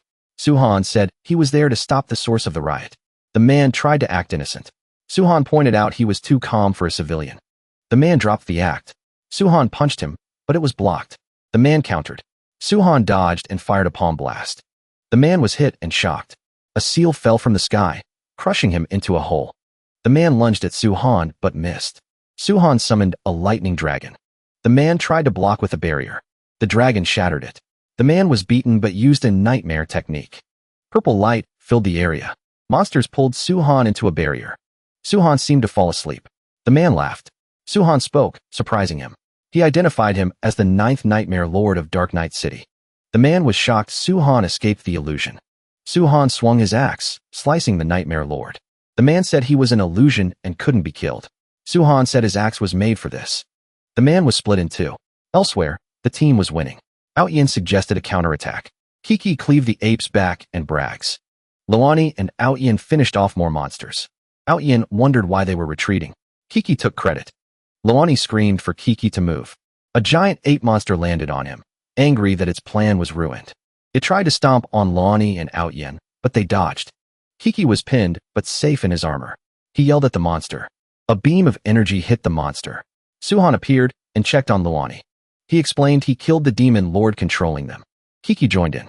More monsters approached. A figure on a monster was emitting purple light. The light enraged the monsters, and they charged. Kiki was scared. Suhan told Lu Yuni he'd be right back. He blocked the female demon lord. She was surprised. Suhan said she was the 4th one he'd kill. She ordered the monsters to attack. Suhan used an yin-yang sword formation. He decapitated a dragon. 3 others breathed fire. He countered with an yin-yang sword. He mocked them as they prepared another attack. He rained down swords, killing the dragons. He faced the woman. She said he was naive to think he could kill her. She trapped him in a barrier. He shattered it with his sword formation. He mocked her for having style, but no brains. She realized he was the one who beat the others. He pulled out his axe. He swung, and she dodged. She tried to act cute and blew a kiss. Beautiful girls and flowers surrounded him. He called it a cheap trick and broke the illusion. They turned into hags with scythes and attacked. He used his axe to create a vortex, destroying them. She ran away. He chased. She fired purple beams to slow him down. Kiki and the others decided to follow him in case he needed help. In a valley, she bowed to a great demon lord. She lured a human expert into a trap. The lord, Wu Tian, was pleased. Lu Yuni's group was blocked by monsters. Kiki said they were surrounded. Suhan realized the woman wasn't trying to lose him. She stopped and smiled. Suhan asked if she was ready to give up. She said he was the one trapped. Suhan saw the barrier, but wasn't worried. She flew up. Lightning struck Suhan. He dispelled it easily. A voice said they had a gift for him. Suhan sensed a primordial array. 3 demon lords activated a curse. A beast emerged. Suhan used his sword formation to attack the beast. He mocked the array's power. She said it was just the beginning. She dropped an apple and summoned a mountain to crush him. He held it up with one hand and said it wasn't enough. He shattered the mountain. They summoned another mountain full of monsters. Suhan realized the array created a different world, but said he could break it. He flew up. Lu Yuni saw the light. Kiki wanted to help. Outyin warned Kiki. A monster jumped on Kiki's face. It stuck to him. It exploded, turning his face black. He was furious. More monsters arrived. Suhan continued attacking the array. He made his axe huge and slammed it down. The array shook. He stopped the sneak attack and mocked the tactic. A monster grabbed his neck, claiming to be immortal. Suhan was shocked. It slammed him into the ground and said he'd stay there forever. Suhan realized it was as strong as a mid-stage heaven immortal. It summoned souls to eat him. He used his holy body technique, but it was sealed by the attack. He used fire on his forehead and hand. He fired a fire arrow. The fire ran away. The monster mocked him. Stars fell from the sky, cracking his barrier. A mark on his arm glowed. He asked Chongming for help. His banner appeared. He realized Chongming's power was merging with his technique. Chongming destroyed the monster's attacks. Suhan thanked him and punched with combined power. The monster was turned to dust. He looked at the array and summoned his axe. The demon lords tried to reinforce the array. Suhan saw them using treasures to power it. He decided to stop them. The monster revived, absorbing the treasure's power. Suhan realized the mistake. The monster attacked with demon chi. Suhan's body couldn't handle the chi. He thought of Lu Yuni and his mother. He refused to give up. Light emitted from his body. The monster was scared. Suhan realized the merger with Chongming was now perfect. He flew up and shattered the array with his axe. He appeared before the 3 schemers. They were terrified. He swung his axe. He turned them into dust. He sensed Lu Yuni was in danger. He worried about her fate from his past life. He found her location. Outyin said the monsters were smart. Kiki told Lu Yuni to run and find Suhan. Lu Yuni was worried because they were facing mid-stage Earth immortals. Kiki offered to hold them off. Outyin scolded him for being reckless. Kiki insisted he was the tank. They charged. Lu Yuni was touched, but more monsters blocked her. They attacked her. She struggled and got exhausted. Kiki and Outyin were also tired. Outyin was slapped away by a monster. Lu Yuni used her phoenix power to save Kiki. She told Kiki to get out of the way. A monster countered her attack. She was shocked and knocked down. 3 monsters surrounded her. She felt helpless. As they lunged, Suhan appeared. He blocked the attack. He fired a lightning dragon. He used his sword formation to kill the monsters. The team was safe but exhausted. Suhan carried Lu Yuni and promised to protect her. He healed her. He healed the others. Kiki was happy his boss arrived. Suhan sensed powerful auras, demon lords. He told them to stay while he faced them. 2 figures arrived. One called Suhan a stray fish. Suhan asked if they knew him. The guy attacked with a vortex. Suhan used his 4 swords to counter. The swords pierced the guy, but he said it was useless. Suhan told him to wait. The spy told Suhan the weakness was between the eyebrows. Suhan used a sword formation. The demon lord mocked it. Suhan punched him in the weak spot. The guy was sent flying. Suhan kicked him. He crashed into a mountain. The spy caught him. The demon lord wondered how Suhan knew his weakness. The spy said he told him and killed the demon lord. The spy, Barer, bowed to Suhan. Suhan asked about the monsters. Barer explained the failed attack on Jade City and the reinforcements. He revealed the plan to destroy humans and build a god kingdom. Suhan was disgusted. Barer said the leaders were in Hanyang and offered to help break their array. Suhan made Barer the new king of Dark Knight City. Lu Yuni was worried about the teachers in Hanyang. In Hanyang, the leaders activated a massive array. Li Kaishan was worried. A bird mocked Suhan's absence. Li said Suhan was on another mission. Principal Hua was surrounded. A demon lord mocked them. Chains tried to grab them. Principal Hua used a shield. An explosion. Principal Hua was tired. Others asked if he was okay. He said he still had some life in him. Demon lords ordered their subordinates to finish them. Principal Hua thought it was over, but a sword shield appeared. Suhan appeared. The team joined Li Kaishan. A demon lord was angry. Suhan showed them images of the dead demon lords. Another demon lord attacked with a giant hand. Suhan dodged. 6 pillars fired at him. Chains bound him. Hands pulled him into a black hole. Statues screamed. Suhan said hell wouldn't take him and fired lightning dragons. The pillars shattered. The demon lord was killed. Suhan turned to the others. They were shocked his power wasn't suppressed. Suhan used the 9 mysterious heavenly chapters. Principal Hua was impressed. The enemies tried to team up. Suhan used the treasure. The light froze the enemies. He killed them. He noted the treasure's high cost. He gave medicine to Principal Hua. He took some himself. Principal Hua said they needed to finish the rest. Suhan went to another array. Bar explained the array's structure. He detailed the offensive and defensive parts. He said to target the wood element to stop the regeneration. Bar shared his vision with Suhan. Suhan saw the structure and recognized the outer realm sky demon aura. He targeted the wood eye with his axe. The array cracked. He destroyed the rest. Lu Yuni was fighting a giant bull. The bull stopped as the array broke. Lu Yuni was happy. Kiki chased the bull. Suhan appeared. A ghost tried to run but was caught by light. Principal Hua caught it. Suhan said they needed to destroy the headquarters. In Dark Knight City, a blonde man sat on a throne. A subordinate reported the failure. The king was furious. He was told the enemies had broken in. The city was on fire. Suhan led the charge. He blocked 2 figures. The king told him to get lost. Suhan mocked him. A subordinate summoned a dragon. Suhan destroyed it. He asked who the king was. The king summoned a 4-winged hybrid dragon. The dragon attacked. Suhan summoned a lightning dragon. The hybrid dragon dodged. Lightning hit it. It was charred. Suhan kicked it. It fell into a hole. Suhan mocked the king. The dragon returned with poison. Suhan blocked it with a barrier. He prepared to finish it. The king used a starfall curse. Blue light entered Suhan's eyes, trapping him in an illusion. Suhan almost killed himself. The king encouraged him. Suhan woke up and said he only buried others. He swung his axe. The king used a trident. Suhan asked if he was Poseidon. The king denied it. They clashed. Suhan was impressed by the power and dodged. He countered with his axe. He shattered the king's barrier. The king summoned a tsunami.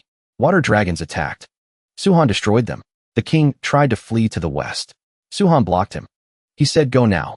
The king self-destructed. Suhan survived. The king's soul vowed revenge. In the city, monsters surrendered. Suhan made Bar the king and freed him from his bond. Bar was grateful. Suhan asked about his father.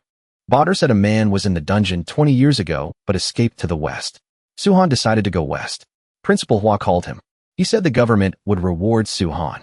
He gave them a vacation. Suhan and Lu Yuni left. A man on a screen complained that he wasn't told about the boyfriend. The man wanted to meet Suhan. Lu Yuni told Suhan her father wanted to see him.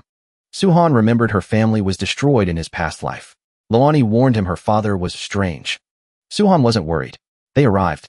Suhan sensed an ambush. A formation appeared. 4 tigers attacked. He destroyed them. Birds attacked. He used his swords. He broke the formation. A voice mocked him. Lu Yuni recognized the voice. 2 masked figures appear. Suhan couldn't sense their power. The man used a Buddha palm technique. Many hands attacked. Suhan dodged and used his swords. He countered. He used his emperor's fist. The man tried to block. The shield shattered. The man was knocked back. He used a pagoda treasure. It tried to crush Suhan. Suhan shattered it with a punch. The man was shocked. Suhan appeared before him. He kicked the man, and the mask fell off. The woman attacked Lu Yuni. Lu Yuni recognized her mother. Her mother explained it was a test. Suhan confronted the man. The man said he just wanted to hit him. Suhan realized it was his father-in-law and decided to let him win. He taunted him. The man punched him. Suhan faked being hurt. Lu Yuni was angry at her father. Suhan praised the power of the punch. Her father said he needed to approve of the boyfriend.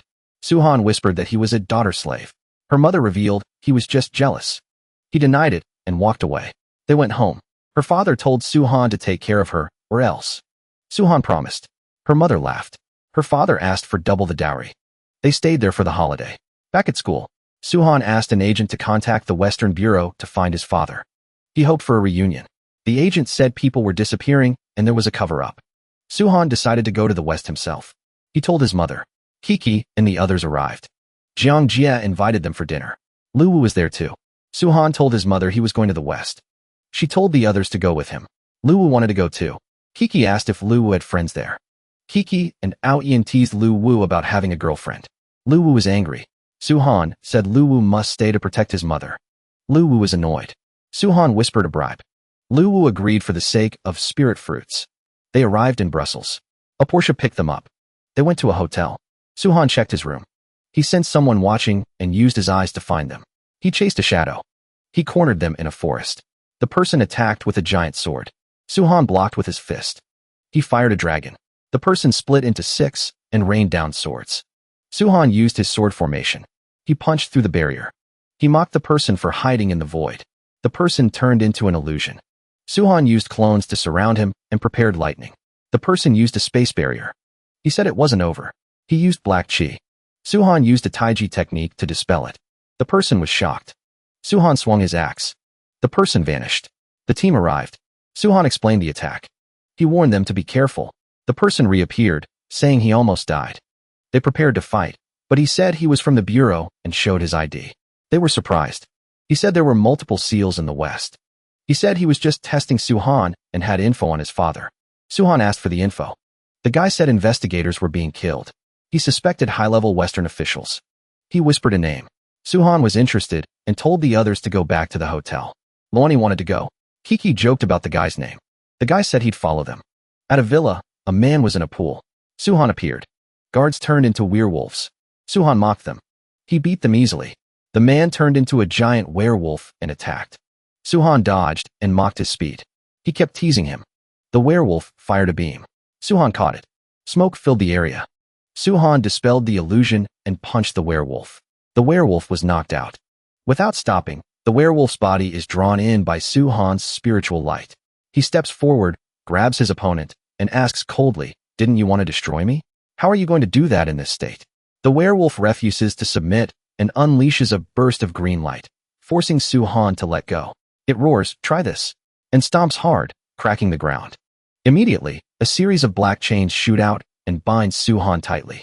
The werewolf smirks. "Kid, the toxicity and corrosiveness of this black mist, even a heavenly immortal couldn't withstand it." Suhan remains calm, only curling his lip. "Kill a heavenly immortal? With your black mist?" At that moment, Suhan gently waves his hand, making the werewolf's face pale. He asks in terror, What are you doing?" He frantically unleashes his spiritual power, but Suhan has already erected a protective barrier. He thinks to himself, a self-destruction? Sure enough, a talisman falls to the ground in an instant. Suhan recognizes it. A substitute talisman? His eyes turn cold. "You think you can escape by self-destructing?" His figure vanishes and reappears right next to where the werewolf is hiding. His voice is ice cold. "You won't escape today, even if you grow wings." Suhan grabs him by the neck with one hand and holds up a photo with the other. "Does this person look familiar?" The werewolf glares and sneers. "So, you really are here for him." Hearing this, Suhan tightens his grip, his voice urgent. "Where is he now?" But the answer shocks him. The werewolf says coldly, "He's dead." Suhan's expression changes instantly. He shouts in rage, "What did you say?" The opponent replies nonchalantly, "Years ago, he was eliminated by that lord." At that moment, a light suddenly flares in Suhan's eyes. 2 beams of light shine directly into the opponent's eyes. In his consciousness, an image of a person lying on the ground appears, weakly saying, You are the god of Mount Olympus." Suhan immediately presses him.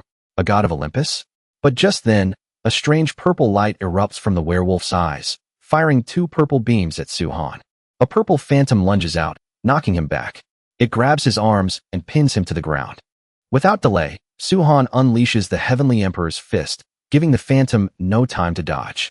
He points at his opponent and says coldly, "You again. The one they call the king." The figure flies into the air and summons several hideous monster heads. Seeing this, Suhan activates the Juxian sword array.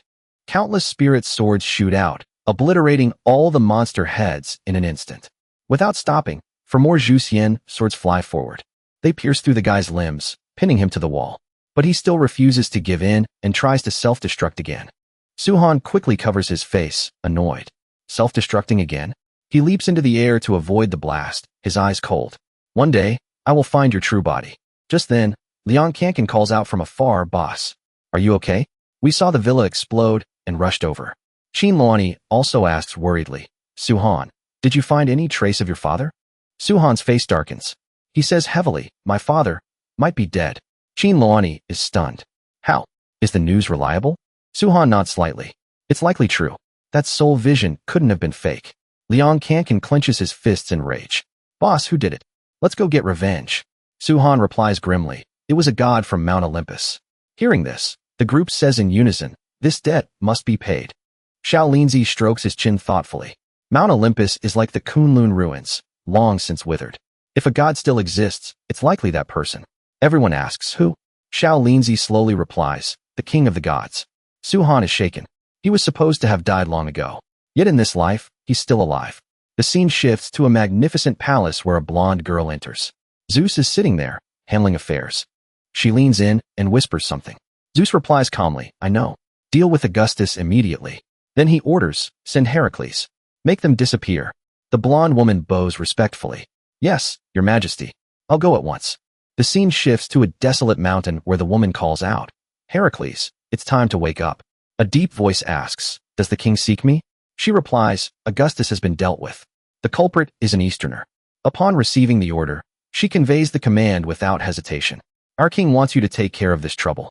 Thoris frowns and asks, where are you? The scene shifts back to Su Han's group. They are nearing Mount Olympus. The air is heavy with pressure. Liang looks around, puzzled. Boss, Mount Olympus is right ahead. Why don't I see any arrays? Like an entrance? Su Han doesn't answer immediately, wondering to himself, what exactly happened 20 years ago? Why did my father come here? He looks toward the sun and points. It's where the sun is. Olympus is in the light. Everyone, follow me. With that, the group turns into streaks of light and follows Su Han deep inside.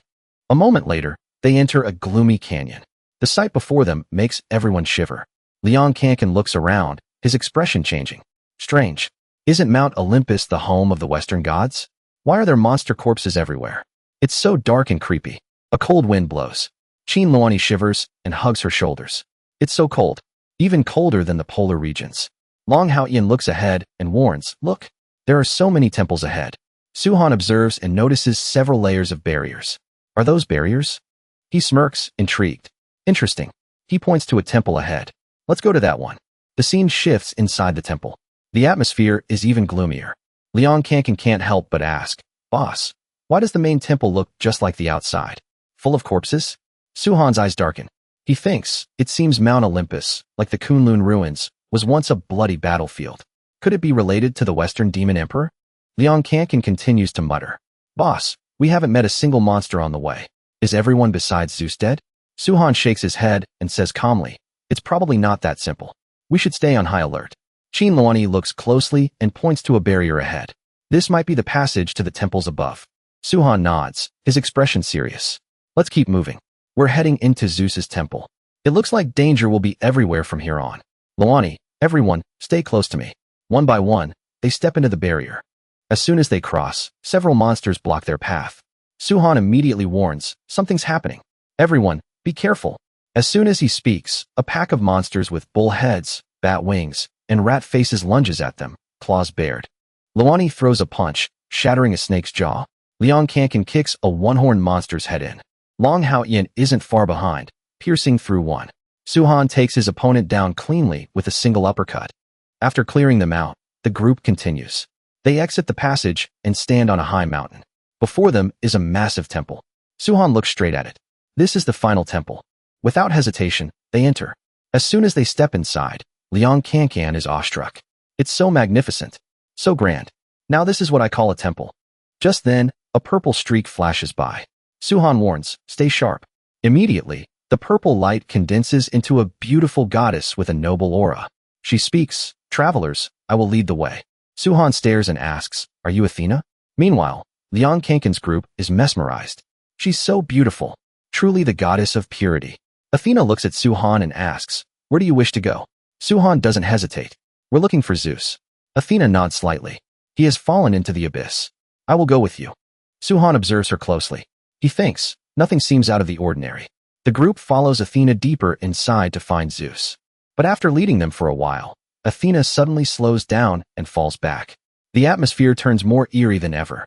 The tension snaps when Athena abruptly raises her scepter.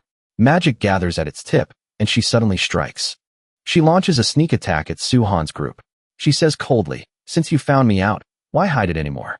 The moment the attack hits, Su Han vanishes and reappears to block it. He takes Athena's spell head-on and says, I knew something was off with you. Long Haoyan, Liang and Qin Luani are all stunned. Athena stops pretending and says coldly, then I don't need to act anymore. They immediately engage in a fierce battle. Each clash shakes the space. Suhan repeatedly punches Athena's barrier. He forces her to keep defending until cracks appear and the barrier shatters. Athena refuses to give up and summons a shield shaped like a snarling demon, slamming it towards Suhan. Facing the counterattack, Suhan unleashes the 4 Jusien swords. In an instant, the shield is destroyed. A dull explosion shakes the entire space. Suddenly, a massive tornado appears before the 4 of them. A deep voice echoes from within. "Kid, you're quite interesting." A white-haired man emerges from the tornado and says, "It's been a long time since I've seen a living human." With that, he throws a magic orb filled with terrifying power. Without delay, Suhan counters with the Heavenly Emperor's fist. The 2 forces collide with a thunderous boom. Realizing his opponent is no pushover, Suhan turns to the others. "Luani, everyone get out of here. This guy is much stronger than I thought." Qin Luani and the others start to move, but Liang Cancan is worried. "Boss, we'll wait for you nearby." However, the white-haired man quickly forms a hand seal and says coldly, "No one escapes my grasp." Instantly, an invisible force pulls the 3 of them to the ground, pinning them down. Long Haoyan screams in pain. "Why does my body feel like this? It feels like I'm going to explode." Seeing this, Suhan immediately swings the primordial battle axe, breaking the spell. He rescues the 3 of them. Seeing this, the opponent smirks. "Does your axe possess divine power? I find this quite interesting." Suhan replies, "I have plenty of interesting things." Determination fills his heart. "Father, today I will avenge you." Immediately, the power of the war god Xing Tian erupts from his body. Suhan uses space-time shift, closing the distance in an instant. But as he approaches, he's startled to find his opponent has vanished, leaving only a distorted space behind. Suddenly, countless clones of the guy appear, surrounding Suhan from all sides. They simultaneously unleash a move, God King's Catastrophe, Infinite Slaughter. Facing the dense attack, Suhan doesn't panic. Instead, he laughs out loud. The white-haired man continues his assault, his voice cold. "Kid, don't get ahead of yourself." But Suhan quickly forms a hand seal and unleashes Xing Tian's ghost axe. A massive yin-yang vortex appears, and the figure of the war god Xing Tian emerges behind him. At the same time, Suhan creates multiple clones. They all raise their primordial battle axes and strike down together. An earth-shattering explosion follows as spiritual energy scatters everywhere. After blocking the counterattack, Suhan sneers. "Is this your strongest move?" "It's nothing special." The white-haired man clutches his chest, his face pale and filled with pain. He tries to use his divine power to escape, but Suhan is one step ahead and pulls him back. He grabs him by the neck and shouts, "You're not going anywhere." Suhan then uses a control technique. A green light erupts from the guy's head, and his entire body is sealed. He turns into a small sphere resting in Suhan's palm. Having completely subdued him, Suhan coldly takes out a photo and holds it up. "Do you recognize this person?" The guy glances at it and asks him, "What's your relationship with him?" Rage flares in Suhan's heart. He shouts, "Answer the question." The guy sneers. "After the king gave me a second life, he was the first person I had to deal with. How could I not recognize him?" Suhan's fury boils over. "So it really was you." But the guy replies nonchalantly, "You mean eliminating him? He was just one man. Hardly worth mentioning." Suhan grits his teeth, his eyes cold. "Tell me, who is this king really?" As he speaks, fierce flames erupt from his hand. Under the torture, the guy screams in agony. "The king is the Lord of the West. He commands the entire Western Council. Someone like you doesn't deserve to know." Suhan can't contain his rage and crushes the sphere. His voice is ice cold. "Lord of the West, commands the Western Council. He must be one of the council members. I have to find him." Qin Luani and the others quickly return. She asks worriedly, "Suhan, are you okay?" Long Haoyan looks around. "Where is he?" Suhan replies calmly, "He's in hell." Then, he shares the clues he just gathered. All 3 are shocked. "What? This king might be one of the Western Council members?" Suhan nods. "I'm certain of it." Luani says seriously, "This is huge. We have to report this to the master." Complex emotions surge in Suhan's heart. He thinks, "Father, your son has avenged you." Luani comforts him gently. "Suhan, if your father knew, he'd be so happy." Liang Kankan adds, "That's right, boss. Don't be sad. He'd be proud of you." Then, he leans in and whispers, "Boss, Zeus was the king of the gods. He must have some good loot, right?" Suhan laughs. "Definitely. Come on, let's raid Zeus's lair." He thinks to himself, "I remember in my past life, someone found a treasure that could forge souls in the temple of the gods. Chongming, I'm about to let you show off again." Before long, they discover a massive treasure trove. Suhan sees it and says, Just as I thought. Leon Kankin asks curiously, "Boss, what's this?" Suhan explains, "This is the Eye of Return. It can guide souls, and is a supreme treasure for soul forging. I have a friend who needs this." He waves his hand, and a brilliant yellow light radiates. The Eye of Return is drawn into his hand. Then, Suhan falls into thought. I wonder if the angelic reincarnation pool is here too. They keep searching, and soon find a strange lake. Suhan exclaims happily, "Finally found it." Leon Kankin asks, "Boss, is this that angelic reincarnation pool?" Suhan nods. With this pool, Chongming can be reborn early. Luani is surprised. Chongming. Suhan hesitates, thinking, I can't mention my past life. I need a good excuse. He explains, it's a spirit beast I met when I was young. It was dying, and I happened to save it. After it recovered, it always helped me, making my cultivation path much smoother. Long Haoyan asks, so its physical body is dead? Suhan shakes his head. Not exactly, but it's a special situation, half alive, half dead. It was the one who told me about the Eye of Return and the reincarnation pool. With that, Suhan doesn't hesitate and activates the 9-turn heaven-defying array. As the array starts, beams of yellow light spread out, covering the entire lake. It gradually forms a mystical grand array. Angelic phantoms appear around it, offering blessings and adding their power to maintain the array. Suhan brings out the Eye of Return, drawing out Chongming, who was hidden on his arm. Chongming, return. Then he shouts, go. The Eye of Return flies into the center of the pool and merges with the array. Gradually, Chongming's figure begins to appear. Countless silhouettes of it emerge from the barrier, overlapping. But just as it's about to fully condense, a monster suddenly appears and swallows Chongming whole. Suhan's face pales. He gasps, what's happening? Leon Kankan is also terrified. A monster? What rank is that? Long Haoyan says grimly, I don't know, but any monster that can move freely through space-time is definitely not simple. Suhan's eyes turn cold. Luani, stay here. If there's danger, retreat first. I'm going to check it out. He immediately dives into the space-time barrier. Outside, Leon Kankan reassures Qin Luani. Sister-in-law, don't worry. Boss can definitely handle that monster. It'll be like chopping vegetables. He says this while wildly swinging his 2 meat cleavers. Inside the barrier, Suhan immediately senses the difference. He's shocked. I didn't expect time to flow differently here.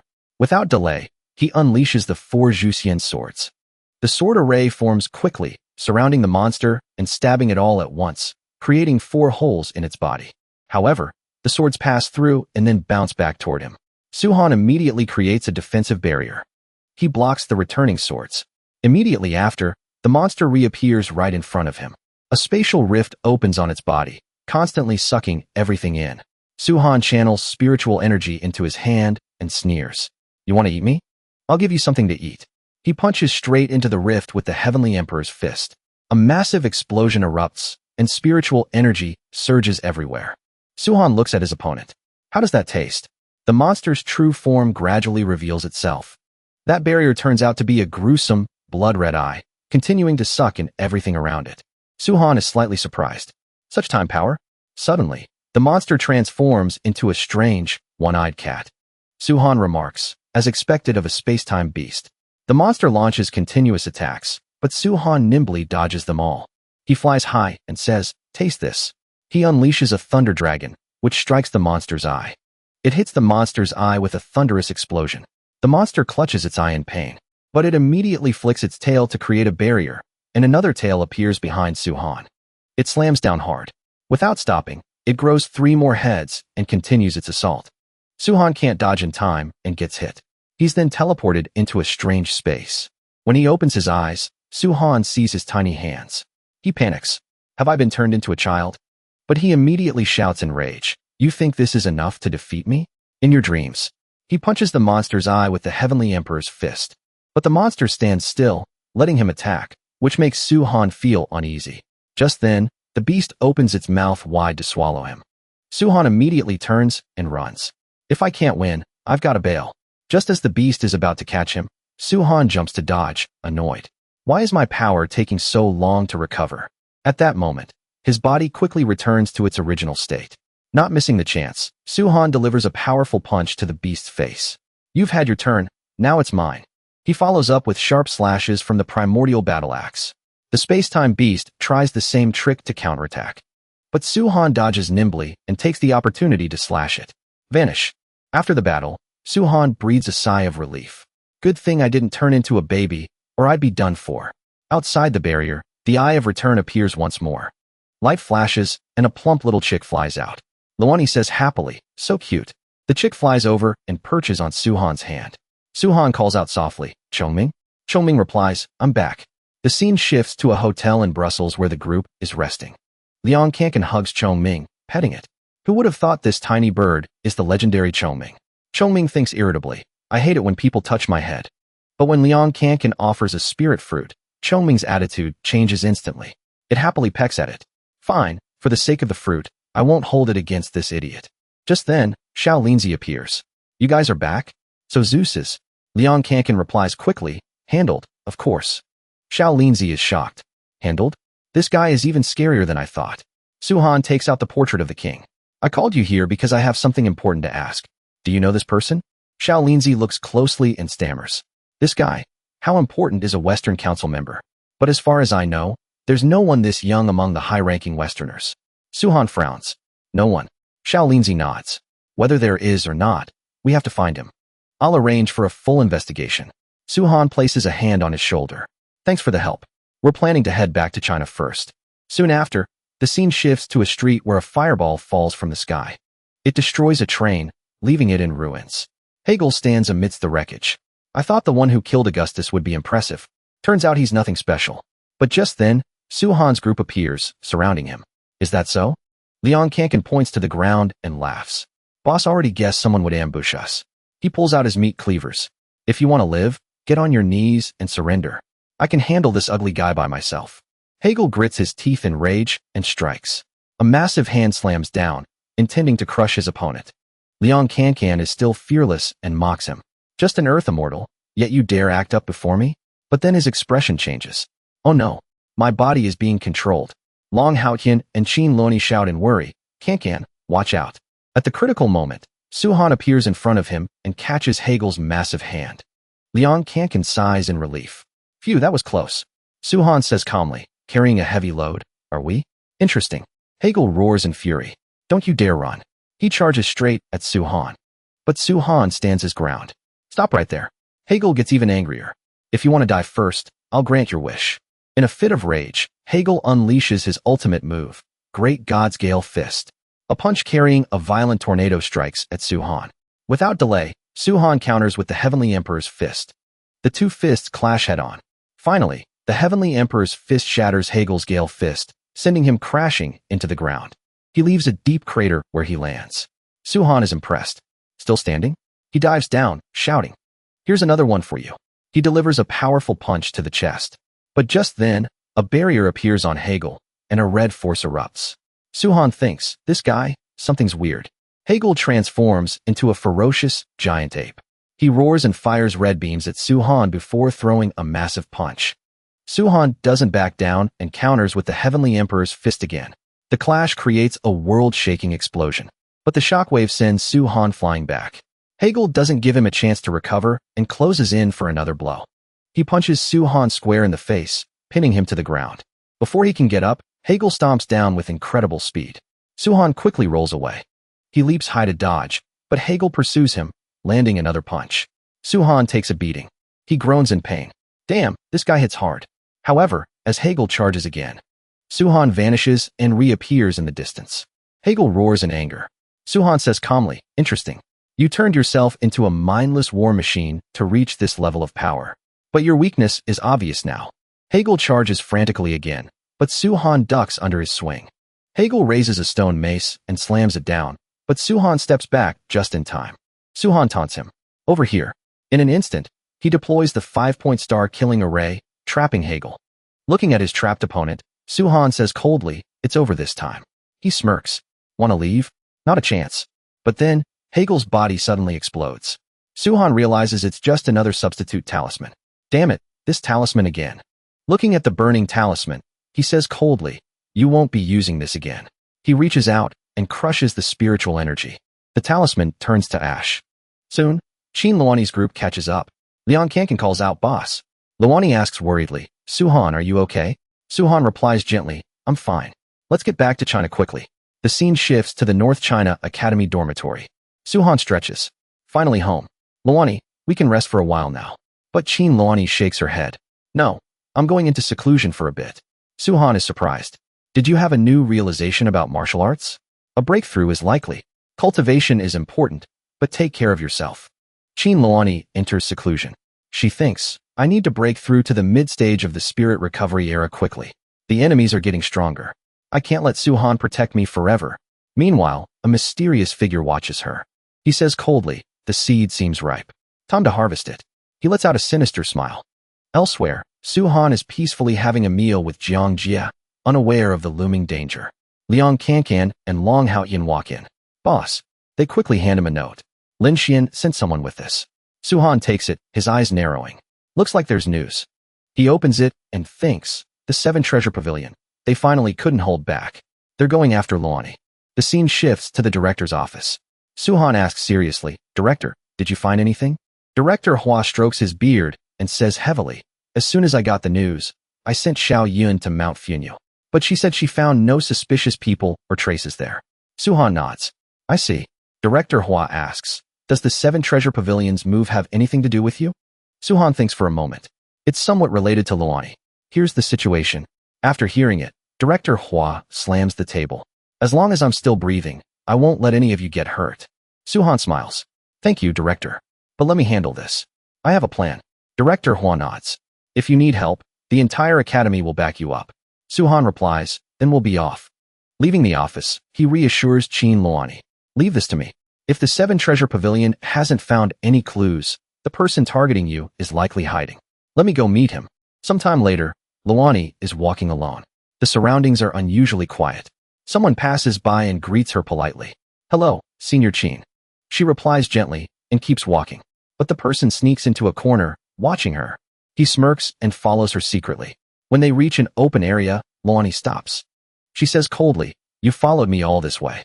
It's time to show yourself. The person stops hiding and steps out, smirking. To be able to sense me. You truly are the fruit I've been eyeing. Luani looks straight at him. Who are you exactly? He replies arrogantly. I am an immortal. I'll teach you immortal arts. Such great kindness deserves a reward. He reaches out to grab her. Luani doesn't back down and immediately strikes back. The two forces collide with a loud bang. The guy is startled. You're not her. Luani chuckles. An immortal's intelligence doesn't seem very high. Just then, Su-han emerges from the void with a cold smile. At the same time, a barrier forms, covering the entire area. Outside, Liang Kankan, Luani, and Long Haoyan watch. Liang Kankan says angrily, that brat dared to target my sister-in-law? Let's see how boss handles him. The immortal looks around and sneers. You think you and this array can stop me? He unleashes an immortal technique.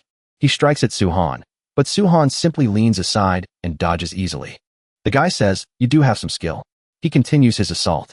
Su-han shouts in rage, you dare target Luani? Take this. He charges into the fight. They clash fiercely, trading blows nonstop. After a while, the immortal creates a fireball. He unleashes the floating Great Buddha. A fire phoenix charges forward. Su-han counters with the Heavenly Emperor's fist, summoning a dragon. It collides with and destroys the fire phoenix with a thunderous explosion. Then, the Heavenly Emperor's fist strikes the immortal directly. He gasps, you also practice immortal arts. Su-han replies calmly, it's just a small trick. No need to be so surprised. The immortal roars, kid, there's always someone better. That was just a test. Let's see you handle this. He begins to chant, 9 immortals of the red wind, heavenly war of immortals. An old man with a sword appears. Kid, take this. He slashes at Su-han. Seeing this, Su-han summons the primordial battle axe. Interesting, he says with a smirk. But then, the opponent fires a massive sword. Su-han doesn't hesitate and uses Xing Tian's axe technique, blocking the sword. Without stopping, he enlarges the axe and delivers a powerful strike. The immortal is defeated, his face pale. Ancient power. Who are you? Su-han replies coldly, you don't deserve to know. He swings his axe again. The opponent frantically summons an immortal shield, but with a loud bang, it shatters instantly. He's sent flying to the ground. Su-han steps forward, pinning him down with his foot, the axe pointed at him. Outside, Liang Kankan cheers, boss won. Su-han looks down. Run? Where do you think you're going? The immortal trembles. I miscalculated. I didn't think someone as strong as you existed. Not only do you have immortal arts, but ancient power too. But in the end, there's a difference between us. You have great luck and opportunity, but before the gods, you're just an ant. Luani, I've decided. When I return, I'll crush you with my own hands. Your soul will be scattered, and you'll rot in hell forever. Suhan swings his axe in rage. I'll be waiting. The barrier vanishes. Liang Kankan immediately starts flattering him. Boss, I knew you'd make him cry for his mama. Long Hao Yin asks irritably. Can't you ever be serious? Liang Kankan snaps back. Fine, fine. You're not exactly a man of few words yourself. Luani asks worriedly. Suhan, are you okay? Suhan reassures her. I'm fine. That was just a clone. His true body's power might far exceed ours. We need to train hard for future threats. Liang Kankan asks with a grin. Boss, are we heading back? Suhan shakes his head. I remember a secret realm nearby. Since we're here, we can't leave empty-handed. Liang Kankan is excited. A secret realm? Treasure hunting? I'm in. The four of them enter the realm to train. After some time, Suhan says happily, finally reached the late stage of Earth Immortal.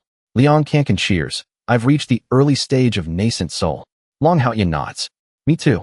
My spiritual power is surging. I'm just one step away from the heavenly stage. Suhan smiles at Qin Luani. Luani, looks like you'll reach the mid-stage of human immortal soon. Just then, Chongming flies over happily. Suhan asks, looks like you found some good stuff, little guy. Chongming replies, Suhan, I need to rest for a few days. Liang Kankan asks curiously, Boss, what's with Chongming? He just recovered and swallowed such a large divine object. He needs time to digest it. Suhan's eyes land on a tree full of spirit fruits, and he starts planning. After making sure there's nothing else left, Suhan waves his hand. A green light sweeps across, and every single fruit on the tree is sucked into his bag. He says calmly, let's head back. But at that moment, the space-time beast reappears, and the tension returns. The scene shifts to Suhan's room where Lu Wu is complaining. Kid, you went to a secret realm without me. Before he can finish, there's a knock on the door. Senior Suhan, the director has something important to discuss.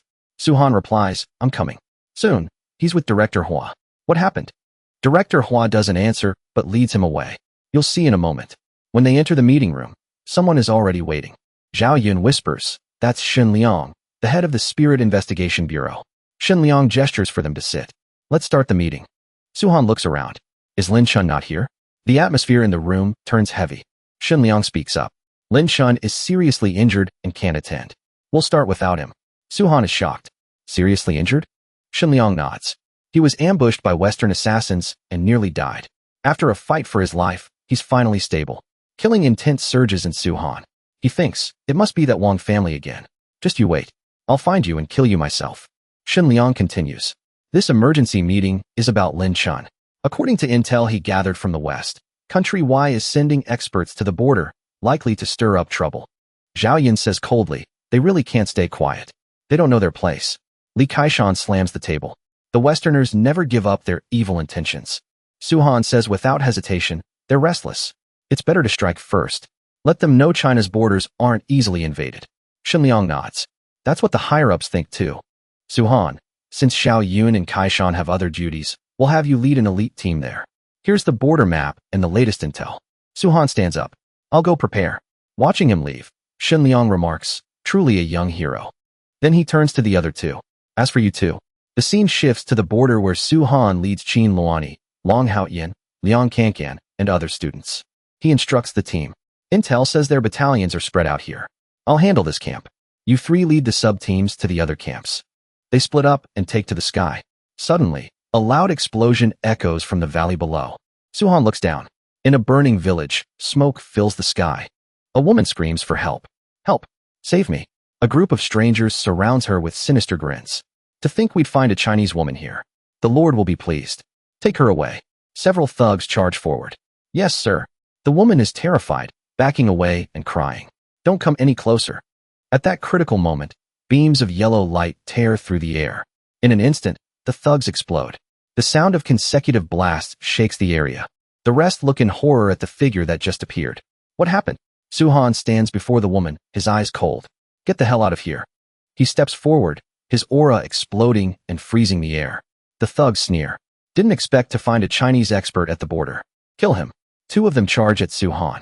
He growls, invading our borders and insulting our people. Your crimes are unforgivable. Yellow light binds the two of them. No matter how they struggle, they can't break free. The commander sneers. You have some skill. I'll deal with you myself. He brings out a wheel like magic treasure. Suhan doesn't flinch and unleashes the Heavenly Emperor's fist. With a loud bang, the treasure is shattered, and the force hits the commander directly. Su-han says contemptuously, "Your lackeys failed. Come out." A spatial portal opens, and a figure steps out. Su-han says, "So Shiva's avatar is here too. Your plot is bigger than I thought." Shiva sneers. "Mortal, I acknowledge your strength. I'll allow you to become my food." Su-han is enraged. "Food? You wish." He punches, but Shiva's black energy blocks it. He summons countless snakes.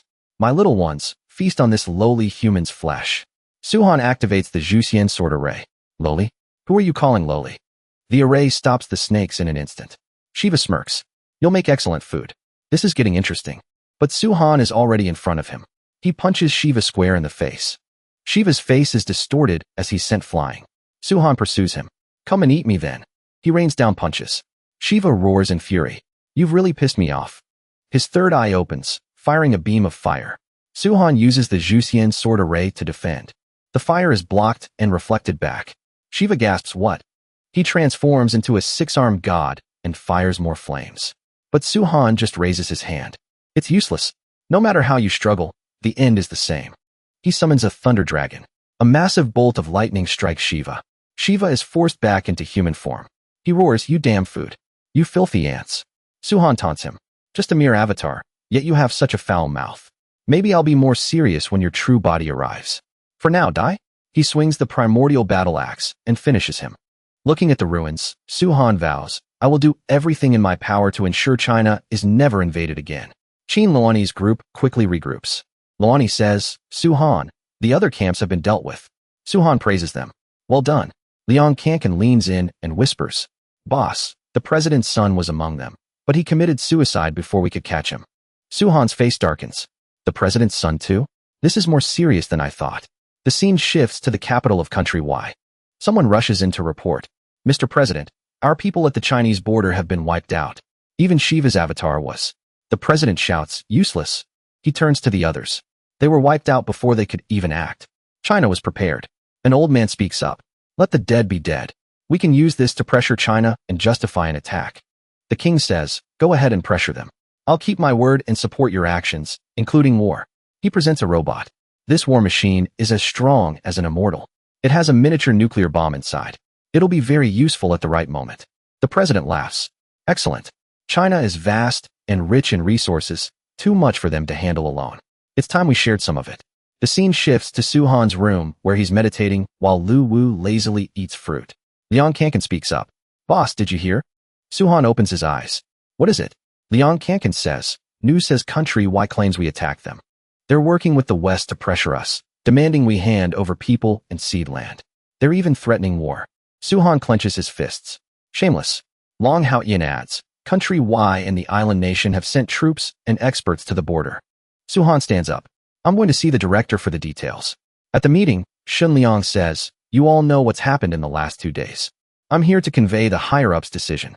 We're mobilizing elite experts from all over to strike back."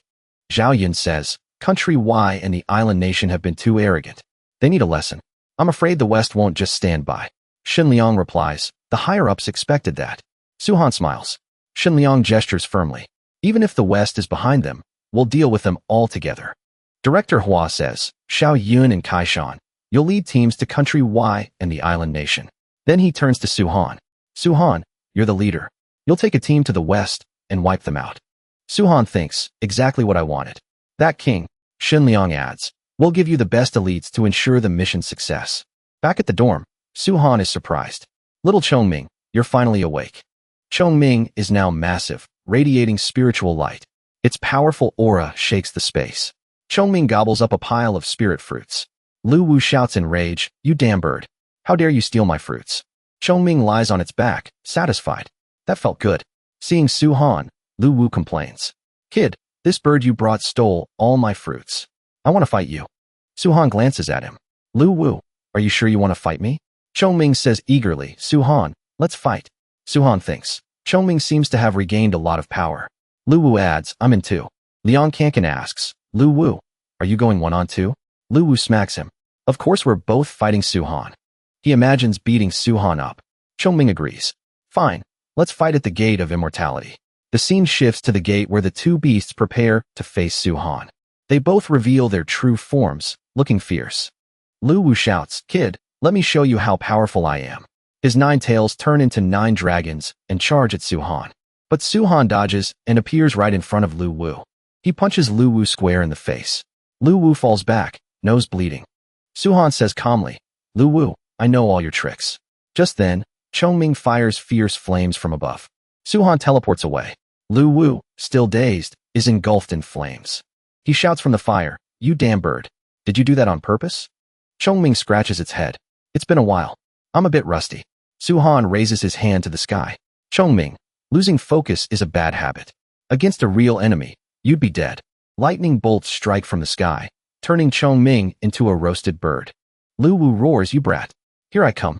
He sends the 9 dragons to surround Su-han again, but he escapes easily and mocks him. "Lu Wu, how does it feel to tie yourself in knots?" Lu Wu roars in fury, "I'm gonna kill you." Su-han appears and slams the primordial battle axe down. "Lu Wu, it's over." He knocks Lu Wu out of the ring in an instant. He warns him, "Lu Wu, if you don't focus on training, you'll suffer on the battlefield." Chongming flies back. "Su-han, taste my ultimate move, Destruction Star." It summons a massive meteor. Su-han thinks, "I need to focus." But he appears behind Chongming, grabs its wings, and uses it as a shield. "Chongming, try your own move." Chongming gets hit by its own move and turns into a fat bird. "I quit. No more. You're bullying us 2-on-1. Where's your honor?" Lu Wu agrees. "Yeah, you're a cheap brat." After the match, Su-han warns them. "Lu Wu, Chongming, you need more combat power. You can't stay like this. We have a tough battle ahead. I'm going to train you. If you don't work hard, all your spirit fruits will be confiscated. Starting now." They both pale. Liang sighs. Looks like Lu Wu and Chongming are in for a rough few days. A few days later, Qin Luani's group regroups. Liang says, "Boss, it's time to go." Su-han nods. "Let's go." The scene shifts to a large plaza where the commander declares, China doesn't seek trouble, but the West won't stop their evil plots. They keep inciting other nations to invade us. Enough is enough. This battle will decide the fate of the world. The crowd shouts, "A battle for the world." The commander continues, "I wish you all success. Return in victory and show our nation's might." He turns to Su-han. "Su-han, you're leading the Western team. Say a few words." Su-han steps forward, his gaze firm. "This battle will be swift and decisive." The team shouts, "Victory is ours." The commander orders, "Move out." The teleportation array activates. In an instant, Su-han, Luani, Liang and Long Haoyan arrive at their destination. Liang asks, "Boss, where are we?" Su-han checks the screen. "We're in the target area." He looks at the sky. To teleport this many people so accurately, the government really spent a fortune on these arrays. He regains his composure and instructs everyone to split up. Report any surprises immediately. They all shout, "Understood." Then he turns to the 3 behind him. "We're moving out too." They approach a fortified building. Su-han calls out, "Luani, Haoyan." They enter the enemy base. Su-han remarks, "Not bad. A government-level concealment array. It doesn't cause any spiritual fluctuations, making it hard to detect. Now, let's catch the rats in the trap." He analyzes the map. "This base has 4 sections. I'll handle the central area. You 3 quickly suppress the other sections." He turns to the bird. "Chongming, you're on free roam." Then he asks, "Is that clear?" They nod and split up. The attack begins. In another corner, a guard yawns and then shouts in panic, "Enemy attack." But before he can do anything, he's knocked out. Liang appears behind him, meat cleaver in hand. "Shut up. This is my first sneak attack. Don't ruin it." Meanwhile, Su-han enters the control room. It's empty. No one. He senses movement. Over there. He teleports instantly. Elsewhere, Luani faces 2 enemies. A bald guy sneers. "Ambushing us while we're resting? How bold." He slashes with his sword. Qin Luani counters with her twin swords. The sword energies collide with a bang. She follows up with sharp sword lights, forcing them back. Suddenly, another person appears. He erects a barrier, absorbing and neutralizing Luani's sword lights. Then, the bald guy sneaks up behind her. "You think you can ambush me? You're way out of your league." Just then, Chongming appears and kicks the guy in the back. He screams in pain. Luani calls out happily, "Chongming." Chongming says, "Luani, I'm here to help." The white-haired guy mocks them. "Just another damn bird." A purple light engulfs everything. A strange object appears. What is this? Suddenly, lightning bolts strike from it. Luani groans. A soul attack. Chongming is hit too. "I'm so sleepy." The bald guy roars, "You damn bird. How dare you ambush me?" He enlarges his sword and shouts, Sword of the War God. Die. He swings it down. Lu Yuni, eyes half closed, calls out, Suhan. Right then, Suhan appears. He catches the sword with his bare hand and crushes it. Get lost. The guy is shocked. My war god sword, it's broken. Suhan looks at his friends. A soul attack. Even Chongming couldn't resist it. He leaps toward the giant eye and shouts, die. He unleashes the Heavenly Emperor's fist. The giant eye is shattered. The white-haired guy is stunned. The soul-depriving light didn't work on him. Chongming flies over, shouting, You bastard! How dare you use such cheap tricks? Its eyes glow brightly. The white-haired guy tries another soul attack. Void distortion. Chongming counters with meteor fire rain, raining down fireballs. Explosions rock the area, turning it into a sea of fire. Meanwhile, Suhan closes in on the bald guy. The guy is panicked. This kid is too fast. Suhan sees him raise his shield. Take this. Suhan's punch shatters the shield into pieces. It's just a low-grade immortal treasure, he says nonchalantly. Seeing this, the guy tries to flee. This guy is too much. I'm out of here. Suhan summons the Juxian sword. You think you can escape? For Juxian swords. The swords pierce the bald guy, and he crashes to the ground in a massive explosion. He crawls out of the crater, cursing, You damn Chinese gods. A massive figure with a sword and shield appears. Suhan scoffs. A lowly god. Just a pest. Suhan clenches his fist. Yellow light erupts from the guy's body. He stammers, I am. A violent explosion follows, blowing the bald guy to bits. Meanwhile, Chongming and Lu Yuni finish off the white-haired guy. Liang Kankan and Long Haoyan arrive with reinforcements. Boss, it's all clear. All the other bases have been suppressed. Boss, we found a treasure trove. Let's take it all. Long Haoyan reports. Intel says everything is going smoothly. All the western temporary bases have been suppressed. Suhan orders. Next, we strike the heart. Onward to Brussels. Suhan leads his team into the city's airspace. Liang Kankan reports. Boss, the east and south are ready. Long Haoyan confirms. West and north are ready too. Suhan gives the order. Let's begin. Teleportation arrays appear, and barriers surround the city. Suhan instructs the team. Follow the plan. Control the city's speed. Liang Kankan asks, What about us? Suhan replies. Intel says those council members are having an important meeting tonight. They're all in the parliament building. The four of them enter the building. A guard is quickly knocked out. Other guards shout, Who's there? No answer. Only the sound of punches and kicks. The rest of the guards are taken down. Suhan's group bursts into the meeting room. The people inside are stunned. Who are you? How dare you come here? The officials stare in shock. One of them shouts, You're Chinese. What is China doing? Declaring war? Suhan looks around. He's not here. Then he says, War? You're not even worth a declaration. A one-eyed man speaks up. So you think you've already won? He slams a red button on the table. But nothing happens. He shouts, How is this possible?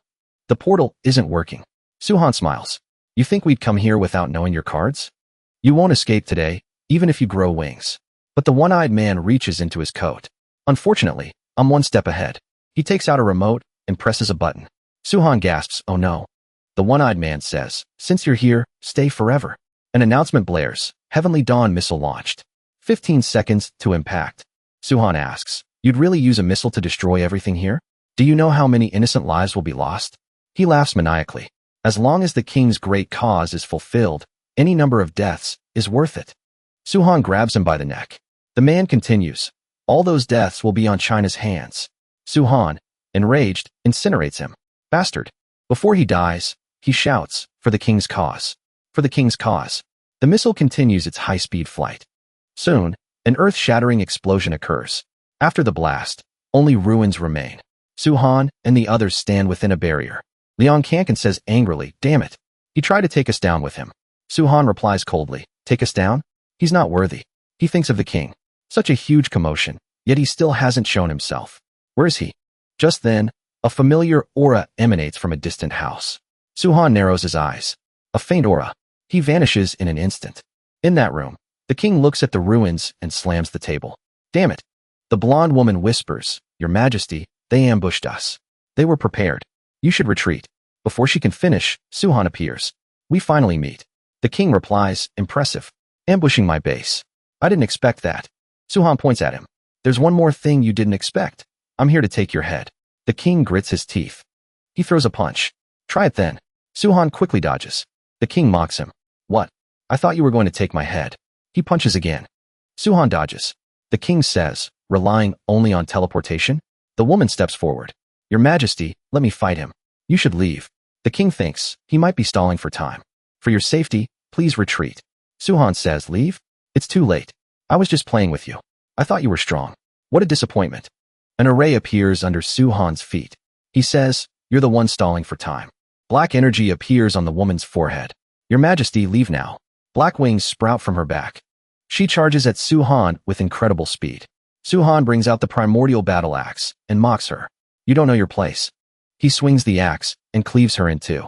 He says to the king, I told you, you're not going anywhere. The king raises his hand. Then I'll kill you first. A cool set of armor appears on his body. He lunges with his sword, yellow light radiating from it. Suhan swings his axe. Sword and axe clash. She charges at Suhan with incredible speed. Suhan brings out the primordial battle axe and mocks her. You don't know your place. He swings the axe and cleaves her in two. He says to the king, I told you, you're not going anywhere. The king raises his hand. Then I'll kill you first. A cool set of armor appears on his body. He lunges with his sword, yellow light radiating from it. Suhan swings his axe. Sword and axe clash. With a loud bang, both are pushed back. They glare at each other, sparks flying. They clash again, trading blows rapidly. Suddenly, the king's sword vanishes. He thrusts his hand forward and unleashes Soul Devour. A massive vortex appears above Suhan. The king says gleefully, die in the ashes. But the primordial battle axe emerges from the vortex. The king panics. What? Suhan raises his axe and mocks him. You're pathetic. Even worse than your subordinates. The king roars, damn it. Come out. 3 gods of Olympus appear. Kill him. With one swing, Suhan blows the 3 gods away. Begone. He teleports in front of the king, his aura exploding. I'm taking your head. But the king dodges. He swings his massive hand at Suhan. You filthy rat. Suhan summons the war god Xingtian. Xingtian swings his axe at the king's hand. A loud crack follows. A massive explosion follows. The king pants, blood dripping from his mouth. He tries to fly away, still trying to run, but the king smirks. You've been tricked. He unleashes heavenly demon heart fear. A beam of black energy hits Suhan's face. The king says, you're right. I only have 1/10 of my peak power, but it's enough for you. Just then, the 9 mysterious heavenly chapters activate. The king gasps, what is this? The heavenly chapters burn him with yellow light. He reveals his true form, a demon with long, sharp claws. Suhan says, I can handle you alone. Do all you outer realm demons lose your brains when you grow up? Suhan swings his axe. The demon says, my true body is still here. I will return. Then, the world will fall into endless disaster. A massive explosion follows. Suhan captures the demon's soul. Suhan interrogates the soul. Where is your true body? The soul replies, you'll never know. Liang Kankan appears. Boss, where'd you go? We've been looking for you. Lu Yuni and the others have sent the remaining council members to a special prison. He looks at the soul. Boss, is this guy? Suhan replies, this is the one who made Zeus kill my father. Suddenly, someone flies over. Suhan. Suhan is surprised. Lin Xian? Why are you here? Your injuries. Lin Xian replies, the government gave me a high-grade pill. I'm much better now. I have important news. I had to tell you personally. Suhan asks, important news? I found a secret organization. It likely has to do with your father. My father? Lin Xian continues, I also found out someone was hindering the search for him. They've kept their distance from the parliament, so they're not connected. Suhan asks, so there's another powerful force hiding in the west? Where are they? Lin Xian replies, right here in the city. I've sent people to investigate. If they're in the city, let's go check it out. Liang Kankan asks, boss, want me to come? Suhan seals the soul. Kankan, stay here and find out where his true body is. This southern bright fire is extremely dangerous for souls, you know. Liang Kankan takes the fire. Understood, boss. I've got this. Suhan warns, even though I've sealed him, be careful. Don't let him escape. Liang Kankan reassures him. Don't worry, boss. Then he taunts the soul. Hey, Brad, tell me where your true body is. Or else. He starts getting rough. The soul remains silent. Not talking. Still stubborn. I don't even need the southern bright fire for you. You call yourself a king? Let's see how you handle the Liang family's 18 styles of humiliation and torture. The scene shifts to a ruined factory. Suhan and Lin Xian land. Is this the place? Lin Xian confirms it. Suddenly, an explosion sends someone flying. Suhan rushes over. Are you okay?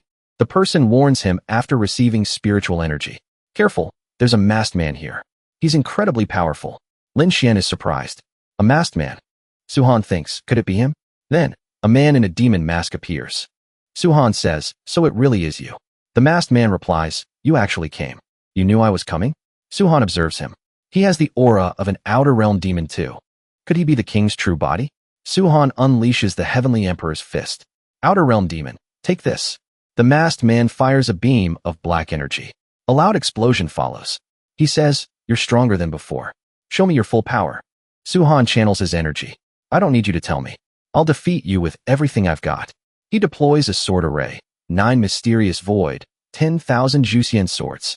But the masked man creates a barrier and uses heaven-earth reversal, reflecting the sword array back at Suhan. Suhan has to use a barrier to block it. Then the masked man fires countless meteors, star sea destruction. Suhan is surrounded by meteors, but he uses the 9 mysterious heavenly chapters to shatter them all. Suhan summons the primordial battle axe and charges at the masked man. Die! But as he strikes, the masked man teleports behind him, strikes him, and shouts, "I'm behind you." But Suhan teleports behind him instead and shouts, "I'm the one behind you." The primordial battle axe hits him with a thunderous boom.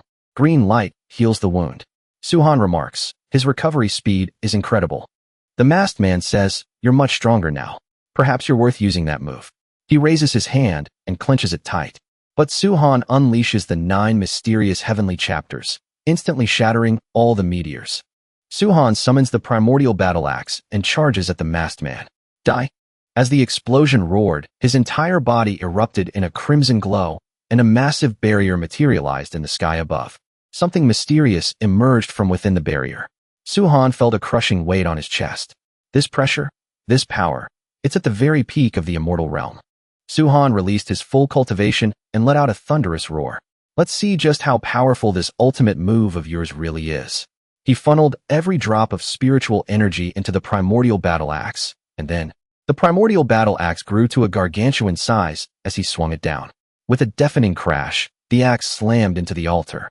Sweat poured down Suhan's face as he strained with all his might, but a massive explosion suddenly erupted. At that critical moment, a voice suddenly echoed through the air. "Tiankun, stay your hand. Do you intend to use the blood sacrifice altar to kill my son?"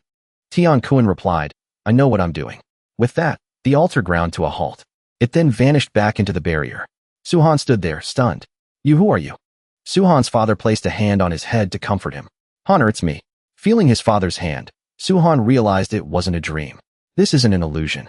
The old man continued, "Honor, it's me. I'm your father. I'm really here." Suhan gripped the primordial battle axe tightly and demanded, "You've been faking your death all this time, haven't you?" His father replied, "Yes, I have." Suhan suddenly threw a punch straight at his father's face. "You were alive. Why didn't you come back for me and Mom? Do you have any idea how we lived all these years? Do you know how much Mom suffered?" His father just sat there on the ground, taking the blow. With tears streaming down his face, Suhan yelled, "Tell me, why?" His father sighed, "It was all my fault.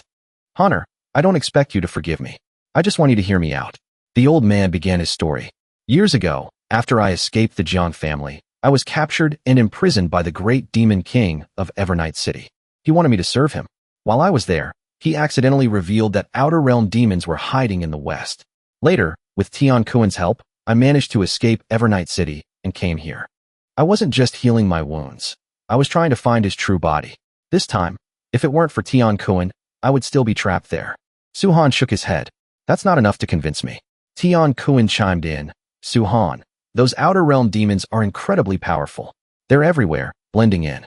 Until you have absolute power, we couldn't risk alerting them. If they knew your father was alive, both you and your mother would be in grave danger. That's why your father has been hiding in the shadows all these years." Tian Kuen placed a hand on the father's shoulder. "Honestly, he wanted to find you and rescue your mother more than anyone." Suhan asked, "How can you save anyone just by wanting to?"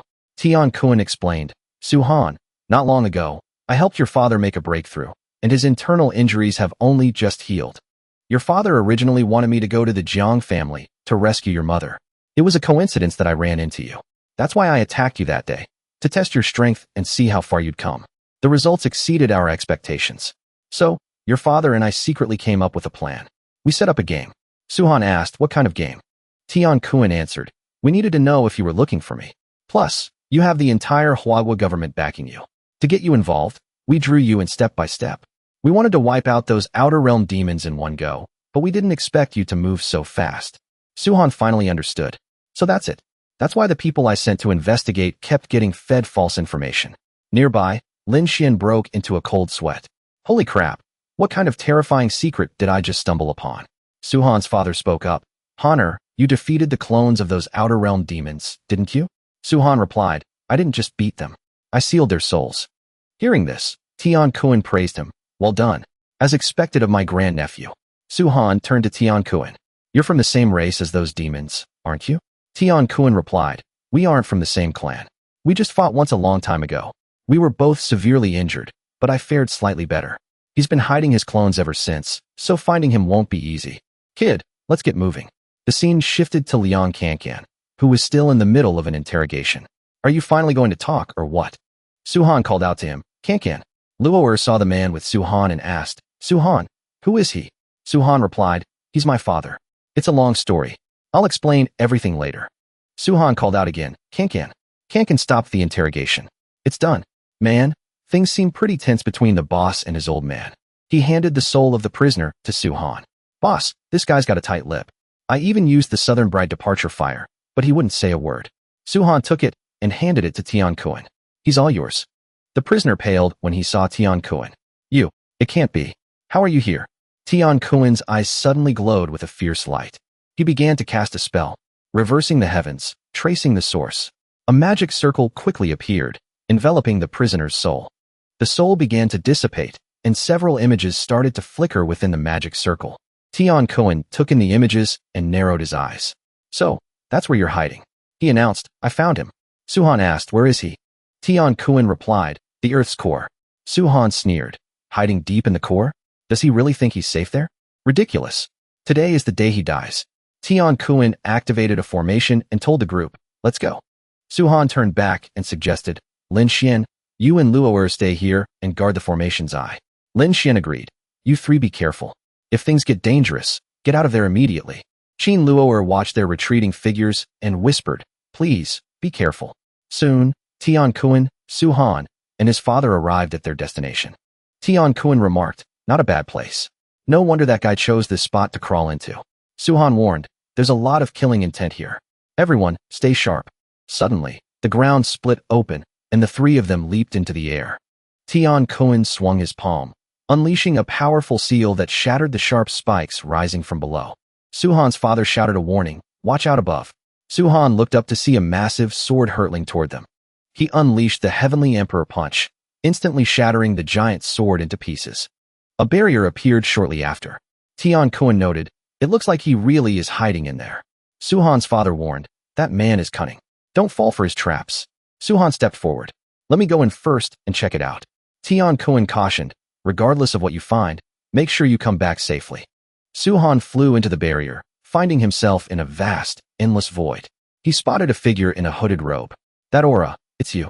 Suhan swung the primordial battle axe with a roar. He sliced the figure to pieces, but then realized something. It was just a shadow. He's trying to buy time. It really was a trap. A voice suddenly boomed. Human, this is no place for you. You dare disturb my master's eternal slumber? Instantly, a rain of meteors began to pelt down towards Suhan. With a casual wave of his hand, a golden light erupted, forming a barrier that blocked every single attack. But it wasn't over. From the depths of the void, swarms of ferocious ice monsters charged at him. Looking at the monsters surrounding him, Suhan thought, I need to end this quickly. He rapidly formed hand seals and unleashed the 4 swords of the heavens. The 4 swords spun relentlessly, shredding the monsters to bits. Just then, tendrils of black mist began to spread, swirling around Suhan. A massive beast slowly took shape, the 9 Nether Pride. It immediately swung its claws at Suhan. He threw up a barrier, but the impact was so powerful it sent him skidding backward. Suhan realized the situation. Is space itself locked down? He's gone to great lengths to buy himself some time. The 9 Nether Pride spoke, in my domain, your spatial abilities are useless. Once my master recovers his full strength, this entire world will kneel before him. Suhan raised his primordial battle axe. If spatial abilities are useless, then I'll just have to kill you the old-fashioned way. A beam of golden light shot straight toward the beast. Suhan swung the axe again. You're just a beast. Die. In an instant, the primordial battle axe tore the 9 Nether Pride to shreds. Suddenly, Tian Kuan appeared. Suhan asked, Why did you come in here? Tian Kun replied, your father was worried, so I came to find you. Suhan said, this place is a trap. He set this up to stall us while he recovers. We have to hurry, or he'll be back to full strength before we know it. Tian Kun suggested, let's get out of here first. The two of them entered the barrier and left the Earth's core. The moment he saw Suhan, his father rushed over. Han, are you okay? Suhan replied, I'm fine. I just ran into a tricky beast, but I took care of it. Tian Kun added, what you encountered was a diversion he created to buy time.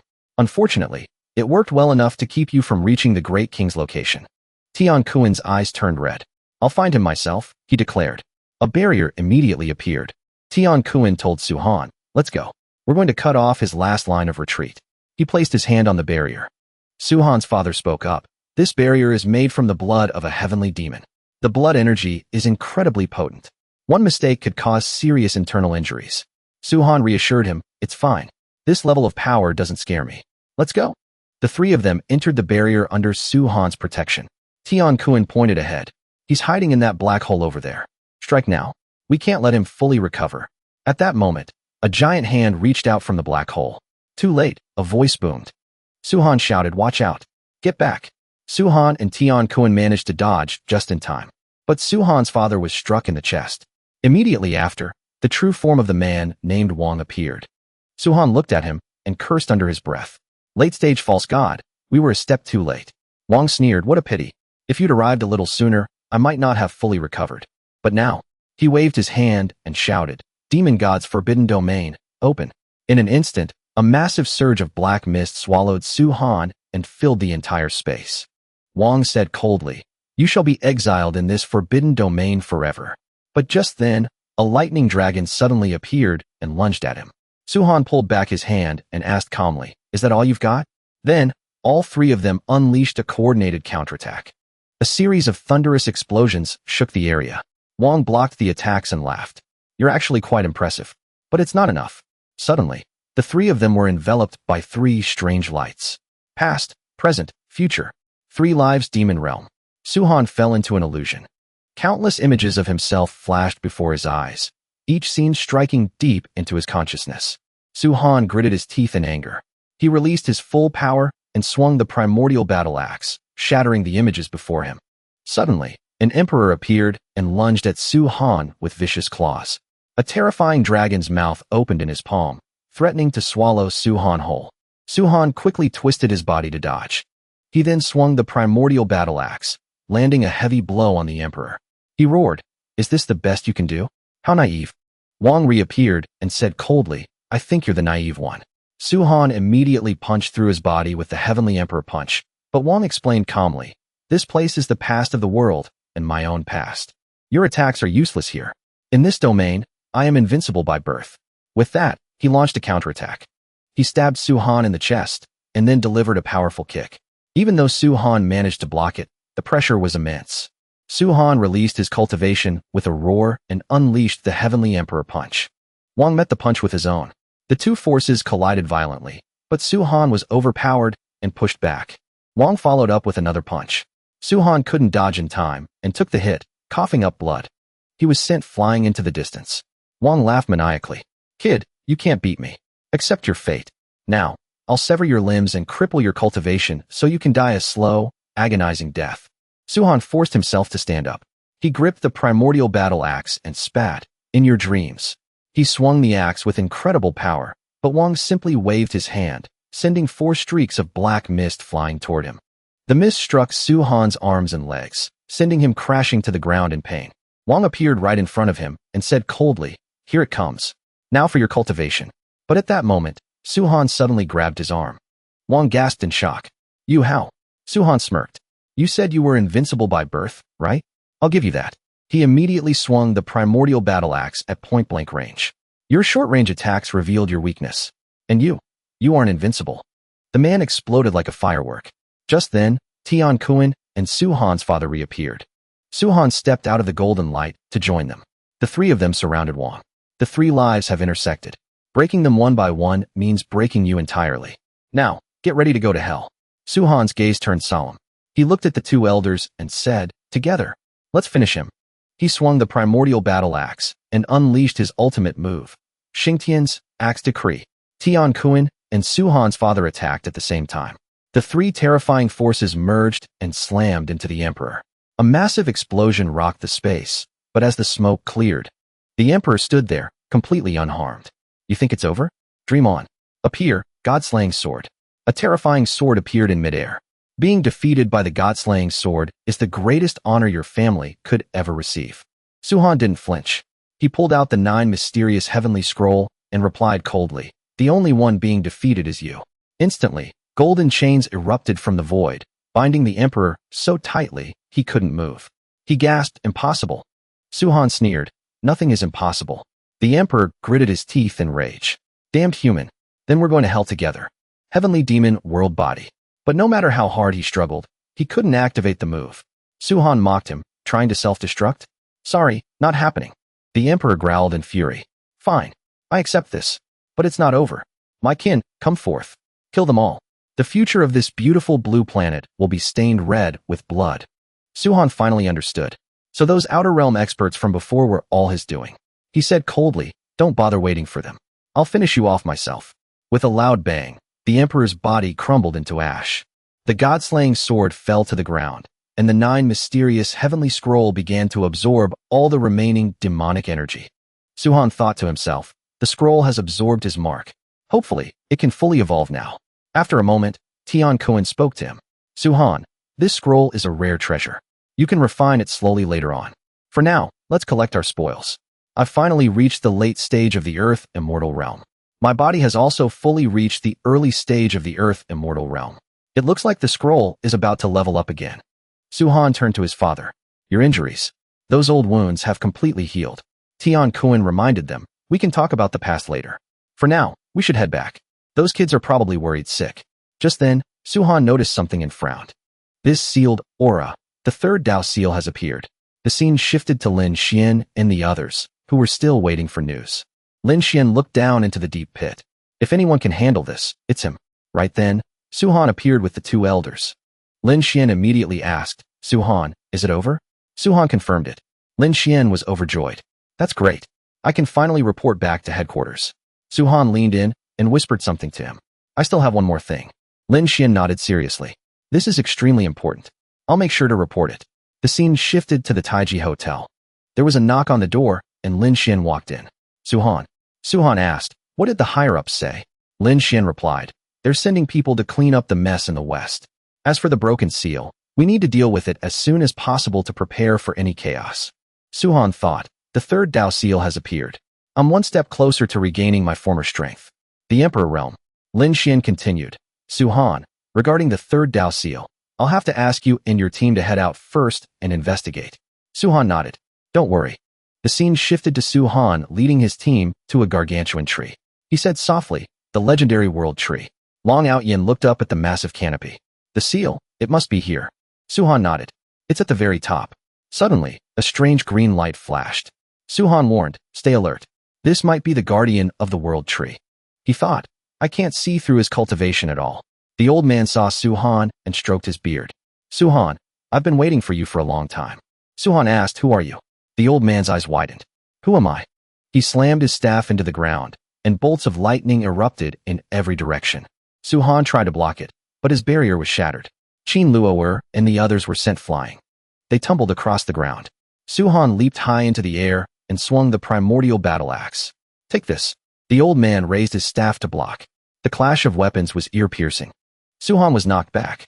He looked at the crack on his axe and was stunned. A casual blow cracked the primordial battle axe. "Just who is this guy?"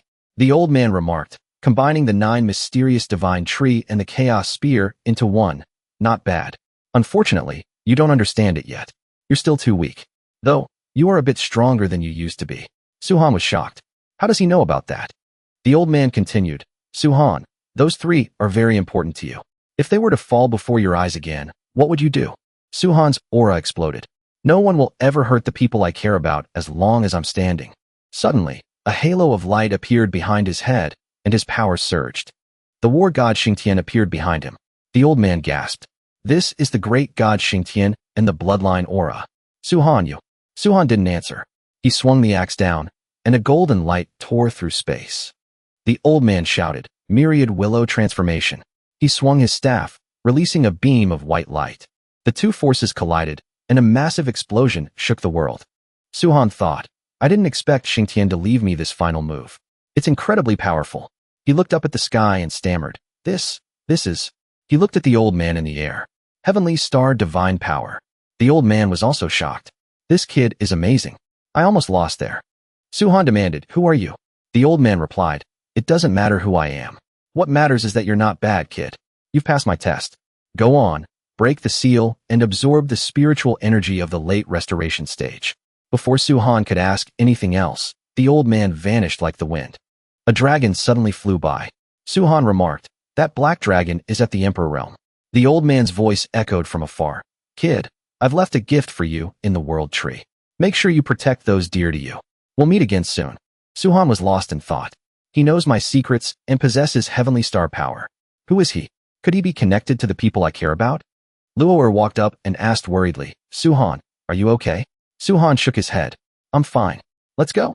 We need to break the seal and absorb the spiritual energy. The group headed toward the world tree. Suhan placed his hand on the seal and began to break it. Golden light flowed into the barrier, and soon, a massive surge of spiritual energy erupted from the sphere. Luoer gasped. The spiritual energy here is so dense. Is this the late restoration stage energy? Suhan thought, 9 heaven star essence? It even contains 9 heaven star power. A smile touched his lips. If I can fully refine this, I'll have enough energy to break through to the Emperor realm. The scene shifted to the hotel, where Tian Kuan and Suhan's father were facing each other. Suhan's father felt the spiritual energy and said, The late restoration energy has been released. Tian Kuan sighed. Old friend, it's time to settle your grudge with the Jiang family. The father nodded. You're right. It's time to pay them back for everything Jier has suffered. Just then, Suhan walked in. I'll be the one to get justice for my mother. Tian Kuan looked at them and said, This is a family matter. I'm staying out of it. I have other things to do. I'll take my leave. Suhan turned to his father. After we deal with the Jiangs, if mom forgives you, maybe I'll give you another chance. But the Jiang family has deep roots. This won't be an easy fight. If things go south, you'd better run. I don't want you holding me back. His father felt a wave of complex emotions. Is Han worried about me? I owe them both so much. I want to make up for all those lost years, but... The scene shifted to the student dorms. Long Outyin called out to Liang Cancan. Cancan, I haven't seen you in days. Where have you been? Cancan replied, I've been training in the energy room. The gap between us is too big, so I have to work harder. Long Outyin laughed. Cancan, I never thought I'd see the day you got serious. This isn't like you at all. Cancan explained, I'm the boss's brother. I can't go around embarrassing him. They went to find Suhan. Cancan called out, Boss. He continued, Boss, the dean asked us to give this to you. He said it's a reward from the government. He also mentioned there's something in here you'll definitely be interested in. Suhan looked at the spatial ring. Detailed information on the major families, especially the Jiang family. Dean, oh Dean, I guess you already knew what my next move would be. A while later, Suhan spoke to Jiang Jia. I'm going to the Jiang family in a bit. Jiang Jia asked worriedly, Honor, do you have to go? I have you, and that's enough for me. Suhan was firm. I have to go. I'm going to make the Jiang family pay for everything they did. The scene shifted to the outside of North Saint Academy. Suhan's father was already waiting. Let's go, Suhan said. The two of them vanished instantly. The scene shifted to the Jiang family estate. Suhan's father said grimly, It's been so many years. Jiang family, I'm back. As they approached the gate, a guard stepped out to block them. Hey, stop right there. You two bums, you think you can just walk in here? Suhan gave him a cold look. Get lost if you want to live. Another guard poked his head out to see what was happening. He paled when he saw Suhan. He immediately pushed the other guard aside and forced a smile. My mistake. A total misunderstanding. Please come in. Suhan walked past him and said coldly, At least you have some sense. As they walked away, the first guard asked, Lao Bai, why did you let those two bums in? Lao Bai slapped him across the face. Use your head. Do you have any idea who they are? Do you want to die? The guard rubbed his face. Who are they? I'm new here. Lao Bai said grimly, They're demons. Just then, Jiang Nong appeared, his eyes cold. So, you're still alive. You didn't even bother to announce your arrival at the Jiang family. Suhan's father replied calmly, I haven't had my revenge yet. How could I die? He leaped into the air. Jiang Nong sneered, You don't know your place. You're just looking for death. Suhan's father didn't hesitate and threw a punch. A massive seal descended from the sky. But he dodged it and appeared behind Jiang Nong. I'm over here. He sent Jiang Nong flying with a single punch. However, green light quickly gathered around Jiang Nong's body. Su-han broke into a sweat. That old man. He doesn't have a single scratch on him. Jiang Nong raised his hand and chanted, grass cleaving the heavens, sun, moon, and stars. Countless flying swords shot out. Su-han's father countered with his own move, falling stars. A barrage of meteors rained down from above. Jiang Nong was shocked. He manipulated his sword formation to spin around him. He launched a counterattack against the meteors. Explosions rocked the air as the swords and meteors collided. Su-han watched the fight and thought, he's much stronger than before. He immediately activated his eye technique, form-shattering vision. His gaze pierced through Jiang Nong's body, revealing another figure inside. So that's it. The remnants of Shin Nong's soul have completely merged within him. After a brief exchange, both sides landed. Jiang Nong mocked him. You're all talk. Is this all you've got? Su-han's father thought, it's been a long time. Jiang Nong's cultivation has improved significantly. Su-han warned him, he has the remnants of Shin Nong's soul. You can't take him on alone. Jiang Nong was stunned. He actually knows about the soul remnants? Just then, Jiang Yu appeared and said coldly, Su-han, you dare come to the Jiang family to provoke us? Even though we have a good relationship with the Hua family, I have to teach you a lesson today. He lunged at Su-han. Jiang Yu unleashed his move. 8 directions, divine restriction. Su-han countered with the Heavenly Emperor punch. The two forces collided with a deafening boom. Jiang Yu was sent reeling back. Su-han appeared behind him in an instant. A lightning dragon descended from the sky, striking Jiang Yu directly on the head. Su-han looked at the charred Jiang Yu on the ground and said coldly, if you weren't a friend of the dean, you'd be dead right now. In the center of the courtyard, Su-han's father and Jiang Nong, who was also Su-han's grandfather, were locked in a fierce battle. Their weapons clashed with a loud bang. Su-han quickly stepped in to support his father. Are you okay? His father replied, I'm fine. I've reached his level of cultivation, but that old man has Shin Nong's soul. Any injury he takes heals almost instantly. I'm starting to lose ground. Su-han explained, he's basically an avatar of the great god Shin Nong right now. Jiang Nong pulled out a spear and said arrogantly, with Shin Nong's soul, I am invincible. He charged at them. Su-han sneered, invincible? That's funny. I just killed someone who said the exact same thing. Jiang Nong lunged at the father and son. They both raised their weapons to block. Another explosion echoed as the 3 weapons collided. The father and son coordinated their attacks, striking Jiang Nong in the chest and sending him flying back. But in the blink of an eye, he was healed by his herbs. He laughed. In Shin Nong's domain, I am immortal.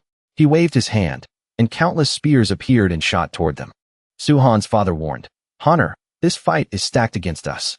Watch out for the range of those herbs. Su-han noted, so his healing range is limited. He unleashed Xingtian's axe decree. The war god Xingtian appeared and shattered all the spears. Then, Su-han's father turned his sword into a binding rope. He tied Jiang Nong up like a sack and shouted, Honor. Su-han swung his axe down with a roar. Jiang Nong broke free and screamed, You 2 ants. I'll. But before he could finish, Su-han's punch landed squarely on his jaw. Su-han followed up with a barrage of punches, driving Jiang Nong back. You heal fast, old man, but your spiritual energy is going to run out eventually. Su-han's father began to form a powerful spiritual vortex. Jiang Nong started to panic. I can't keep this up. If he uses that move again, I'll lose. He lunged at Su Bin, but Su-han blocked him with the primordial battle axe.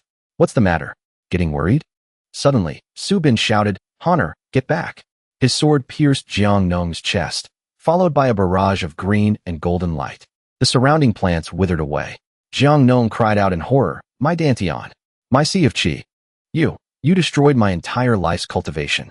Su-han swung his axe and said, It's over. He pointed the axe at Jiang Nong. This is the price you pay for everything you've done. Just then, a sword flew in from a distance, accompanied by a voice. Brother Su, please spare my grandfather's life. Su-han leaped back as Jiang Tianyi appeared. Brother Su, my grandfather should indeed apologize to you. But his cultivation is gone now.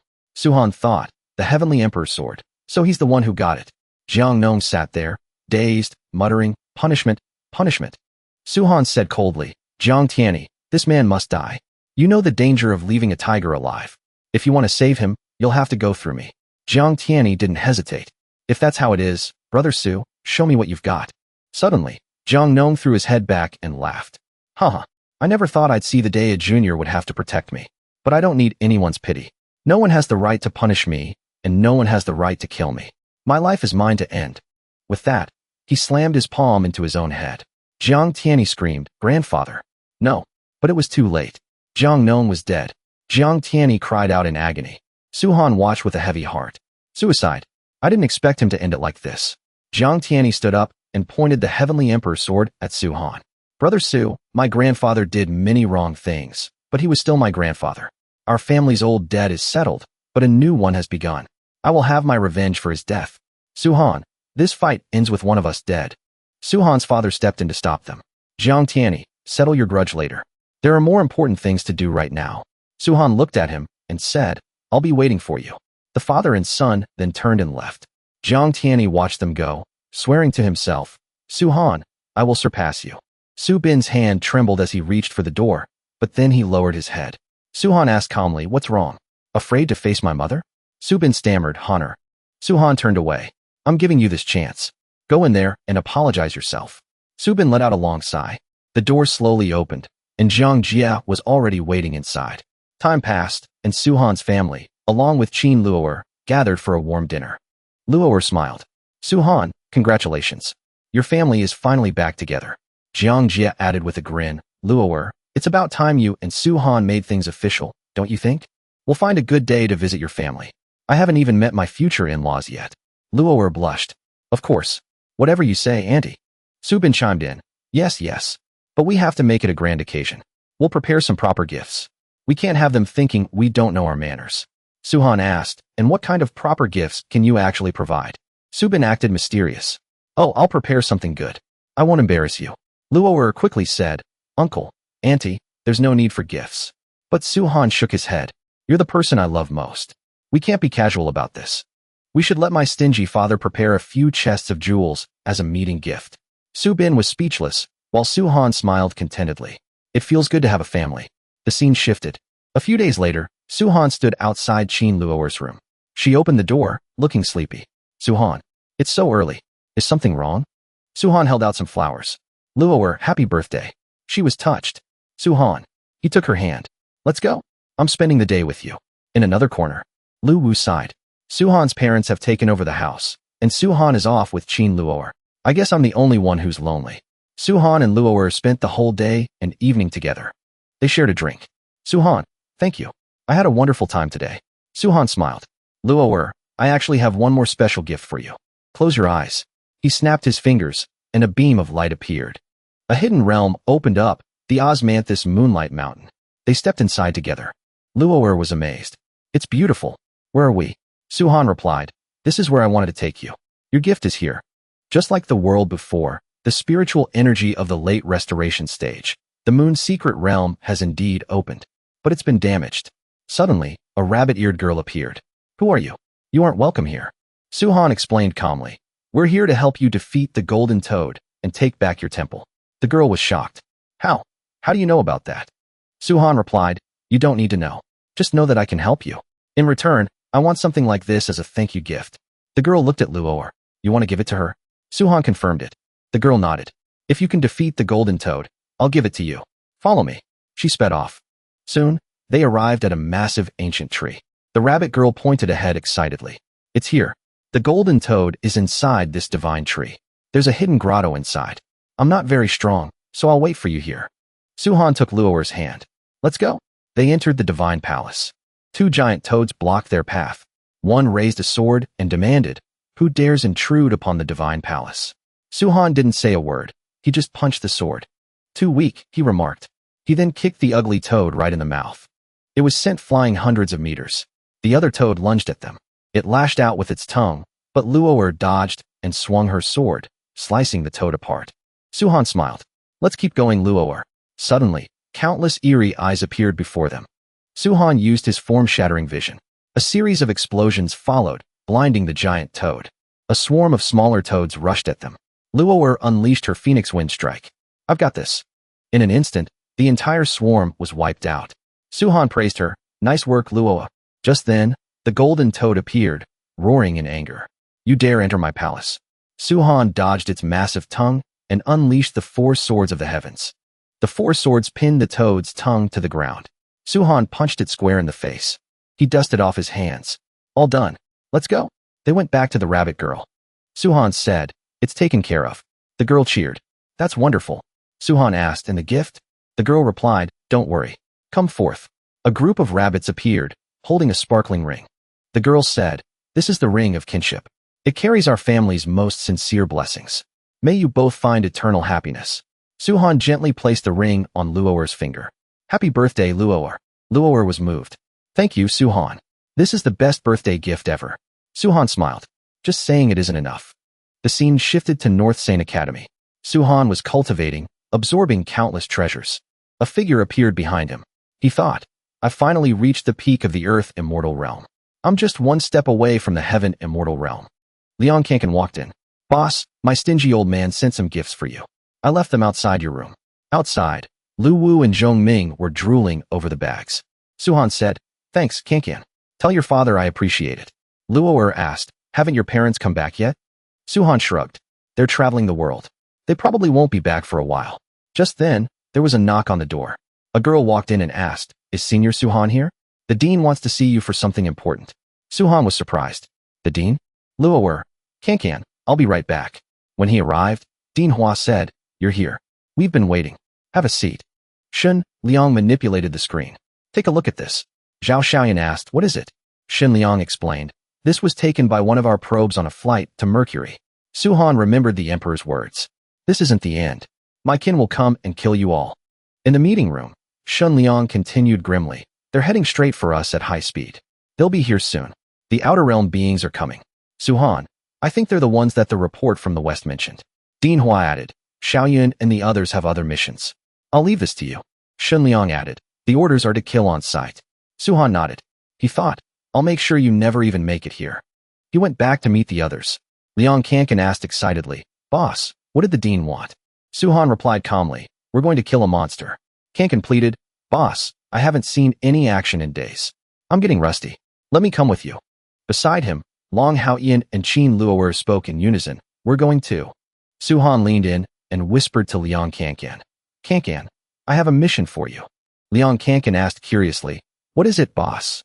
Suhan whispered into his ear. After hearing it, Liang Kankan grinned and winked. "Just watch me, boss."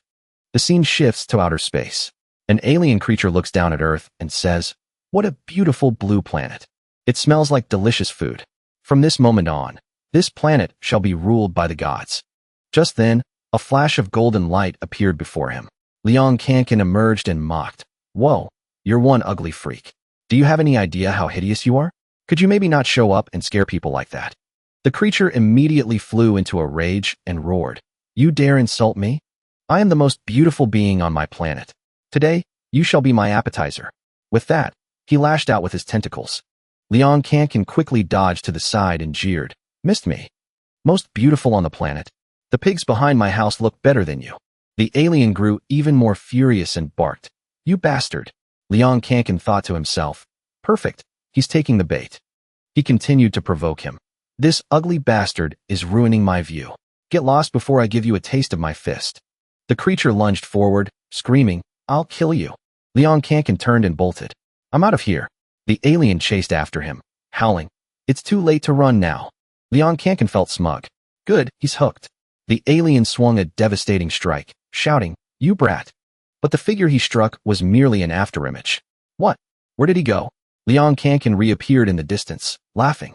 "Over here, you damn freak. Your grandpa Liang is right here." He wiped his brow and thought, "That was close. If boss hadn't given me this treasure, I'd be dead meat by now." The alien roared, "If I don't tear you into 8 pieces today, I'm not my father's son." In the next instant, he appeared right behind Liang Kankan. Liang Kankan just smiled. "In your dreams." Suddenly, a heavenly emperor punch blasted in from a distance, sending the alien flying. Suhan appeared and said, "Good job, Kankan. I'll take it from here." The alien glared at Suhan and cursed, "You lowly insect, how dare you sneak attack me?" Suhan smirked and replied, "Sneak attack? You've got it wrong. I'm here to crush you." Immediately after, the creature's body was blasted into countless fragments. Liang Kankan laughed loudly. That ugly freak couldn't even handle one hit. But the other 3 watched with grim expressions. Long Haoyan spoke up. "This guy has refined himself into an elixir state." Qin Luoer also warned, "These aliens are cunning and treacherous. Watch out for traps." As they looked at the alien trapped within the barrier, Su-han's eyes flashed with a cold, golden light. Liang Kankan chimed in, "Sister-in-law, trap or no trap, let's just mince him into pieces." Right then, the alien's form solidified within the barrier, completely unharmed. Su-han immediately raised a hand to stop Liang Kankan. "Kankan, if you charge in like that, you'll fall right into his trap. Let me handle this." With those words, he unleashed another Heavenly Emperor punch. Seeing this, the alien laughed triumphantly. "Human, you've fallen for it." An explosion erupted within the barrier, forcing Su-han to pull back his fist. The creature sneered, "Foolish." He then launched a barrage of crystals. Su-han pointed a finger toward the sky, forming a sword seal, and asked coldly, "Foolish? Are you talking about me?" A thunder dragon then descended from the heavens. The massive lightning beast lunged forward, its jaws snapping shut around the alien. However, the alien quickly neutralized the attack. He laughed boisterously. "Lightning has no effect on me. My father is a supreme master born with a natural lightning body. Naturally, I inherited his superior genes." Su-han said disdainfully, "I didn't realize you were such a daddy's boy." The alien exploded in rage. "I won't let you insult us. How could insects like you ever understand the honor of our race?" He lashed out with a swarm of tentacles, but Su-han easily dodged every single one. He then summoned the immortal slaying sword formation and said, "You have way too many tentacles. Let me trim them for you." The sword formation instantly transformed into razor-sharp blades, slicing through the tentacles like they were octopus legs. The alien screamed in agony, "My arms! You insects have truly pushed me too far." He pressed his hands together and pulled apart a sphere of energy, snarling, "I'll show you the meaning of true fear." Su-han drew his primordial battle axe and replied, "Then I look forward to seeing what you've got." But as soon as he spoke, strange chains tightly bound him. Su-han gasped in shock. "What?" He tried to break free, but it was useless. A ghostly hand emerged from a spatial rift, grabbing him and pulling him in. The alien sneered, "Human, enjoy being lost in my space-time laws." He then vanished into thin air. As Su-han's body began to distort within the spatial rift, Qin Luo'er immediately acted. "Su-han, we're coming to help." The alien lunged to block them. "Don't be in such a hurry. Your turn is next." He turned to Liang Kankan and said, "As for you, you filthy insect, I'll make sure you burn in the depths of a fire tribulation. You'll wish you were dead." He breathed a torrent of flames. Liang Kankan, Qin Luo'er, and Long Haoyan immediately counterattacked. Liang Kankan swung his blade in a fury. "You ugly freak, keep dreaming." Qin Luo'er unleashed her soaring phoenix, and a flaming bird soared forth. Long Haoyan also unleashed his dragon charge, a blue dragon appearing to bolster the assault. However, the alien simply waved his hand. 3 tentacles shattered their entire attack. In the next moment, all 3 were struck and cried out in pain. The hideous alien immediately targeted Qin Luo'er, swinging his arm as he said coldly, "You'll be the first to go to hell." In that critical moment, Qin Luo'er was paralyzed with shock. She thought in panic, "My body, I can't move." But just then, a beam of light shot out from the spatial barrier, blasting the alien backward. He cried out in terror, "What?" A relentless barrage of attacks followed, leaving him no room to breathe. Battered and bruised, he howled, "Damn it! You're just insects. How can you be this strong?" Su-han, holding the primordial battle axe, stood firmly in front of Qin Luo'er and said coldly, "It's time to end this." The alien laughed arrogantly again. "I possess an immortal body. You can't do anything to me." Su-han replied with contempt, "Immortal?" The last guy said the same thing. "Didn't he end up dead anyway? And you're much weaker than him." He then projected an image of the previous alien's demise. The creature's face paled with horror. He's dead." He immediately cast his void black hole. "Devour him for me." Su-han sneered. "You think the same trick will work twice?" He swung the primordial battle axe down, but the alien teleported, leaving only an afterimage before reappearing to strike with both palms. Su-han blocked with his axe. Seeing his opponent turn to flee, he shouted, "You think you can just leave?" The alien dived straight toward Earth. Seeing the lush green mountains below, he muttered, "My essence and power are depleted. I'll use you all to replenish myself." But at that moment, a voice rang out, "Too bad you're going to die right here." Su-han descended from above, swinging his axe with a roar, "Die, you monster." He unleashed the Xing Tian axe art. A pillar of golden light tore through the sky. The alien was caught in the explosion, screaming, "No, I am immortal." Su-han watched him vanish and said indifferently, "I'm so sorry." Every enemy I meet loves to say that. In the end, they all just fade away. Shortly after, Long Haoyan and the others flew over and asked, Suhan, where is he? Suhan replied, he's been eliminated. Qin Luoer ran up, worried. Suhan, are you okay? We took care of it this time, but what about the future? What if more of them keep coming? Suhan looked up at the sky and said, you're right. That's why we're going to take the fight to them. His gaze was fixed on the cosmos, where countless alien warships were hovering. On one of the command ships, an onion-headed alien spoke, Lord Father, it's just a low-level planet. Do we really need to deploy the entire fleet? A deep, gravelly voice replied, technologically speaking, the blue planet is indeed a low-level civilization. They haven't even unlocked basic tech. However, such a civilization managed to produce someone who wiped out 2 of our kin. The onion head said, Lord Father, even so, I can handle it alone. Why must you? The leader interrupted. The blue planet isn't as simple as you think. They aren't just a technological civilization. He then asked, how much longer until the fleet arrives? The reply came, 10 cosmic days. The order was given, tell the fleet to activate level 2 power. I want to be at Earth in 3 cosmic days. The entire fleet accelerated, heading straight for Earth.